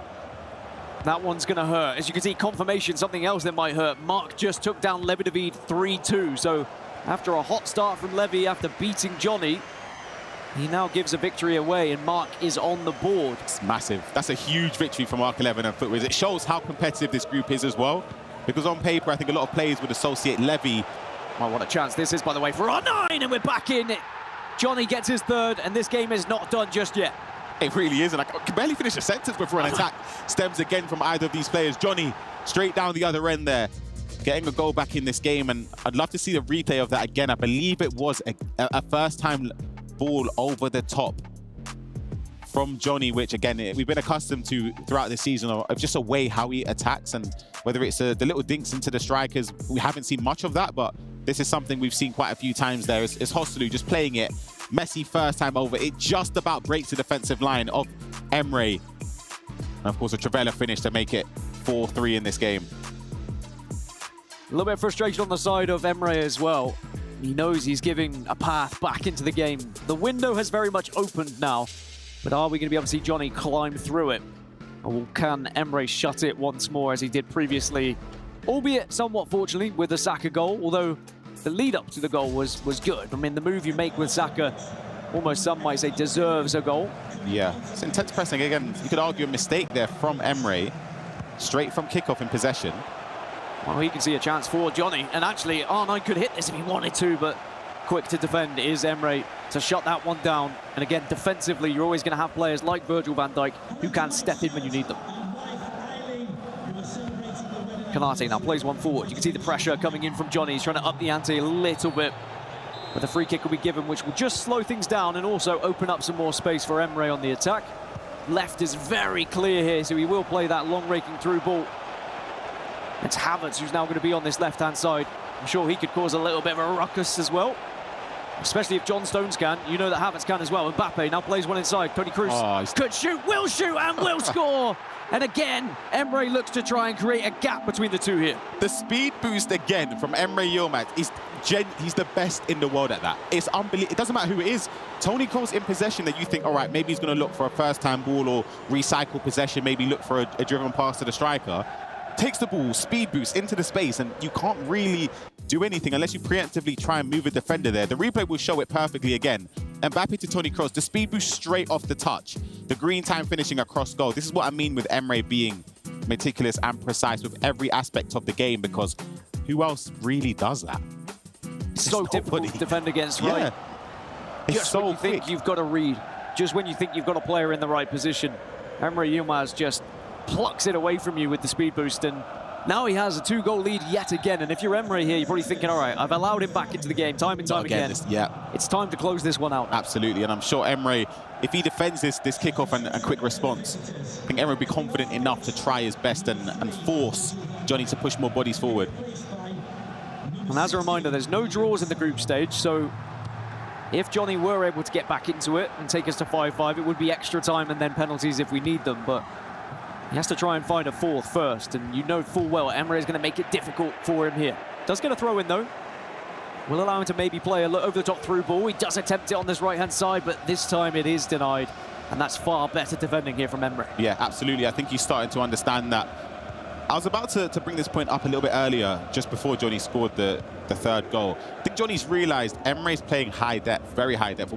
He could be doing that all manually offside trapping, but the defence steps up very, very quickly. So those first-time balls over the top, if you trigger a run for Johnny, then you're basically in behind at all time. He's done it 2 or 3 times this game so far.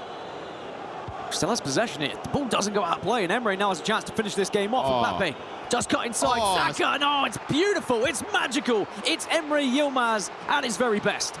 That running fake shot there to get around the defender, to play the pass, and the composure there in the box to pick the right choice, to take the touch, to turn, and to put the ball in the back of the net. And that is why Emre is one of the best players in the world, and a 6-3 win is one way to bounce back, get 3 points on the board, especially after losing 4-0 in your first game. And we're on course to seeing Johnny potentially being 0 points from a possible 6.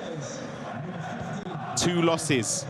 And somebody that's got 2 wins is Jafonzo. Match finishing 6-1 against Web Nasri. So Jafonzo scoring 10 goals in 2 games at this level of competition is unbelievable from Jafonzo.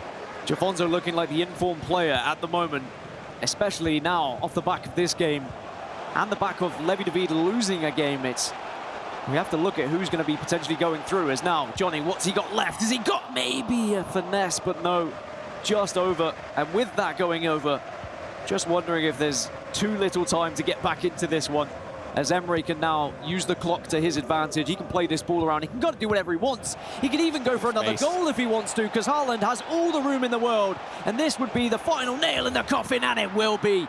Emre Yilmaz will be getting 3 points from this game, and he's been pretty emphatic. Yep, he has done. In the second half, he's been prodding and probing, creating a lot of opportunities to score goals, and It's 7 goals in his favor, and for Johnny, it's a shake of the head and a drink from the bowl. He knows that there's no route back into this game. It's just a space. You can't really do anything. When you push forward, naturally bodies will be out of position and your opponent can capitalize on it, and that's exactly what Emre Yilmaz has done there. Green time finishing, finesse shot across the face of goal, and little nod of the head. He knows he's got 3 points on the board.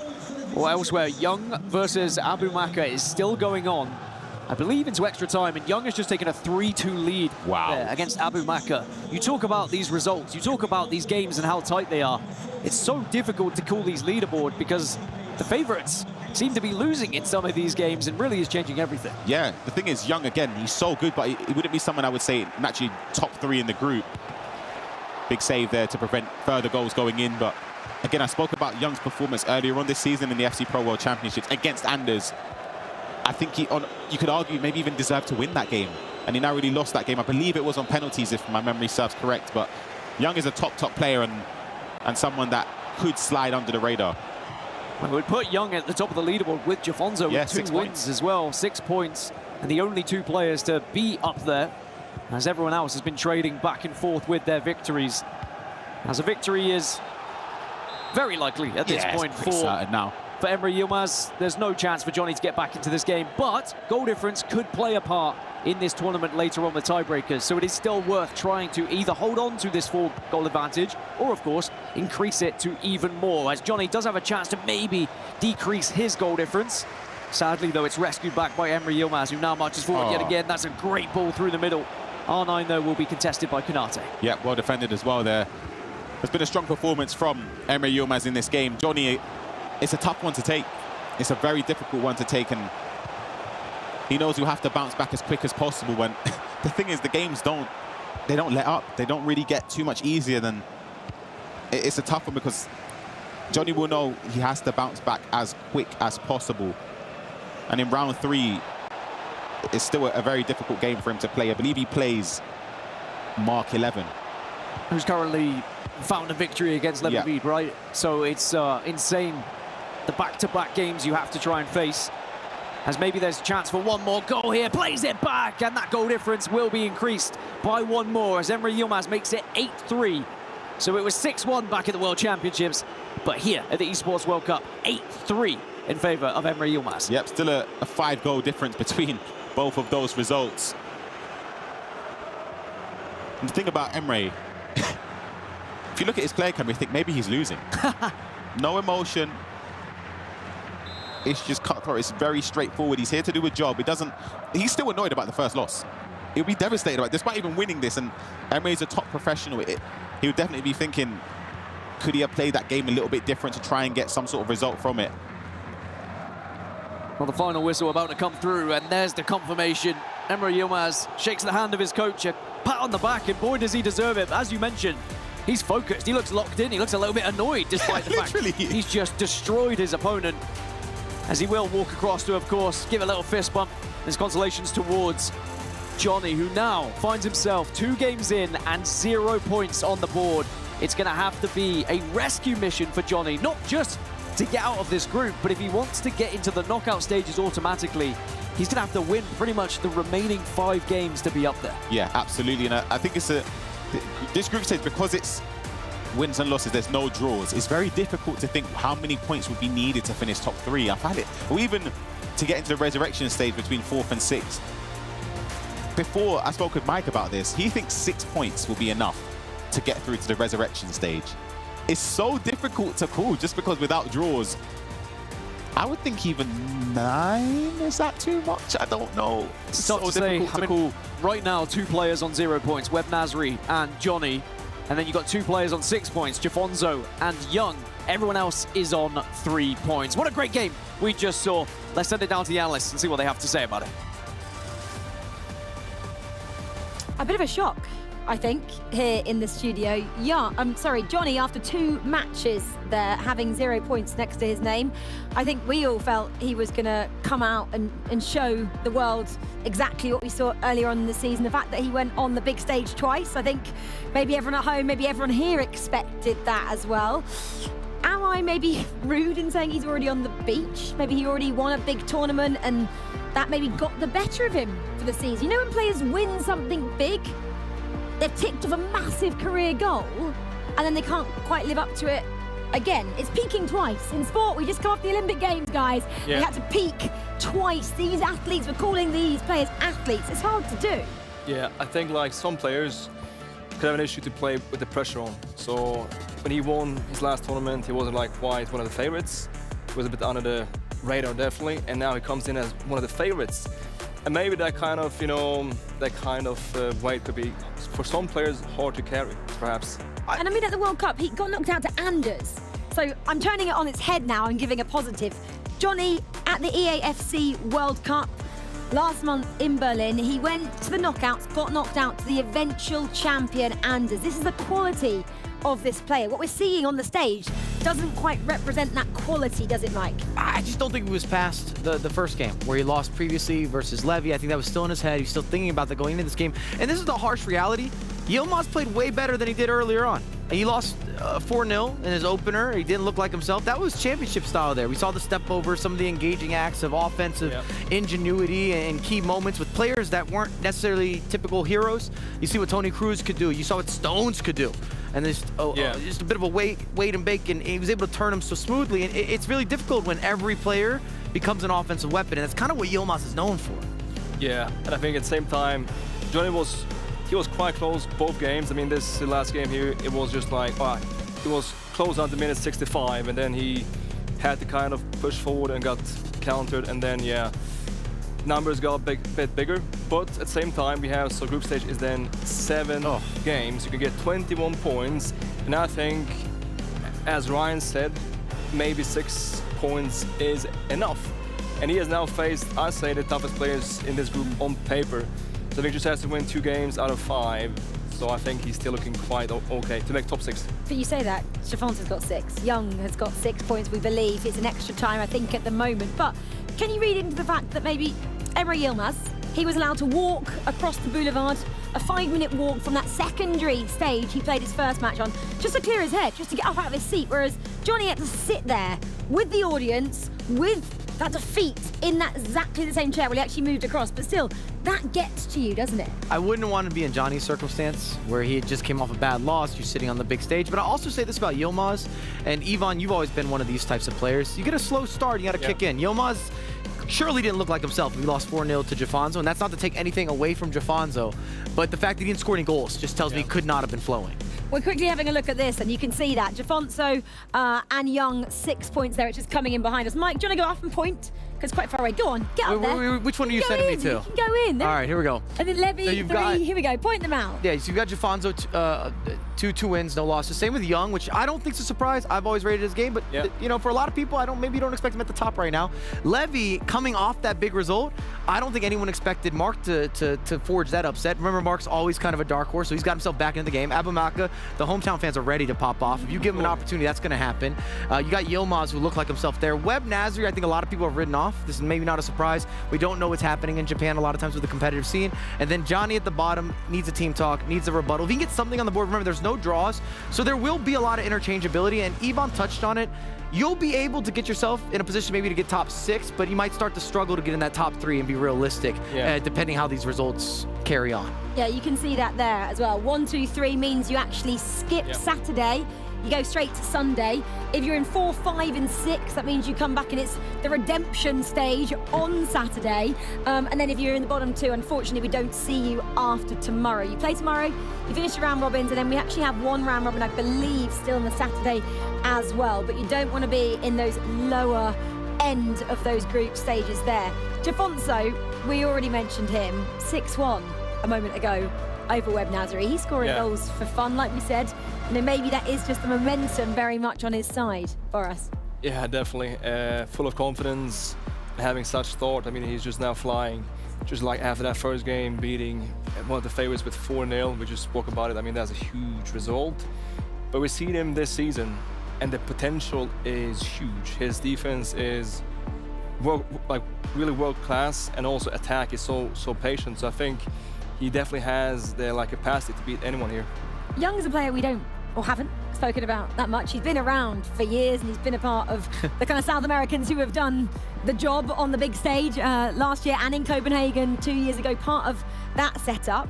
He was invited here as well, so he got the invite and he's making the most of it at the moment, Mike. And you love to see that. Like I said, I'm personally a fan of his gameplay, very offensive, Brazilian flair, what you would probably expect, ins and outs. If you're looking at a lot of the South American players, they're kind of known for the intricacies, those little details, pass and move, tiki-taka-esque, if you will. Anytime you watch Libertadores, you always get a reminder of how these guys want to play the game. A lot of those small details and intangibles. So I'm happy to see that that's working for him and that it's not a wasted opportunity. I don't want to be a jinx. There is often a curse of a commentator, or maybe a curse of an analysis, but he's probably a guy that's unexpected in that group to be at the top. Same with Jafonzo. I mean, we talked about it, but I think for the masses, he's not as big of a name. But remember, this year he joined EMLS, dominated that league, took care of business, was able to get the job done on the biggest of stages, and he's been very consistent. I love some continuity in my storytelling. You give me a nice narrative, I like it start to finish. Yeah. If it lines up, it lines up. Grab those points when you can. That's what I say about this, because it's tough. It is definitely tough. Okay, well, I was mentioning you have to walk across the boulevard to get to the secondary stage where all the other matchups, not the featured matchups, are taking place. And Leah Ravel, our reporter, she's gone and done just that for us. Hello, everyone. Leah Ravel here, back in the secondary arena, giving you a recap on the Group A Round 2 matches. Jafonzo keeping his hot streak going with not a 1, not a 2, but a 6-1 victory over Web Nasri. Mark 11 bouncing back after his first defeat with a 3-2 win over the EWC champion Levi David. The match between Abu Maka and Young is still ongoing, but we will give you an update on that match score after this short break.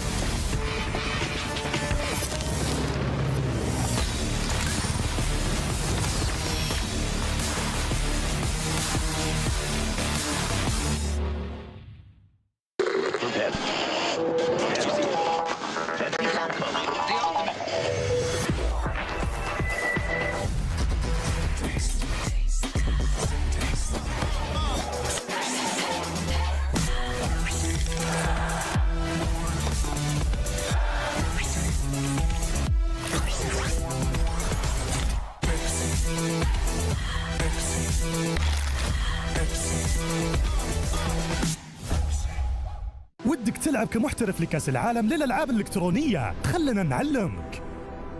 أكسون، أنت منتعش، جاهز للمنافسة ومتحمس تلعب لساعات طويلة. أكسوف، فيك لاج، مو مركز وبتتأخر، فهمت؟ يلا نعيد مرة ثانية. لتلعب لعبك لازم تنتعش بالأول، خلي أكس أون. بخ، العب، عيد. أكس في كأس العالم للألعاب الإلكترونية.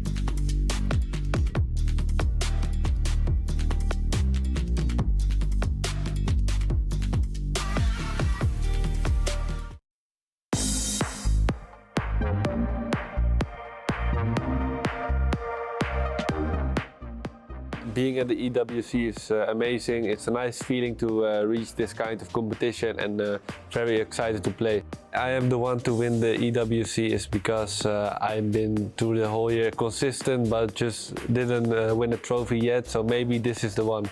Like if I play good then you can win the whole tournament, it's just rely on yourself. EAFC you play just at you played as kid with friends, just it starts at the beginning of your life, so it's just a long memory and now you played competitive. It's a dream for me to playing this kind of level, growing up as a kid, playing EAFC and now just be able to play competitive is just a dream. My playstyle is like very attacking. I like to score goals, I like to attack, make the opponent nervous a little bit, and I think that's my playstyle. My play on passes, I don't really like to put on pass, because if I'm playing good then I just want to keep going, but if I play bad then a pass is needed. The con I fear the most is, I think it's Haaland footies. He has aerial, he's quick with his feet, speed boost, so that's the most scary card to face. The goalkeeper I trust the most is Courtois, because he's in recent EAFC also very good and he's very tall. I just stick to the meta, doesn't have like another cards and the meta cards. The money I win, I don't think about that. It's just, for me it's just a tournament, play it for fun, be excited, and then you will see what comes.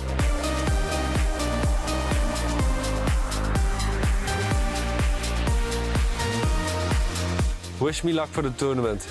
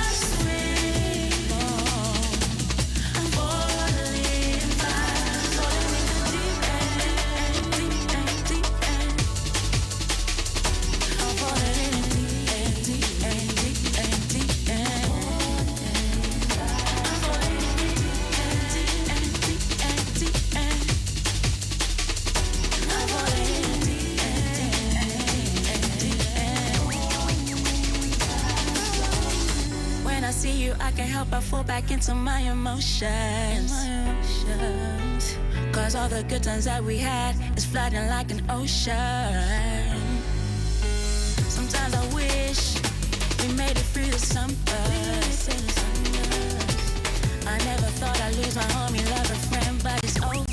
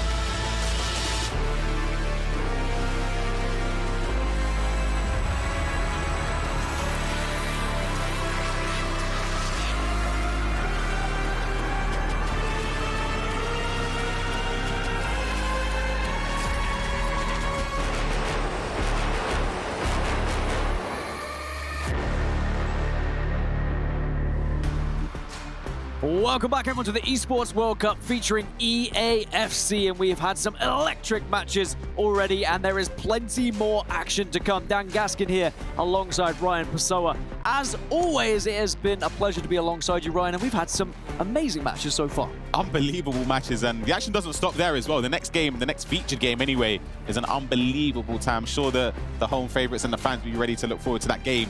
Abu Maka up against Levi de Veer. That's a huge, huge matchup. A massive one, and of course, both players at the moment are 1-1, so they've been able to get a victory on the board, get those 3 points in their favour, but have also found a loss on their way. So this could be a huge matchup for them just to elevate their position going into tomorrow, because after these 3 matches, they get to go home, they get to rest, and they get to start thinking about those matchups that will be happening tomorrow, which is very important, really. After playing the back-to-back-to-back games, it can get very tiring, of course, but it allows you to go back home and it allows you to study. And you were mentioning it, being a player, having a coach to go over games with you, it can really change your fortunes going into the next day. Absolutely. This is what the coaches, this is what they revel in. These are their opportunities to make a difference, because in FC24, in my opinion, it's very difficult to micromanage in-game. I think a lot of the preparation is done beforehand, before the match is kicked off. And I think for them, knowing that they're able to go and VOD review and see other games of other competitors helps a lot. Well, whilst we were waiting to get these players ready, we've got Rachel down in the Gidea Arena. See what she has to say. Oh, thanks so much, Dan. Well, I came here with Mike Labelle. I don't actually know where he went. Mike, where are you? He got in with the fans. Of course he did. He's loving his life over there. How is it with these fans? They're super fans, aren't they? Rachel, I can't hear you, Rachel. If it wasn't clear, their Abu Maka fans are here. The energy unmatched today. You can't hear them because you can hear exactly who they are waiting for. Abu Maka, the first Falcons player, is coming to the big stage, the arena here at the EAFC World Cup.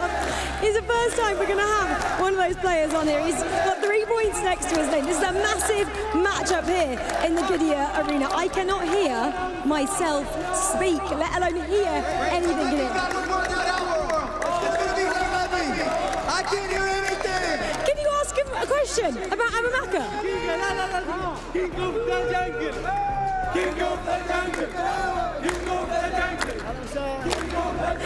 This is exactly how an esports tournament should go. Having crowds like this. We were here in Saudi last year and the fans were special. They've taken it up to another level this year. It's like something I've never, ever seen before. They absolutely love it in here. And we're only heading in to match number 3. As the evening progresses, expect these fans to get even louder. Abu Maka is up next. Just wait till the chairman of Falcons, MS Dasari, goes on stage. Well, then you really won't be able to hear yourself speak. Well, I can't call this one, but you guys at home might be able to. It's the STC Play.dg. Go on there, tell me your thoughts of who's going to win this matchup.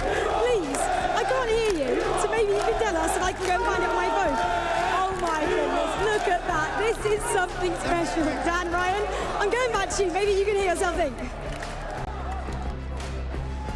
Someone get in there and save Mike Labelle. He's going to get lost in that sauce. He'll be there all day if he can. The fans here in the Gidea Arena, absolutely incredible, and quite rightly so. They are so excited to hear and see Abu Maka play on this main stage, and I can't wait, Ryan, because imagine if he gets a goal. This place's roof is going to get blown wide off. It's unbelievable. It's so hard to not love it. It makes me sort of root for the players from Saudi Arabia and the Middle East as well whenever they compete, because it's unbelievable. The atmosphere is amazing. The support for all of the players is unparalleled, I'll be honest. From any competition I've ever been to, I would say the only one that sort of comes close, but isn't even still at that level, is in South America. Yeah. They always support their players, and it's unbelievable to see. Well, it's going to be Levi de Veer as his opponent, and it's going to be difficult to go up against that crowd, because if you score a goal, I'm sure there might be a few boos happening as well, which is going to be different for Levi de Veer. When he won earlier, the crowd were actually on his side. Yeah. They were all cheering for him, but now suddenly he is not going to be the fan favorite.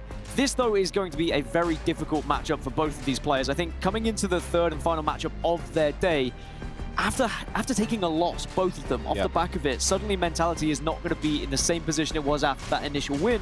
And for Abumaka, it was an extra time loss in the end, 4-3 versus Young. So he really is going to have to pick himself up. Yeah, I always find those type of losses are way more painful than one if you're getting beaten by 5 or 6. You kind of understood from before the final whistle, you knew you lost the game. When it goes into extra time and penalties potentially, it's very difficult to take that loss on the chin and move on into the next game. And again, there's no letting up. You're playing against an opponent who, if not on the same level, potentially even better in terms of accomplishments compared to Young, and I'm sure Lev would be hoping to bounce back as well. Well, Abumaka is looking to try and make the stage and the fans erupt again. I mean, do you have a favorite for this one? Because, I mean, I don't want to put you on the spot, so you have to go against the fans here, but Levi, for me, seems to be like the more informed player from what I've seen, but of course we haven't actually had Abumaka on our screens yet. Yeah, that's the thing. We haven't seen him. I think that's so difficult to make a prediction just based off of that. But I'm still going to make a prediction anyway. I'm going to go I'm going to go against the fans. I'm so sorry. I'm going for Levi to win this game, but Abumaka, every time I've seen him, I've been very, very impressed. And every single time I've seen him, I've gone against him. So maybe I'm his good omen. Every time I root against him, he wins. So maybe it works on both sides. Well, we've got the predictions from Ryan, and we can also see how you guys at home are feeling. 71% of the audience prediction going in favor of Abumaka here. And, hey, Levi, if you like inspiration from people going against you, this is going to be exactly that. That is a heavy audience prediction that we've seen. Yeah, and I'm sure Levi would sort of feed into that. We saw when he won the game, he was sort of gesturing over to the crowd in the first round, and albeit this time it's against him, I think it will sort of help him a little bit because he seems to be someone, the personality of someone that will want to prove people wrong, and then he knows that once he concedes, or if he concedes, the crowd will be roaring in favor of Abumaka, so I'm sure he'll want to quieten them down a little bit. And I mean, both of these players had an incredible performance at DreamHack leading up to this tournament. We had Levi, who came second at DreamHack Summer to qualify for this. Abu finished top 4 at DreamHack Summer to qualify. So both of them, I mean, in form from previous tournaments as well. I remember Abumaka actually took down Tex in that tournament. And I mean, if you don't know Tex and you're watching FC, then where have you been for the last few years? But that is kind of a position in himself to have that confidence coming into this tournament, right? Yeah, exactly. He performed well in the FC Pro World Championships. Again, when he defeated Tex, it was sort of, that was a very close game. Yeah. But to come out on top in that game, it of course give him a boost of confidence because he's beaten one of the best there's ever been. So I'm sure going into this tournament now, he knows that his group is full of players on that similar level. So he'll be prepared. And it's in his home nation. I'm sure he want to do the fans proud and everyone at home proud. So I know I might actually change my prediction. He changed his prediction. The game hasn't kicked off, so I'm allowed to check. I'm gonna go with Abumaka. I think the crowd are on his side wholeheartedly, and I'm gonna stick with it. I'm locking it in. Abumaka to win this game. That's brave. So the last time they played against each other was DreamHack as well, and actually Levi beat him 4-1. I've changed my prediction again. Change it back. Change it back. I'm sticking with it. He's back and forth, flip-flopping. I mean, I feel like this game is going to be back and forth as well. But one thing I can promise you and promise the fans in the arena, this is going to be an absolute banger of a game. And I think that, you know, both of these players will come into this one looking to try and get a hot start. Yeah. But one thing they would have learned from their games they just had, right, is anyone can come back into it. It's not over till it's over. Absolutely. And both players will know that very, very well, as you mentioned, from their experience in the game. The crowd, I just can't get over it. The support for Team Falcons, it's unbelievable. Maybe it does make a difference. I always say it doesn't, but clearly it does. Team Falcons are leading by quite some margin in the club championship. Maybe it does make that big difference, and for Abumaka, I'm sure he'll be hoping it does. I mean, home advantage is definitely a thing in real football, right? And having the crowd on your side, and even though players are often provided with noise-cancelling earphones, sometimes that still gets through. Sometimes you still hear that noise, and it can inspire you. I mean, throughout other competitive titles here at the Esports World Cup, we've had Team Falcons have the fans on their side, and players have said they hear it. It amps them up. It gets them ready for that game. But on the other side, it can also do exactly the same thing. It can inspire you because you want to shut up the crowd. That's what I'm saying. You've played as well competitively. Do you think that would make a difference to you if the crowd are rooting against you? So one of my favorite experiences of competing when I was like 16, so it's a long time ago now, is the whole crowd was sat on the opposition side, because we used to have 2 screens, right? Okay. One screen in the other, and they were sat on the opposition side. I won the first game, and everyone moved over, and like that gave me so much confidence. I was like, these people want to see me play, and I feel like that's the same way for Abumaka here. He's like, I need to put on a show. They're here to see me. Let's make sure I put on a show. But at the same time, confidence, right? Could that change your confidence? Could you get overconfident? Could there be too much pressure on your shoulders here? Yeah. It's going to be very difficult for Abumaka if he goes a goal down, because suddenly you start to think, am I disappointing these fans? That's the thing. I was just about to mention that. I feel like maybe that could compound into making you feel more nervous, more than anything going into it, because, as you said, you go a goal down and then you look to the crowd. But the thing is, the support will still be there. It's unwavering. They're still going to support you and push you on to try and get back into the game. So, yeah, I just want to kick off and get ready for it. We're very close to kicking off, and of course we will introduce the players to the stage eventually, and it will allow them to have their moment in the limelight, because that walkout is going to be nuts. You heard the crowd where the players weren't even on the stage. As soon as they get the chance to walk out, it's going to feel like a WWE match at this point, right? Yeah, it's going to be special. Again, I'm just going to, obviously Abumaka, I think he's quiet. He's a humble person. He's such a nice guy. Honestly, one of the nicest guys. There's a language barrier, but he's a very nice person. But I feel like for Levi, I want to see how he reacts to the crowd cheering against him. Well, we'll have to find out how this one is going to go down, because in 10 seconds, Nicole and Milos are about to introduce these players to the stage. It's going to be an intense matchup. It's going to be an intense crowd. Nicole, Milos, take it away. Thank you, guys. Wow, what an atmosphere here in the Gidia Arena. This is incredible. They are making so much noise.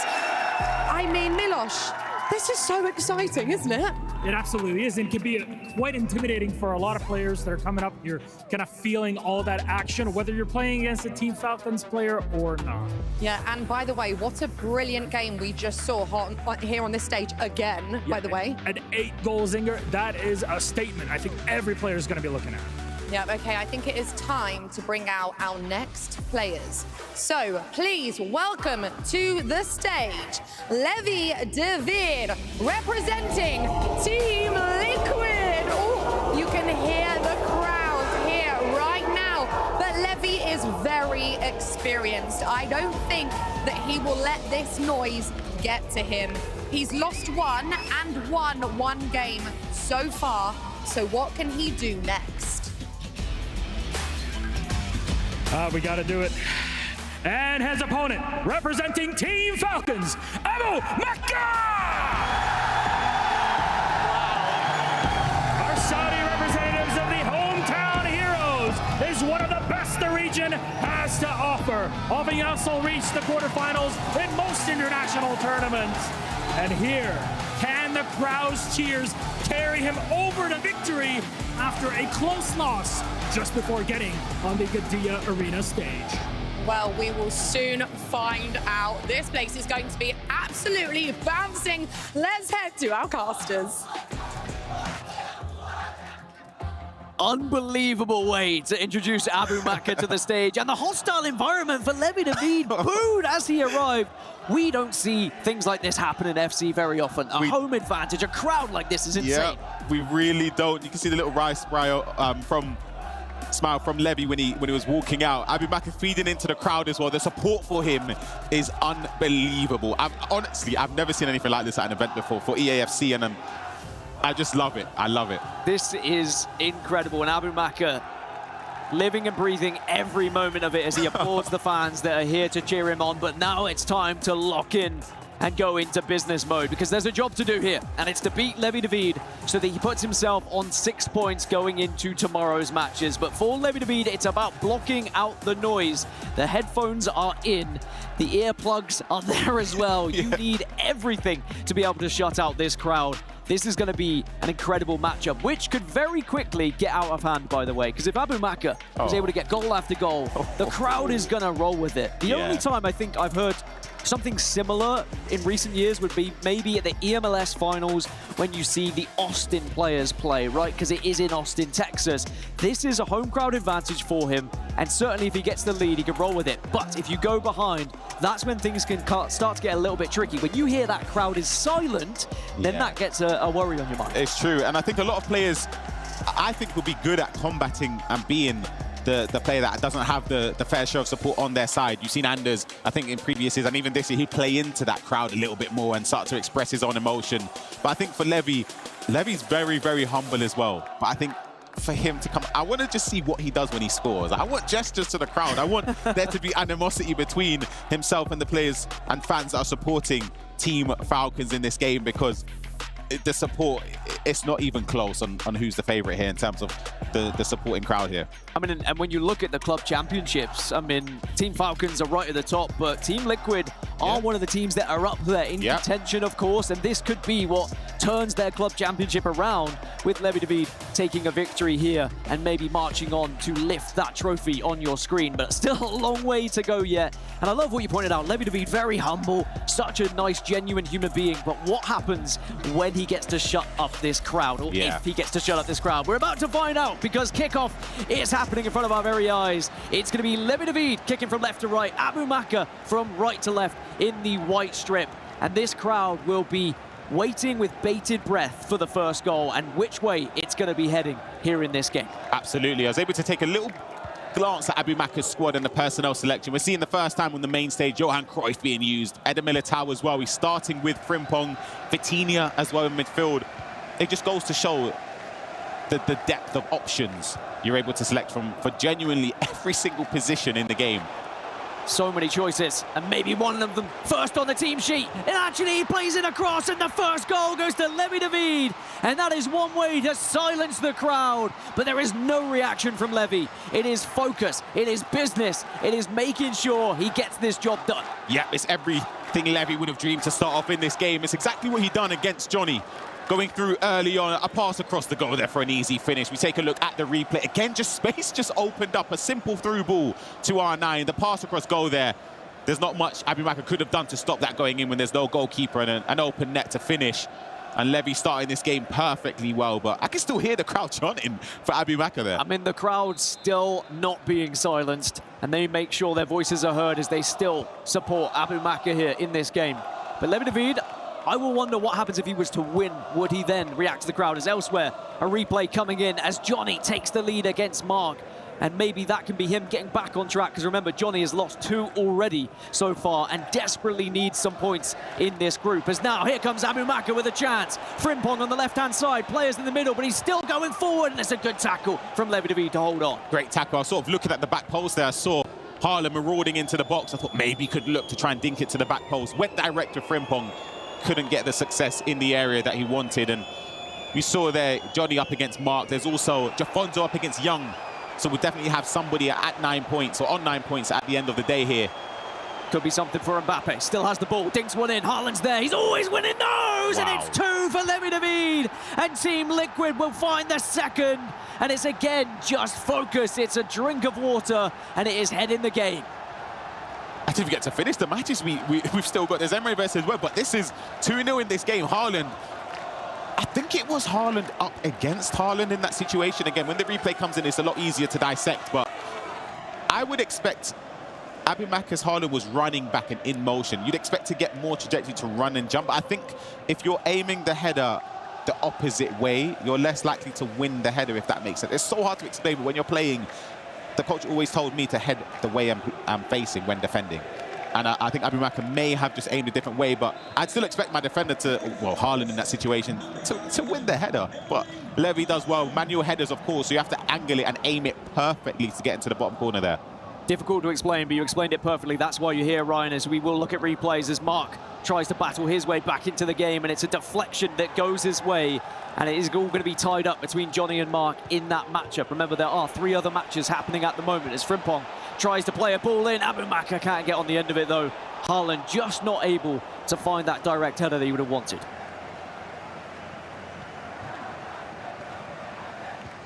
A chance now for Levi to build from the back once more. And even though, you know, Levi has a 2-0 lead here, as speaking of 2-0 leads, Jafonzo's back at it again. Remember, that's a matchup of 2 players who are on 6 points right now, so Jafonzo will go home today as the leader of this group if he is to carry on in this way. Jafonzo's absolutely flying. Could Abu Maka send these fans flying in the audience? Saka plays it out left. Here's Frimpong. Has the chance to play it back to Mbappe, and there we go, there we have it. The crowd get what they wanted as Abu Maka gets his first back into this game.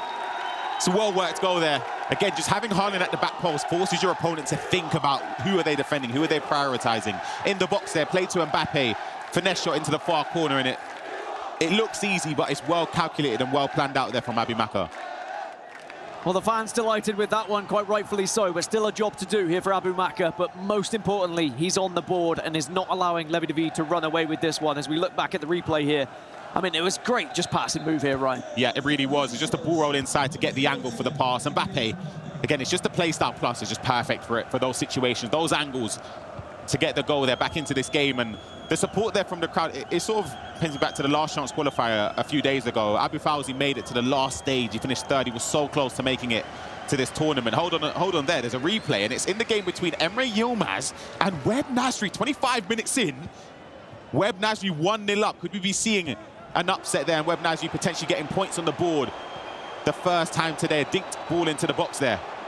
Was a chance, might be a corner here, and will be a corner. So Levi, can he find the head of Erling Haaland? Yes, he can, but great save. As Czech just puts this one out, but it is going to be back-to-back corners. Taken very fast, and too fast for Abumaka to find any defender to stop it. And Levi David regains his 2-goal advantage. It's so quick, the way he takes a corner. He's already basically powering the ball up when there's a little cutscene there. So you can't, if you move the goalkeeper out, you're not going to be able to get enough speed to get close enough to Haaland there. The ball's whipped in, he's moved Haaland to the near post.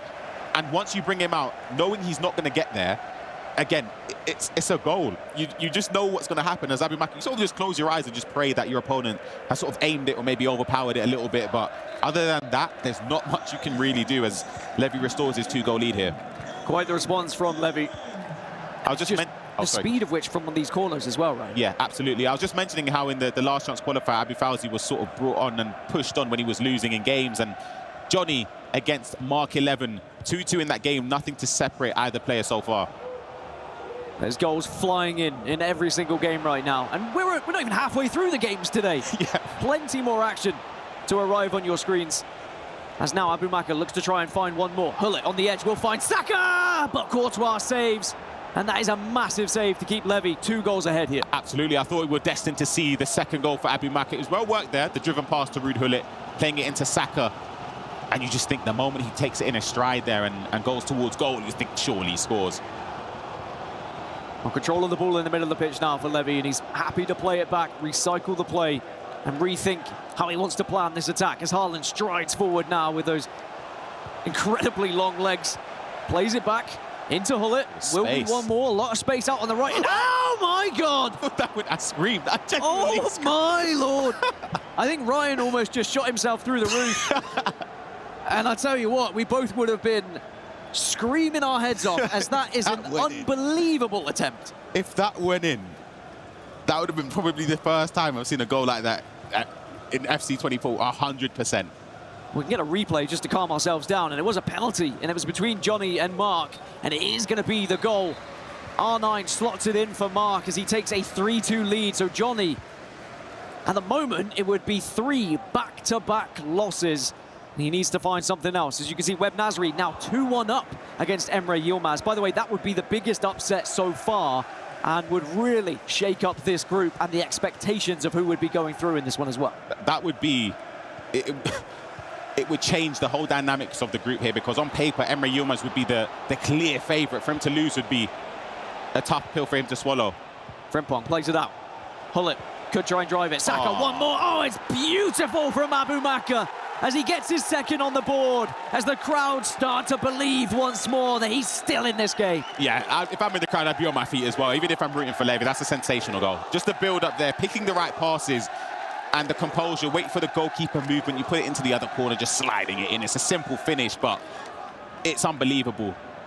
Just the pass, the triggered run with Vitinha, there's not much you can do there once you commit with the goalkeeper, and you're sort of stationary there, stuck there for Levi David. And Abumaka, it's a perfectly fluid goal there for him to get back into the game. Well, certainly these games have not disappointed so far today at the Esports World Cup.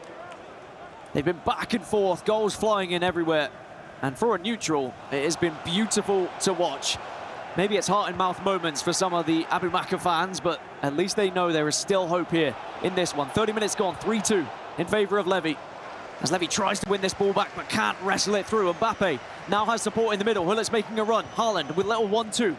Back again as Saka looks to try and maybe create some space here on the edge. There is a lot of players in the box, but no one really that can maybe be crossed to yet. Hullet plays one in. Haaland on the end of it. Haaland again, but defensively, Levi just holds on. Couldn't bring it down. That Ruud Hullet, the position he's taking up every single time there for Abu Maka, you can see why he's included in the squad. He's a pivotal player just to recycle possession. You build up on one side, there's no space to break down the defense, and you play it inside a driven pass, and that time, the first time ball over the top wasn't able to be brought down by Haaland. Well, Mbappe's found Saki here, and Abu Maka! And it's all tied up 3-3. Unbelievable scenes here in the Gidea Arena. And somehow, some way, Abu Maka keeps clawing his way back into this one. You really can't count him out. Again, a well-worked goal, utilising the spaces then, and Levy's slight defensive deficiency. There was just so many bodies forward there in that situation for Abu Maka to try and play a pass. And he just picks the right pass. More often than not, he always seems to do that. It's a very difficult thing, because when you're playing and you're so focused in to make the right choices offensively all the time, it's very difficult. Just there, perfect. It's a perfect ball. And the finessing at the near post for Saka to score. I think defensively there, you're thinking, for me, I'll be prioritizing defending the wide player there. I think Saka, I'd expect my defender to step forward, but if you're not controlling them or moving them into the right passing lane, obviously Saka will have the speed to take it in a stride and get in on goal. And it's just very, very smart attacking from Abu Maka. Well, there's goals elsewhere. And it was Emre versus Web Nasri, and it is Web Nasri again who finds his third goal in the 41st minute there. And there is a big upset on the cards if Emre is not careful. Half-time between Jafonzo and Young. It's a 2-1 lead for Jafonzo as he looks to try and continue his perfect record here at this tournament. In fact, both players trying to continue their perfect record. Now here, how will Levi respond after throwing away a 2-goal lead here? Can he maybe get a goal back just before half-time as Hullet strikes one from distance? Is going to be punched away, but remember, it's a corner. It's quickly taken. It's Haaland, but this time defended well. But Levi maybe rescues this one, does rescue this one, still has possession, but just tries to slow it down a little bit, recycles back towards his defenders, and he says, look, I'm going to try and hit this at a different angle. Does well there. It's very smart just to not force an attack and force passes forward. You can just keep possession and wait for the spaces to open up for your players to be in the right position. R9 receives the ball, plays it into Haaland, and what a finish! What a goal, and what a passage of play. It's unbelievable play from Levi there. Just to pass the touch with Haaland back from where it came is so smart there. Just to, the keeper sort of shuffles across, and you can just shoot, for, not first time, but take a touch and then shoot to that corner, and it's a beautifully worked goal there. Driven past to R9 Ronaldo. Just a touch there. Konate sort of jockeying and shifting across. The momentum's completely against him. It's just a perfect goal from Levi. How many players would have just struck it first time there with Haaland, but just knowing that extra touch, that extra second to set yourself apart from the defender, and it puts Levi David ahead here. Very intelligent from Levi David. Just give the crowd hope once more so he can crush it again. Maybe he's just planning that all along. You could have seen there's going to be one goal going back in favor of Emre as it's 3-2 between himself and Web Nasri. But we're about at half-time here, but there's a chance for Abu Maka to make this 4-4. It's Saka again, will go for the shot, follow up from Mbappe, and we're tied up yet again here. And what an absolute menace of a match we have in front of us. Mechanically, we're seeing some of the best plays there. Abu Maka player locking onto Saka. I'm interested to see if that was an automated offside trap from Levi, though, if he manually offside trapped there. I think it was automated because of the depth being so high. But he player locks with Saka. He's in behind here, in on goal. It wasn't perfect because he maybe took it a little bit further. Didn't green time it, but the rebound fell in his favour. Mbappe with an easy finish. And it's 8 goals so far in this first half. And potentially one last attack here from either of these players. But the ball is in possession of Levi from the kickoff. Likelihood is Levi will hold on to this one to get the guaranteed attack. You have to.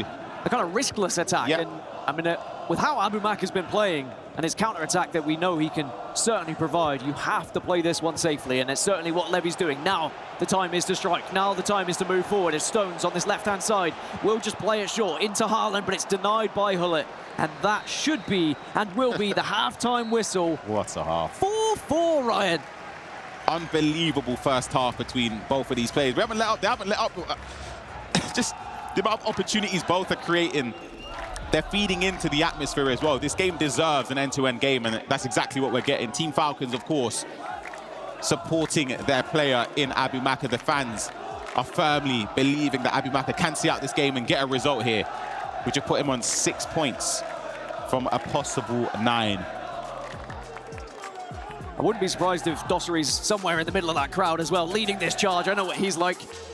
He actually came up to me in the player lounge and he said, "Why would you do that to me?" During Apex Legends, by the way, when Team Falcons finished 2nd place after going 13 games. They were so close to winning that one. Speaking of replays, though, Jafonzo versus Young, 2-2 in that game. And remember, both those players currently undefeated. Someone has to win, so someone is going to go home with 9 points from 9 here today.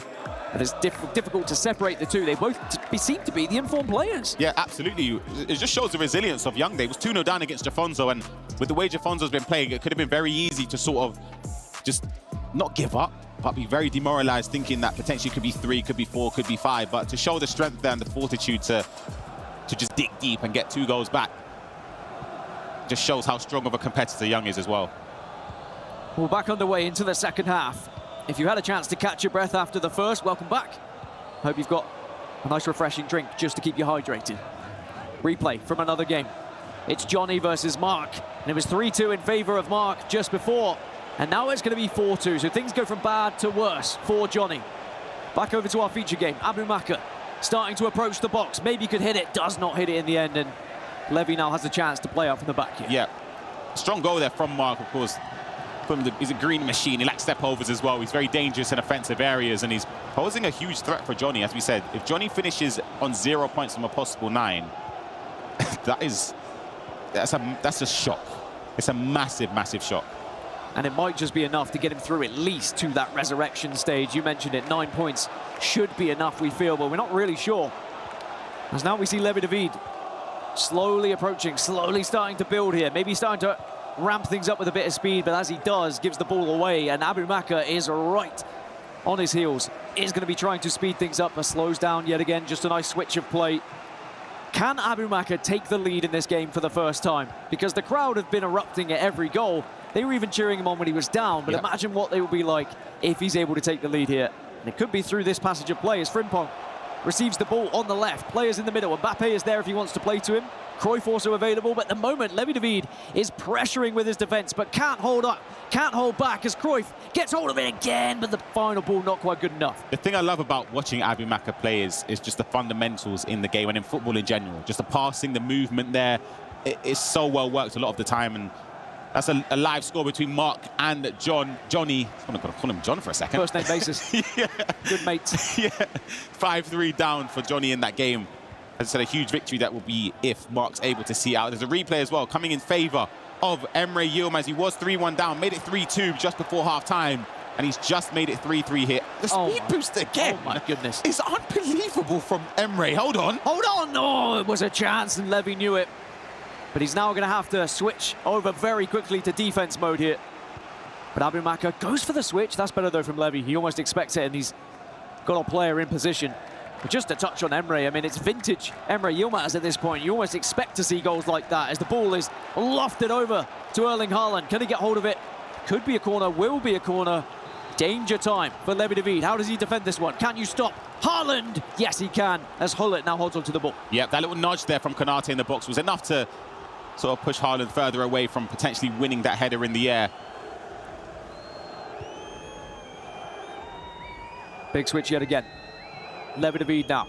Can he break through Abu Maka's defence? He's done it so many times to take the lead, but this time he's denied, does rescue things back. Abu Maka might be a bit frustrated with that one. Just quickly tried to play the ball and gives it away, and now gives another chance to Levi to try and find a goal here. Ball still up for contest, but it is going to be Abu Maka winning it. Yep, it was, and it was good play in the air. Just to play a lock and try and move a player out of, or move a player in position to potentially try and intercept the ball whilst it's in the air, allowing the AI to sort of contest it and allow you to mark a passing lane. Abu Maka on the attack again. He loves to switch there to Frimpong. But what can you do for it from here? It's all well and good getting to these positions, but you need to find someone else with a little bit more space. Cruyff into Haaland. It's very quick passing. Mbappe! But Courtois with a big save, but it is not over yet. Still have to be switched on. From the corner, Abu Maka looking for Haaland. Finds him, but not quite enough of a head onto it. Still not done yet, though. Still progressing forward. Saka dancing, twisting, turning on the edge. Finds Konate. Looking to try and find something else. Maybe someone can Shoot from distance. Saka plays it into Haaland. Back to Saka again on the left. Switches it to the right. Still not shooting. Still going forward and still hoping he can break through this defense. But Levi is holding strong. Yep, good defending from him. Still dangerous. Haaland twists onto it, but now finally Levi rescues the ball. Yep, it was very patient there from Abimaka, trying to find the space. But as you said, Levi patiently as well, just sort of jockeying, not committing forward or stepping to try and intercept the ball or make a tackle, and deservedly retrieves possession there. Elsewhere has been a goal between Jafonzo and Young to break this deadlock. Peter Crouch. Mbappe. Oh, great save, but Peter Crouch, of all people. By the way, that Peter Crouch item is insane. I've been luckily enough to play it here in Riyadh because I started a new RTG, thought I'd try it out. And he is unbelievable. He's just one of those players that can win the ball in the air, but I wouldn't be expecting a goal like that from him. Yeah, of course. And to utilize Peter Crouch, obviously the ball would be in the air, and I think that's where a lot of players would use him. First time we've seen him, though, in action. And a very cheap SBC, may I add. Very easy to obtain, similar to a lot of these players now at this time of the game in its life cycle, before we of course move to FC 25. I mean, it's just around the corner now, it feels like.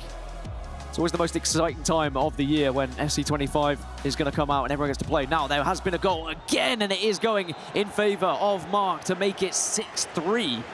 So it looks like Johnny might be going home with 0 points after today, which means tomorrow he will really have to dig deep if he wants to stay alive in this competition. As now we're back into our feature game. It's again the big switch over towards Frimpong. Can't beat Frimpong though. Yep, exactly. Manages to defend well, Levi, in that situation. But for Johnny tomorrow, backs against the wall from minute 1. 0 points from a possible 9 puts you at the bottom of the group. And it's a tough pill for him to swallow, because I'm sure he'd have a lot of expectation, thinking that he could potentially go the distance, top the group, let alone or make it through at least. To be even in the resurrection stage, in my opinion, I think he has to win all 3 to confirm that. And it's not going to be easy going by the record today. Well, can Levi find a goal? Neymar, who's also a crowd favourite. Cruyff now wins the ball back. And we are going to see Abimaka with a chance to attack. 73rd minute. Ticks into the 74th. Saka making the run through the middle, but Abimaka going to be more than happy just to recycle this one. And this is the time again where things start to get a little bit nerve-wracking for these players. If you make one mistake, if you slip up and allow your opponent to get into the game, it could be the goal that sends them to victory here as Mbappe to the byline. Mbappe gets it into Haaland, and Abimaka takes the lead for the first time here today. And the crowd quite rightfully erupts. And now Levi David is going to have to bounce back and battle back, not only against Abimaka, but this crowd as well. The crowd firmly behind Abimaka. The ball was in the air when it floats, and it almost feels like time stops. And Haaland's in the air, back post, you sort of see who he's up against, but it usually doesn't matter. I always favour Haaland in the air against pretty much anybody on this game, unless they're taller in game. And in that situation, Haaland, back post, it was a tight angle, and you have to give credit to Abimaka to aim that perfectly to the opposite side. But the aerial plus dominance at the back post, and Erling Haaland gifts Abimaka the 5-4 lead in this game. Second half has been quite tame compared to the first, but there's still goals to be had in this game. In my opinion, I think we'll see a few more. Could explode now, because Levi David is going to have to go at Abimaka here. I know the answer. Peter Crouch is centre-back. Yeah. You said the only person taller, and I think there's not really many, and Peter Crouch is certainly one of them. 2-meter Peter coming into the equation, perhaps, but the crowd now have a reason to be dancing, because Abimaka can taste victory at this point. He is so close, just has to hold on for a short while longer.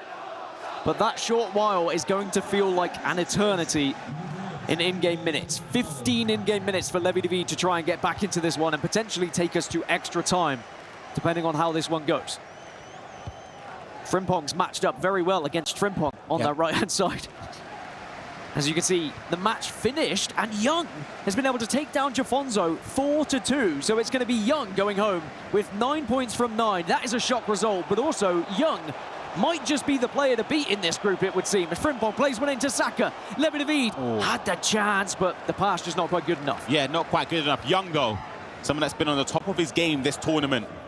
9 points from a possible 9, winning 3 games in a row. That puts him, in my opinion, a guarantee at least to be in the resurrection stage. So maybe that could alleviate the pressure. Maybe it might help him perform even better going into day 2 as well. But young #1 in Group A, it's an incredible accomplishment, incredible performances so far as well. 10 minutes left, and what does Levi David have left here?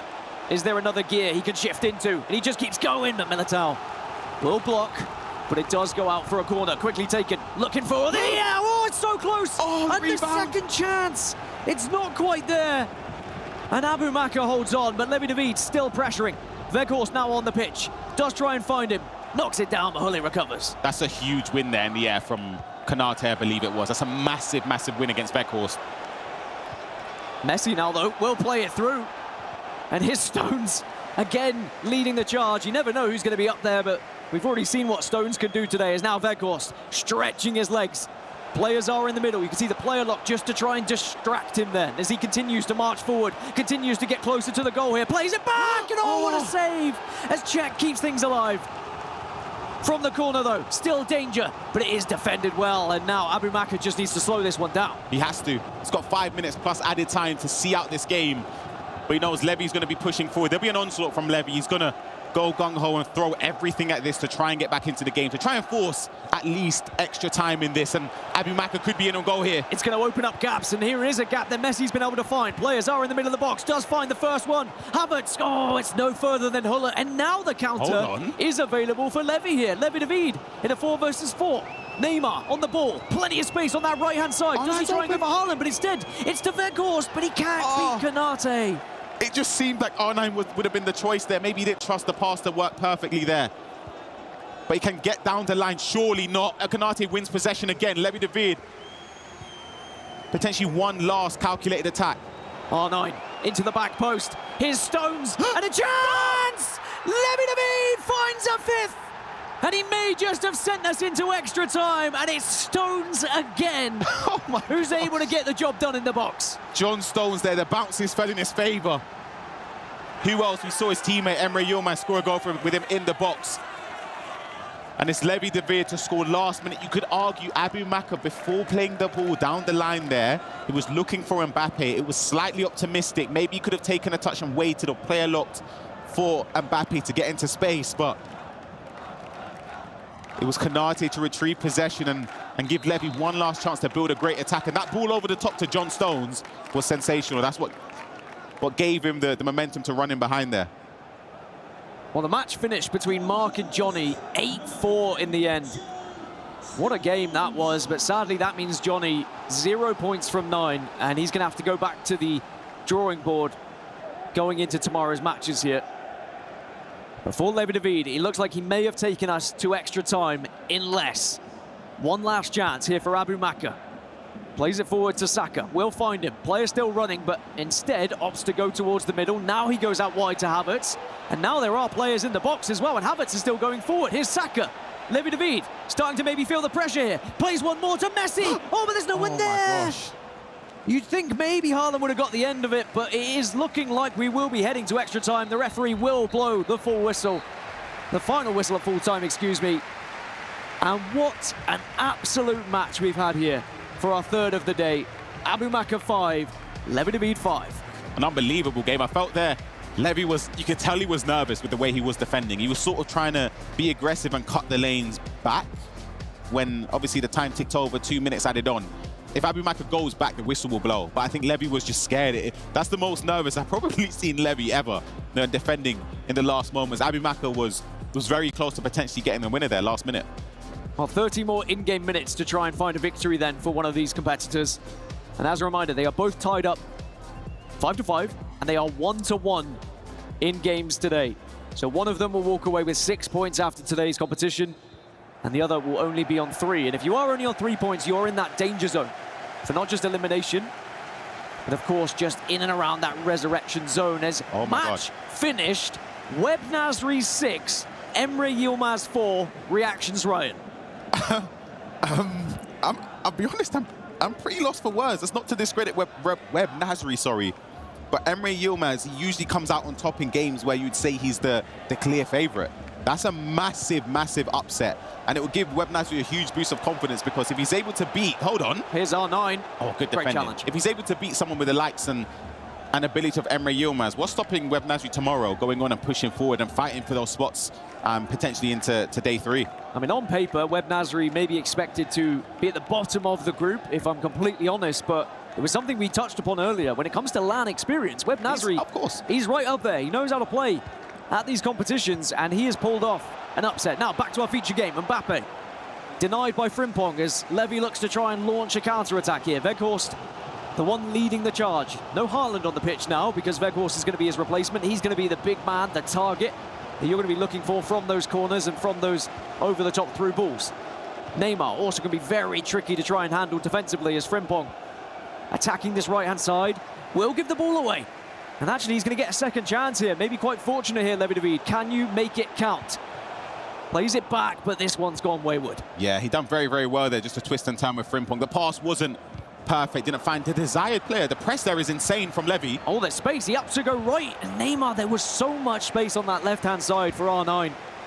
But he maybe just tried to go for something a little bit different, be unpredictable, and try and find the second pass. Yeah, it didn't work out for him in that situation. Again, look at the press and how high up Levi is trying to squeeze Abu Maka, but of course that would leave space. And here we go, Havertz. A lot of space. Players darting into the middle of the box. A bit of goalkeeper movement, just in case anyone was going to be heading towards that goal. And instead, Abu Maka goes out. And it's going to be Hull that strikes. But it should just go out safely for a corner. This one taken quickly. Does Haaland beat the keeper? Oh! It's the edge of the netting. He aimed it just the wrong side of the post there. Thought, again, when the keeper comes out and doesn't get it, I always just, it's a goal. At this level, I think most players will aim it perfectly. And Abu Maka, we saw him aim a header from a slightly tighter angle with Haaland earlier, but this time didn't work in his favour. A few minutes left in this first half of extra time. Remember, if we do not find a victor after extra time, we'd be getting our first penalty shootout of the tournament. And imagine that with the crowd that we have in the Gidea Arena. Now Stones playing it from the back, and it is Abu Maka just holding on to this ball and waiting for the final attack. A big switch of play, a successful one as well to Havertz. King Kai, what can you do? Plays it through, and Abu Maka, a chance maybe with Kylian Mbappe into Saka. One more! Lionel Messi puts Abu Maka ahead as we're just about to go into half-time of extra time, and the fans erupt once more. The extra pass there was perfect to Messi. It's well worked with Havertz, just playing it back inside the box there. Again, I have to emphasize, that first-time pass there to Messi is perfect. That's what separates sort of the good players to the elite-level players, as Abu Maka is. We see a replay of it in all its glory. Mbappe over the top. Oh, just that pass from Saka there is sensational. It sets him up perfectly in the box, and there's not much you can do defensively there when you're carved open like that. And Abu Maka scores another fantastic goal in this game. Perfect time as well, because Levi has no time to respond. The vision to see Messi making that run, but also the reaction time to play that pass. As you mentioned, I would have seen so many players, like average players, just take a shot there with Saka, because, again, you're in extra time. It's the final attack before you go into halftime. Maybe you start to feel a little bit antsy, but Abu Maka keeps his composure and shows his brilliance in that moment. And he again finds himself ahead as Levi David blocks out the noise, and he locks back in for another 15 minutes of FC here. And this is worrying times for Levi, because there's only going to be a few more attacks that he has to get back into this game. Exactly. Extra time in previous years with 6-minute halves, it sort of flew by, just a click of a finger. You mainly had maybe one attack, one or two, if your opponent decided to try and keep possession. And this one, I think if he's calculated and methodical, I think he could maybe carve up maybe 2 good chances. But who's to say Abu Maka doesn't do the same and score one of his? It's very difficult for Levi to try and sort of plan out this second half of extra time, because do you go constant press straight away? It's just so many decisions you have to make. Well, one more goal could really put this game to bed from Abu Maka and probably blow the roof off of the Gidea Arena. But Levi David has a chance to answer back, potentially, as Abu Maka at the moment just holding on to this ball, taking his time and eating away at that clock, as now he starts to march forward. Haaland striding on that right-hand side, does not find him, and Levi David rescues it, has the chance to counter. Stones approaching the left, maybe just have a shot with Stones based on what I've seen so far today, and he is absolutely making mincemeat of his opponents, as now he sends it forward. Here's Frimpong. Anyone else can help him. It is going to be Neymar. Into Weghorst! Oh, it's a big save from Czech. That was incredibly well worked there from Levi. A quick corner again. Maybe Weghorst. No, this one's denied. Konate heads it out towards Havertz, and Havertz has been able to get out of dodge here, and is going to continue to march forward and continue to progress in a way that is difficult for Levi. And you know, Levi desperately just wants to win the ball back here, but he can't commit. He can't overly commit here, because then that will just open up a huge gap at the back. Oh, wow. But he does win the ball back here. Yeah, that's a careless pass there from Abimaka, and another one there. Unfortunately for Levi, he's just passed the ball straight out for a throw-on in favour of Abimaka. We've got 9 minutes also left in this game. 9 minutes, in my opinion, is way too long to try and keep possession. He has to sort of try and go forward, maybe be a bit risk-averse. Well, this is going forward. This is Messi. He scored the 6th. Can he be the assister for the 7th to put this game finally to rest? Kylian Mbappe playing it safe, playing it back, recycling, and again, it is more time management here from Abimaka, but that is going to open up things for Levi David. Yeah, this is what I mean in terms of being risk-averse. You can still keep possession in offensive areas. You can still go forward. Maybe I've just completely jinxed him there. I think I have. Commentator's Honestly, the curse. caster curse from you has been ridiculous so far today. I was just about to say, you can keep possession high up and maybe down the wings. If you lose possession on the byline, it goes up for your own corner or a throw-in. The clock dies down a little bit, but Levy's got time to attack. Neymar out to Frimpong, back into Saka. There is players in the middle. It is going to be De Bruyne. One more to Weghorst. He's going to be a bit clunky on the ball, but does get it back to R9, into De Bruyne again. It's back and forth. It's 1-2. It's Saka. Hits it from distance, but it's a good save from Czech. Still, though, danger from this corner. Can Weghorst get on the end of it? It's deep and maybe a little bit too deep. Do you know what's messed up Levy in that situation there? He's so used to taking the corner quickly. I don't think he expected Bukayo Saka to be the one taking the corners in that situation for him. It's caught him off guard completely. He swung it way too far out, thinking it was a right-footed player. Well, that just might open things up for this game to be finished off. There's players in the middle as well, but Messi shoots, and Courtois punches it away. Abimaka inches away from winning this game, but now it's about just slowing things down. Does he just play this one short? That's my biggest question from this corner. Absolutely. I think you have to. You can see there's no pause. No pauses available for Levy. You just killed the clock here. Every second counts. Oh, he keeps switching the players, doing everything he can to gain more time in his favour. And it will be played short. Haaland on the ball. The big man. Can you take the ball off him? Doesn't matter. He's going to give the ball back to Saka, and you keep going back. You keep holding on. Levy, maybe one more opportunity to try and win this ball back, which he does. How much extra time do we have on extra time? 1 minute of added on time. One last push. Surprised Abimaka didn't go back there. I'm so surprised. Hold on, he could be punished. Will he be punished for it? Frimpong stretching his legs. A chance though for the slide, but Kai Havertz does not do it, and Frimpong now has players with him. Neymar. Can't pass back. How does he approach this? Has to go forward, and it's offside. And that might just kill it. It will kill it. Abimaka will be the victor here in this matchup against Levi David. In front of the home crowd here in the Gidea Arena. 6-5 after extra time, as the Team Falcon scarves are held up high. It's a massive, massive victory. The game lived up to expectations. Goals galore between Abimaka and Levi David, and of course Abimaka ends the day on 6 points. 2 wins from a possible 3 games. And in my opinion, you take that wholeheartedly going into tomorrow. It puts you in a good position to try and advance in the top 3. Well, that was quite the spectacle. From the eruption of the crowd, from the comeback from Abimaka, to the goals that we just witnessed. That game had a little bit of everything. It'll be Abimaka who has 6 points going into tomorrow's games. Levi David, though, only has 3 points. He'll have to find something else tomorrow. Time now to jump down for an interview on the stage. Milos, who have you got for us, and what do they have to say? Let us know.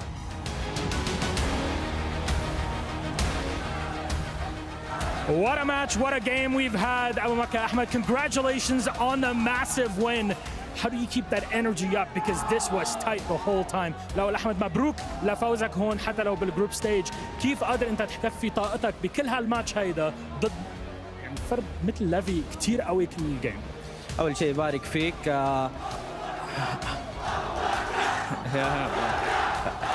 ثاني شيء يعني مباراة صعبة كانت. انا جاي من خساره ضد يونغ، يعني المباراه كانت 50-50. ليفي من افضل لعيبه العالم يعني، لكن اللي مع هذا الجمهور اكيد بيكون يقدم طاقه اكبر، والحمد لله لسه ما سوينا شيء قدامنا 4 مباريات، ان شاء الله هدف ان نتاهل لدور الثمانيه باذن الله. There we go. We're coming out of a tough game or a loss to Young there. It was kind of a 50-50 game, and Levy's one of the best players in the world. I got it in, we got to win, and I had the crowd behind me, and it kind of pushed me past that end stage, and hopefully I can make it past the group stage. وهذا الحديث هلا انه كيف شعورك انت تكون كسعودي كمان لاعب لفريق فالكونز وحواليك هون بالرياض بقلب الرياض وحواليك الفانز هون عم بشجعوك. الحمد لله أنا هذه ثاني سنة ألعب في الرياض في كأس العالم. هذه المرة ممكن الجمهور أكثر من المرة راحت، فأكيد أنا سعيد إني متواجد للمرة الثانية وأتمنى أن نستمر لعوم جديدة، وهذا زي ما قلت لك خطوة بخطوة نفكر في الجاي والله يكتب لي في الخير. And there it is from Abu Mecca. At the end, we got to have a quick chat at the end. They got past it. He's here. It's the second time he gets to play in front of this crowd, and this time it's even bigger than ever before, and hopefully they can make it even better in the future. But that was it. Ahmed, thank you very much. Congratulations on the win. We'll give it back to our studio, which is right here. Let's go. Oh, goodness me, thank you so much. I couldn't hear a word of that because the atmosphere in the Giddy Arena is something special. Mike Lavelle, in football, we talk about the 12th man. In esports, we've got it, haven't we? Just as much. I would have loved to have this group cheering for me when I was competing. This is unbelievable. And as you said, I can barely hear you right now. They're still going. They're still at it. And even when he went down, they stayed true. And what a comeback. What a game. What a goal scoring spread. Extra time. Everything you could have asked for.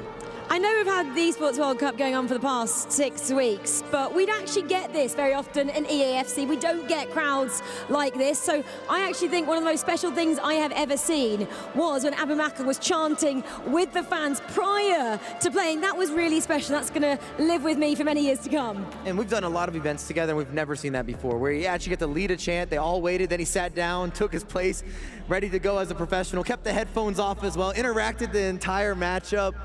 You love to see it. You knew it was kind of written in the stars as well, didn't you, that Abu Mecca should come on stage here, his first time, and win in front of his home supporters. It was very special, but a word to Levy. He didn't play badly at all, did he?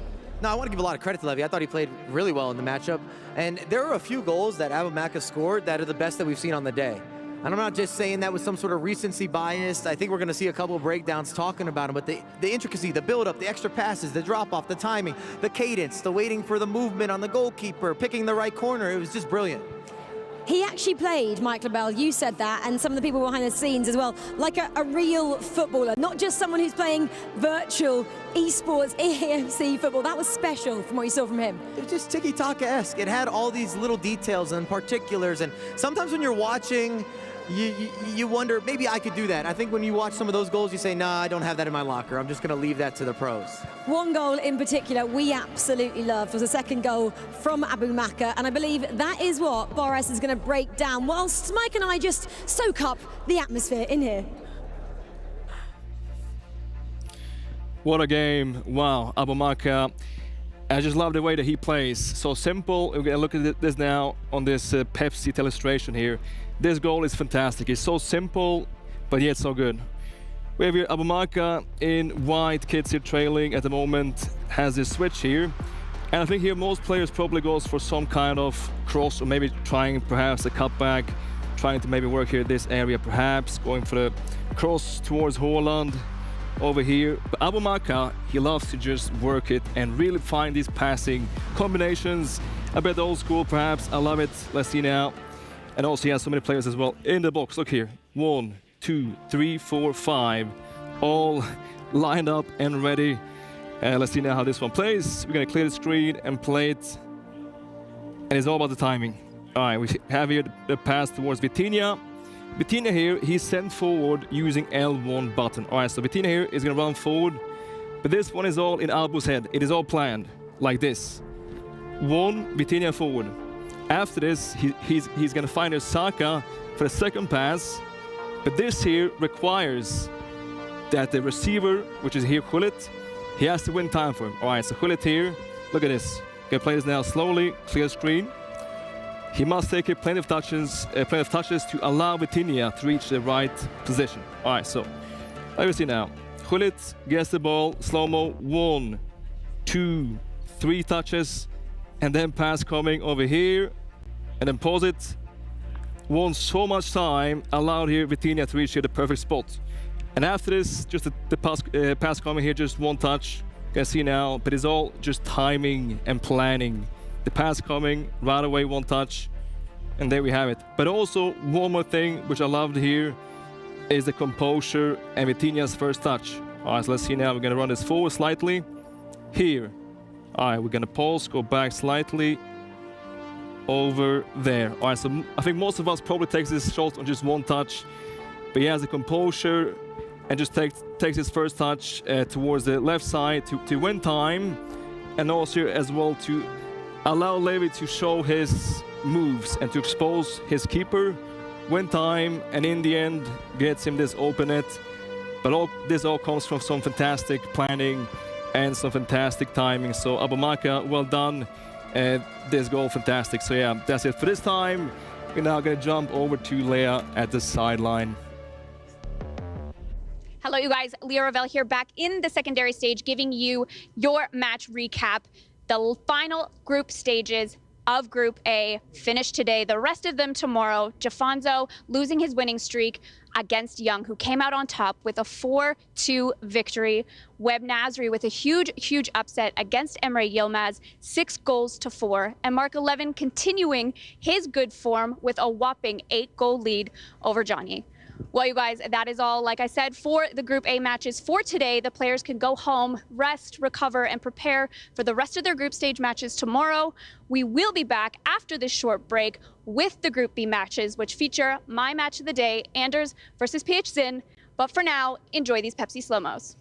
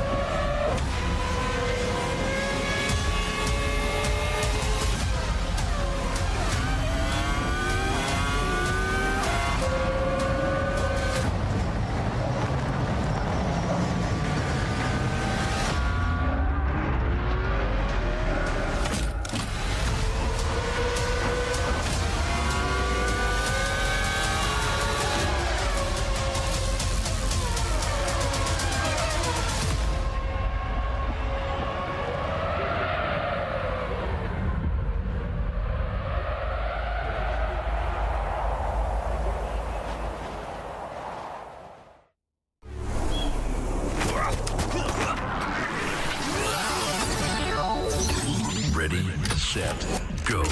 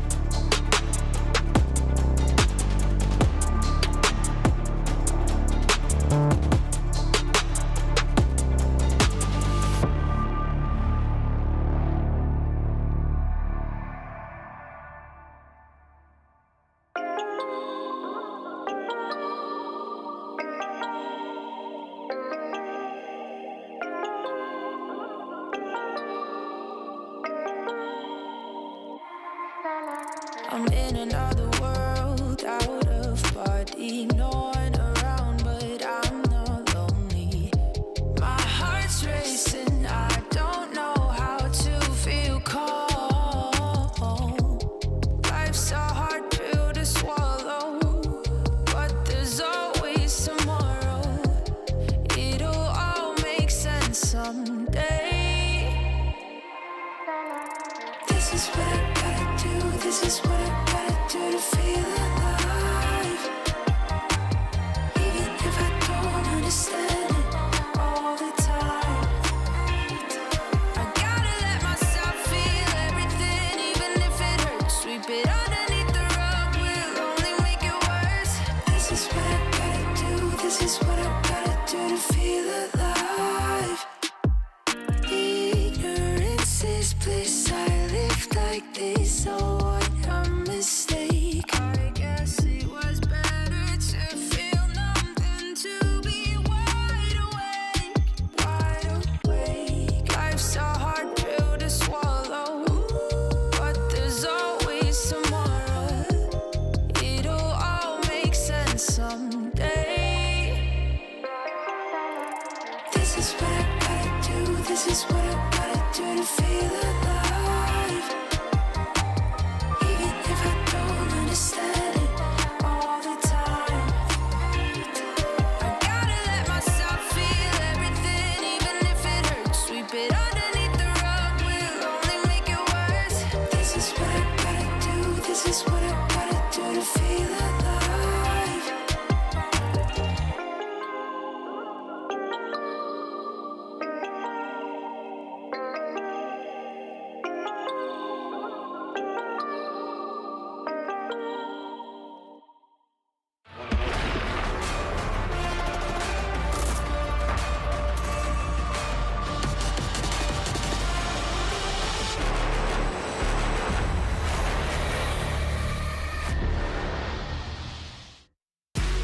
It's just us.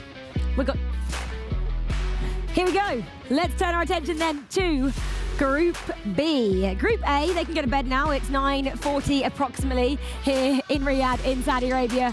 The lights are on in the city as the sun has now set. This is when, I guess, all the Saudi locals come out. They've already been out in force watching Abu Makka here in the Gidia Arena. It was something special, something that I haven't seen yet in the esports world, and I've been around for quite some years. This is how the group standings look after 3 matches in Group A. There's so many players on 6 points. Jafonso, Young, Abu Makka, Mark on 3, Levi, Yilmaz and Web Nazari all on 3. Johnny, unfortunately, lost all 3 of his games. 0 points, which is the shock so far of day 1. Yeah, I think that's a shock, definitely. Johnny had a quite a bad start, but also he had as well some tough games this first day, definitely. But I don't think we expected also Liquid Boys to be at the bottom half of the table. I mean, both Levi and Emre now bottom, well, from 5th to 8th place. Nasri there, Web Nasri, huge win against Emre Yilmaz. That was really unexpected. After plenty of nice headers from Holland, he beat him with 6-4.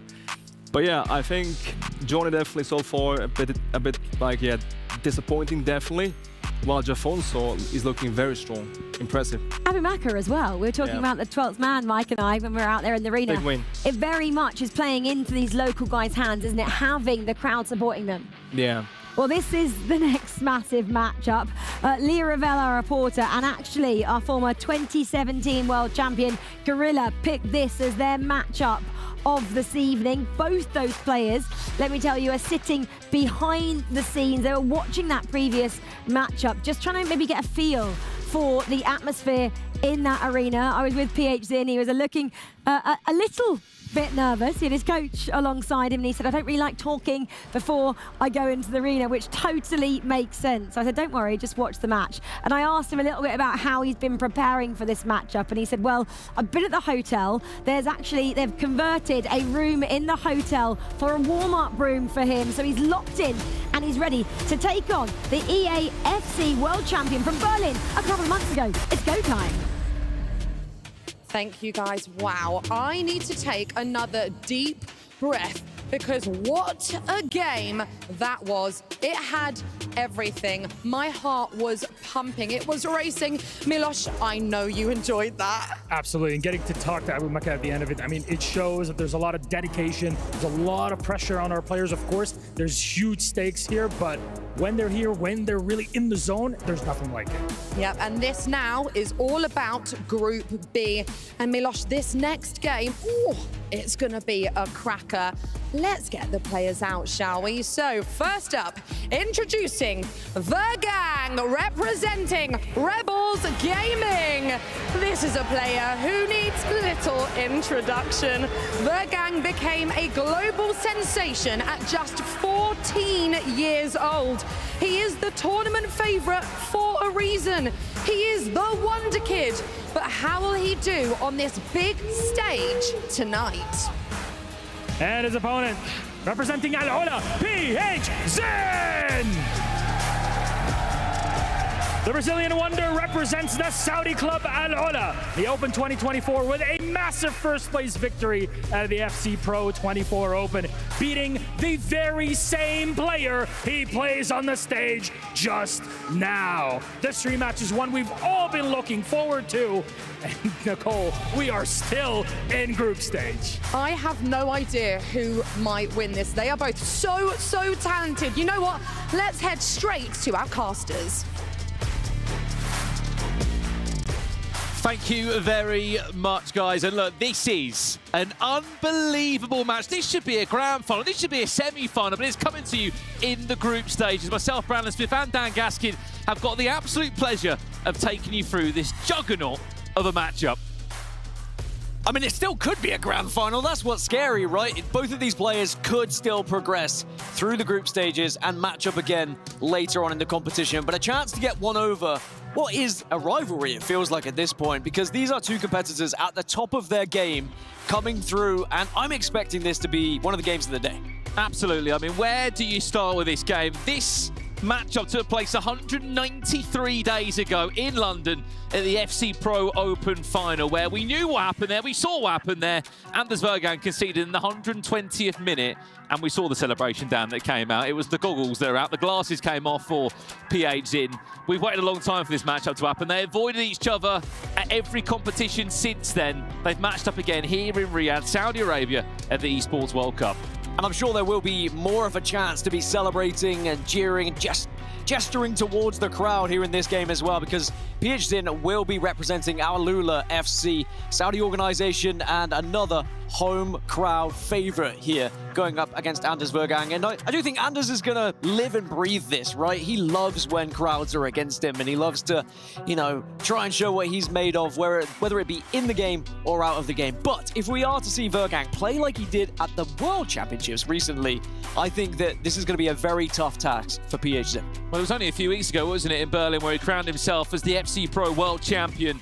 Did Anders Vergang, went on a crazy run there, won $250,000 and puts his total up to over $600,000 in prize winnings. The guy is only 18 years of age. It is pretty frightening. And the fact is, Dan, if he goes and dominates here in Riyadh, it could be even more with another 300K in his back pocket. Just as you were saying there, Al-Ula, it's been a bit of a weird week for PHZen. It came from nowhere. A record-breaking transfer fee we're hearing in the FC scene. Al-Ula came in.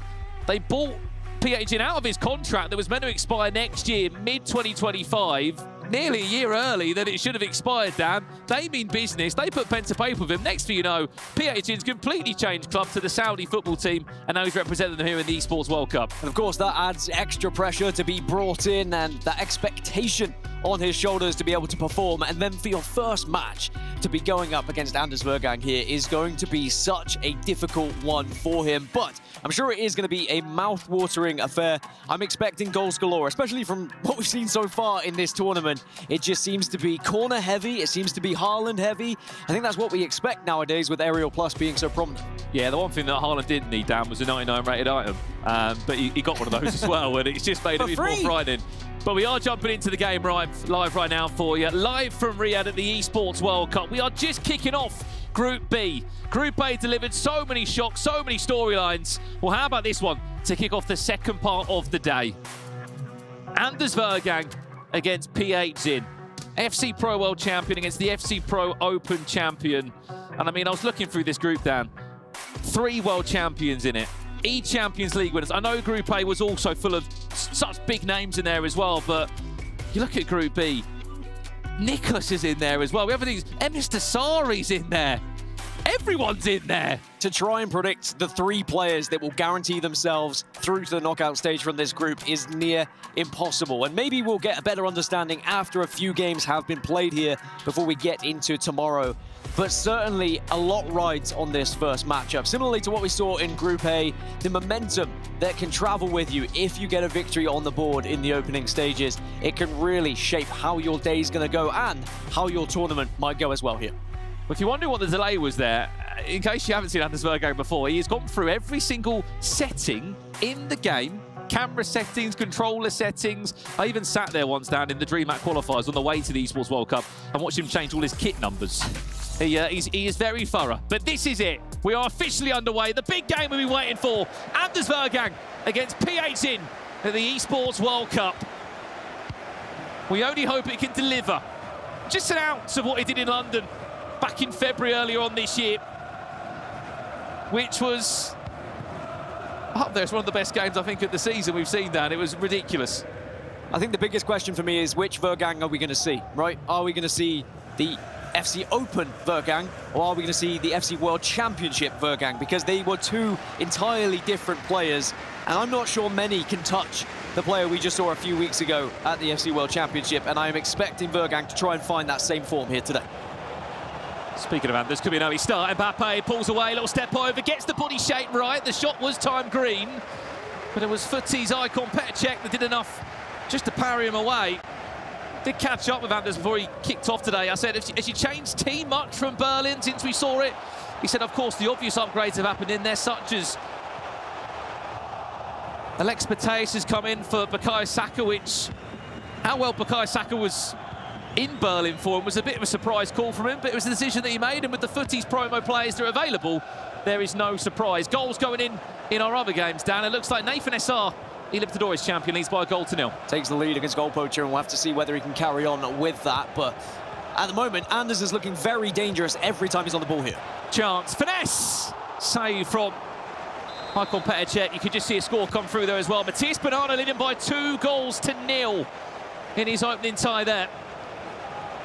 Mateus now can't find a way past Konate, but it's worth mentioning, Dan, absolutely, there are 4 games taking place at the exact same time here. Yeah, Banano beating MS Dasari 2-0 at the moment, and we'll have to see whether Dasari can come back into that one as we get more updates across the board. But the early stages of this game, it has been the majority Anders Vergang going forward, but now a chance maybe for PHC. Well, let's see what PHC can do in this final third. Didn't last too long there, as he was just dispossessed. The other game that's taking place this round as well is Madabashore against Nicholas.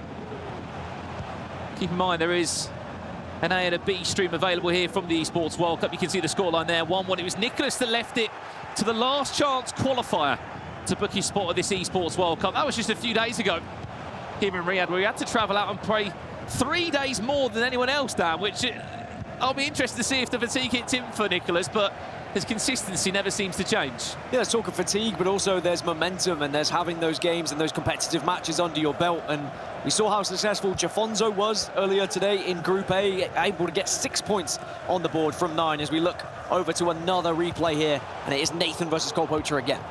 And it is going to be, it looked like it was going to be a chance there for the first, but it's Mbappe who follows up, and Nathan makes it 2, as now Havertz is through on goal. Well, PH's first chance in the box for Anders Vergang could be in. It is. Haaland will open up the count. Well, PH in. It's his first real shot on target. It's his first time in the box of Anders Vergang. And just like that, we've been speaking about how dominant he's been in these first 15 in-game minutes, but what does it mean? It means nothing.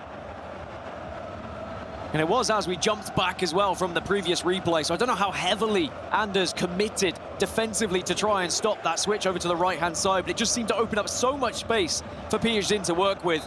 And then he made it look so simple to manage to take a lead here, and now we're going to have to see just how good Anders Vergang is as he tries to wrestle back this game from a 1-0 deficit. If you remember rightly so, from the FC Pro World Championship in Berlin, he basically led in every single game that he played, and he had some ridiculous scorelines, especially in the quarterfinal, semi-final, grand final, 6-0, 7-0. He's very much a player that likes to have the control of the tie by scoring first and then really just implementing his game plan onto the game. PhD, if he's got a game plan, it's gone perfectly to a T at the moment. PhD doing very well to stop the attacks that are coming through, but maybe not this one. Mbappe, ball roll. Chance for Mateus. Again, it's all-time green from Anders in the final third, but at the moment, PhD is weathering the storm well. Anders is certainly trying to direct a lot of traffic through the middle here and trying to use his skill set, how good he is on the ball to try and break through the defence of PhD. But at the moment, PhD has held on very well. Update over here. MS Dasari might want to look away because he's 3-0 down against Matthias Banana. What a start for Manchester City Esports. And what a start this could be for PhD, who looks for a second. Lofted out wide into Kai Havertz. Haaland back to defend, but just back on that point you made there, Dan. We know how deadly the aerial plus is and how sort of difficult it's been for players to deal with. Corners, continuous crossing, headers everywhere, long ball forward. You'll notice with Anders, he doesn't want to fall back on that. Hence why, to your point you've just made, he's always direct down the middle. He's always looking to spam the step overs in the nicest way you can say it. And then if he needs to fall back on a corner, he might later on into the game. He's a man who sticks to his laurels, that's for sure. And defensively, PhD, though, is matching him stride for stride. And that frustration might start to kick in for Anders, and he may start to try and go down different avenues. As you can see, Nathan has a 2-1 lead over Goal Poacher right now.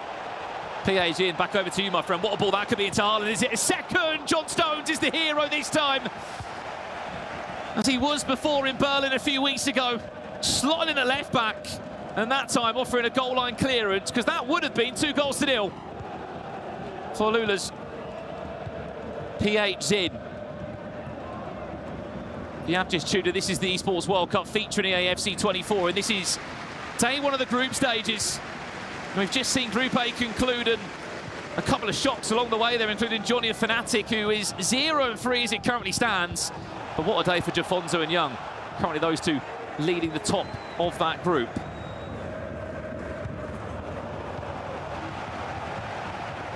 Fernandez really is starting to get frustrated here by PhD, and he just needs to be careful that he doesn't give the ball away as he tries to force his way through the middle here. But it is going to be a strike, and Czech saves it, but slightly different from Vergang. You notice there was a little bit of space, goes for the shot, times it green, and I think that if PhD doesn't take a multiple goal lead here, Anders is always going to be breathing down his neck. Speaking of John Stones, he scored a couple of goals, didn't he, in Group A for Levi de Weerd.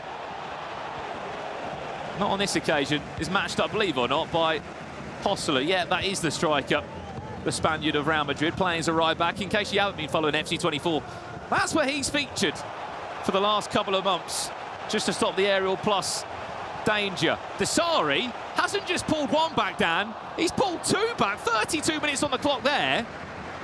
Banana was running away with it, but as we've come to see here in Riyadh, no one is safe, even with a 3-goal scoreline. I mean, Dasari was a world champion for a reason, and arguably one of the best to ever do it. And is certainly up there with that conversation, so great effort from him. Cristiano Ronaldo, PhD, and he's on a play. Hosselu comes across, he gets something on it. Might have been an ankle. Whatever it was, it kept PhD out for a second. Here comes that trademark cross. Petr Cech is on the ground. He's given away another corner. He may have survived that corner, Anders, but he's got another one coming thick and fast. In towards that front post he goes. Hosselu was able to defend it. This has been a frantic game. Very well defended, though, initially. I mean, we've seen players struggle to defend those corners all day today, but bravely moves the goalkeeper out and says, actually, I'll take the challenge. If anyone can beat Haaland in the air, it's a goalkeeper with his hands up. And sadly, PhD not able to double his lead just yet. Mbappe getting just pulled apart there. That was an ambitious finesse from distance. The only thing that surprised me on that, Dan, is that it wasn't time green. Everything that seems to go through Anders' hands is always green. You saw there as well, all tied up. 1-1, Manibouchore not able to find the lead just yet, but here's Havertz. Keep an eye on the back post there. Haaland is in acres of space. PH in! Leads by 2-0. And Anders Vergang is just shook. He can't believe what's happening. And you said it, the amount of space that was there, it was almost unmissable. for PH. As soon as he saw Haaland striding forward, it was just a matter of time before you put that ball anywhere near him. Doesn't matter if it's on his head, his chest, his foot, he's going to put that one away. And now, Anders has a big job to do to try and get back into this game. PH just looks very comfortable going forward and seems to be happy to go down the route of playing crosses, which we've not really seen from Anders yet, and perhaps he is going to have to dig into plan B here if he wants to beat PH. Well, his famous words that he always uses here is, people only can beat me when they're abusing aerial plus and basically playing the meta of the game, which is, in the nicest way, when you've got $300,000 on the line and trophies, what are you going to do, Dan? You're going to try and play pretty football, or you're going to try and do what you can? Update there, Libertadores champion. Nathan Essar leads goal poacher 3-1. PH in, could be 3-0 up. It's just offside. That would have been a horrible ending to the first half there for Vergang. Yeah, just a few more minutes and maybe a chance for Vergang to just hold on to the ball and take the last attack if he'd like it, but also maybe he thinks he could try and get multiple attacks if he goes forward quite quickly here. A lot of room is being given to him on the wings, but this is not the Anders Vergang that I saw a few weeks ago, Brandon, right? This is not the best player in the world, the best player in the game, the best to ever do it. At the moment, he looks a little bit lost. But he was his main match this season, where he looked unsettled. You remember the celebration in the FC Pro Open final. 3-2 still there at half-time. What a comeback that's been from Deceives, by the way. He's 3-0 down in 20 in-game minutes. Is there a chance, before we go into half-time for Anders, just to restore a goal and a bit of confidence? We have to speak about it as we go into the break, though, Dan. PH has done such a good job of just sucking up all this pressure that has come his way. I would love to see the stats half-time. There must have been at least 8-9 shots that have come his way, and he's managed it all. When Vergang's not happy about something, and whether it's just how things have been going so far, or just, as you mentioned, the fact he can't break through the defense of PH Zin, it's almost like he's got a good read on Anders and how he's going to approach this game. And he almost is giving him space on the wing and saying, I know he's not going to attack it because he wants to hit me with his technical ability in and around that box. And every time that Anders has tried to approach through the middle, PH Zin has been there waiting with the likes of Virgil van Dijk and has matched him so successfully. And not only that, as he's been going forward, he's just always found that extra pass and been able to charge those players into space. And now PH Zin with a 2-0 lead going into the second half here. And it looks like if a third one was going to arrive, he'd be in cruise control.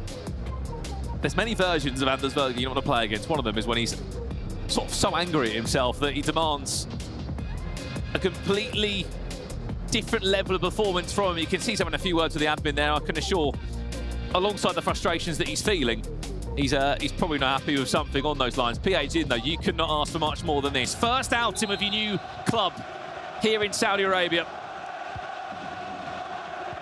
Alula FC will be over the moon with the sign and they put into their esports team in this last week. Anders with it all to do. Remember, 9-minute halves. There is so much time still to be played in this game. But you're absolutely right, Dan. If PH can get himself a third, he's going to be in potential cruise control here. Great feed there. Just does enough to pull out the tackle there from John Stones. Possession goes on the opposite side now. Seen PH lean into that heavy crossing meta, which FC24 has sort of been all about. Whoever's got an aerial plus play style seems just to fall into the team. But this is perfect from PH Zin, right? He's holding onto the ball. He's just slowly making his way up the pitch. And I was going to say that in case he makes a mistake, he's going to be eating away at that clock already. But now Vergang does have a chance to try and attack here. And he always is dangerous when going forward. But again, PH Zin has his number. I think it was at the Euros earlier this year in Berlin before he went and became world champion. Every single game he played, he went 2-0 down first, then somehow came back and won the game. I'm not saying that's going to be the case here, but it's not so familiar from sort of coming behind in these situations. That's a poor pass there. One thing I've always given credit to the best players in the game in FC is those who can read their opponents, can work out where they're being unsuccessful, and then break through and find out where their weaknesses are. And that's certainly something that Anders has provided to us over the years here. Just needs a goal or something to get him going. PH in, as we said, did such a good job of sucking up all this pressure, winning those big 50-50s, as we just saw there with John Stones. This would really shake up the group.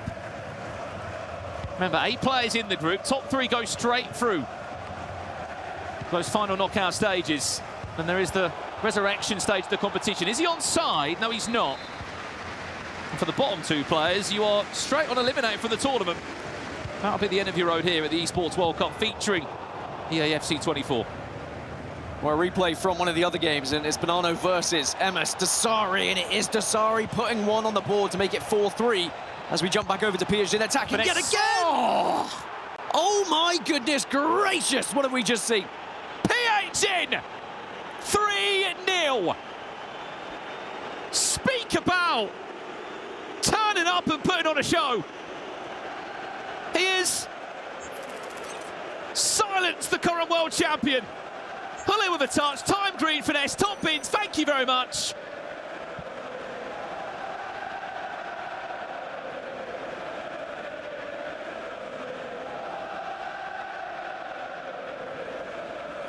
What performance we are seeing for PAZin. And you can see in the player feed as well, Vergang clearly not happy about it. Nathan's taking a 4-1 lead against Goal Poacher, by the way, and that one's looking like he should come out the victor unless we see a miraculous comeback. Speaking of miraculous comebacks, it's going to have to be a little bit of magic here from Anders, and we've seen it, we've witnessed it, we've been there, but is it going to be another one of those days? Those are the moments, Dan, when it's not sort of gluing together, those passes are going astray. PAZin will sit there and think, look, that's another chance I've been able to manage. We mentioned at half-time, if this came 3-0, how much of a great position he'd be in. There is still time to be played here. I mean, it just seems like game management. He's got his number here, Brandon. Like, every pass he's reading, he's moving defenders just to block off these passes. He's expecting the attack to come through the middle. And PAZin, if he finds a 4th here, it would be game over. Long ball over the top. Goes all the way through, and John Stones is able to pick it up. That's a massive win. De Bruyne. What a pass. Cristiano Ronaldo, he's offsides.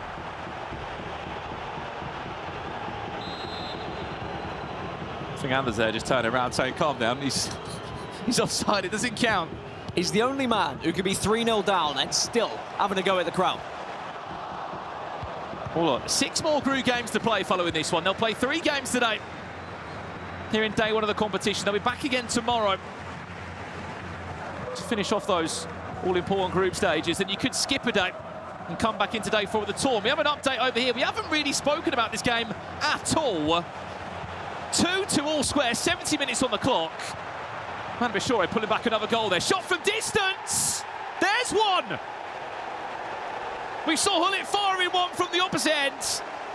It might be a fortunate bounce back. Anders Vergang has pulled one back.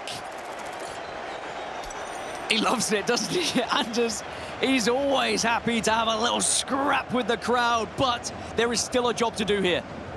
Does get a second bite of the cherry, the ball bounces favourably, but he makes it count, and that is the danger. PAZin needs to be aware. You're going up against Anders Vergang. It is not just any old player. You can't give him any sort of opening here because he will take it. That goal as well, Dan, it just puts that seed of doubt in your mind. Best thing that PAZin could do, as obvious as it sounds, go down the other end and get yourself another goal and sit on a 3-goal cushion once again. Easier said than done, as this constant press will now follow. Let's keep possession there still. Haaland out wide. Having to find Cristiano, maybe a finesse. Could have been an option there from De Bruyne, just got his legs in a tangle. Real chance now for Anders, though, on the counter-attack. Every single time that PAZin does go forward, you know that Anders is going to be relishing the chance and trying to break through, but gives the ball away. And every time Anders does go forward, there is going to be space opened up at the back that PAZin will look to try and take advantage of, because he will want this 3-goal lead reinstated. Just doing what he can, just diving into the tackle. Still can't find a way through, because PAZin has just been outside onto the ball side. One nice step over exit, Mbappe pulls out a save from Chet, keeps possession. With the help of a corner, quick corner comes in, should be easy pickings for the goalkeeper, and it will be. Final 15 in-game minutes now. He will get a couple of chances, but the ball's got to get moving up the other side of the pitch ASAP. Vergang has done well at defending corners here, by the way. He's really negated them. And he could find a chance off the back of it here. Nice quick 1-2s.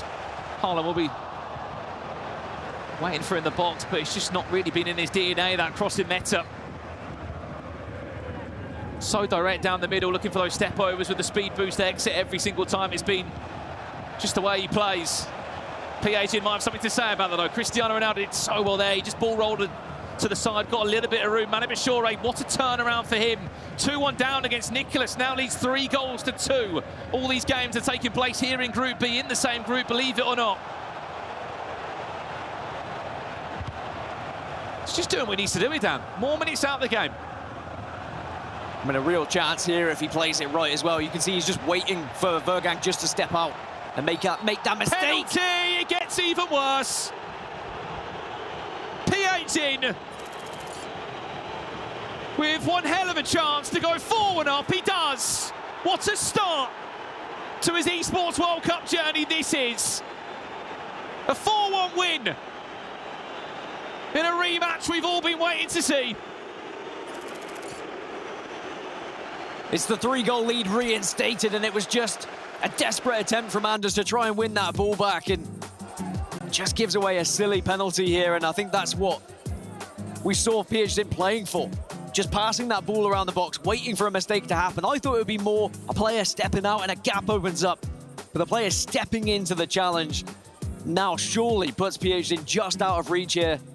There's not much time left in this game for Anders Vergang to get back into it. But a tournament is not won in your first match of the group stages. There is still plenty of time for Anders to come back and show us why he won the FC World Championship. As we look back now at a replay, and it's Manu Bashore versus Nicholas, and it's Manu Bashore taking a 4-2 lead over there. And Nicholas looks like he's going to have to try and do something desperate in the last final moments of that game as well. I know it's only the first opening game of this group, Dan, but you look and you question. I know these are two absolute insanely talented players. PA didn't make out the group stages at the FC Pro World Championship. I'm sure that was a wake-up call to him to go away and just really put in the graph, really try and finalise his game. And of course, these players didn't know the groups until a few days ago, but when he saw that, the first thing he said, I remember on media day, was they're going to make that the first game on broadcast, aren't they? And I'm going to be ready for it. He has certainly put in the homework, and you can see it. Every single time that Vergang's asked a question, Pierre has had the answer here. And he looks to try and put him to bed right now with his attack. Surely not a fifth. Havertz, R9. You can understand there's so many bodies forward from Anders just to claw anything back, but even with 9.5, 3 goals in 7 in-game minutes is a bit of an ask. R9 round the corner, wow, Weghorst makes it 5. Now for the first time in this game, he's leaning into that Saudi Arabian support. The goggles are out again in full force. And Pierre living this moment. The crowd very much on his side, and I wonder how much of that crowd has played into the performance of Anders Vergang here, because he seems a bit rattled. Headphones are off. He's hearing every single jeer coming from that audience. And he was kind of going back at them, seemed distracted. And his performance has somewhat shown. We look back at the replay of this goal, I mean, once you're in this position and you see that much space in the middle, Weghorst slots it home. And you said there wasn't enough time for 3 goals. There's definitely not enough time for 4. What a performance. Unfortunately for Anders, they're the red time finishes that you want to go in earlier on into the game. 85 minutes on the clock. This game is done and dusted. You can put out the griddy all he wants. I would like to run tests on Anders Vergang, right, and just see into the brain of this boy, because he is something else. I love it. FC Esports has missed a character like this for years, right? He's 5-2 down, and he's still having a little gestures towards the crowd. And I mean, we look back at the replay, it was timed red, but it doesn't matter at this point. PHN has surely locked this one in. It would have to be win back the ball, score a goal instantly, win back the ball, score instantly. It's just the time is not on your side. What's happening over here? Banano, hold on, pulling away. 5 goals to 3 for a second. I thought the Sire was about to pull it back to 4-4. 5-3, there's the update on your screen. Banano looks like he's going to be challenging PH in for the top of this group. The goal difference will slightly be in favour of Alula's newest acquisition. But look, we waited a long time for this game. There was lots to talk over and what the score was going to be. And he's played it so well. PH in, kicking off his Esports World Cup, featuring EAFC journey with a huge 3 points. I mean, look, we say this is a big game, Dan. You look anywhere in this group or anywhere in this tournament, every game is basically a cup final. What I will say is, you know full well Anders Vergang is going to come back hot in these next couple of matchups. Maybe with less of a distraction from the crowd. 3 minutes of added on time, a chance maybe to improve your goal difference, because that could come into play with tiebreakers at the end of this tournament. And he will fire one home. It's something, as you're right to say, Dan, that could come into play later on down the line. Well, he certainly is still himself. He's a character, and I love it. But it's going to be a loss for him. But how will this affect him going into the next couple of games now? Because he is one of the best players in the world, if not the best at the moment, right? PHN has had an answer to everything he's offered up. But this will annoy him, and he will want to go into these next games and prove a point and make a statement. Well, the best way he's played this game, Dan, he's got into a leading position and he's made Anders always chase the game. Even you play another 15 game minutes here, what could be? But he's had a 3-goal cushion, he's had a 2-goal cushion. He's reinstated those leader moments when he's needed to, and the pressure's been on his shoulders. What a game it's been. PH in, massive 3 points in the first opening group stage match here in the Esports World Cup. No one is safe. You might have been a world champion a few weeks ago, but you're coming into a completely different tournament. And look at those Saudi fans. They are lapping it up here. Hey, look, if you're going to play the villain, you have to be ready for the fans to be against you. Vergang couldn't answer them in this game, but he will have the chance, of course, in the future games to make a statement here in Riyadh. But it's all about that man, PH Zin. What a performance. He very much has done his homework. You mentioned it, last-minute signing to Awalula as well.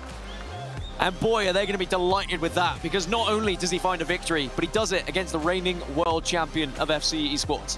Well, you speak about pressure, don't you? And then you sign for a new club. Next thing you know, you're playing in a massive game. What result, what a start. Let's head down to Rachel, who is on the stage, I believe. What a start to the tournament for PHN. Thanks, Brandon. Yeah, I mean, the atmosphere in here once again was something special. The fans loved but hated it. You can hear them booing. That was harsh. Well done, Anders there. Look at him. He plays up to it all the time. It's very much split in here. I'm not sure Gorilla, if Anders likes it. I'm going to introduce Gorilla. I know a lot of you at home will know exactly who this is next to me. The 2017 world champion. Have you ever experienced an arena quite like this? No, it is absolutely insane. And I think if I was playing in this and the fans were against me, I'm not really sure how I'd be able to deal with it. And you're watching it at home, but being here in person, I have never seen anything like this. Daniel's just going to walk down as well. I'm not going to interview you. He's going past. That's obviously Anders' coach there. He did look a little bit distressed, Anders did. He went red. He looked like the crowd was getting to him. How difficult is it? But he's also giving it back to the crowd. Like, how would you deal with that? I think me and Anders are very different, but I think he thrives on it. So, yes, he lost the game, but there's so many more to go. And I think it will make him play better going forward. Now he knows that the fans are against him here, so I think it'll make him play better.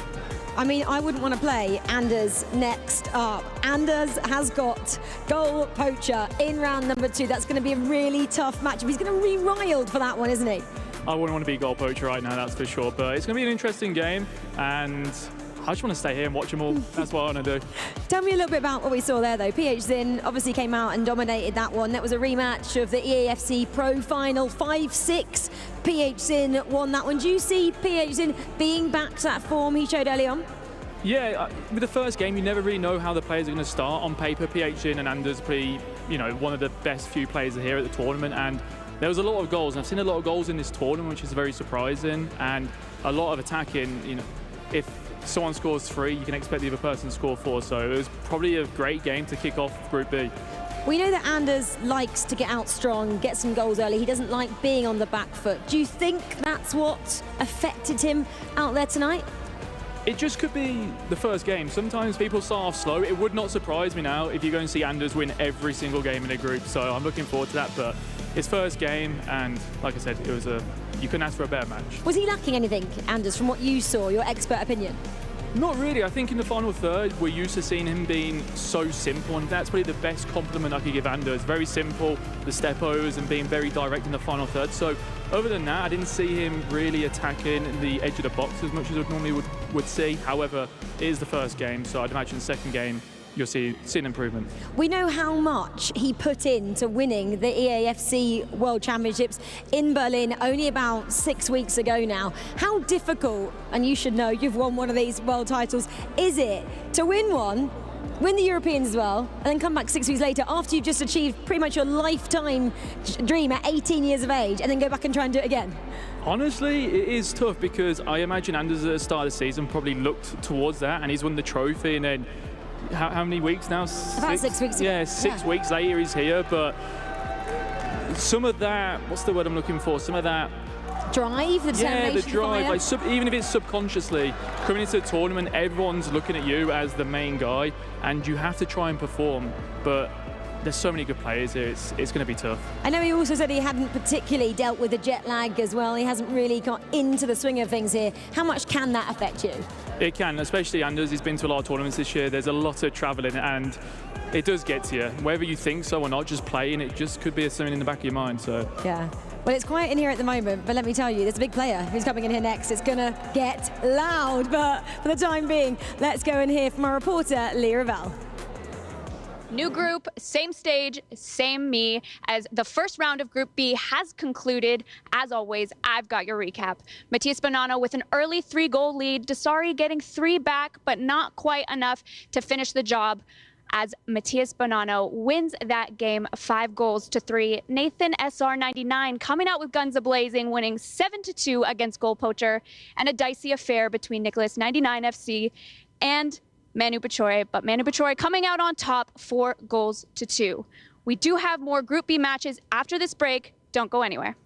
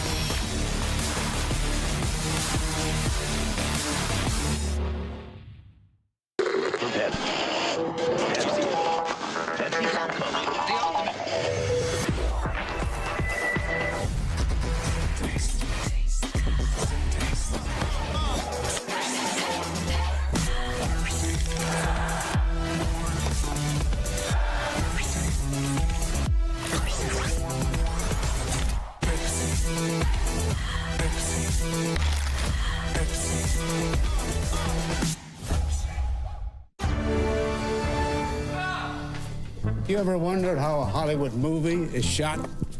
On a Sony. You review it on a Sony. And how do you make that sound epic? You record it on a Sony.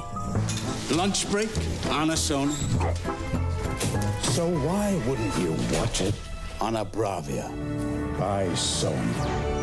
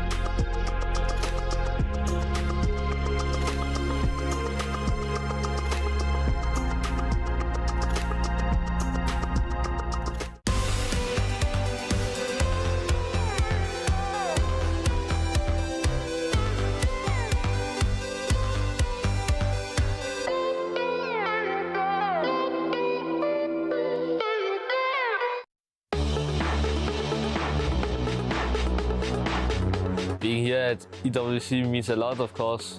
I had to qualify first, and it was like a big goal for me because it's like a World Cup and I want to qualify for all of them. Now I'm here and I know I have a huge chance of winning it too when I'm like at the biggest tournaments. EAFC means a lot to me. It's like my job now and the thing I'm working on, so it's just like why I want to be the best. And now I'm world champion 2 times, so I would just try to make it the 3rd time and show that I will be the GOAT one day.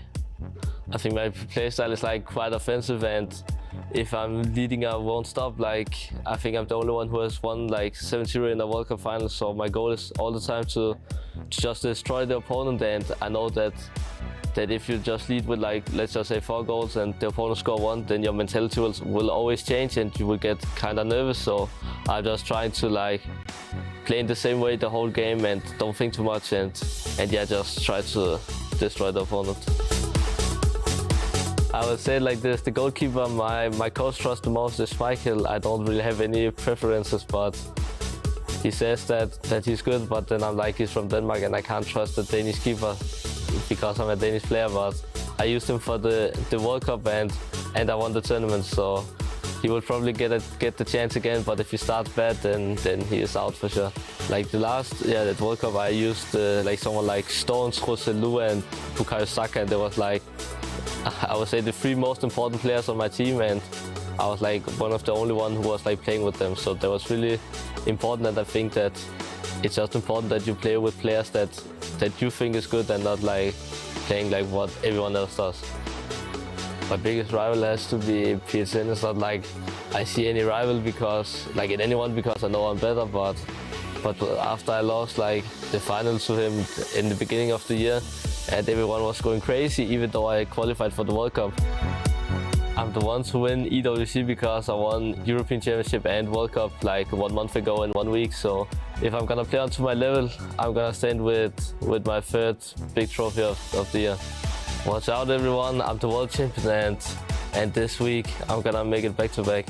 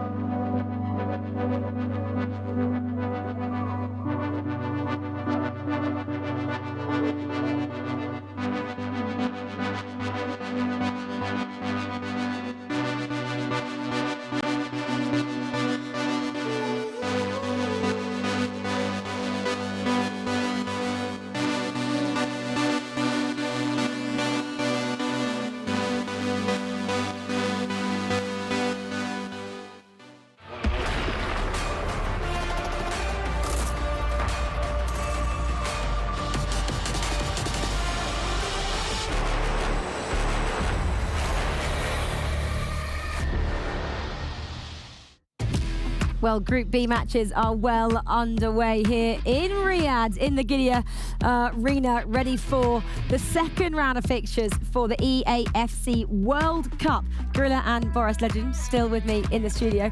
Gorilla, you've kind of just joined the party. You've been watching off screen. First time in the studio, actually watching it. It was something else, wasn't it? Honestly, I couldn't believe it. Watching at home, you think you have a certain opinion, but when I've got to that stage and they're playing, wow. That's what I can say, wow. I want to quickly cast your mind back to Group A, because we didn't get your opinions on that. From what you saw, what stood out and who maybe has a lot of work to do? I was surprised by Johnny's performance, but there's still loads of games to play for the rest of the group stage, but Levi was very impressive. I thought he was very good. And even Abu Maka as well. I thought that last game against Levi, he showed his true ability. Johnny, 0 points from possible 9. Do you think he can turn things around, or is that kind of too little, too late already? I think he can turn it around. You know, he's got a break. He can go back, talk to his coach and see what he done wrong. But Johnny is still one of the best players here, so it could just be a poor day. And, you know, tomorrow he can rectify that. OK, well, let's turn our attention back from Group A over to Group B, because it is the second round of fixtures in Group B. And there are some big ones, let me tell you that. This is a massive feature matchup. I want to go in there. Why are we here, guys? We want to go in the arena. It is going to be popping. Manu Bashir taking on MS Dasari, a Falcons player, a local athlete. Obviously, he's a chairman as well of Team Falcons. He is just kind of, I guess, a trailblazer now, isn't he? He stands out. He's a true representative of the sport. He's the one that everyone's come to watch. Yeah, he's a superstar, definitely. But I mean, maybe that could be sometimes also like distraction, perhaps, that he has so much to think of with the chairman role as well. He has plenty of these side quests. So I think maybe sometimes that could be diverting focus from the actual gameplay. But he had a decent first game. That was a close matchup, definitely. And I think he still looks good. For sure. Yeah, unfortunately a loss there to Matti Bonanno, 5-3 that result was. But when we were actually in the arena, we saw MS Dasari walk in and people were already kind of waving at him like a member of the royal family, pretty much, as he walked in there. If Abu Maka had a chant, a personalised chant for him, MS Dasari has got one. I can't wait to hear what it is as well.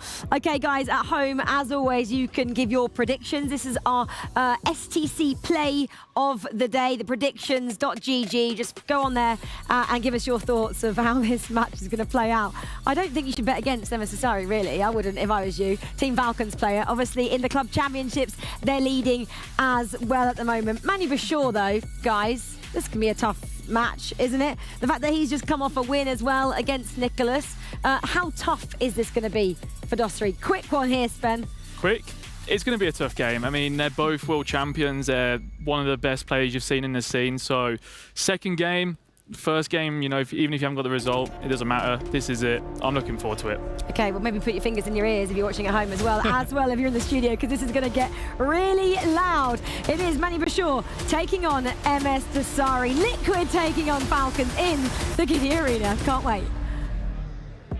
Thank you, guys. Milos, we are absolutely vibing in here because, yet again, what an unbelievable atmosphere, right? I am absolutely loving it.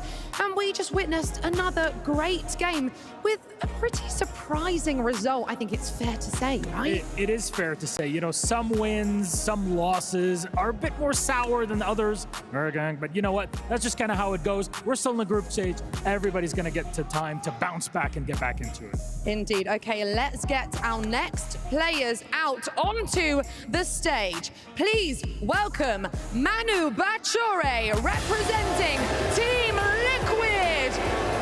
Wow. I mean, Manu came back to win his first game of the tournament. He is not just a player, but an excellent coach too, and works hard to stay focused and positive during big games. And I think it's fair to say he's going to need that positivity tonight, isn't he? He absolutely needs it here, because it's time to bring out his opponent. Please welcome to the stage from Team Falcons, MS Dasari!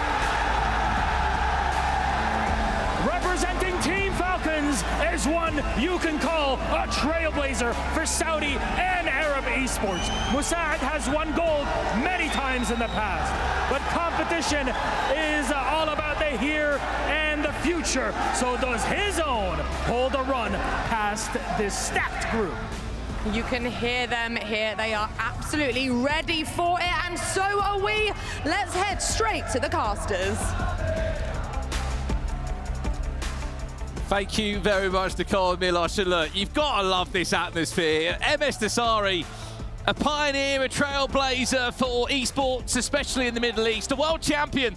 Who sits on the opposite side of the stage, though, is a man that became world champion last year in this very country, in this very location that we are in right now. Myself, Brandon Smith, Ryan Pessoa will be taking you through this battle of the world champions. Where on earth do we start here, Ryan? It's a pleasure to be alongside you. It's always a privilege seeing Desari perform again at a major tournament. And of course, no else than his home nation. For me, the GOAT of our scene. I'm going to say it, the greatest of all time. And he's up against Manny Bashir, who of course has won a world championship and is on course to try and leap ahead of MS Desari in future years. But you can just see the way he shows respect to the crowd, playing into the atmosphere as well. Well, if we're lucky, Desari might put his hands behind his ears, because that's his trademark celebration, which might get these fans on their feet. He is lapping up. He's a massive part of the esports organisation that he represents, and he also partly works for and owns in Team Falcons. And there's one of the biggest fans of them, Falcons Mike. Falcons Mike, front row. Front row seat, Falcons Mike. He's here in the Esports World Cup featuring the EAFC. But if we're being honest, Ryan, and we really get down to the business here, we haven't seen Desari at this world stage for a long time. At this level, of course, he was one of the players that got himself an invite into this competition alongside those that came through DreamHack qualifiers in Dallas, Texas, in Jönköping in Sweden, and then the last chance qualifier just a few days ago. Has he got the level? Has he got what it takes to take down a player of Manny Bashir's quality as well? I think fundamentally, Desari for me is arguably the best player we've seen in a long time in terms of throughout his duration and his longevity. The basic aspects of football and FC in game, I think he's one of the best at. You don't really lose that. It's just the mechanic. As the years progress on, there's new aspects of the game that are very important. Has he spent enough time to master those? As much as likes of Manu, Matthias, Anders, Pietzin, the list goes on. I personally don't think so, and I'm sure he'll be honest to say that he hasn't. He's been busy leading a team that's top of the club championship. But what we saw in DreamHack Sweden was vintage Desari. It was a throwback, in fairness. We saw Tex against Desari, didn't we? In Sweden, on the way to this Esports World Cup featuring EAFC. The last time we saw Desari was probably back in October, November last year in London, when we played in the FC Pro Open. Since then, we didn't get to see him. We didn't see him, of course, in the East Saudi Premier League over there as well. He came through a couple of qualifiers, but you're right. I spoke to him the other day. He says, I'm still playing 3-4 games a day. I'm still grinding. I don't know how he's got time for it, but he still is. The thing is, you have to remember, is that a lot compared to the other competitors? That's what you have to compare that to. It's not 10, is it? It's not 8. More than that. It's not 15 the likes games. Of the Team Liquid and the Team Hullet members in this competition, Manny Bashir, Levi, David, Emery Yummers, they're putting in countless hours, and you kind of have to match that to be able to challenge them, and it's not easy. Well done. What a game this is. Two world champions going toe-to-toe. This is only in the group stage as well. In case you just missed what happened as well, Anders Vergang losing to Pietzin, Nicholas losing his first game to Manny Bashir, MS Desari losing to the hands of Banana, and Nathan SR getting a result on Goal Poacher. We've seen some stat groups in our time, from me commentating, Ryan, from your playing days. Where does this Number compare? 1. I'm not even letting you finish the sentence. Number 1 by a lot. Number 1. This group right here is, for me, 100% the best group I've ever seen. You've got these two players here. You've got Nathan. 3 world champions. Yeah. You've got E-Champions League winners. You've got FC Pro Open champions, E-Premier League, E-Libertadores. The list goes on. It's just full of champions. Yep. It's an unbelievable group. Some of the games, of course, still going on the other stages. Nathan against Nicholas. That's a massive game. Nicholas looking to get his first points on the board. Pietzin up against Matthias Banano. Could easily have been the featured game. Both players winning their first games. Obviously, one has to take an L in this round. And, of course, GP versus Anders. Both players on 0 points. And Goal Poacher actually defeated Anders to get himself into this competition. So many tough games. Well, here we go. The battle of the world champions. Manny Bashir up against MS Desari. the king of the jungle. Let's see how this one will play out. And Bashore, of course, representing Team Liquid and Team Hullet. They were amongst the first players to book their spot here in DreamHack Dallas, where 256 competitors travelled from all different parts of the world to battle out for 2 Esports World Cup spots in this very competition. It was him and his teammate, Emre Yilmaz, that put their ticket alongside that, got them seed #1 in their group. Finesse from distance! MS Dasari knocking on the door early into this one, 4 minutes in. Looking for the finesse shot. I spoke to Spencer or Gorilla. He mentioned how after DreamHack Sweden, he spoke to Dasari and he was impressed at his level. He said the only thing he's sort of lacking is the shots outside the box, the finesse shots. So it's good to see Dos has obviously taken that on board. He scored from distance in his previous game as well against Matthias, but it wasn't enough to overcome that game. Yeah, it's worthwhile you mentioned that. He did definitely score a couple of sort of more further range finishes in that last game too. How difficult is it though, Ryan, having such an array of different, I guess, decisions that you have to make in and around the box? Some love a time green shot inside the box, a lofted cross towards the back post, or if you can mix up in your attacking play. Here's another chance coming for Bukayo Saka. Finesse goes out for a corner. Or a free kick, sorry. We'll talk about that in a second. This could be really dangerous for MS Dasari. Hullit's over from the edge of the box. Hullit will strike it off the woodwork again from Dasari. But back to the point, how difficult is it to try and continuously mix up those shot types? For me, in my opinion anyway, I've always kept this belief that the more mechanics in the game that are effective, that you have to deal with defensively and offensively work in your favour, the bigger the skill gap, in my opinion, as this attack from Manu Bashore. First time in the box. Manu Bashore, big save, Petacek. As you can see, a loud crowd here. Just furthering on to my point, I think it benefits the players that are a lot more creative in the way they can mix up their attacks. They don't necessarily always have to go for a back post cross, but it's an option, and they're very effective at finding the spaces and the angles to whip their crosses to the back post, whether it's a direct header or a knockdown, but then they could use it as a decoy for a driven pass to an attacker or a finesse shot edge of the box. Dos again, great build-up. What can he make with this one? Mbappe, that's 3 shots now in 13 in-game minutes. He's really taken this game. Looking silky. To Manu Bashore, quick corner comes in, just off target. He's cooking, Ryan, he's cooking. He is, but we saw in the previous game, Anders started off very, very well against Weerd and ended up losing because he did a few in quick succession, and Dasari knows, and he knows more than most. See, being a world champion and being at the biggest stage multiple times, when you're in control, when you're on the ascendancy, you have to make these chances count. Back to you, Manu. What a ball that one is. Finds Hostler all the way from fullback. And he working between the gaps again. Dasari defends well.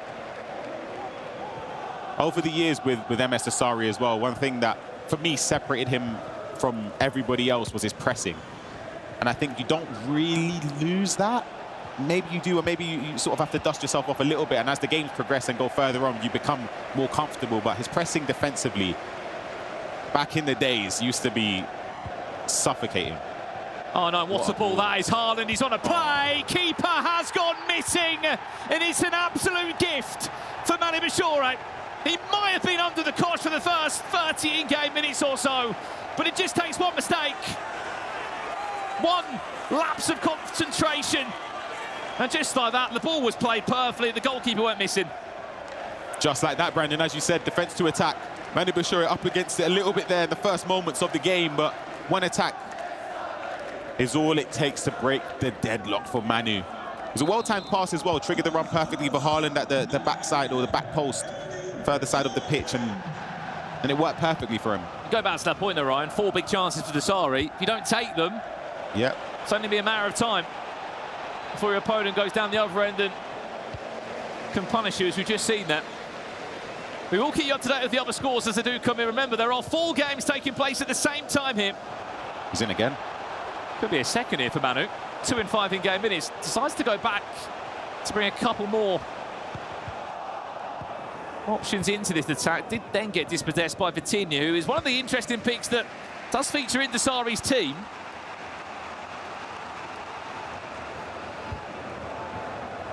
Alongside Bukayo Saka in the midfield. Brutal at Kevin De Bruyne, just to name a few. Disguises that pass well. Havertz. Can he make the right decision? Mbappe, what a turn on 9! MS Desari is back in business. It's an incredibly worked goal there from Desari. Just a little player lock cancel there, but then to actually play the pass a moment afterwards, sort of caught Manu Bashura off guard. Just turning perfectly in the box, finding the space to get the shot off. So we see the replay. It's just the build-up here. Havertz, he play looks to Mbappe, fakes it, and then just plays the pass. Manu gets caught off a little bit, the touchdown. You can see the animation for Van Dijk. I think Manu expected Desari to turn on the other side. And of course he didn't, and it was well worked there again from MS Desari to get a goal back in this game. Just the extra second there, the animation there, Ryan, as you said, just to pull away and make the right decision away from that tackle from Virgil van Dijk made that goal happen. 25 minutes in, and we are all square. MS Desari's pressure does count for something in the end, and it might count for a little bit more than that. Haaland digs it in, Mbappe! It's 2 in 2 minutes for the king of the jungle. It's a great ball across the box there from Haaland. He just sort of slowed down a little bit, used the play lock to bring Arnan into a position which was threatening. Manu was still backing off, and then the technical sprint there, controlled sprint with Erling Haaland to get space into the box. And what a ball that is, Mbappe. It's an easy finish, but this is what I was talking about here. You can see it. Erling Haaland just dribbling slowly towards the byline. Space opened up for him. Did he flick onto him too late, or was it just that he didn't expect that AI movement in the nicest way from Mbappe? Yeah, I don't think Manu defended extremely well, but he didn't just defend bad. I don't think there's a glaring error in that defensive sequence, in my opinion. Well, keep in mind that Manu won his opening game against Nicholas. Desari lost his opening game. Let's give you an update here as Anders Vergang found himself 1-0 up. No, he hasn't. He's 3 minutes into a game against Goal Poacher, who only just signed for Montpellier 24 hours ago. This could be very interesting. I know it's early days. I know it's 9.5. Yeah. What's a start for Goal Poacher? It's an incredible start. Goal Poacher will be feeling the energy that Anders brings in a game. It's sort of one where you've defeated him before. Why not again? Of course, it's a bigger stage, but it wasn't too far gone. Hold on. Wait. No way. Oh. Penalty! For what? Kanate gets awarded. Manu with a gift from the spot. R9 steps up. He's not going to complain. Why would he? He's back in the game at 2-2, but if we can see a replay of that somehow, what on earth happened? Was there a misclick of a button, or was it just a very unfortunate animation? I think he was pulling his shirt. That's the only thing I could think of when you're looking to try and maybe shoulder barge and then you're pulling the player's shirt. That's the only thing. Again, we'll see the replay here. It's in behind. Kanate, a slight tug there. Ref, we got questions. I'll be honest. I mean, Arnold doesn't even look for it. There must have been a button press there of the shirt being tugged, but Manu, take it, why not? This is the Esports World Cup. You need to get out those group stages. Anders Vergang, we questioned him. Don't question him for too long. 3 minutes later, he scored his 1-1 over there. Yeah, quick response from Anders. Again, he's somebody that, I said it before the tournament started, Anders on a bad day, for me, still wins 3 games out of 7. Out of the 7 in the group, I still think he could win 3 when he's playing poorly. A little update on the screen, you saw Matthias Bonanno of Man City. Hello. Hold on. Just over Haaland's head there. Matthias Bonanno 1-0 up against Pietzin, which is a huge result if he manages to keep on probing in that game. A question for you, Ryan. I mean, you've been involved as a pro for many years. In terms of an end-of-year sort of options that are available on Ultimate Team, are these the most stacked teams we've ever seen in a competitive year or not? Because I know we've got play styles in this year. We'll speak about it a little bit more in a second. What's happened over here? Nathan SR against Nicholas. Nicholas leads by a goal to 0. But with the play styles in there too, 4 play style pluses on a lot of these items, which has never been seen before. Are we looking at the best options that have ever been available? In my opinion, with the meta, I would say yes. Obviously, it's play style dependent in terms of how the player themselves actually play. Like Johnny in the previous group, in my opinion, sets his team up purposely to have players with long ball pass in midfield to help. But I think with 4 play style pluses, there are some players that sort of pick themselves. Yeah, they have to be in the team. Yeah, like John Stones, for example, or Kanate, R9, Ronaldo, Mbappe, Haaland. So many variables. Well, if the Euros doesn't happen, John Stones probably isn't in the team. Yeah, literally. It was only a couple of years ago. It was like Team of the Year players were still in the team, like Team of the Year Luka Modric would still get a look in. Of course, so many more promos on the line now in EAFC. 2.5 minutes away from half-time here. Madabashore 2, MS Dasari 2 in the battle of the world champions. What a match that is, by the way, in our B stream. Matthias Banana against PH in, two South American giants on one side, then Nicholas Nathan Essar on the other. Finesse from distance could be an option. Don't doubt Anders Vergan, we just found out. He's 2-1 up in under 10 in-game minutes, I'm imagining, over there. Hosselu. This is Manu, last chance of the half. Runs it out of play. Added time of 1 minute. Could Dasari get the ball past the halfway line before we get to 46 minutes on the clock? He's trying to move it quickly. That's exactly what he's done. Look at the space on the left-hand side. Was that the pass he wanted? It's wide out still for him. Could there be an overload in the box now? Added time has been played. This has got to go for him. Mbappe, the angle's tight. One more pass. MS Dasari. Take a bow. How has he worked that? Incredibly well worked, Brandon. For those wondering at home, why is Dasari rushing that attack so quickly from the goalkeeper? It's because there's no time left to respond for Madabashore. If you go into half-time, Dasari pushing forward, triggering the right runs, the player lock cancel, Havertz ball roll, the first time pass, and the space just opened up there. And there was a mistake in the build-up from Manu. He sort of lunged with his right back. I think it was Hosselu, but it's a frustrating goal to concede just before half-time. It's how R9 gets back onside there as well. The timing of that. It's when you trigger the runs, naturally with direct pass, they sort of just come back onside. It's just timed perfectly there for MS Dasari. And of course, we had the pleasure last year of attending Game as A, and we saw how loud this crowd is in Saudi Arabia. Back for the first ever time with the Esports World Cup, and it has delivered. These local fans have been loud and proud. We saw a crazy game of Abu Makr earlier today, of course, the Team Falcons player, which was a ridiculous comeback against Levi de Weerd. Yep. Another Team Liquid, Team Hullet player. We are seeing just as good of a game over in Group B. MS Dasari, 4 fantastic chances early into the game. Couldn't find a way through them. Madabashore just showing exactly how good he is, scored on his first real chance of the game. Then went 2-1 down, got the penalty, and we've just ended the half on the 46th minute with a last kick of the game. MS Dasari leading this by 3-2. I love the atmosphere. I just love all the different chants and the celebrations. How would you feel if you were against Dasari in this scenario? I'd be pumped up. They all want you to lose. Yeah, I'd be pumped up because you'd want to naturally just shut the crowd up because they're against you. I think that's sure. I think everyone would feel that way. But again, you pay respect to it because it is such a key thing in this seat. Oh, penalty for that! Wow.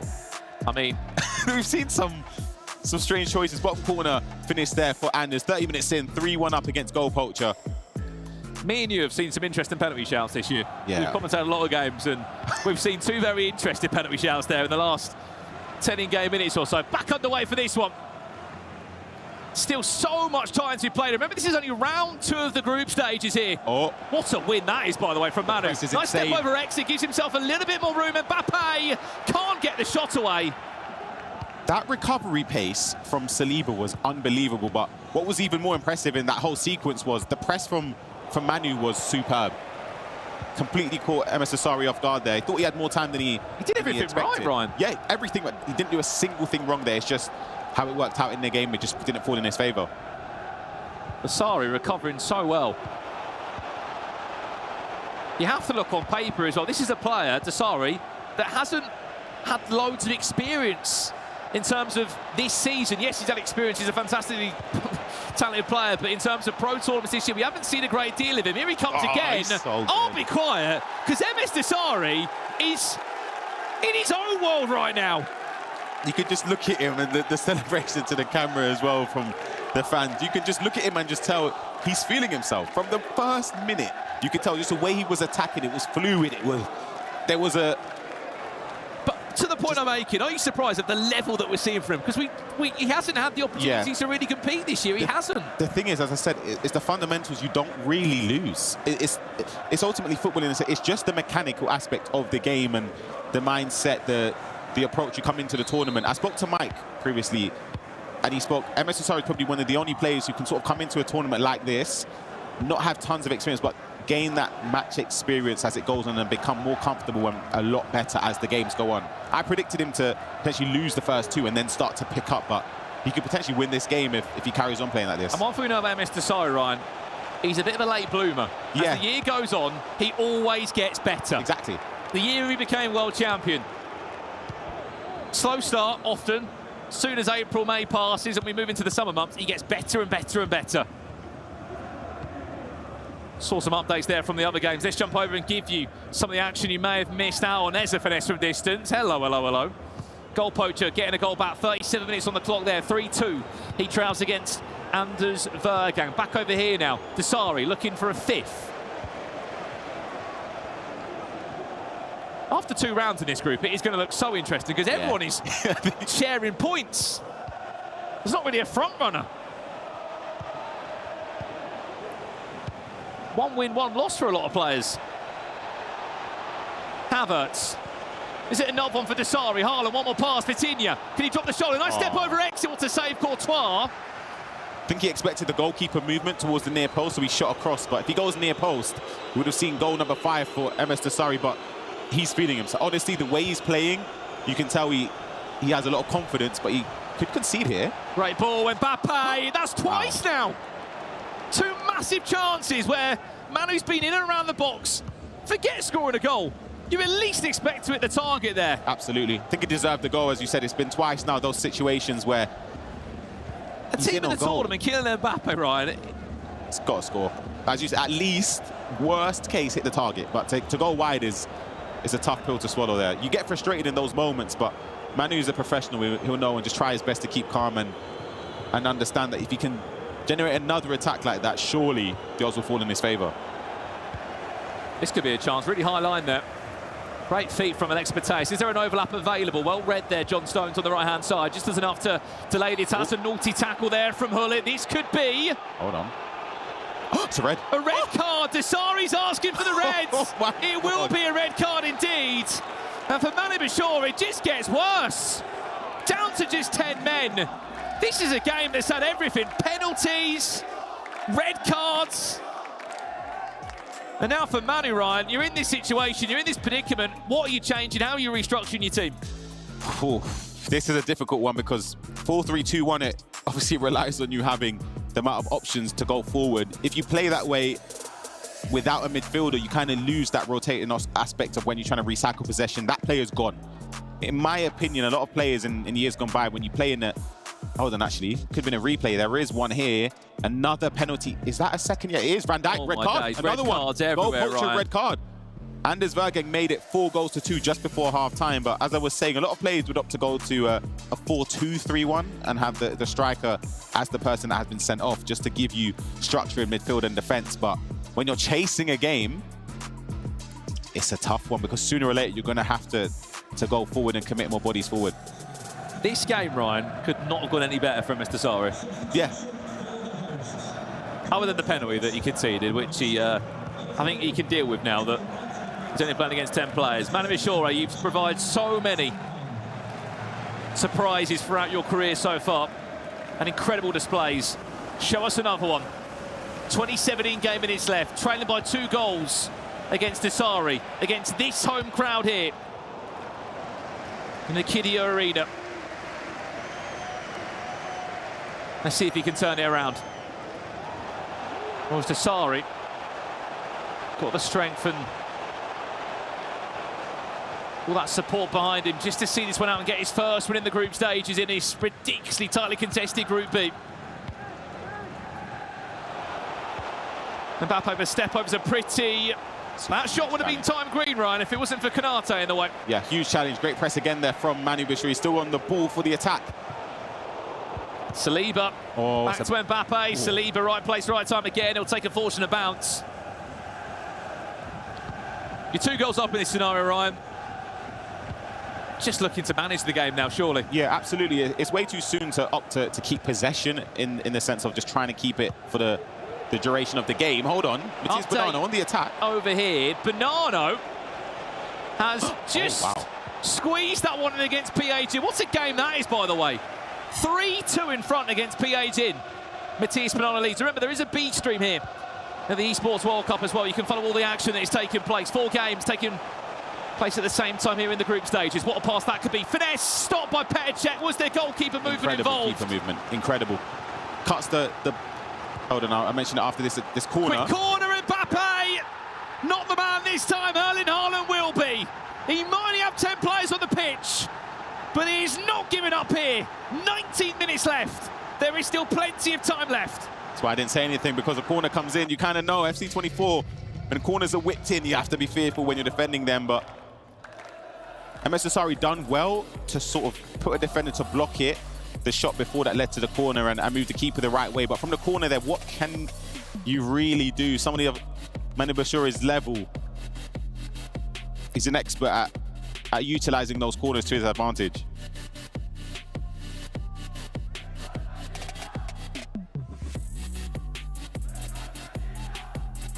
Well, if there's one man that can pick up a player, set up the right tactics for them, get them in the right headspace, it's anyone that's come out of that Team Hullet camp across the last few years. A team full of champions. Renzo there in the hot seat. Had a bit of a predicament to make this week here in Riyadh, Saudi Arabia, of Team Liquid, Team Hullet, because they've had 3 players here, more than any other team, and they have to get 3 coaches in for their players that are so used to having a set coach. They're victims of their own success in FC24. Well, let's jump back into it now. 19 in-game minutes. He's only 1 goal behind. But there's only 10 players on the field for Manu. Oh, no. That's a big win back. I tell you what, he could be through 1-9. Is it a 4-4? Is the angle right? Yes, it is! Wow. Manu Bashore! What a turnaround! Oh, that is a crucial mistake there from MS Sorry, he knows it as well. I looked at the player cam straight away to see how he reacted. A complete, dare I say, it's a rookie error, and he knows it. He'll be devastated with that. He's given a lifeline and a way back into this game for Manu Bashore. 4-4. He looked as though the game would have been completely done after that red card, down by 2, but Manu's performed extremely well and took his chances to get back into it. There's one thing losing, Ryan, but losing to 10 men. He'll be devastated if that happens, but 15 minutes left in this game. He has the man advantage. He's just lost the results advantage at this moment in time, but he's just about trying to find the space and locate where that man down is negatively going to affect Manu. Saka. Cruyff just introduced late on into this game. Deceives looking to get back in front again. 8 goals, evenly split so far. You saw a power shot come in there from Erling Haaland. If there was no bullies in the way, that would have been flying into the back of the net. We'll keep you up to date with some final results as well that are slowly coming through. And after that, we'll have one more round to bring you live tonight here from the Esports World Cup featuring EAFC 24. And all I'm going to say, it's another round of incredible matches. Mbappe, does he fancy finesse from distance? That could have maybe been on the cards. Instead, tried to just punch it into the feet of the fresh legs of Cruyff. Manu turns this one around. It would be remarkable. Footies for Impong. Able to help out this occasion. He's out of position, but with the pace he's got, I'm sure he can slot back in sooner rather than later. Long ball forward. It's asking a lot from Haaland, but he did get there. I think that hit the outside of the post there. Again, it was just aimed a little bit too far to the corner. And that's sort of the catch-22 with manual headers. You try and aim for the corner, try just at least to get it on target slightly to one side and hope it goes in. And MS Asari opted to try and get it perfectly in the corner that time.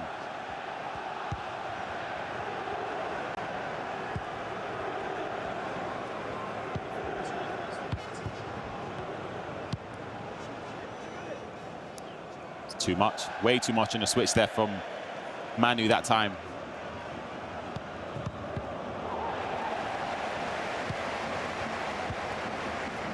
Last 5 in-game minutes now. Remember, we are playing for a winner every matchup. No draws allowed here in the group stages. Manu, maybe with a smash and grab. Tony Cruz, he fancy a finesse from distance. No, he doesn't. Instead, Mbappe might fancy a winner. Oh, what a save, Petr. Quick corner to come in now. Front post flick on his there. Look at the space for Haaland! What a turnaround! From a man that knows how to become a champion more than anyone.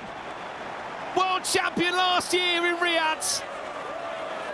He only had 10 players on the pitch. He was 4-2 down. 5-4 he leads with 3 in-game minutes left. That is soul-destroying for MS Asari and Team Falcons. I'm honestly lost for words. The corner there, he tried to anticipate Manu thinking he's going to go to the near post. He doesn't. He sort of goes towards the middle, slightly towards the back post. And I think it was Stones who's already committed forward. And it was pretty much a free header for Haaland. And the game has completely been turned on its head. 10 men for Team Liquid, Team Hullets, Manu Bashor. I can't believe it. So speak about having the mental, Ryan, in this environment, within this crowd that is very obviously, you understand why cheering on for the opposite man on the opposite side of the stage in MS Dasari of Team Falcons. You're 4-2 down, 10 players on the pitch, and still you find the extra minerals, the extra percents to pull yourself through. Update over here then, Nicholas leading 2-1 against Nathan SR. About 10 in-game minutes left to go in that one. But this would be the start of a storyline in the group. It would be Matthias Bonanno and Manu Bashore looking to run away at the moment with a 6-point lead in the group. But it's not done yet. There will be another chance. Just look how deflated I feel my heart like breaks. Honestly, I can't believe it. There's still time left, 3 minutes plus added time to go forward. I think those will be upset more so, not even that goal, the one where he lost it from kickoff.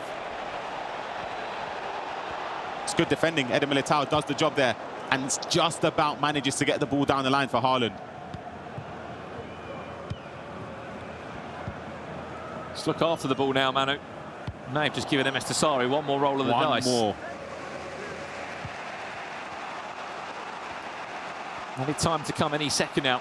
How generous will that allocation be? 3 minutes added time in 9.5 is a lot more than you think. Dasari, have you got another one for us? Big chance, Cruyff, what a block, Saliba. He might not have known much about it, but he may have just been a hero in the group stages. 2 added time left in the game. De Bruyne pressing and pressing and pressing, wins the ball back via a throw-in. Can Dasari make the most of this one now? Quick throw-in play, Vitinha. Cruyff will turn away, looks for the shots! And once again, we are all square at 5-5. Oh my goodness. MS Dasari never gives up. The crowd behind him as well. That's devastating for Manu Bashor now. Complete contrast in emotions now. We see a replay. It came from the throw-on. Vitinha into Cruyff. Managed to get space to green time it across the face of goal, but Manu would be devastated with the fact that he had the ball late on. I think twice there. Tried to play it down the line with Mbappe. Weaker foot. A ball played down the line for me is way too risky. I think from now, unless Manu scores from kickoff, I think Dos, he carries on this now. I think he carries on and wins it. I'm going to set it already from. I didn't even ask for a prediction. I'm giving it. 19 game minutes, 10 goals between the two, penalties, red cards, and there is still nothing to separate them. We're only in day one of the competition, Ryan, and we have had some ridiculous storylines already unfolding here. I think for the duration of the tournament, how important this result will be for MS Dasari. It's not just about getting the 3 points on the board, it's the mental approach for the other games. Because if you're 4-2 up against 10 men and you throw it away, that will take its toll, in my opinion, on the remainder of the games. Because when can you ever feel safe then? You're up by 2 goals against 10 men. Surely you think it's game over, there's 20 minutes left, and Yeah, so I think that goal it is so important, not just for the context of this game in particular, but for the whole tournament for MS Dasari. Not just that, it's backing yourself, isn't it? If there's any of a self-doubt that we haven't seen him at those big tournaments for so long, we haven't seen him competing in the FC Pro Open, the FC Pro World Championship. He can come in and win his second group game. Update over there, match finish. Look, PH in. He might have beaten Anders Vergang an hour ago. He's just lost to Matthias Bonanno 3-2. No one's safe here. The only person that is causing a bit of noise at the moment is a player that won the Sweden qualifier in Matthias Bonanno. He's 6 points from 6, and he's looking deadly of Manchester City Esports. Back to this one now. 30 more minutes needed to separate the two. Manu Bashir, your first attack in this extra time period. Defended well there by Alfonso Davies. Oh, that's what risky. A win back that is. De Bruyne was so aggressive. Unfortunate enough for Dasari. He could recover that one well.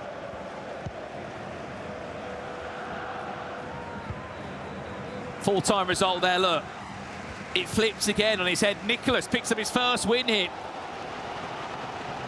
in Group B. 2-1 win against Nathan SR. Have to remember, Nicholas only got his spot here a few days ago in the last chance qualifier. There was another world where he might have even been playing in this tournament. Lofted in, keeper. Ooh, just comes out flying. The moment Haaland was triggered there, you just know that the intention was to play that lofted ball in behind. Keeper does enough for the side of Manu Bashir there. Haaland. Mbappe also chasing now.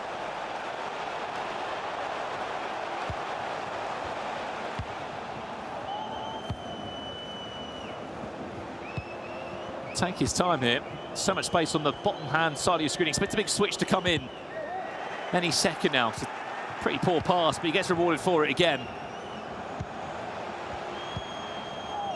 There's a lofted ball. Question for you, Ryan. You're playing against 10 players. Where are you realising there is space, or if there is any space? Or what's the difference, other than the obvious fact that there's one player less on the pitch? For me, it depends obviously where the opponent has they've made the decision of where to put the person with the red card.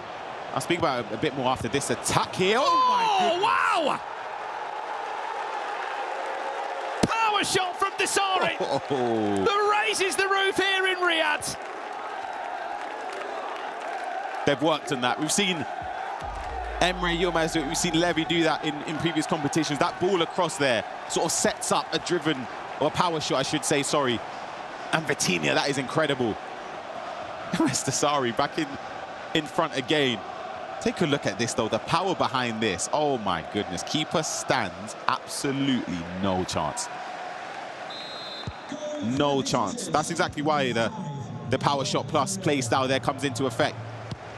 Well, that's what I was saying to Dasari yesterday when he was telling me about his team. And Vitinha in the midfield, it's not the most popular choice. It's a great choice still. And he went, look, the play styles he offers me is why he's in the team. Look no further. Dasari leads by 6-5. Could be 7-5 here if he can make the right decisions. Power shot again! Keeper was moved there, though. That time, he learned his lesson. High and wide over the bar, but what could have been, Ryan?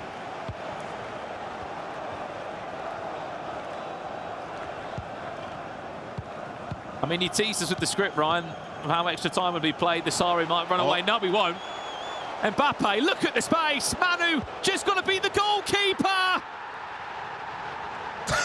What on earth are we witnessing? Two world champions just laying punch after punch on each other. 6-6. I score, you score. The defending there from MS Dasari, I'll be honest, it's not one you want to look at again. Kamikaze is just complete. I don't know what Kanate was doing. I think that we went into the replay just before or just after. He tried to manually press and squeeze up. As I said, MS Dasari is known for his pressing, and I think in years gone by, that is the most effective way to play. Nowadays, obviously, the game's changed a little bit in terms of the pressing. You kind of need to pick and choose. You can't do it for a whole duration in a game, and it's worked against him in that moment. He stepped forward, and then it left that massive gap for Mbappe. And once he step overs with the speed and pace in behind, all it matters now is, does Manu have the composure and decisiveness in front of goal to find the back of the net, and he did.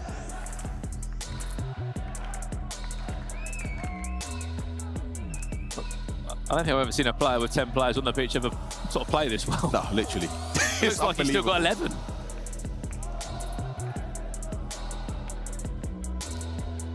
As we jump back in now, 15 in-game minutes away from penalties, I believe, for the first time in the group phase here at the Esports World Cup, featuring EAFC 24. This potentially will be the last group game to conclude in round 2 as well, as we get those full-time results coming in. The only one that we haven't had through is Anders Vergang against Goal Poacher. Could be a chance. Haaland. Courtois. She's a big right glove there, just parrying that one to the side.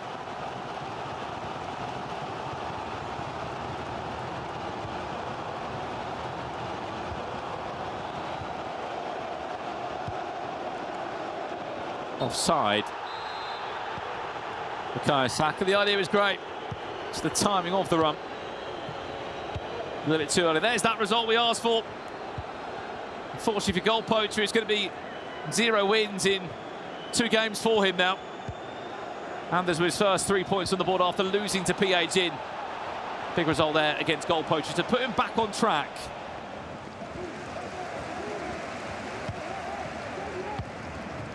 The only person that is currently running away with proceedings here is Matthias Bonanno. 6 points from 6 as it stands. Remember, every player will play 7 group games in total. Frimpong lofts it in. De Bruyne of all players. Oh. Quick corner. Haaland looking for that front post. Flick on! Checks there. Ronaldinho. Incredible save. Oh my. Back as a makeshift defender.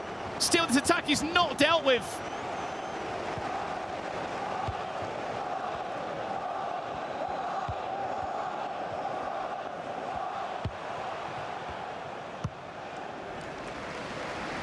Five in-game minutes left. Is Manu also about to find his second win of the tournament? Or is MS Desari with this home crowd behind him going to be able to push on and find such an important 3 points in the group that is so topsy-turvy? Nice step overs from Ronaldinho, just buys him a little bit more time. Recycles well. Davies, Vitinha, edge of the box. We saw him power shot from before. Still Vitinha. Good defending. Very, very good defending from Manu there. See if he's learnt his lesson. And just keeping possession, being a little bit more disciplined and waiting for the last attack of this second half of extra time. In fact, he's going to try a ball over the top that just about gets there with Alphonso Davies. It looks like an attack could stem here from this, Brandon. The time's running out and there certainly won't be much added time. Desari, back over to you. Have you got a match winner for us? Step overs are pretty. Cruyff. Oh. Nice step overs again. What a save. Courtois, who gets called into action. Time after time. A minute of additional time. Are we on our way to our first penalty shootout here in Riyadh, Saudi Arabia? The ball's got to get past the halfway line. Has to go forward. It has now. Manu Bashir. This would be an incredible ending to a 12-goal thriller. It's not going to happen. Penalties to the sides. Where these 3 points will go in the Esports World Cup. Manu Bashir against MS Desari. Here we go. Up steps Manu. Important start from him, 1 from 1. Back over to you, MS Desari. Is it going to be 1 from 1? Yes, it is. Perfect pens. Time for Manu to see if he can get penalty number 2 in the back of the net there. Goes bottom corner, saved. MS Desari goes the right way. Can he respond and take the lead in this penalty shootout right now? Bottom left corner. Advantage to Desari. Pressure will build now for Manu. Has to put this one away with De Bruyne. Got very close there, decided to save it. Is it 3 from 3? Vitinha save! We're back all square. Wow. Manu steps up this time. Can he score? Tony Kroos gets enough power on it. He goes to the top left corner. Inch perfect. It's his 3rd penalty from 4. MS Desari has to score this to keep it level. Hoslu goes bottom left corner, and it's his third penalty. Into round 5 we shall go. Enemy of town now steps up for Manu Bashir from the spot, does score. Desari, it's over to you. Are we off to sudden death? Bukayo Saka does go the right way, and we continue into sudden death. And you get a goal here. John Stone steps up top left, goes bottom left, doesn't manage to get the save here. MS Desari, the pressure is back onto you, my friend. De Bruyne steps up. We go again. Manu again. This time defenders are stepping up. Saliba goes bottom right corner. Desari feels like he's been hard done by. Pressure back onto MS Desari. It's Ronaldinho of all people that steps up. He was low on the pecking order. The substitute, can he put it right? Yes, he can. We go again. Kanate for Manu Bashir steps up this time. Where's he going to go? He goes down the middle. Back over to you, Desari. What a shootout this has been. Penalty number 7, Alphonso Davies from the spot. We go to round 8. Oh my goodness, it feels like this could go on forever. Frimpong stepping up for Manu Bashir. Where's he going to go this time? He goes bottom left. Keeper goes the other way. It's all green so far on the scoreboard. Round 8. Up steps Saliba. MS Desari must score. He does. Round 9. We're nearly in double figures. Right, the keeper's Courtois stepping up. Look how quick it's going. He times it to perfection. He goes bottom right. Over to your goalkeeper now, Desari. Or not, sorry, Kanate. Will he score for Desari? Yes, he does. Oh, 10 penalties now. It's gone back completely now to the first taker. Erling Haaland goes middle. I'm sure it's the goalie now. It is. MS Desari with pair check. Is he going to score? Yes, he is. Oh my This is goodness. the longest shootout we've ever seen. Manu steps up. Mbappe this time. Which way is he going to go? He goes bottom left. Saved. MS Desari. Massive chance, Desari. We've gone back round again. Erling Haaland from the spot. Can he score? Yes, he can. MS Desari. I've lost my voice. He is. Just picked up a massive 3 points. I think I've really lost my voice. What a shootout. What a game. It's only day 1. Unbelievable. A huge victory for MS Desari. He gets points on the board. His first 3 points. It means a lot to him. The crowd are in favour for him. I have to say, though, I'm going to give huge credit to Manu Bashir there, because so many players will fold and crumble. You're down by 2. You have a man sent off. 20 minutes left to go. Not only do you come back, you take the lead. It was narrow margins. It was so close.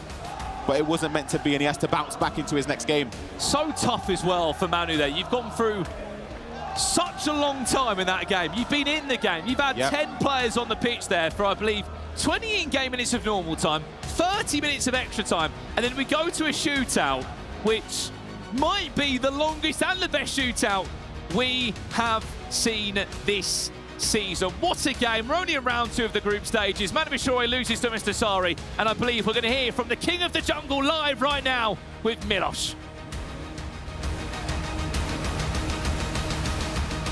What an absolute barn burner of a game, all the way to penalties, sudden death. Incredible matchup that we just had. And I'm here with our victor MS Desari himself. أول شيء مبروك شو هالجيم هيدي على أحر من ناطرين فيها كلنا. طيب. Okay, at the end of this, how do you keep your cool? Because this was insane. To be honest, everything was insane. I told you at the beginning I'm speaking Arabic, but now I speak English. بس هذا يوضح لك قديش الجيم كان صعب. كل شيء كان قريب. شكرا لكم. الله يسعدكم يا رب. الله يقدرني يا رب اني افرحكم. شكرا كل واحد حضر. ما ادري كيف بلعب الجيم الثالث اللي بعده شوي. مشاعر متلخبطه صراحه. كنت ادري انه مستحيل صح حرام اني اخسر وانا فارق ب2 ومطرود منه لاعب. الحمد لله ربي وفقني الحمد لله. Yeah, it was an incredibly close one, and in the beginning we were talking about it, that we'd have the interview in Arabic and then to English and then swapping back. It just explains to you how tight this match was, that it messes with your head. This is the level we are at. Of course, there's still game 3, and match رقم 3. So how do you kind of reset and get ready for that game? Because now you're not going to have the crowd buff behind you there. I think يعني أحتاج 5 دقائق يمكن إني أريح فيها وأبدأ أخطط للمباراة الجاية. مع إنه واحد من أفضل لاعبين مجموعتي، بطل العالم السنة الماضية. الجيم كان له سيناريوهات كثير، فأحتاج إنه ذهنيا إني أطلع منه 100% وأركز على مباراتي الجاية، لأن المباراة الجاية قدام لاعب كبير بعد. I still have one more huge game against one of the best players in the world. Just need 5 minutes to chill out, relax, and get back into the zone. Sadi, congratulations on the win. Good luck on the rest. And that was it from the stage. We'll send it back to the studio. Emotional scenes as well, it seemed, for Nasari there. A penalty shootout, the first one of EAFC that went to double figures. The first penalty shootout goes to double figures. It was something pretty special from pro players' point of view. How difficult was that to watch, knowing exactly what they're going through? It was just back and forth game, wasn't it? Goal after goal. I thought Dossary was going to take it, and then Bashore came back in, and then last minute, Dossary gets the goal, and we're going to extra time. But it was a very good watch. I said to you as well, oh, maybe this is the fairest way to end it in a penalty shoot, and you said no, go either way, 50-50. I mean, Boris, would you agree with that? Heartbreak in the end to see it actually go to penalties after such a great game. I think penalties this year probably a bit 50-50. It was such a fantastic match, yeah. So, but I mean, it has to end at some point. So that was the only way. But the fact that we saw MS Asari show such quality virtual football, which you haven't seen for maybe quite some time as well, up against last year's world champion. I don't think any of us expected that. I did, yeah, because the last one I saw. That's why you're here, you know. Yeah, I saw him play, and I thought he still has that name, Dossary, but I don't think anyone's seen his gameplay much this year. So I wouldn't be surprised if he goes far and maybe win the whole thing. Yeah, disappointing though for Manny Bashore there. How does he get his head back in the game, Boris, for one final round after such an up and down matchup? So many emotions going to that one. Tough one, definitely. But he did so well with 10 men. Actually, was down 10 after like 60 minutes. So he played so well, made a comeback from, I think that was 2-5 with 10 men or something. So yeah, I mean, it shows that he has a quality still, definitely. And the group is still wide open. Yeah, we can see the group now. This is how it stands after just 2 matches. We're looking at Group B. Group A have finished for the day. So Group B, Matthias Bonanno at the moment, 6 points. The only player to have 6 points. Manny Bashore, Nathan, PH Zin, Nicholas, I'm still going, Vergang, MS Asari, all on 3. Goal poacher at the moment, the only player who hasn't got a win under his belt. So fingers crossed for the man from Great Britain in the next round. Okay, well, it was 5 apiece, wasn't it? Extra time, penalties. There's a lot to break down, boys. So I'm going to stand over here and let you take the stage on this one. Plenty of goals. And we see now Dosser's masterclass and how he used this same kind of trick here to outsmart Bashore. This is goal, the first goal, and this is from Haver's left side. Takes the space and then pass back centrally. And the key comes somewhere. Let's see now. There's the key. All right, Spencer. It looks so simple, but as you see, just before, if you go back a little bit, where he activates the player lock. So basically, player lock is both thumbsticks in, and you can see he has Mbappe selected there. So if you keep an eye on Kanate here in the white jersey, he has a decision to make. Does he push Havertz or does he mark Mbappe? And then if Ivan plays it, you'll see what happens. But this is a player lock mechanic, which is, for me, one of my favorite mechanics on the game. Yeah, that's lovely, and also must also highlight this first touch. So he has the pass here back to Mbappe. Let's see here, the first touch, and that's so fast and it's so perfect, and he has so short time here to make this decision here. Oh, here, first touch is perfect, and that's the goal. Third goal here is with the same trick. All right, so we see now this was goal 1. Let's jump over to goal number 3. And the same thing here, overloads left side, attacks through Havertz, and we're going to pause very soon. Playlock coming over. Let's go back a little bit. Exactly the same mechanic. It does look like a very similar goal. We have it here, yeah. But it's so simple, but so effective. Yeah, can we go back slightly again? Yeah, you can see the symbol above Havertz's head. Yeah. He activates it, and as a defender, you don't want to play against this because Dossary could go inside to Mbappe, or, as you'll see, he goes all the way to the byline and then comes back and plays it inside, which leaves the space. But the key here both times is the play lock cancel. All right, so he just fakes this. And of course here, Maru, he has to here, of course, focus on this area in the middle, which is always the threatening area over here. But of course, again, Dostra does the same trick, cancels this again, takes the space. I think this one here has one more key, and that is this small thing here.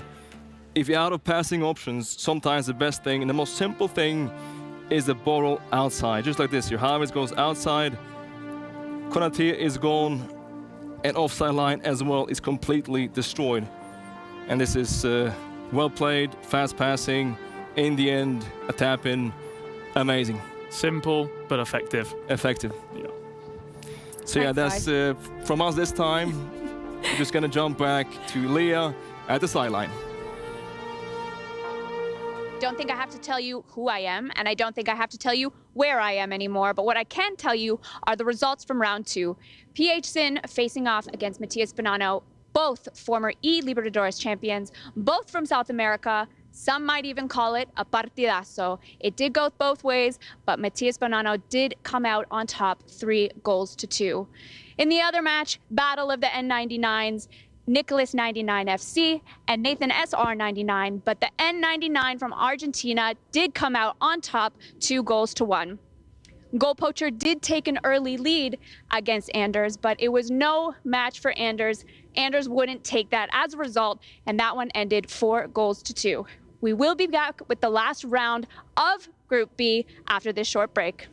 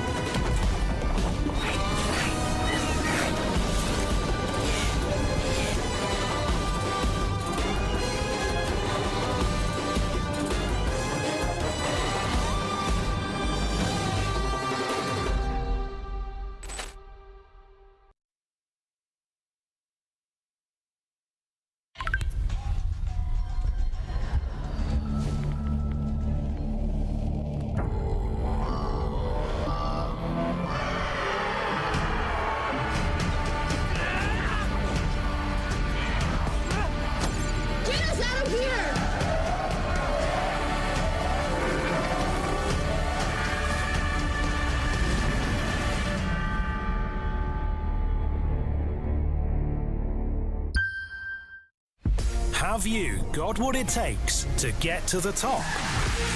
It doesn't matter how high you climb. To reach the top, even the biggest champ needs a break. So you can recharge, dive back in, and dominate.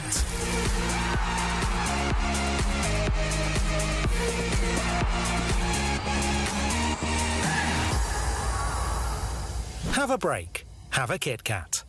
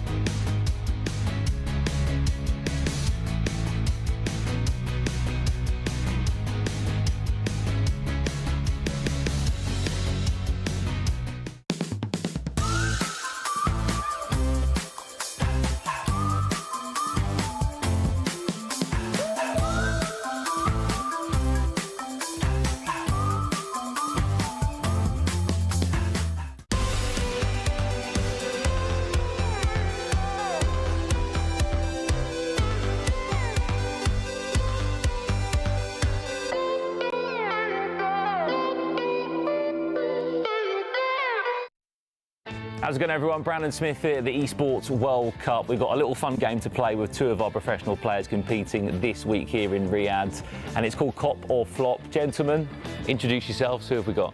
I am a goal poacher, play for Montpellier, and that's it really. I am Matías Bonano, I'm playing for Man City. Well, the rules of the game are very simple. We have got a handful of foot items to discuss with two of our pro players, and basically, gentlemen, cop or flop. First player up, 99 rated footies, Mohamed Salah. Cop, 100%. Finesse shot plus, first touch plus. Matthias, he has got 4 play style pluses. Yeah, it's for me it's the same. It's like finesse shot is so important in the game, and it's incredible card in the statistic. I didn't try him, but it's cop obviously. Next up, 96 rated footies, Petr Cech. Yeah, for me I love Peter Cech, so it's cop in the last card was incredible. This I didn't try a lot, but I think it's so good. It's 96 of media, so yeah. Absolutely, best keeper in game, Cech.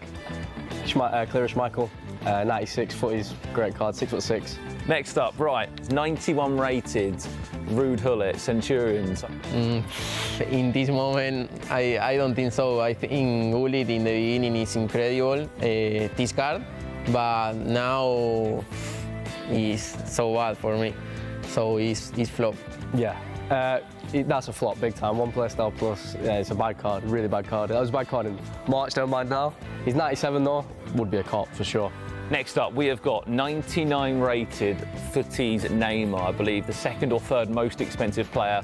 Controversial for me, right? I don't love Neymar, so is he going to get in my team? No, so maybe flop. But on the bench? Probably not still. I don't like Neymar. No, I don't like Neymar. I don't know. I don't use him, but he's so good. Yeah. In the starting team or on the bench? In the bench, I think. Yeah. Next up, base Ronaldinho. I feel like it's going to be a double flop. Oh yeah, big time. Trickster plus, terrible. Novas. You wouldn't use him in January, genuinely. If Neymar is in the middle, Ronaldinho is flop. Flop. 1 man left to go. 98 rated team of the tournament, Kylian Mbappe. Goal poacher. Best card in the game. Mbappe's best card on every game. He's 1,000,000% a cop. It will be in every team. The pace is not true. Say 99 is 140. I don't know. It's like incredible. It's the best card in fast. I don't know. Yeah. Yeah. Well, there we have it. That was cop or flop. Goal poacher, Matías Bonano. Good luck at the Esports World Cup. We'll see you both out on the pitch. Thank you. Thank you.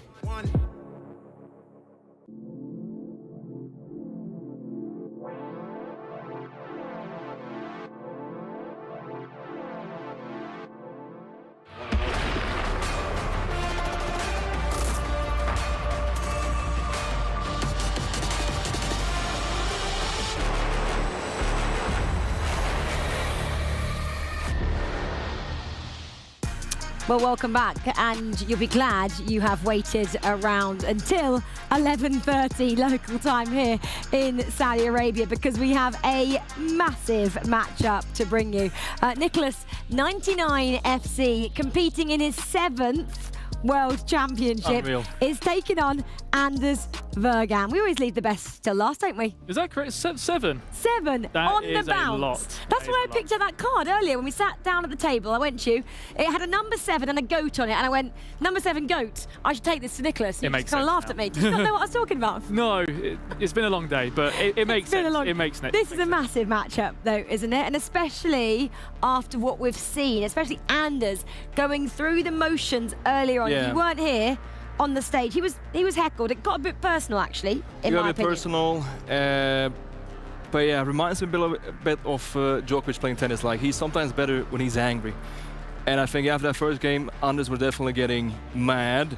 And we saw second game, he was playing much, much better. Sometimes I think he has to get a bit, like, probably a bit triggered to play better. I think he's going back for revenge.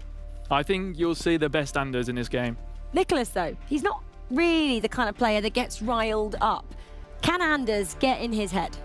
I think so. I think Nicholas is very, very good at everything. Attack, defense, mentality. You won't see any emotion, but if Anders is playing his A game and he's doing his celebrations and stuff like that, you're opposite the player. You know, you are going to see it, and it will affect you whether you'll see it visually or not.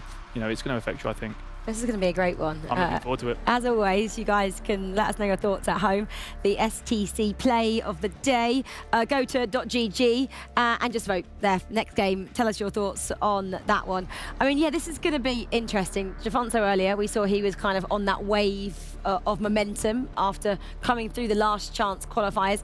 Nicholas, do you expect to see the same thing? Because he hasn't particularly been progressing as we'd have hoped in previous massive matchups. Quick one from both of you. Is he going to take the win? Nicholas, yes or no? No. No. No! Guys are going Anders, the young gun, who's taken a title only about 6 weeks ago. He had 2 titles this year, a world title and a European one. He's up. The final match on the main stage in the Giddy Arena. It is Nicholas taking on Anders. Thank you, guys. Wow, I am still not over what we just witnessed here on this stage behind us. Unbelievable. That penalty shootout, I have never seen anything like it, right? The fact that it got to penalty shootouts and we're getting to like 12 goals, it's absolutely insane. And to quote a good friend, it was an absolute humding of a game. Is that me you're quoting? Sure, so be it. We'll go with that. Okay, let's get our final players for tonight on the main stage up right now. First off, it is Nicholas 99 FC representing Cloud9. Nicholas lost his first game but won his second and has multiple titles to his name. He is known for his incredible goal-scoring ability. Will we see that from the Argentinian tonight? And his opponent representing RB Leipzig, Vegang. The reigning world champion has had a taste of the Giddy Arena earlier today and what it's like to face a crowd rooting against you. But the man with the longest win streak and multiple records is not shaken by that first loss, immediately bouncing back in game 2 and looking for more on our stage. I just love that Vegang does not care about the boos, about what anyone in the audience is saying. He's just so in the zone, isn't he? You can't be number 1 if you keep caring about it, right? Very true. Okay, let's head to our casters. Thank you so much, Nicole and Milos. I mean, look, what a way to end day 1 here at the Esports World Cup featuring EAFC. We have seen big matchups. We have seen some of the biggest players in this scene go head-to-head. But this one is just so good. The Iceman against the Phenom, Anders Vegang. Mr. Mike LaBelle joins me in the commentary for this one. Mike, we wait years to see these matchups. We're getting them in the group stage. Yeah, I was just going to say, you couldn't write a better script. This is typically what you'd see in a finale. In fact, we've seen the matchup before. We've seen that type of situation. Usually it would be an elimination game. Of course, we're in the group stages. I don't think either of them would feel maybe happy coming into this. Maybe they both feel that they could be or should be undefeated. We saw Vegang earlier with PhD, very animated. I've always said Vegang might be the most entertaining player we have in the scene. I don't know what's going on in his head. I'd love to be in there sometimes. Sometimes maybe I don't want to be there. He's having all sorts of different conversations. And then Nicholas gives you the reverse. You get nothing. One thing they have in common, Mike, as well, they both lost their opening games, didn't they? But they've both just come off a win. And it was interesting to hear what Gorilla said there about you coming into maybe a really dangerous Anders Vegang. You could have the same argument about Nicholas. It's hard. You don't get a lot of emotion from Nicholas. We call him the Iceman for a reason. It dates back to when he had the heart monitor. It never moved. We didn't know what was happening. That's just where he's at. That's his state of flow. And then Vegang, I always question, and you heard Yvonne talk about it a little bit too, is he might play better angry. He sometimes needs that extra pusher, that animation. There's games that I feel that he should be pumped up for and have a lot of energy, and he doesn't. And there's other matchups that I thought would have been more of a quiet game, and he's jumping all over the place. He's talking to the controller. He's got the crowd. He's making phone calls. No headphones. I don't know. I don't know, and that's why you got to tune in. Well, here's a fact for you and those at home as well. Anders Vegang has never lost to Nicholas in a competitive game. They played 3 times. Twice last year here in Saudi Arabia. They were both in the same group. Surprise, surprise. They're in the same group again at the Esports World Cup. It was a draw and a win for Anders. They also played in the Champions League last year in London, where Anders won that game. Was very emotional after the game as well. I think maybe that was his realization, Mike, of just how good he was. No doubt about it, and I remember that. I was vividly in place for those reactions. And I would say going into this matchup, if you're at home trying to figure out what you're looking to expect, Anders will want to play a very fast-paced game. You want to speed it up, a lot of offense, a lot of step overs, very aggressive. Nicholas is a little more structured, a little more of a control player, a lot more balance to his gameplay. Almost looks as if he's following a rule book or a guidance plan to playing the best FC possible. So you've got kind of a wild card going into, I would argue, the greatest structured player of all time. I would put Nicholas and MS Desari in that same type of category in terms of how they micromanage the defensive players and how they look at the game, the offside traps, finding space, being able to adapt on the fly. It's highly impressive. I can say as well, in this last round of action for day one here at the Esports World Cup featuring EAFC, we've got Nathan SR against Manu Bashore, MS Desari against PHN, and Banana Goal Poacher. And I believe we will be ready to go in just a few in-game seconds time. Last settings being checked and changed between these two. But I mean, as Rachel was saying on the build-up, 7 World Championships in a row he's qualified for. You could argue technically 8 in that conversation as well. It's the first of a year we've had 2 big World Finals. His consistency is ridiculous. And the fact is, Mike, he had to qualify on the last chance qualifier 2 days ago here in Riyadh. He didn't do it in Dallas when we were there. He didn't do it in Sweden. He had to come back for that last chance qualifier. Which I believe gives you a certain amount of confidence, a little momentum. There's no one more informed than you. And we actually saw that earlier today with the likes of Jafonzo. He looked dominant, came out the gates, scoring goals, not conceding anything, perfect on the defensive end, and offensively so clinical. It does give you a boost, it has to. What a start for Jafonzo and Young. Again, that was in Group A, but this is over in Group B. And it is the big one. The Iceman, Nicholas 99, against Anders Vergang, recent FC Pro World Champion. It's not a knockout game, it's not a final. Believe it or not, it's just in the group stage, but regardless of that, a massive 3 points on the line here. What an opportunity, Mike, to go to bed tonight knowing, look, I've got 6 points on the board, I've still got a handful of games to play tomorrow, but I'm on the right track. I'm back on the right wave. And both of these competitors wouldn't be happy with a 5th or a 6th place finish. They're not trying to join the resurrection or the redemption or have to battle through a secondary bracket. They would have a higher expectation of definitely be front runners in the group regardless of the competition. As we said, 8 players in each group here at the Esports World Cup featuring the EAFC. Top 3 straight through to the knockouts. 4th, 5th and 6th going to that resurrection part of the competition where you are still fighting to keep your tournament alive. And if you finish 7th or 8th, bottom 2 in the group, you will be eliminated. This could be an early start here. It's a great block from Haaland. Keeper goes down to ground, and it will go out for a goal kick in the end. That was Nicholas's first chance in the box of Anders Vergang. 5 minutes played here. You didn't see the last matches they played. Anders beat Goal Poacher 4 goals to 2. And it was a narrow but important 2-1 win for Nicholas against Nathan SR, the CONMEBOL Libertadores champion this year. And we should reiterate it for anyone that's just tuning into this matchup. There are no draws. We will play till there's a win. And that's different than some of our previous competitions, which you get to the finals, you're getting to the big stages, and you have a group. We typically have that built in. I like it. Personally, I'm into it. We just saw an incredible matchup with Desari. Big chance. Anders is going to be 1-0 down. 8 minutes in. Nicholas just got him into a scenario where he had to choose a way of the goalkeeper movement. But what did he do? Cold, composed, typical Nicholas. Just took the extra few seconds, Mike. I was going to say, he had too much time. He had too much time, Brandon. You see the end line work. I mean, we've seen goals like this, but you pause, you wait to see if the goalkeeper's going to scoot, you pick out a corner.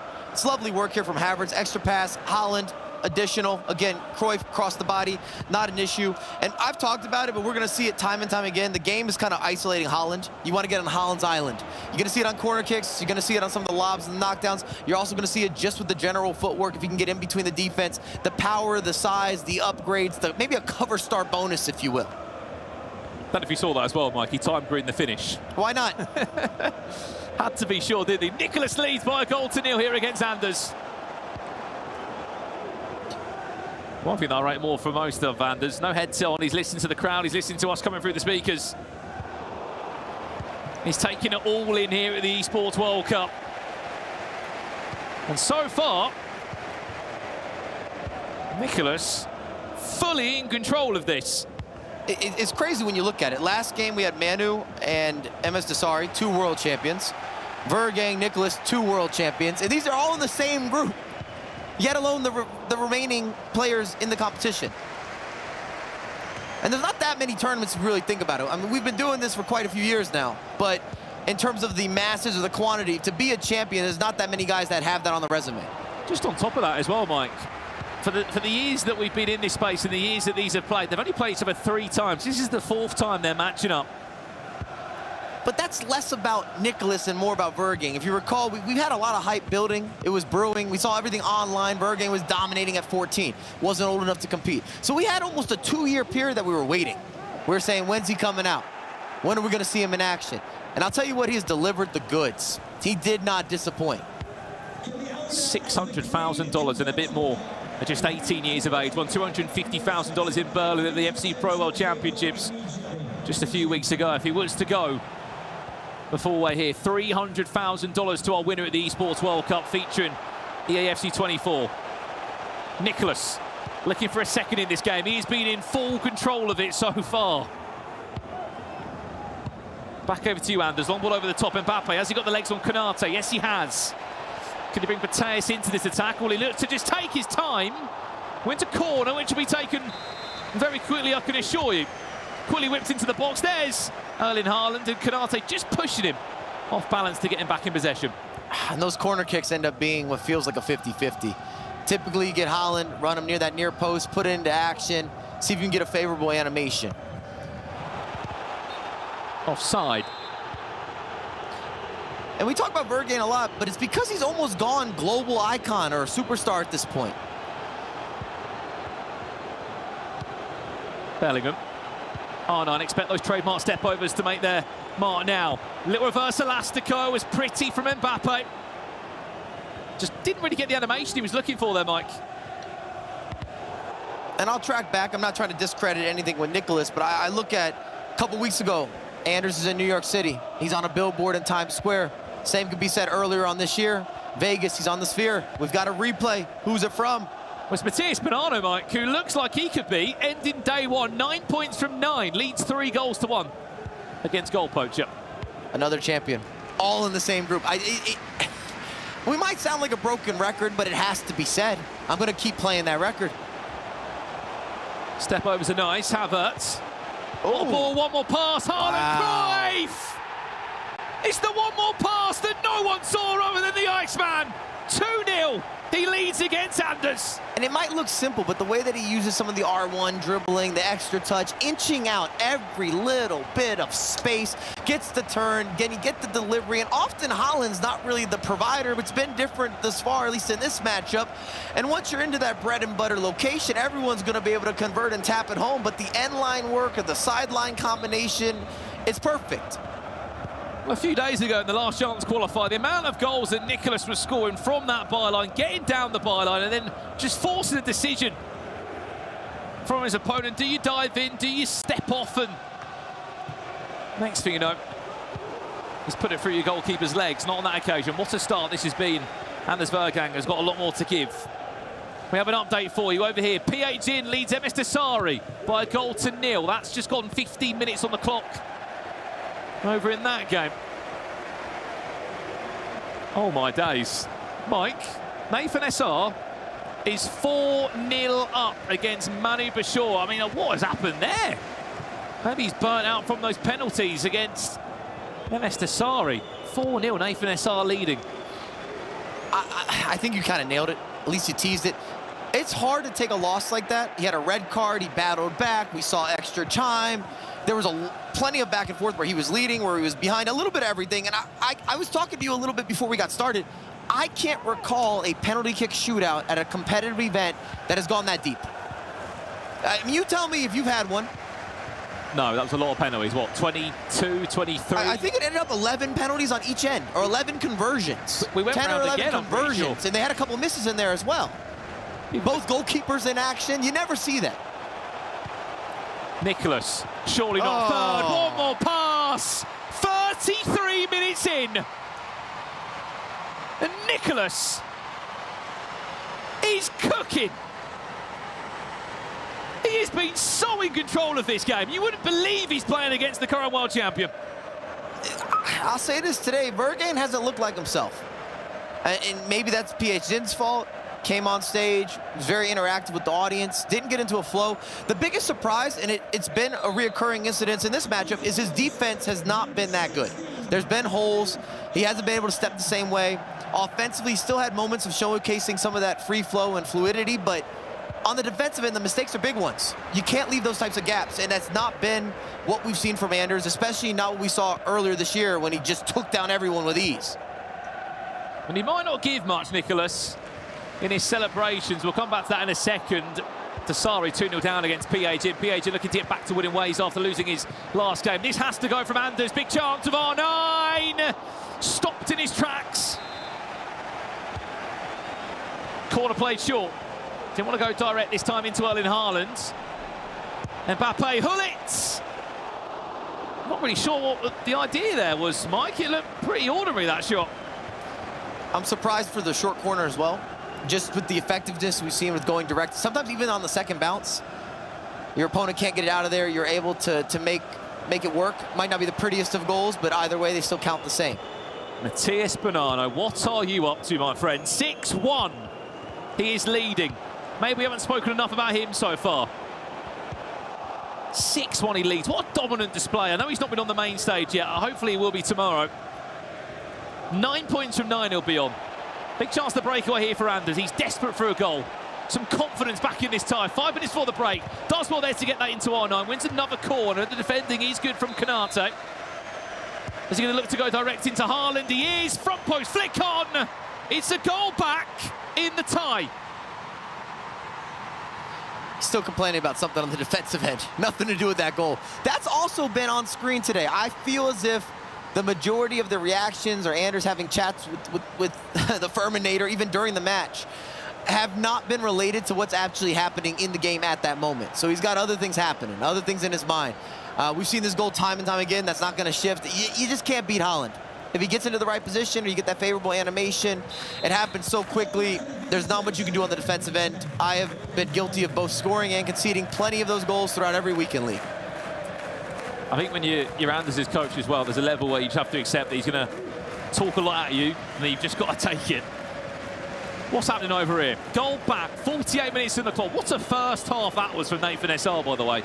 4-0 he was leading against Maru. Maru has got a goal back, still plenty of time left in that game. I can't wait to see this group table standings after this game is concluded, because other than Matthias Bonanno, no one's really going to be pulling away. Sort of everyone's picked up a result other than goal poacher, as it currently looks. Last chance of the half it. Nicholas leading Anders, 3 goals to 1. Is he on for a fourth? Down that byline again. Stopped there by Virgil van Dijk. And that will do us for the halfway point. The Iceman. And he's looking cool and composed at the halfway point. He's in a great position, leading by 3 goals to 1. And I mean, we've talked about it, but I think we have to bring it up again. When you look at Group B, Vergang, PH Zin, Matthias Bonanno, Manu Bashor, MS Dasari, and Nicholas are all world champions, international champions, not winning something domestic, not getting the business done. In some of these instances, multiple times they've won world events. It is just remarkable. The creme de la creme, the best of the best. The grass is green, the sky is blue. In this group, I don't want to be in it. It is the best group I don't think we've ever seen a group better. We haven't. I looked through previous tournaments. I went through this. I went for a deep dive. You go through those players again, Mike. Most of those players have earned over $500,000 in prize earnings. Just shows how good they've been and how much they have won in this esports space. Manu Bashor, 25 minutes left in the game now. Has clawed another one back there with Mbappe. There is still time. Nathan SR was to give away a 4-goal lead. He wouldn't be sleeping well tonight. Manu Bashor can form some sort of comeback, make something out of nothing. We saw that happen with the red card. I was ready to write that game off. I thought MS Dasari would see it out easy. That was not what happened. If you want to watch back an instant classic with so many unexpected turns, previous game, put that on repeat. Emotion everywhere. Red card, penalty, 6-6. 22 penalties between the two. PA's in. Still leading 2-1 against Dasari. Dasari has got a goal back in that one. Sorry, heard us talking. He said, okay, I'll get you an update. We'll see if Vergen can give us a little more second half. Again, we didn't see some of the premium offense. Did miss a couple chances, a couple half chances he could have done better with. But defensively, I was very surprised. He more or less gave up the same goal 3 times. Bunch of end line work, and if it's not broke, you don't have to fix it. Nicholas is going to continue look for that abuse. Can he find the run of Cruyff? Down the byline, there's Havertz. Where's the cutback? Tries to stick it through the legs. It goes in! 4-1, Nicholas leads. He's been a trick up his sleeve. We saw it in the last chance qualifier. I don't know what the animation is, Mike, but he gets down the byline and he just pokes it through the goalkeeper's legs. I scored that goal a lot. I mean, that one maybe a little favorable. It got a save, it bounced in or rolled across the line, but you can nutmeg the goalkeeper. Most definitely, and when you go for the finish, you kind of just give it a love touch. But you have to be angled properly, you have to get the animation properly, but it can be done on purpose. It's not a bit of luck or good fortune. You just have to kind of line it up. But everything there goes together, goes in his favor perfectly to get the secondary bounce off the defender, hits the back of the net. It's not easy on the ice, but it's still another defensive mistake. He shouldn't be there. And it's Holland again with the assist. He's feeding everybody. He keeps letting him down the byline, and that's where Nicholas is creating all of his chances. 4-1, he leads now. And you can just see how frustrated Anders is on the left-hand side of your screen. Someone as gifted as Anders Vergen offensively, we are talking about one of the greatest control, structure, defensive-oriented players of all time. I don't know if I can see it. He's got to start doing things quickly. You do have longer halves, of course. This year, that's been introduced. You've got time to work with. You just got to force Nicholas into that many mistakes, and you have to stop him. And Nicholas will know more than anyone what his head-to-head results against Anders Vergen. He hasn't beaten him before. 2 defeats and a draw against him. The last time they played was here in Saudi Arabia last year. We've had to wait just over a year for these two to play again.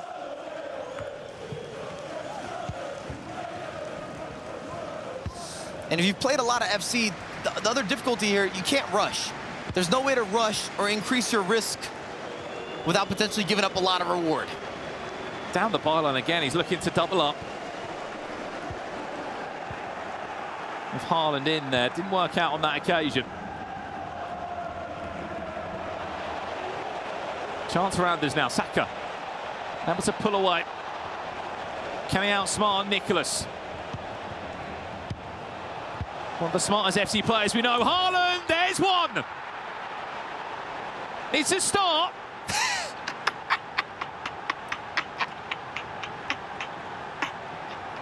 And he's lapping up. Whoever support is maybe not coming his way, or is coming his way here in Riyadh. Regardless of what happens, Brandon, it's a show. There's no doubt about that. Office. Win or lose, he's box office. If anything, you might argue having an audience here is not beneficial for Anders Vergen. I don't know if I've ever seen him so distracted, but I'm here for all of it. I'm so dialed. I'm tuned in like you couldn't believe. My phone has been buzzing all day, ever since he's taken the stage. It's almost like there's a goal notification, whether he's scoring or he's conceding. Everything's vibrating.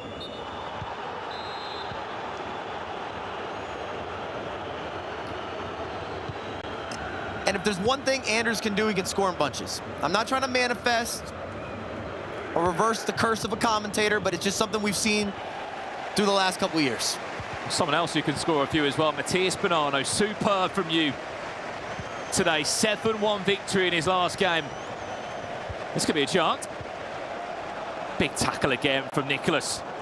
It is the question marks that now will come his way, as the press will be fierce. It will be difficult to deal with. Update over here, what we're looking at. We are looking at Nathan SR. Oh. Just pulling away from it, Mike.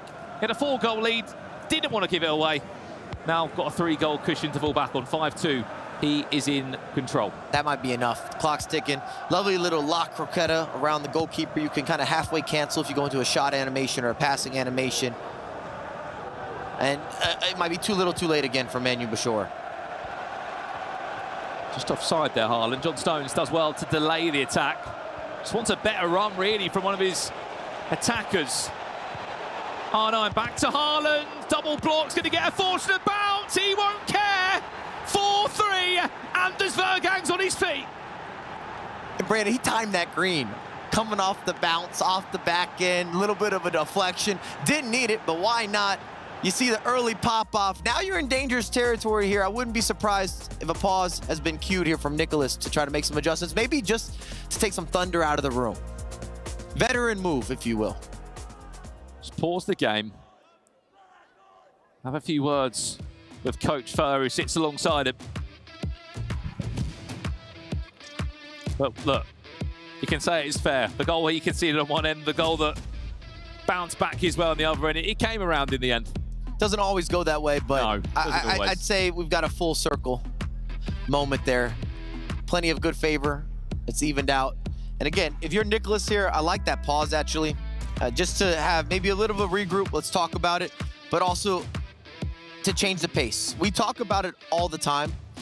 Being able to shift the pace of a game or dictate the rhythm. And I know it's a pause and it doesn't change everything dramatically, but anything with the flow plays a big factor in the FC world. Everything is around timing, offensively and defensively.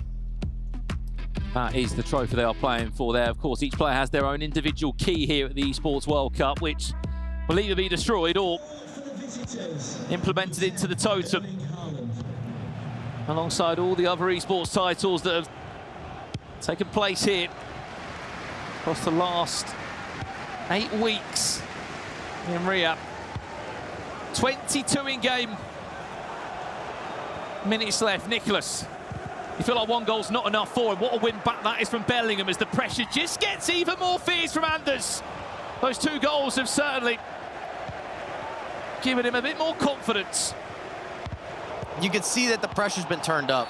It's more aggressive, the double teams, the team press, micromanaging.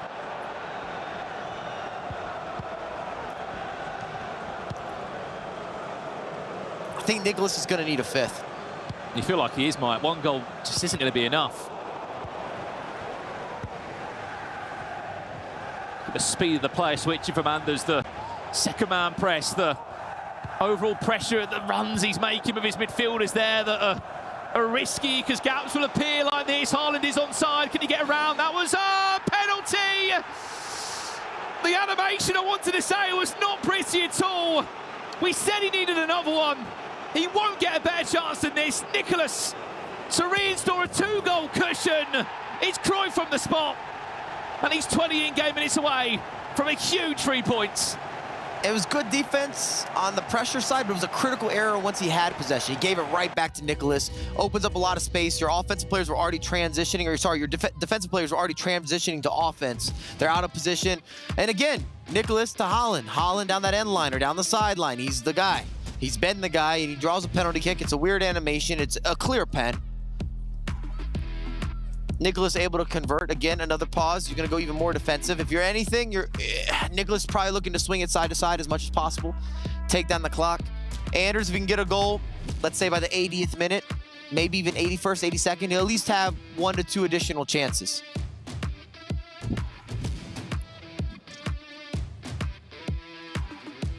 Just a small technical change there to be sorted. I mean, the good thing is as well, Mike, in another breath here, is that regardless of what this result is, they are going to go back after this game. The players sleep. They've still got 4 more group games to play. In some ways, that's beneficial for some that might not have had the start or the end to the day that they would have wanted to. I mean, this is the reality. I don't have a problem going on record with this. Both these competitors will get out of the group. That's how I see it happening. So they'll be in that top 6. But the real debatable, the conversation, the narrative, the ball bouncing this way or not going for you or being able to handle the pressure is that top 3. And with the top 3 in each group, it's more than just being in the upper bracket. You are guaranteed $50,000, which in many years, that would be the top prize, winning the biggest of the events. Just to put it into perspective, and if you don't think these competitors have that in the back of their mind, they might be trying to bury it down, but it's there. You can't ignore it. And a top 8 placement, I would say, guarantees you a big contract, some sort of partnership, additional brands, even your personal gain from a content creator perspective or a live streamer, a pro player, your reputation, your credibility, it's all tied to how you close out the year. I think we've seen that even from the approach of some of the teams, even Cloud9 coming in, scooping up Nicholas, putting pen to paper. before he even was confirmed at the Esports World Cup. And they knew he'd pull through, and he did in the end. Some full-time results coming through there, you can see on your screen. Big chance, what a turn that is, what a tackle somehow. Scooped off the feet of Kylian Mbappe. See some of those silky looks from Anders again. Step overs, changing direction. Update for you, we have a replay. It's not an equaliser for Emis Desari, it's another goal for PAG in 3-1. He looks like he's closing out that game. Which would be 6 points for PAG at the end of the day. Emis Desari would be on 3, Matthias Bernardo would be on 9. Unfortunately for goal poach, it would be 0 from 9 as well. Would not be looking pretty for the Montpellier FC Pro player. Saying that still, Anders Vergaan could only be on 3 points as well from a possible 9. Unless he can turn it around in these last 10 in-game minutes. Haaland's round the corner. Is there a cutback available? Goes for a Trivela on his own. The angle was certainly interesting, but gets himself a corner. I think that has to come into play there. What's the best decision? Pro players always looking to play percentage. If you get a favorable animation, perhaps you're able to beat the goalkeeper. Second option, maybe it turns into a rebound. That could be favorable for you as well. Of course, a piece of luck there. Worst case, you're thinking corner kick. And we've seen how corner kicks change games. Today, I think the most corner kicks we've seen in one game scored / conceded 5 between 2 competitors. I mean, that's game-shifting type of conversion from set pieces, especially where you're looking for margins. Yeah, a corner might as well be a penalty sometimes this year on FC24. How often they're going, but you're right. If you can't get the angle you want, win a corner. We've seen how deadly they are, especially with that aerial plus. That 99 rated footies Haaland. Last couple of changes being made. It will be a corner for Anders to come in. Still needs 2 goals. There's Nicholas about to pick up his second win on the bounce. 1 against Nathan SR in his last matchup. Attention, an even bigger result here against Anders Vergaan. The first time he would have beaten him on a big stage like this. Corner came in, nothing came from it. De Bruyne. Back to Haaland! We got a game on our hands! 9 in-game minutes, only 1 goal that separates the 2.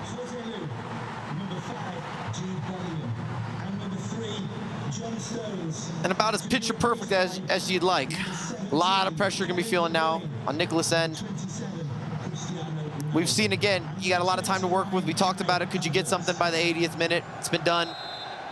Some favorable bounces, still had to green time it, put it across the body. We talk about kind of putting it into the mixer sometimes. The offensive players have been so upgraded. You can make the same argument for some of the defenders, but I do feel there is an edge when you look at the most meta guys that are up front or in that final third. Rafael Leao comes on just to inject some pace now. Back in possession is Anders Vergaan. Can he break down the Iceman? Block by block.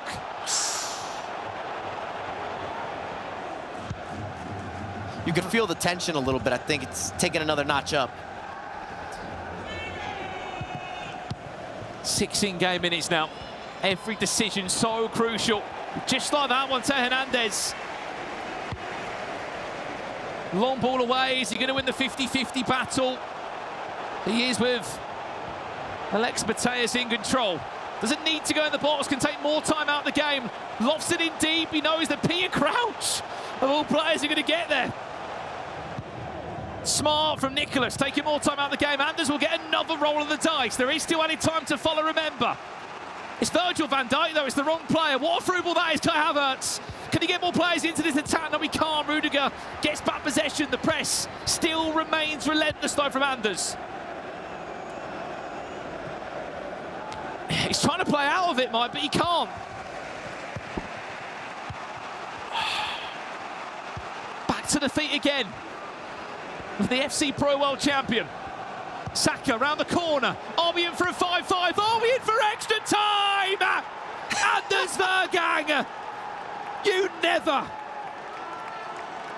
write him off. If he's not a showman, I don't know who is. It's something. And I was going to talk about it. The clearances, I don't think you can do it, but at the same time, you're not going to be able to swing it side to side for free. There's going to be a punishment. There's going to be a cost to being that defensive, being that passive at the end of the game. And if anything, Nicholas took a risk of clearing it deep and counting on his defense. Could the defense make a stop? I think that might be the first smile we've seen from him today as well. He hasn't had too much to smile about. There was always a chance. There was always a question mark. Would Nicholas be able to freeze this game out? Or would Anders come back again? 5-5. There is a couple of in-game seconds left, Mike, and it'll be Nicholas with that kickoff. Nicholas might be able to formulate one more attack here. You do get a little bit of time to work with, even towards the end of these matchups. And it's got to be said with Anders with the goal. It's classic as they come. Just a wake up, step over, gives you that instant speed boost. If you're looking to get into the pro level scene, you have to be good with the step overs or the body feints. There's certain skills that are just required. I'd make the same argument for the ball roll. It's a lot of the simple skills, or even integrating different versions and variations of some of the fake shots. Mandatory at all levels. Some of the late changes that Nicholas made in the game as well. He might have to take those players into extra time. Peter Crouch coming on, Mike. Have you ever seen Peter Crouch in a I understand it. Before? 6'7" with aerial. I get it. Brand new footage item. I get the logic. You now have another guy you can lob it to see out a game. Just before this, they had an opportunity where Peter Crouch was climbing that ladder. Rocket ship Crouch, winning knockdowns. I'm telling you, I think, or I believe, and it's easy to do this from this position. Hindsight is perfect. Nicholas went a little too defensive, a little too early. And was left in a position, Mike, where he had to just try and see it out and see the clock out, and it's hard to do when you've got Anders Vergang just putting everybody forward. 3 minutes of added time. There's enough time there to make a chance happen for one of these two. 5-all. And Maroni in the group stages here at the Esports World Cup featuring FC24. Nicholas, have you still got some ice left in those veins for us? 30 in-game seconds left. Looks like the last chance to fall to him. Cruyff, dispossessed. Anders might get it. No, he won't. We've played the added time. Extra time will be needed. 10 goals between the two. Nothing to separate them after 90 minutes. Nicholas has done well there to close out the game, though. I know he didn't get that final chance, but he took the clock down. It was still controlled. He's in the right areas. I see Anders definitely feeling energized. If anything, Nicholas should have been doing that maybe for the last 15 minutes, where it was going side to side, but you're still looking to push it forward. You still had an aggressive side. You still were looking to extend the lead. I just think Anders is so unforgivable when it comes to trying to hold the ball. You can't play not to lose. You have to go for it at all times. You can't argue, Mike, against the games we've seen today. We know we're looking at the best of the best, the creme de la creme, as you said. Read it out. Read it out, though. You can't make up the matchups. You can't make up the results. They just keep going. There's a fight in every game. And unfortunately, with matches like this, we're going to have to go to a penalty shootout again, Mike. So maybe be ready for it. 30 more minutes, though, before we get there.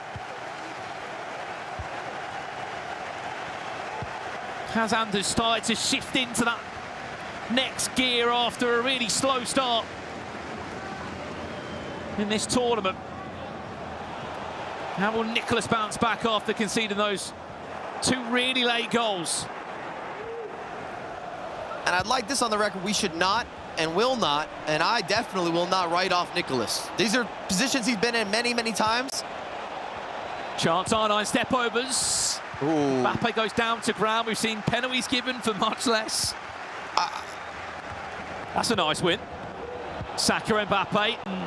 Aggressive tackle. The finish was red timed if it did come off from Mbappe. I was going to say Nicholas is the master of bend but don't break. Games that are 50-50 never seem that way with Nicholas.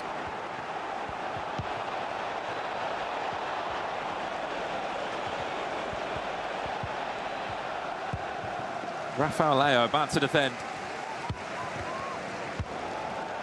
And that's a poor pass there from Nicholas. That's not what he's all about. He's been very fortunate, though, to get the ball back.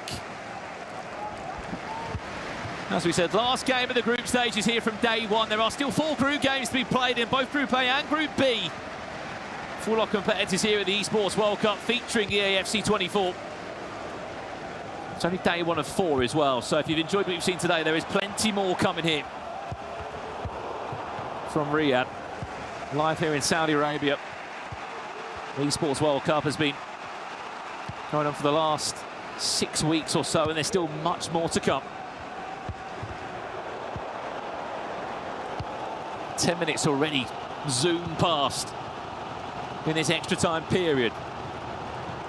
Haven't seen much from Nicholas yet. Are we going to see it now? Peter Crouch, was he onside? He was. Peter Crouch, ball rolling, finesse it. Come on. What world are we living in here? I'm telling you, this Peter's different, brother. And how's he pulled out? In theory, Brandon, what's changed? He's got Holland out, and Peter Crouch is now in that same role. So someone who maybe doesn't dribble as well, not quite as explosive, he's going to climb the same. Still going to have some footwork to work with. You might be able to argue the passing could even get a little more precise. It doesn't really make sense. We've never talked about it at the competitive level. It's a brand new item. I bet Anders is sitting there saying, how's Peter Crouch just done that? But look, this is footies. This is endgame, FC24, and you're getting all sorts of promo players coming out. Crouch would be so proud of this. You could probably argue he's been getting the raw end in previous games. He doesn't have a lot of usability, even at an intermediate level. Well, he's in motion now.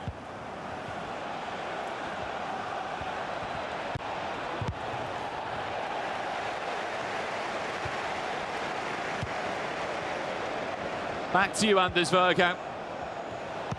Have you got a reply for a 6th time in the game? Nicholas going to be able to see this one out into half-time. He would end the down 6 points from 9. It's not bad going when you look how difficult this group is.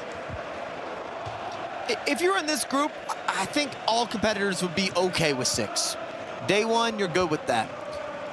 You might still be thinking about whatever loss you had, the bounce that didn't go your way, or a missed opportunity, but you still walk away with 6 points on the board. And this is going to be more of an interchangeable group in terms of a lot of this guy won against this player, and this player was able to beat that guy, and this is a bogey option or a bogey matchup, but you didn't play as well, or you were fantastic. You get where I'm going. I don't think it's going to be as clear-cut. I know we've talked about Badano, but even agree. Tomorrow, I don't think it's going to be as clear-cut. I know Badano's flying around, but no player leaves this group firstly unbeaten. There you go. Points will be dropped, but just how many points are going to be dropped? Yeah. Half-time, 15 in-game minutes away, Nicholas is from giving Anders Vergaan his 2nd defeat here in just 3 games at the Esports World Cup. Yeah, you're not getting out of this group unscathed. No. I just don't see how it's possible. And if we could see it with Nathan or Goal Poacher, both of them come in clear underdogs amongst the other competitors, less of the same track record, way less competitive achievement. That's not a knock on those guys. That's not taking away. That's just not disregarding. I'm just reporting on the facts, what's already happened, what we've seen in previous installments, even what we've seen this year for some of these guys. But if they were able to get their way into that top 6 conversation, we're going to see a champion go home, or a former champion eliminated early. As you said, Mike, top 6 is where you want to be. Top 3 gets you straight into that knockout stage, straight into that final day. Or if you're 4th, 5th or 6th, you're going to the resurrection stage where you will still be fighting to remain in the Esports World Cup here in Riyadh. 11 goals between these two, honestly. Some of the best FC24 you would have seen all year long. If this ends up being a Peter Crouch finesse shot after a ball roll cutting inside, we're going to have a story time. I'd like to say it'll be the first and last time, but probably not going to be, is it? I wanted it in one of the plays of the day. When we do a rewind, that needs to be in the list. Big chance for Nicholas. Big chance for Peter Crouch again. One more pass into Rafael Leao. Top corner. 7-5. Nicholas leads. Brandon, all 7 goals have came from Holland or Peter Crouch involved in the setup. Whether it's a direct layoff or they scored the goal directly themselves. Every single attack, it goes through that large and in charge, classic target man, big body, plenty of shoulders, a little bit brawly. I would say in the gym, but Crouch is on the thinner end. But that style of player. The 2 super sub, Mike, have come through and clutched up for him. Rafael Leao and Peter Crouch. You would never say that sentence, would you? I think Peter Crouch could have had a double there, too. He had already broken down the defender. He was in space. He could have gone at it alone. It could get worse here. David Janola's even on the pitch. Some of these substitution choices from Nicholas have been very different. There is still 10 minutes. It's how he plays these last 10 minutes. He did it before, Anders, from a scenario just like this. Does he go and score again, or does he just drain time out the game? Long ball in, Peter Crouch! What are we witnessing in the Esports World Cup? Nicholas 8, Anders Vergang 5, and Peter Crouch is on for a hat-trick. I'm not sure if the SBC is still available. He was like 40,000 coins. If you needed a recommendation or a big cosign, a stamp of approval, go get you a Peter Crouch. If only they still had the robot in the game. I'm doing it right now in the commentary booth. You can't stop me. I'm sure there'll be a lot more people using them this weekend coming. Unreal. Unreal. You might argue the footwork is better with Peter Crouch than even Holland. It's the best it's ever been. Well, 3-goal cushion for Nicholas.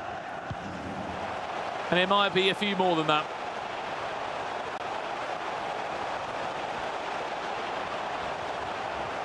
What response from Nicholas after losing to Maru in his first opening game.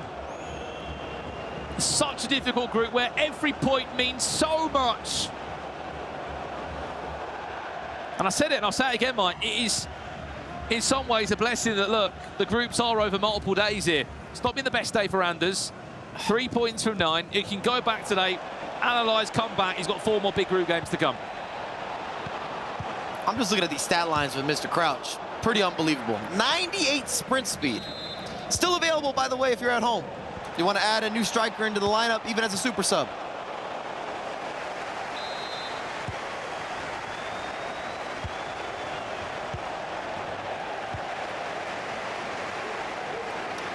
'96 strength on Peter Crouch.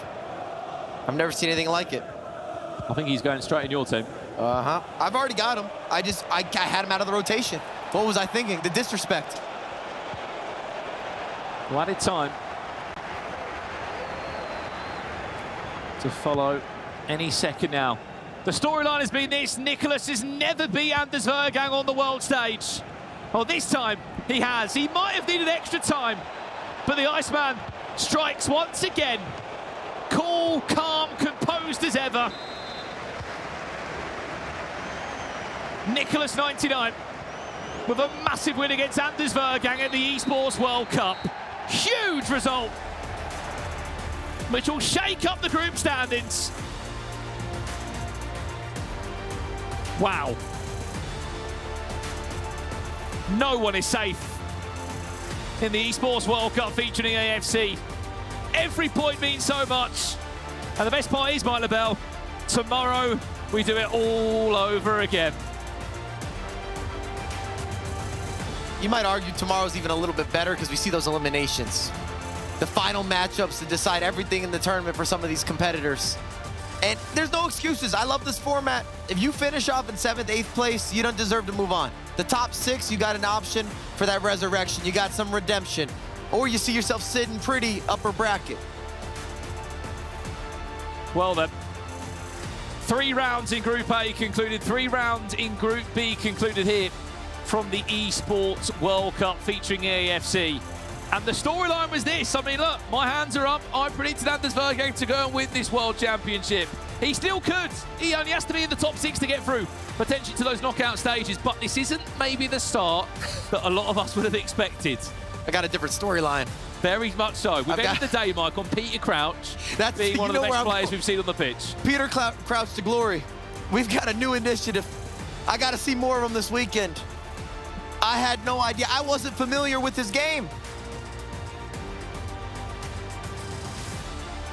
Well, you can just see there, Anders looking back on those goals that he conceded as well. He will leave today here in the Esports World Cup featuring FC24 with only 3 points to his name. Look, there is still 4 more group games to come, Mike. There's a long way still to be played here in Riyadh, but he will not be happy with that. The perfectionist that he is, it's a poor day for him. I'll tell you, I would not want to play Anders tomorrow. There's no way after the team talks. You know he's going to be critical, as you mentioned. He's going to come back more motivated than ever. maybe get him a pair of headphones. I feel like if anything, maybe he interacted a little bit too much with the crowd. Yeah, I think so. That PA's in game especially. I expected a game like we just saw there, maybe a 5-5 in extra time, but PA's in just blew him away. Well, literally. And again, seemed distracted. I'm just going to leave that out there. You know, I'm not in the training ground. I'm not on the back end of this, but if anything, you need him dialed in. And there's no excuse for Anders not getting out of the group. I don't think we can even start that messaging. Surely he'll see himself out of this group of death with every champion you could imagine. Pretty much. As we said, look, we're only 3 games deep. There are still 4 more group games to come from each group tomorrow and the day after that in the resurrection round. But for now, it's done from the commentary booth for me and Mike LaBelle. It's over to you guys in the studio, Rachel and the rest of the team. Thanks, guys. Go and get some sleep as well. It's approaching midnight here in Saudi. It's very much time to go to sleep for us and the players as well. We've been at it all day long. I'm just going to rewind the clock, actually, 120 minutes to pre that matchup. Guys, who did you go for the win there? I went for Nicholas personally. Sorry, say a bit louder. Nicholas? No, did you? Yeah, I'm sure I did. Did you? Apologies. Apologies, Nicholas. Sorry. Lo siento. They both said Anders was going to take the victory there. Wasn't to be. Nicholas with a great victory in the end, just to take him up to 6 on the points tally there. At the end of that, Anders looked puzzled. He was going back through that match. Are you puzzled with what you've seen from Anders? Not just in that matchup, but the first one on the main stage as well, when he also got defeated. I think personally, I would have been expecting more. I think he'd be expecting more from himself as well. He's getting 3 points out of the 9, but he can go back now, sleep, review the games and stuff. And he has more games to come back. You know, he has 3 out of 9 points, but I don't think we've seen the last of Anders. Oh, same here, but maybe as well some tweaks in his lineup, perhaps. I have one thing here I have to mention as his right back, Celu, which I think has for him been a huge issue. He's usually a striker. He's been quite popular playing as a right back for the past month, but I think now after the summer with plenty of new cards out, there are definitely better options. But also there might be like an issue that since he's won with that squad, he doesn't change it. And that might be sometimes a small weakness perhaps. And more people are going to look at Nicholas's squad now as well, with Peter Crouch, the unexpected new addition that he's using, which has seemed to be making quite the impact. It does happen. Well, for sure, if I wasn't playing good and someone was getting a lot of wins, I'd be looking at it for sure. Exactly. Well, Group A and B, 3 matches in each have been completed. 1 player in each are undefeated. You can see there Young and then Banano in Group B. 9 points next to their name, and then 3 on 6. That's Nicholas, Nathan and PH Zin, and then 3 players on 3 points as well. Emma Stasari, Manu and Anders Vergang. Goal poacher at the moment with 0 points. Very similar, both of the groups here. We expected that. When you don't get a draw, you're going to have tables which look like that, aren't you? Every game is hard. Like, for this tournament, all 16 players can beat each other, and I think, you know, even the players on 0 points, as I've said, I think they'll come back tomorrow, and you might see this table looking a lot different. Yeah, we'll have to wait and see. 3 matches tomorrow, then we have the final match on Saturday before we go to the resurrection side of things, which is going to make things very interesting. Okay, well, we've obviously been in the stadium all day today, but Leah Ravel, she's been in the secondary stadium giving us all the updates. So for the final time this evening, Leah, what have you got for us? I will spare you all of the corny and cringe intros as all of the group stage matches for day 1 have concluded. But don't worry, they'll be back tomorrow. Matías Bonanno starting his journey in the Esports World Cup with a flawless performance, taking all 9 points from 9. His last match winning 7 goals to 4 against Goal Poacher. I had to read there to make sure. Nathan SR99 with a monstrous victory, 7 goals to 3 against Manu Pachore. Manu, a little bit of a slow start for day 1, but I reckon a very good day 2 for him tomorrow. We'll see him through at least to the resurrection round. PH Zin and MS Dossery battled it out in a very close game, but PH Zin in the end taking those 3 points.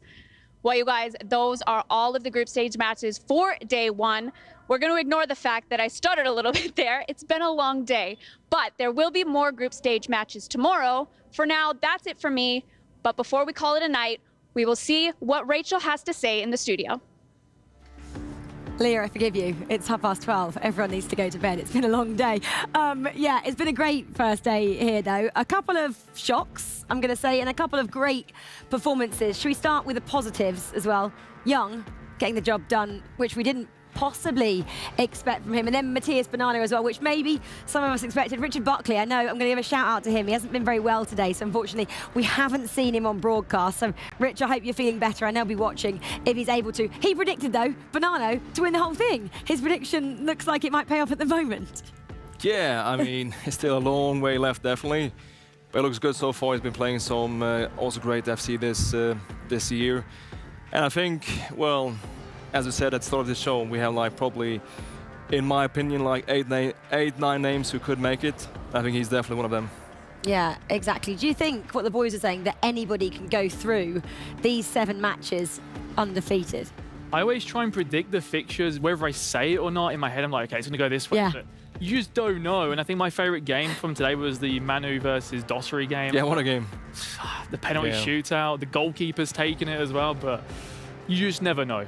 We said this is the World Cup we think everyone wants to win. There's so much money on the line, but it's just such a grand arena as well. And we've seen that, haven't we, in how every single person has played today. They've played like it is the best tournament on the planet, which I can vouch that it is pretty cool in here.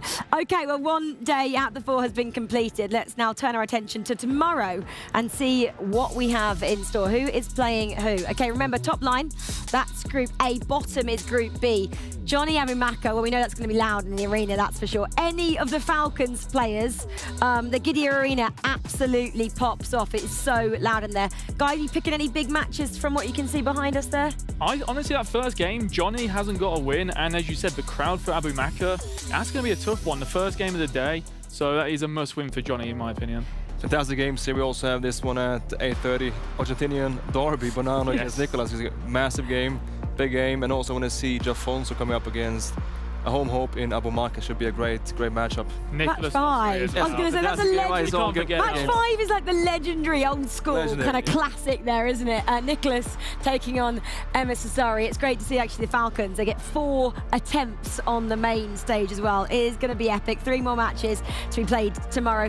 Anyone going to really find something? Obviously, Johnny has and Gold Poacher. Can they really flip things around in only less than 24 hours notice? I think there's a lot of time. You're going to watch your own games back, and honestly, just watching how the top performers are doing, maybe there's something you're missing in your game, and it could just be a confidence thing. So maybe brand new day, they come back, and Johnny might win every game.